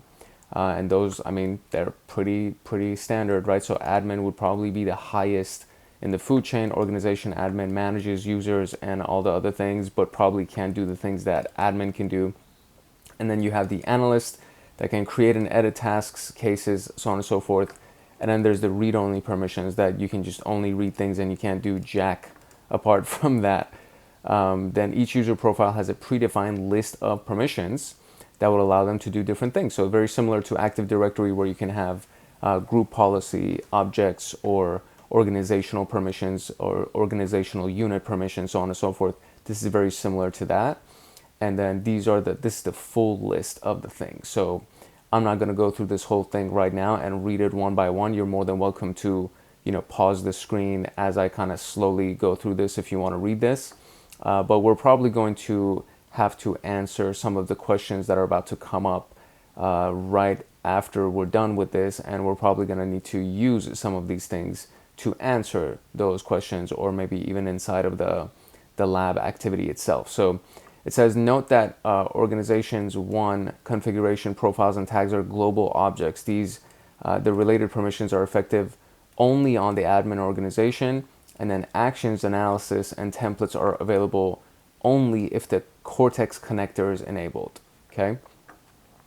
In addition to new profiles, an admin can perform other operations such as creating case, custom fields, custom observable types, custom analyzer templates, and importing TTPs from the attack frameworks, so on and so forth. And this is where, you can even use the Modern Attack Framework. That's pretty crazy. I mean, not crazy, but, it's awesome. Awesome, I think, is the word I was looking for. And it's already inherent in it, which is just super useful, very, very useful.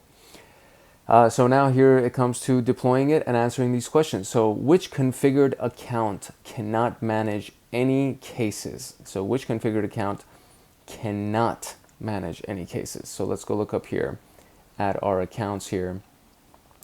And let's see what we can do. So admins, interestingly enough, can't manage any cases or other data related to it, but they can do administrative permissions on the platform. So it's a different level of permissions for admins and org admins. And admin is what they're looking for, not admins. And then we have which permission allows a user to create, update, or delete observables. And that's going to be the analyst. It was, what is it? Or no, actually, create, edit cases, observables. That is the org admin. So I'll just copy this and make it super easy for us. I'm gonna go all the way down here. Org admin, although that seems like it's too short of an answer. So which permission, excuse me, allows a user to create, update, or delete observables. So permission that allows you to create, update, and delete observables is right here, and that's manage observable. That is what that is. So there's that. And which permission allows a user to execute actions. So let's go find that. Execute actions right at the bottom here, and it's manage action, and that is the answer to this. We didn't even need to go through the website, which kind of seems a little bit disappointing in a way, honestly. Kind of wanted to do this, but let's see what we can do. Well, let's see. Maybe we'll kind of go through it for the next task. And it seems like we have to download task files to use that for the analysis and everything else. Yeah, so that's for sure what we're gonna do. So we actually do get to use the website. We just had to move on to the next task. So task 5, analyst interface navigation is what we're gonna do. Okay, so I'm just gonna open this up in a new browser tab just to make it a little bit easier to manage here. And we'll kind of shrink this down over here. The first part of this is that we're going to create a new case, and we're going to update the information of our new case like this. So suspected data exfiltration over FTP. It's a high severity. TLP is, I can't really read what that is. And then we do data exfiltration and FTP for our tags. So, and then you just add kind of a generic description, I guess. And it says it right here. So you have the severity. This showcases the level of impact incident being investigated as the environment from low to critical.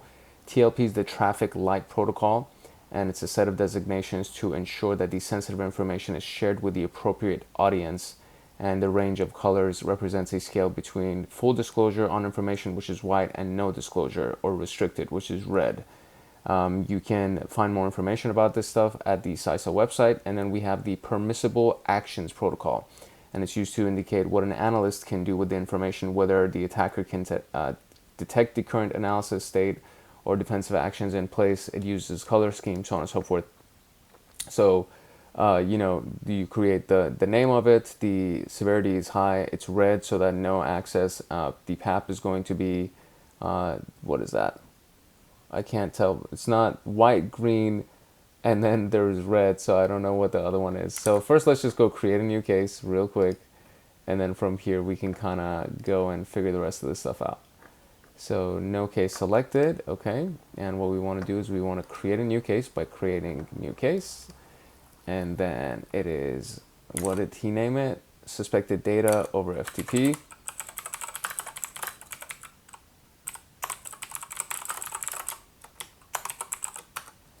Okay, and then we have a high severity, it was red, and then amber. That's what this looks like. That's what that means, amber.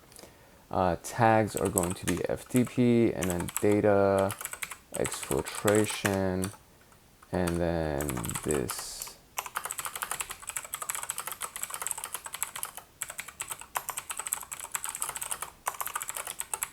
Just like that. And what else did he do? I don't think he did anything else apart from that. Investigate source and destination IPs, identify source, assign case TTPs. So let's do that.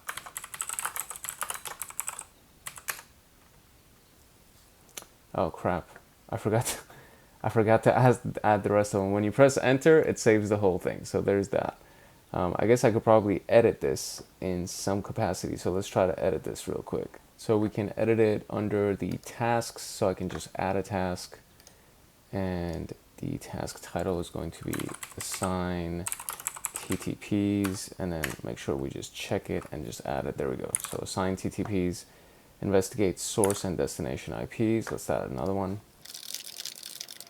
There we go. And then I forget what the other one was, but whatever. Okay, so we have our case, and then in the visual we can add the corresponding tactic and technique associated. So TTPs are important for MITRE, and in this case it's exfiltration, and we went under exfiltration over alternative protocol, and exfiltration non-C2, and then add that. So that was done under the TTPs. So we go under TTPs, we add a TTP, and we look for exfiltration.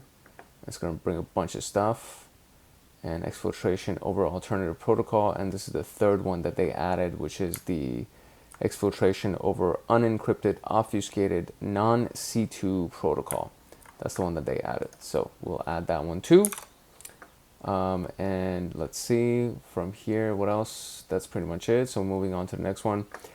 Case observables will be added from the observable tabs, and you'll have to indicate the following details. So these are all of the stuff. I don't know if we have to do this for our task, but this is what you can do. So the type, the value, one observable per line, one single multi-line observable, TLP, the IOC, it is an IOC, is kind of what that is, has been cited, ignore for similarity, tags, and description. So the observable data type, observable value, and these are some examples here, right? So if it's the observable data type, IP address, hash, domain, the observable value would be the IP addresses, obviously. One observable per line in the value field, create one observable no matter the number of lines, and this could be like a long URL. Define the way that the information should be shared. Check if this is considered to be an indicator of compromise, and then the emotet IP is that specific indicator. Has this observable been cited on your information system? Do not correlate this with other similar observables, insightful information tags, malware, such and such. And that's it. There's a description of it, obviously.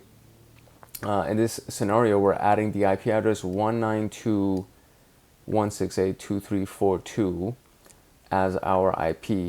Depending on the situation of your analysis, this can be marked as an IOC or not.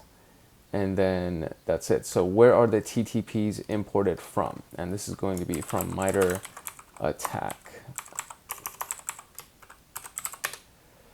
According to the framework, what type of detection data source would our investigation be classified under? So according to the framework, what type of detection data source would our investigation be classified under? Oh, right. So I had to actually email myself the PCAP file because for some reason it wasn't available in this machine. So once I downloaded the PCAP file, this is the information that we got when we open it. So it opens up inside of Wireshark, and now using the information that we have here, there are 230 packets, as it says over here. We need to find out what type of attack that we went under. Obviously, it's FTP is the name of the PCAP, so it has to do with FTP, but we need to kind of go through this information just to see what has happened and what's going on. So let's see what we can find here. Okay, so just looking at the generic information that's available in our info section of this PCAP file, we can pull a few different, I would say, speculations from this thing. So obviously they're doing specific attacks, not attacks, but queries or inquiries against our SSH and FTP ports. And so this is coming from the same IP address. So the IP address ending in 2342. And so if we go into this and just look at this, we don't really even need to use any display filters, honestly. Because you see that, you know, at first they tried to do against port 22, but then every other transaction was happening against port 21. And the server responds, then they make a request for the user anonymous, and the server responds with a password required for anonymous, and then so they attempt to use the password mozilla@example.com, and it's incorrect, and then they make several other inquiries using different ports. So they're using different request ports, but it's going against either our FTP port or our SSH port. And then you go down here from the same port to the SSH port multiple times in a row where there is a request being made. And these are all TCP port requests because they're all going towards port 22, which is the SSH port, and then you just see these FTP ones. So I guess the one thing that we can do is we could just go and search specifically for FTP just so we can view what's available only with FTP protocols. And now it went from the 230 packets that were originally displayed to 72 packets being displayed. And then we can look at it a little bit clearer, where you can see that, you know, the original request for anonymous, the password, and then it was login incorrect, and then they make another request with the user Pi, and then they send a password raspberry, and they actually were able to log in with the user Pi, and then they make a system request, and the response is, okay, well, so, you know, this is a Unix type L8 FTP server. Then they do a feature request to see what features are available inside of our server, our FTP server. They do a print working directory, and they get a response that they're in the home directory for Pi, and then they make another typed request to turn it into basically, I believe it's interactive, and then they make a request to turn it into a passive mode, and from here get the current working directory, make a list request to list what's actually available inside the directory, and from there they transfer something. And so it says that the transfer was complete, the Pro FTP server was queried again, and they used the user anonymous again, and in this case, again, it was still incorrect, and so user Pi again, and in this case, they were able to log in again, and they did essentially the same series of steps and went back and forth, and at the very end of it, there was a home Pi flag.txt file that was queried, and from there they were able to request that and actually receive that response and get that retrieved file, that flag.txt file, and it was completed, the transfer was completed. So they were looking for this flag.txt file, and something that we can do is we can go and export the objects that are attached to this, and it could be the TFTP objects, I believe, or maybe it's not there. So let's see if there's a way that I can actually export these, or if maybe we could just even look at them as the clear text version of this. So let's see what we can find here. Okay, so I couldn't extract the file from the actual Wireshark. The question itself, actually, the way that they've set up the questions here, number one, they just want to know what data source our investigation would be classified under, and then what the flag would be if we actually just went to that flag HTML. So first we're going to try to find the data source. And so when I go into the Hive right here, and then under the TTPs tab that we had over here, I click on that, and then go under exfiltration, because they were able to exfiltrate that TXT file, that flag TXT file. And then we go to exfiltration over alternative protocol, and then click this little thing right here, this little square with the arrow on it, and it opens it for us inside of a new tab, and we're actually now inside the MITRE attack framework under the techniques section. And then if you just go down under here, under detection, there is several data sources that are available here. So it could be cloud storage, it could be network traffic, so on and so forth. And so specifically what we're looking for is data that was extracted from FTP through a network connection. So it could either be the network traffic data source, or it could be the cloud storage data source.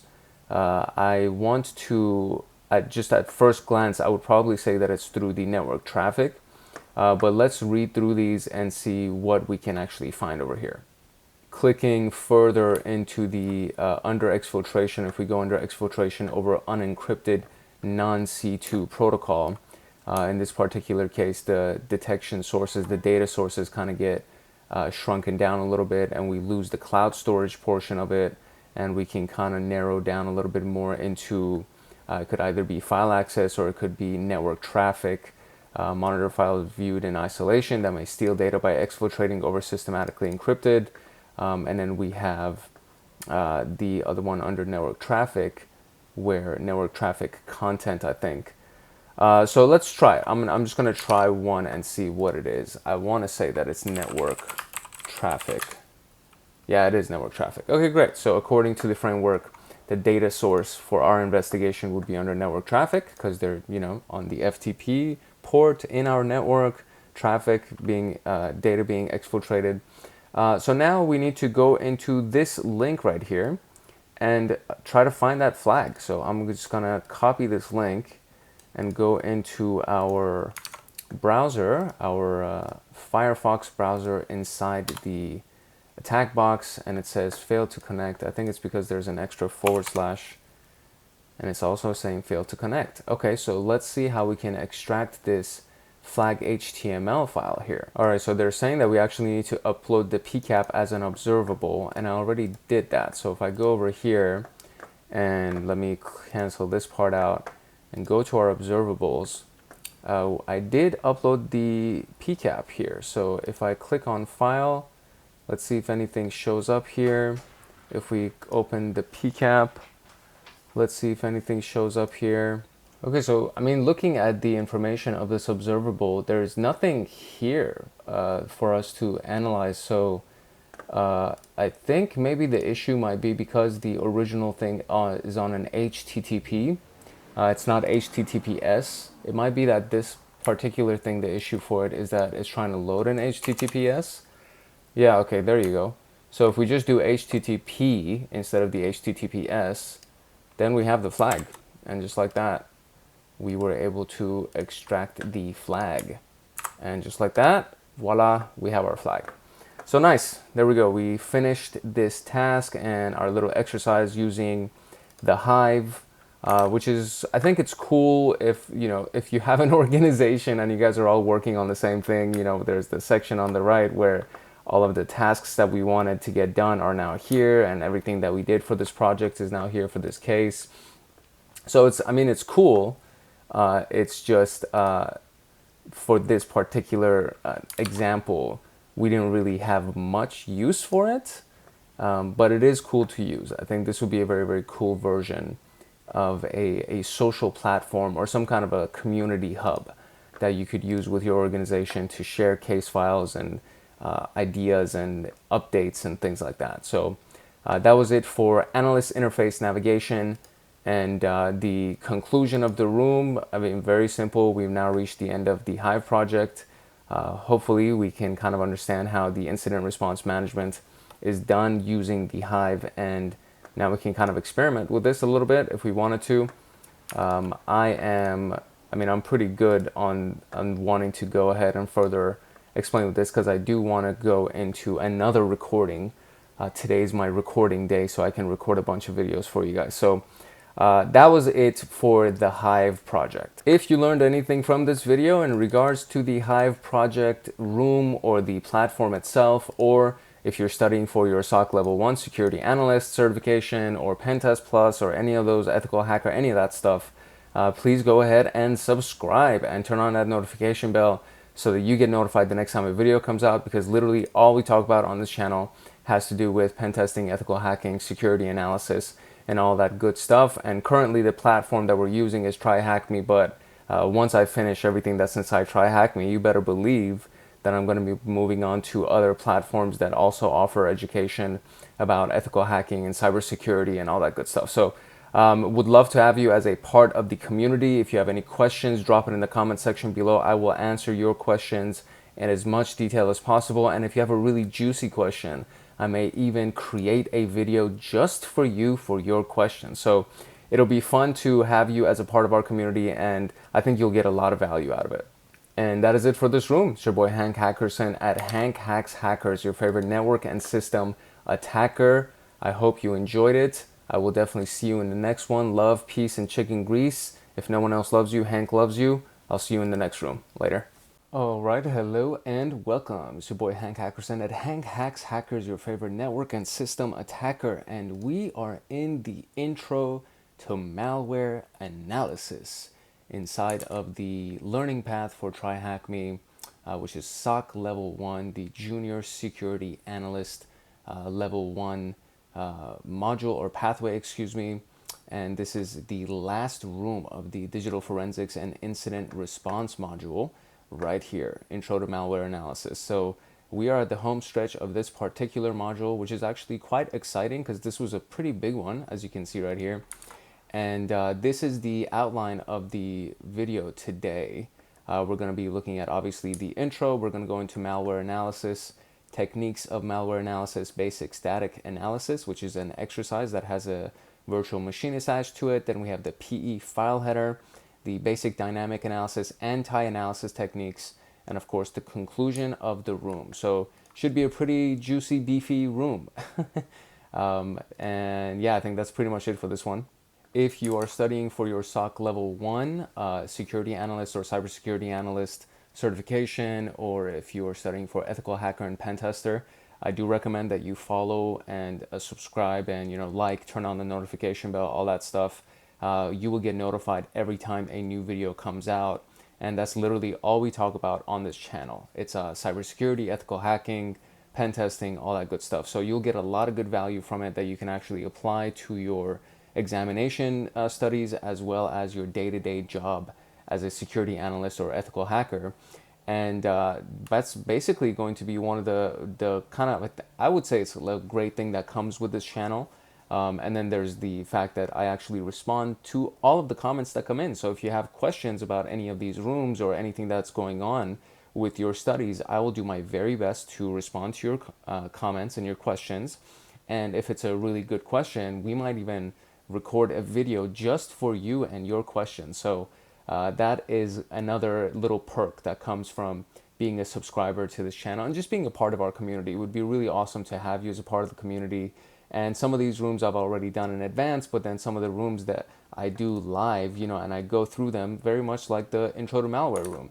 As you can see, these things have not been completed. So we're learning together in a sense, which is pretty cool. And I actually like doing it. That's one of the reasons why I started this channel, actually, was to kind of go through this journey. And if I can help somebody while they're on the journey too, then it would be an extra win-win type of a situation. So anyways, without further ado, let's jump into the intro to this room. Every once in a while, so this is the intro basically, every once in a while when you are working as a SOC analyst, you will come across content, which is basically a file or traffic. And that's going to look suspicious, right? That's kind of the whole purpose of a cybersecurity analyst, is to be able to look at things, be like, this doesn't look right, right? And so you have to determine whether or not this is actually malicious or not. And hence the name malware, right? So ransomware, malware, Trojan horses, all of these things, they fall under this really large category, which is called malware. And so that's what we are going to be talking about in this particular room. It's an introduction to malware, so we got to understand what that actually is, which I feel like you kind of already know, but you need to be able to differentiate and discern whether or not what you're looking at is actually malware, or maybe it's a false positive, as we refer to it in the SciSec, InfoSec community, when an intrusion detection system, an IDS or an IPS, gives you a red flag for something, and then you look at it and you're like, this seems like it might be a false positive. Maybe it's not actually malware. And so that's what you need to be able to determine and differentiate. And then there's the static and dynamic malware analysis, and then resources, obviously, to make these things easier. So let's get into it. All right, malware analysis. Malware itself comes from malicious software. Malware, get it? Therefore, any software that has a malicious purpose can be considered malware. It's further classified into different categories, and we're going to look at some of that here. The purpose of malware analysis is for security operations teams to analyze malware and write detections for it in our networks and in our firewalls and security information event managers, IDS, IPS, all that stuff. Incident response teams to analyze and determine what damage has been done and how to fix it. Threat hunting teams to analyze malware and find indications of compromise, and malware researchers to be able to analyze the malware and add detections in the security products. And then threat research teams in OS vendors like Microsoft teams and Google teams and Apple teams to discover these things and add more security features to the actual OS itself, so that when they launch a new version of their OS, it protects against anything that might happen like that. So what we got to understand, some of these like key notes here. because malware is like a weapon and it can produce great harm if it's not handled with care, we need to take some precautions. So never analyze it on a machine that does not have the sole purpose of analyzing malware. This is called a sandbox machine, or you need to use a sandbox software. When not analyzing or moving malware samples around to different locations, always keep them in a password protected zip or a RAR and other archives so that you can avoid accidental detonation. And I would even venture to say put it on an external drive. Don't even keep it inside the machine. Put it on a password protected zip and then put it inside an external USB so that nobody can get access to that computer by connecting to the internet and for some reason unzip the file and release it. Only extract the malware from this password protected archive inside the isolated environment, which is sandbox, and only when analyzing it, and then create an isolated VM specifically for this. Same thing. Ensure that all internet connections are closed or at least monitored. Very, very important, right? Because if somebody gets access to that machine through the internet, they can unzip the file and release it. So it's a very big no-no. And once you're done with malware analysis, revert the VM to its clean state, clean slate for the next malware analysis.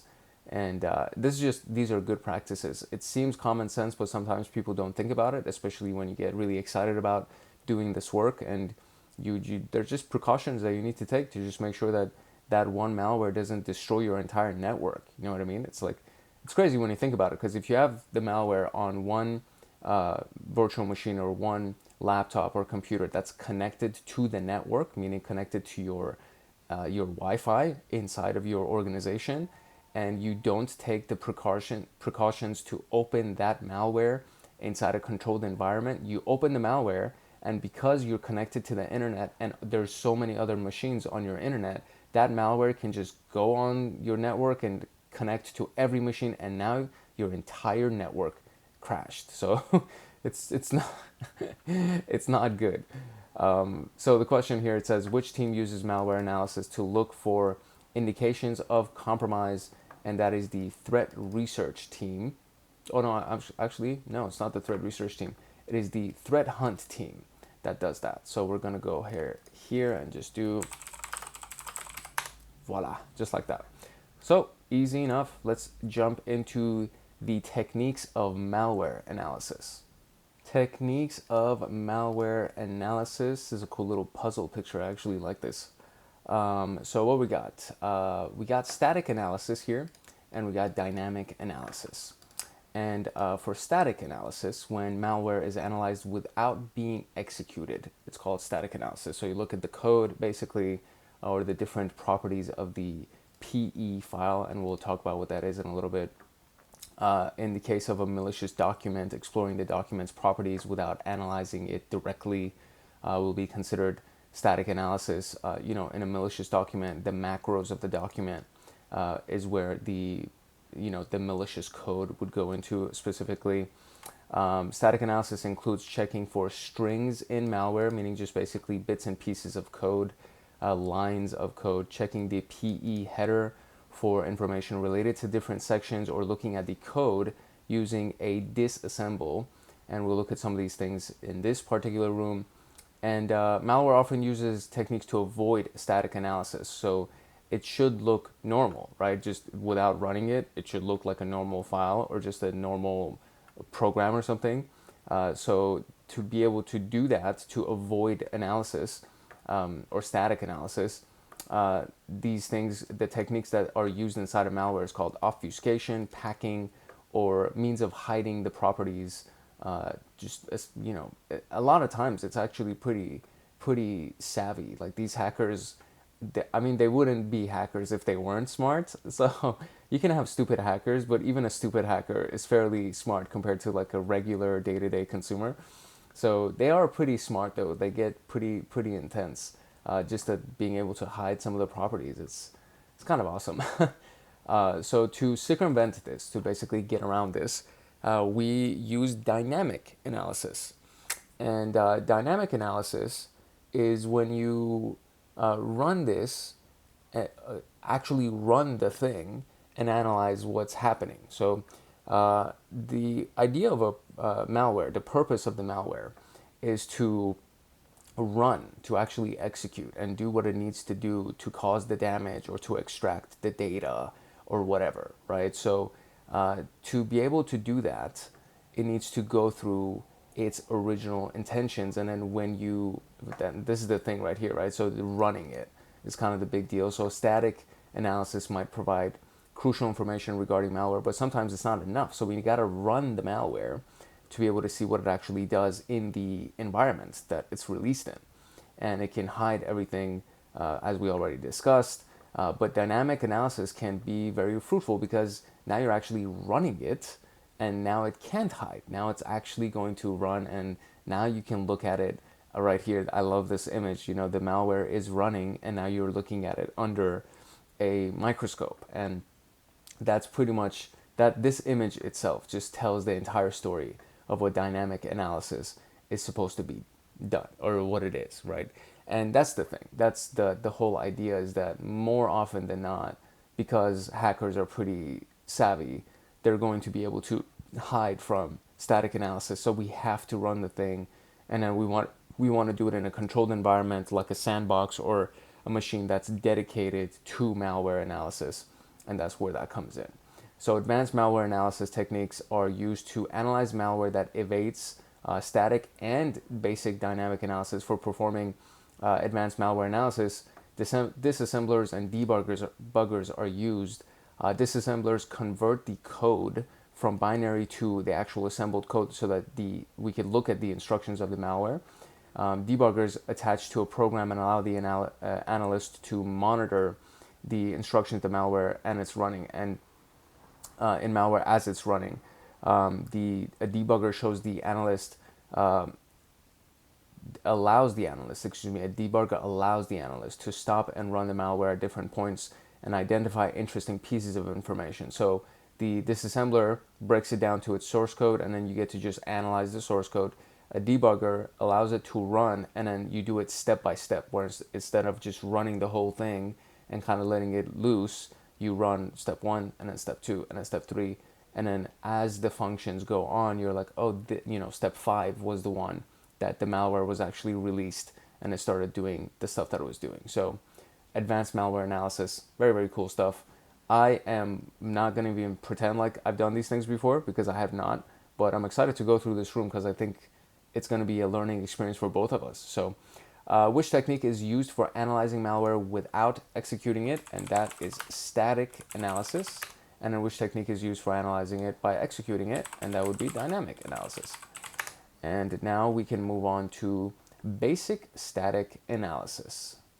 All right, basic static analysis. There is this caution piece right here that is very, very important. This line specifically is really, really important. So get a clean snapshot of your virtual machine, meaning get a clean image, a backup of the machine before running the malware analysis. Even though we're not running the actual malware, something might happen and you don't want to accidentally lose everything that's on your machine. So you want to get a clean snapshot of the machine and then run the malware analysis and do everything that you got to do.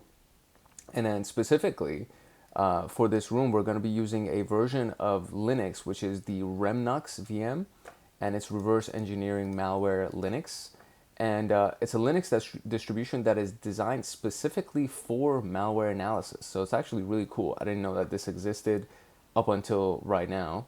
And then I've already launched the machine. If you wanted to do it through your own machine and just kind of secure shell into it, you could do it using these credentials.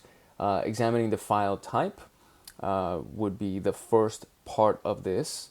And so the WannaCry file is what we're going to be looking at in this particular case. And then we're going to run some of these commands to check it out. And then examining the strings, we're going to be looking at the strings command to check that out. And then what else we got here? We got the program cannot run in DOS mode, for example, so on and so forth. Sometimes the output of the strings is too big to be shown, so we can do an output file. So when you do this forward, it's not a forward slash, it's I guess it's the greater than symbol specifically. But when you do that and then you put something after it, it outputs the results into a new file for you, so you can look at it later. And then pipe more gives you more information. So these are pretty basic standard, straightforward. We have the checking hashes of things, and this is actually a really, really good situation because VirusTotal is a website, and there's a lot of websites like this, but VirusTotal is one of the big websites that you can take the MD5 hash or the SHA-1 or the SHA-256 hash of a file, and before you even look at the file or open up the file, you can just go run the hash of that file against the VirusTotal database, and it'll tell you, oh, this is malware, and this is what it does, and this is what it can do, so on and so forth. So very, very, very useful. What else we got? We got AV scans, the antivirus. There we go, VirusTotal. They're already talking about it. So AV scans, antivirus scans, and VirusTotal in general can be very, very helpful, and they're doing it right here. They got a search, and then they pasted in the hash of whatever it was, and it gives you, this is what it looks like. This is exactly what it is. I just explained it. I feel pretty confident in my abilities. The more I do this, I'm like, oh, I need, you could do this against VirusTotal, and lo and behold, they're talking about it. And just in case you're wondering, I did not read this in advance. I knew, I'm learning. But so this is what it looks like. So when you actually search for a hash of something, this is what it looks like. So it gives you the actual name right here, but there's multiple names that it can show under, and that's under details as well as community relations. All of these things give you more and more data about this thing. And this number right here, 61 out of 66, means that out of all of these softwares, I guess, or distributors that have antivirus software or security appliances, 61 out of all of the 66 have flagged this particular hash value as being malicious. In my humble opinion, even if you get 1 out of the 66 to flag something as malicious or suspicious, that's enough of a reason for you to, approach it cautiously. Under the basic properties, it shows you all the different hash values that's applied to it, and then the history of it, and then you can go under behavior right here, and it gives you more information about it. So memory pattern domains, the URLs that are associated with it. Under relations, here we go. You have all the domains and IP addresses that are associated with it, the contacted IP addresses. So there's a lot of amazing information on VirusTotal. And if you're looking at viruses or malware, it would be silly to not just take the hash value of it and then go and look at VirusTotal and just see what that hash value brings up. The suspicious hex string value is called WannaCry for this particular case, but we already knew that.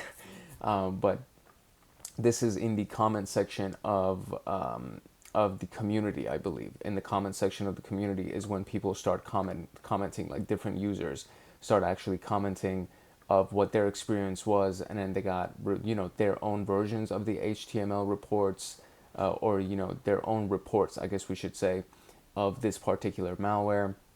So it's a really amazing platform, VirusTotal, to be able to do this. So there's something called Redline in our sample directory, and we want to get the MD sum of this and the creation of this sample. So we're going to use MD5 sum, obviously, and then we're going to go to VirusTotal to check out the details of that. So it's going to be inside samples, which is right here, and it's called Redline right there. So I'm not going to open it. I am going to open up a terminal, and then from here, oh wow, it's a white background terminal. Man, it's been a minute since I've seen a white background terminal. So what we want to do is get the MD5 sum of the samples Redline. Okay, here we go. So we're just going to go do an ls to see where we are. We're right here. So we want to go into desktop and do an ls. Then we want to go into samples and do another ls. And there is Redline. So from here, we're going to do MD5 sum and then Redline. And just like that, you got the MD5 sum. So I'm going to take this thing and I'm going to copy this. And I'm going to open up a new tab and I'm going to go to VirusTotal.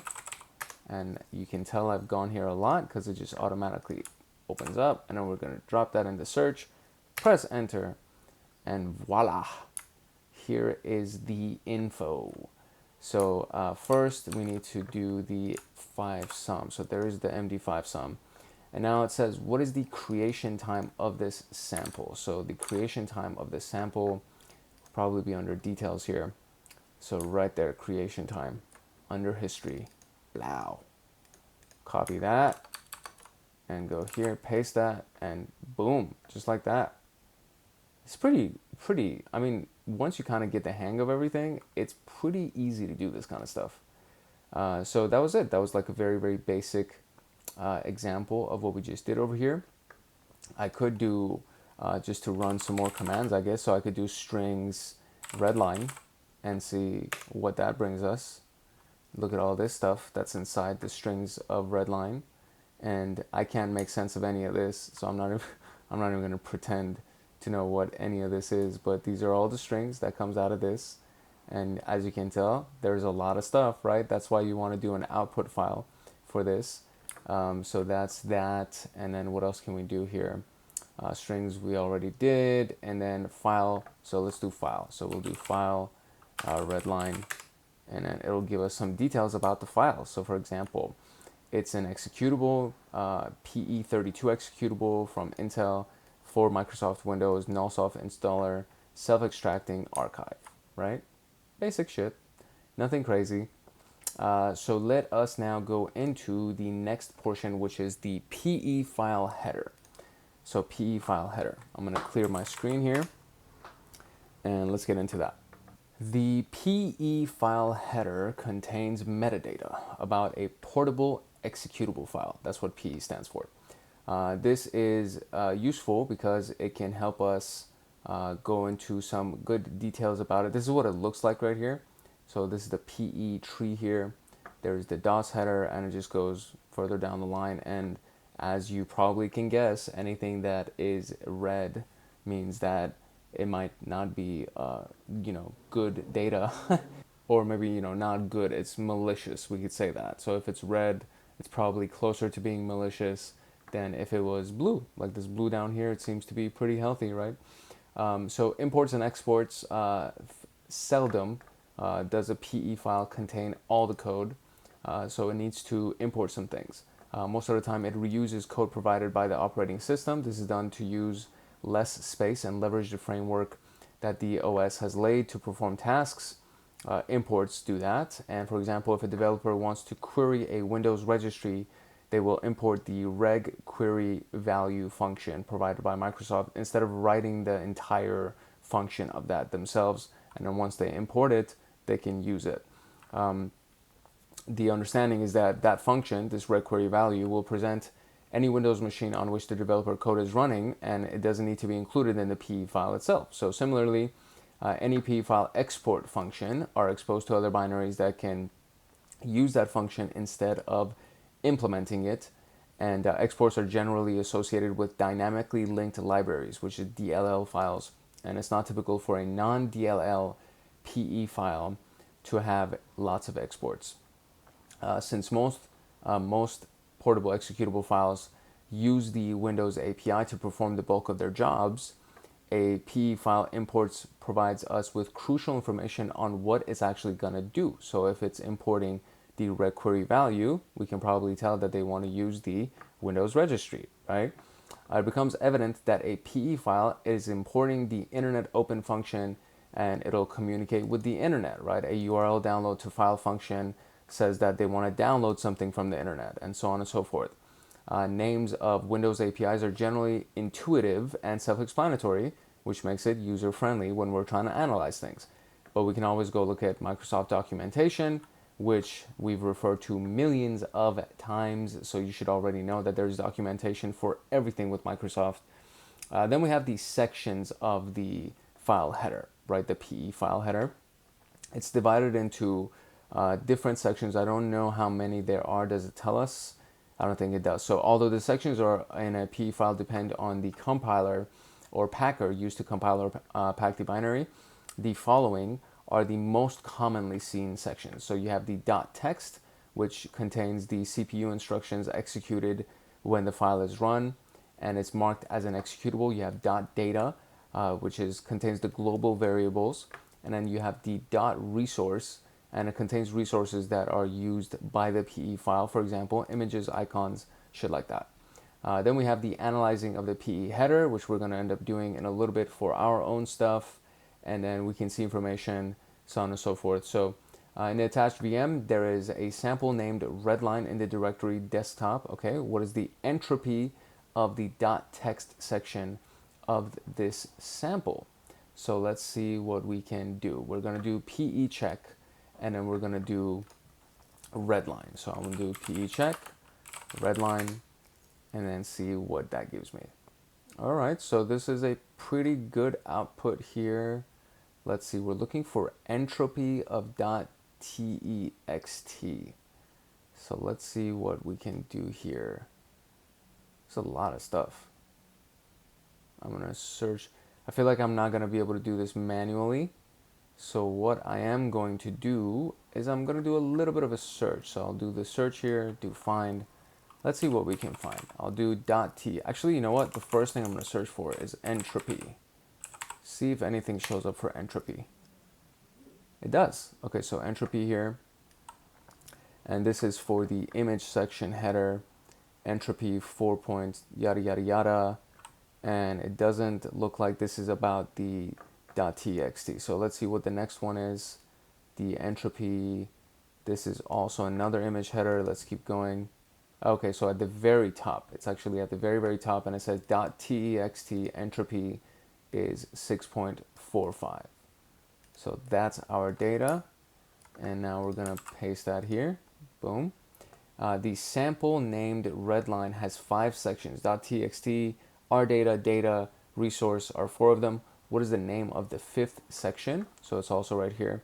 So we have txt, our data, data, n data is what we are missing. So n data is that. And from which DLL file does the sample named Redline import the reg open key exw function? So let's go and do another search here. And what we're going to do is we're going to search for that specific query. Boom, right there. So it is right here, and it says from which DLL. So it seems to be the advap. I think that's what it is, right? Yeah, I think it's advap. So I'm going to do copy that portion and paste that in here. Yep, that is the correct answer. Nice. Okay, so check out the GUI-based ptree tool and see what information it shows. You can use the following command for using ptree to analyze the Redline malware, and ptree tool might take some time to initiate. Okay, fair enough. So we're already here inside of our file, so I'm just going to do ptree. So P-E-T-R-E-E, by the way. Actually, no, I'm sorry. It's supposed to be separated by a dash. So P-E-T-R-E-E, Redline. And then they said it's going to take a couple of seconds. Or, well, hopefully it's a couple of seconds and it's not 25 minutes or something. So we'll come back to this and see what we can do. Okay, that took, I want to say maybe like 10 minutes for this thing to load. And we did load it. Although there is no other piece of this that we're supposed to look at, but just to kind of give it a little bit of an analysis here is if we shrink this down, that's basically what that looks like, and then you press that little arrow, opens this up. We have the hashes of this, the entropy of the specific file. It doesn't say which entropy it is. I'm guessing it's just a txt entropy. Then you have the no overlay hashes of this, which are different from the regular hashes, so that's kind of interesting. We have the image DOS header, and then we have the DOS stub that is a 0.0% ratio. Some of these things, I mean, a lot of these things, honestly, I don't know what I'm supposed to be analyzing from this. So hopefully they'll tell us what a lot of these things are going to be. But at the very least, we were able to run this specific command and get our ptree to open up. And it, you know, it took maybe 10 minutes, probably a little bit less than 10 minutes. But yeah, that was it. And now we can move on to basic dynamic analysis. All right, basic dynamic analysis kind of has a similar caution. It's highly recommended that you perform malware analysis in an isolated virtual machine. You can create a clean snapshot, so on and so forth. So all these things are, they come with a cautionary tale. Sandbox, we talked about this at the intro of the video. It's borrowed from the military, and it's a box of sand modeling the terrain where an operation has to take place, in which a military team dry runs the scenario to identify possible outcomes. In malware analysis, it's an isolated environment mimicking the actual target environment of a malware, where the analyst runs a sample to learn more about it. Malware analysis sandboxes heavily rely on virtual machines, their ability to take snapshots and revert to a clean slate when required. So the construction of a sandbox is like this. Virtual machine mimicking the actual target environment, ability to take snapshots and revert to the clean slate, OS monitoring software, Procmon, Proc Explorer, Regshot, etc. Network monitoring software, Wireshark, TCP dump, control over the network through a dummy DNS server and web server, mechanism to move analysis logs and malware samples in and out of the VM without compromising the host. If you have a shared directory with your malware analysis VM that remains accessible when running malware, you might risk malware affecting all files in these shared directories. So you got to be careful about this. That's why at the beginning they mentioned use a specific laptop just for malware analysis, so that it doesn't mess with any of your other files or any things like that. So it's just, the more cautious person wins in this particular environment. In this particular case, you just want to be super careful when you're dealing with what you think might be malware, especially if you run a virus total scan and you're like, oh, 51 out of 69 people say that this is malware. Yeah, let me go and open up my sandbox. So that's, it's just cautionary tale. Be careful. The more careful, the more paranoid person wins. There are open source sandboxes, and these provide the framework for performing basic analysis. They're customizable. Then there's the Cuckoo sandbox. It's most widely known, and it's the malware used for the malware analysis community. Developed as the Google Summer Code project in 2010. It's open source that you can often see deployed in SOC environments with enthusiasts at home labs. Advantages of Cuckoo include huge community support, easy to understand documentation, and lots of customization. We can deploy it in the network and let the community signature guide you to identifying which files are malicious and which are benign because of the vast community signatures that come with it. This has been archived and an update is pending, so it doesn't support Python 3 and it's obsolete right now. It's not all lost because there's more stuff. So we have the KAPE sandbox, and it's a little bit more advanced. It supports debugging, memory dumping, and unpacking packed malware. And beginners can use this, but it's more for advanced people. So a community version of it is available, and then you can get the commercial version as well. And then we have online sandboxes. So the online Cuckoo, online KAPE, any.run, integer, hybrid analysis, and there's probably even more stuff. But if these are mentioned inside TryHackMe, that these are test and tried, and you can rely that they're not going to mess your system up.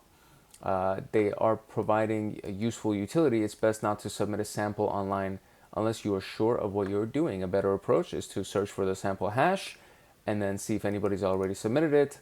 And so we're looking at hybrid analysis. On this homepage, we're greeted with the following screen, and then we can paste the hash inside of the report search section, and it'll give us some information. For example, this hash gave us this information, and so it's malicious. Obviously, WannaCry is the hashtag attached to it, so you can tell that this is the WannaCry malware. And if we open one of the submitted ones for Windows 7, this is what it will look like. And in this particular case, you can just view that data.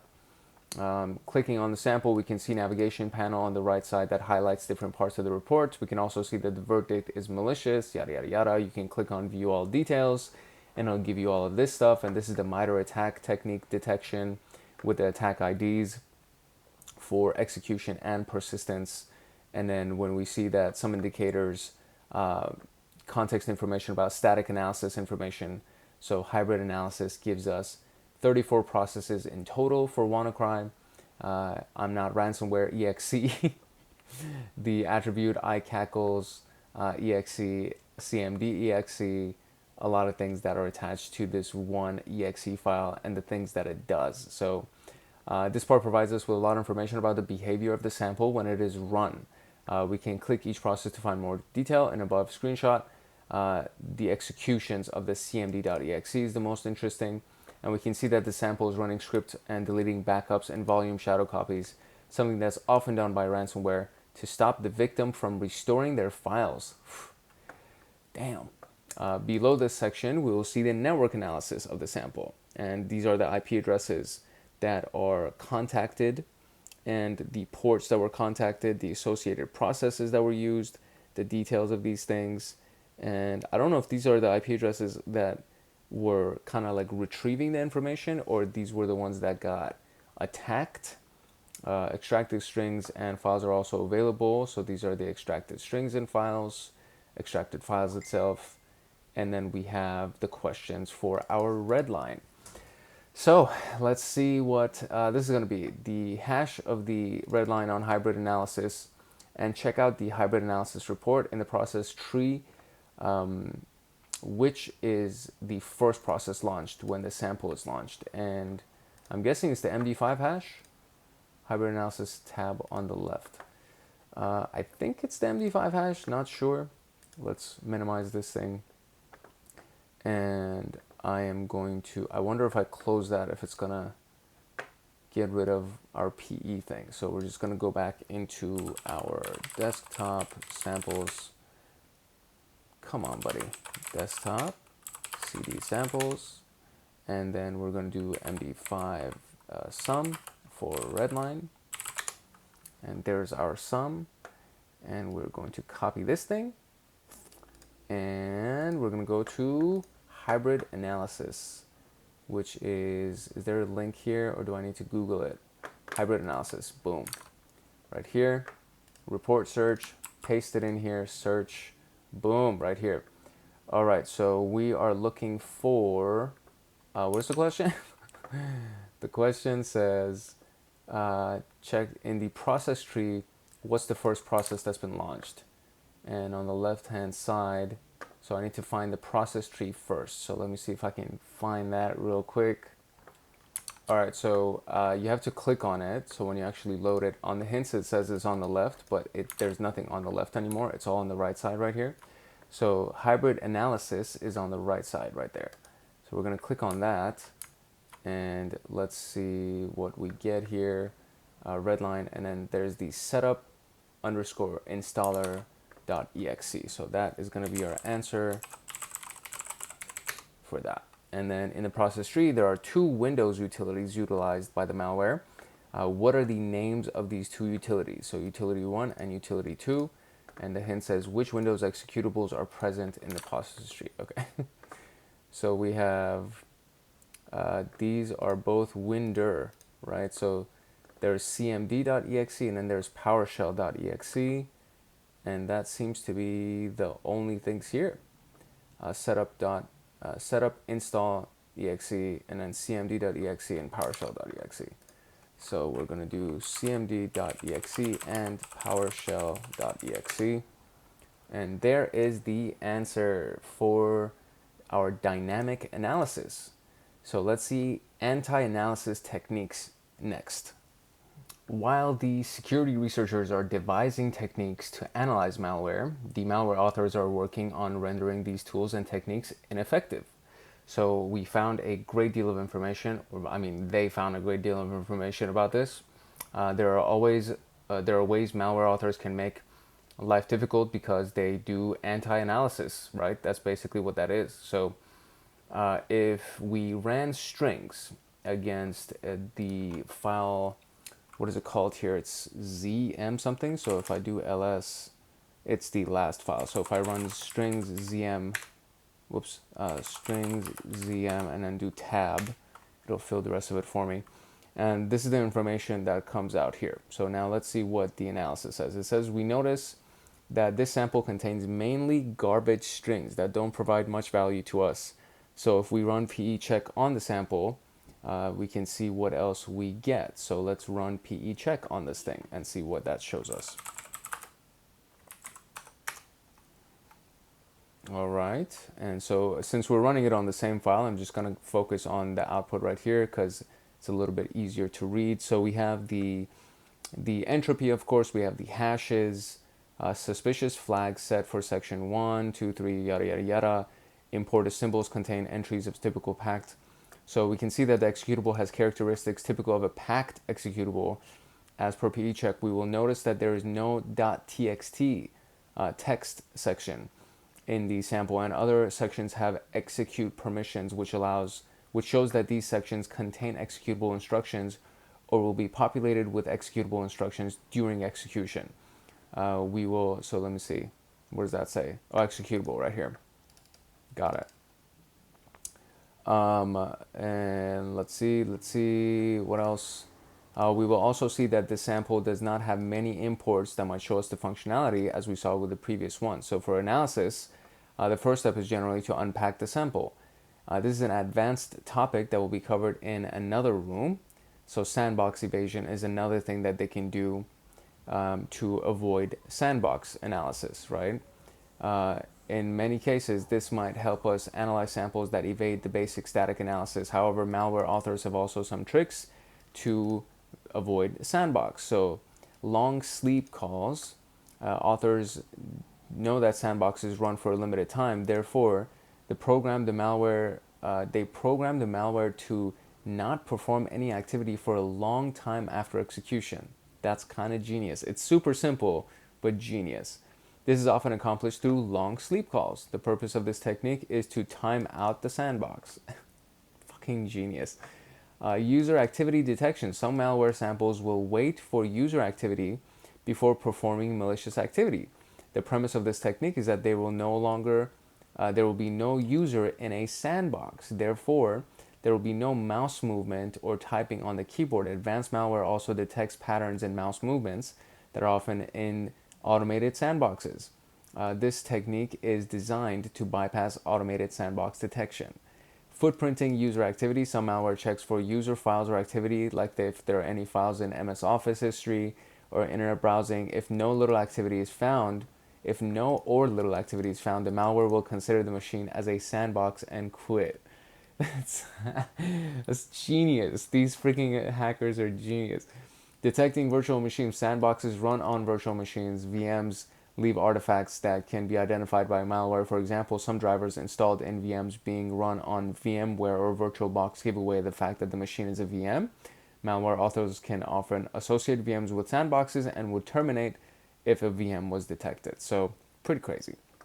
Which of the techniques discussed above is used to bypass static analysis?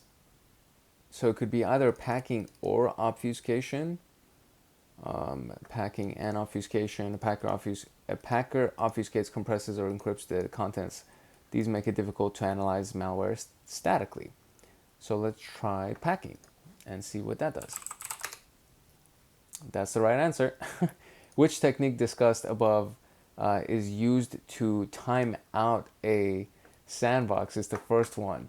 Long sleep calls. Oof. And that's it. Just like that, we are now done with anti-analysis techniques. And the conclusion is basically saying that this is basically what we learned, scratching the surface, very, very, very, very basic stuff. Because I can just imagine how deep the rabbit hole goes with this thing. But it's super exciting. I mean, this actually was really fun to do because just thinking about the anti-analysis techniques that they were talking about over here is like, yo, these guys are smart, man. So we would have to be even smarter to be able to catch malware that was designed by a really smart attacker, a smart hacker. So that was it for our intro to malware analysis room. If you are studying malware analysis, or if you're studying security operations, the security analyst certification, or Pen Test Plus, or ethical hacker, any of those things, I welcome you and I encourage you to like, subscribe, and turn on that notification bell. This channel strictly talks about hacking and security analysis and pen testing, all that stuff. And we might look at networking or some of the other topics that are inside of information technology or information science, computer science, but we look at everything from the perspective of security analysis and hacking and pen testing. So everything about this channel is going to be on that. And if you're studying for any of those certifications, or if you want to do that on a day-to-day, then this channel will be one of those places that you're going to refer to all the time. And I honestly love the fact that the community is growing the way that it is, and I love all the comments that come in, and I answer every comment. And if there are questions that come in the comments, I also answer those questions. So if you have any questions, then this would be one of those places where you can drop them. And if I can answer it in a comment, I'll comment back. But if it's a really good question, I may even do a video for you and record a video just to address your comment. So this is one of those types of channels that I designed for myself because I wanted to have a database of a lot of things that I could refer back to, but it's nice to see that everybody else is finding use in it as well. And at the very least, we can go down this journey together. So it would be lovely to have you as a part of the community, and very, very much would look forward to seeing you in the comments section. So anyways, that's pretty much it for our SOC level last room that we just did for malware analysis. On SOC level 1, now we can, the next series, the next module that we're going to go into is going to be phishing, because we just finished digital forensics and incident response. It's your boy Hank Hackerson at Hank Hacks Hackers, your favorite network and system attacker or network and system protector. And that was it. So hopefully you learned from it. Love, peace, and chicken grease. If no one else loves you, Hank loves you. I will see you in the next room. Later.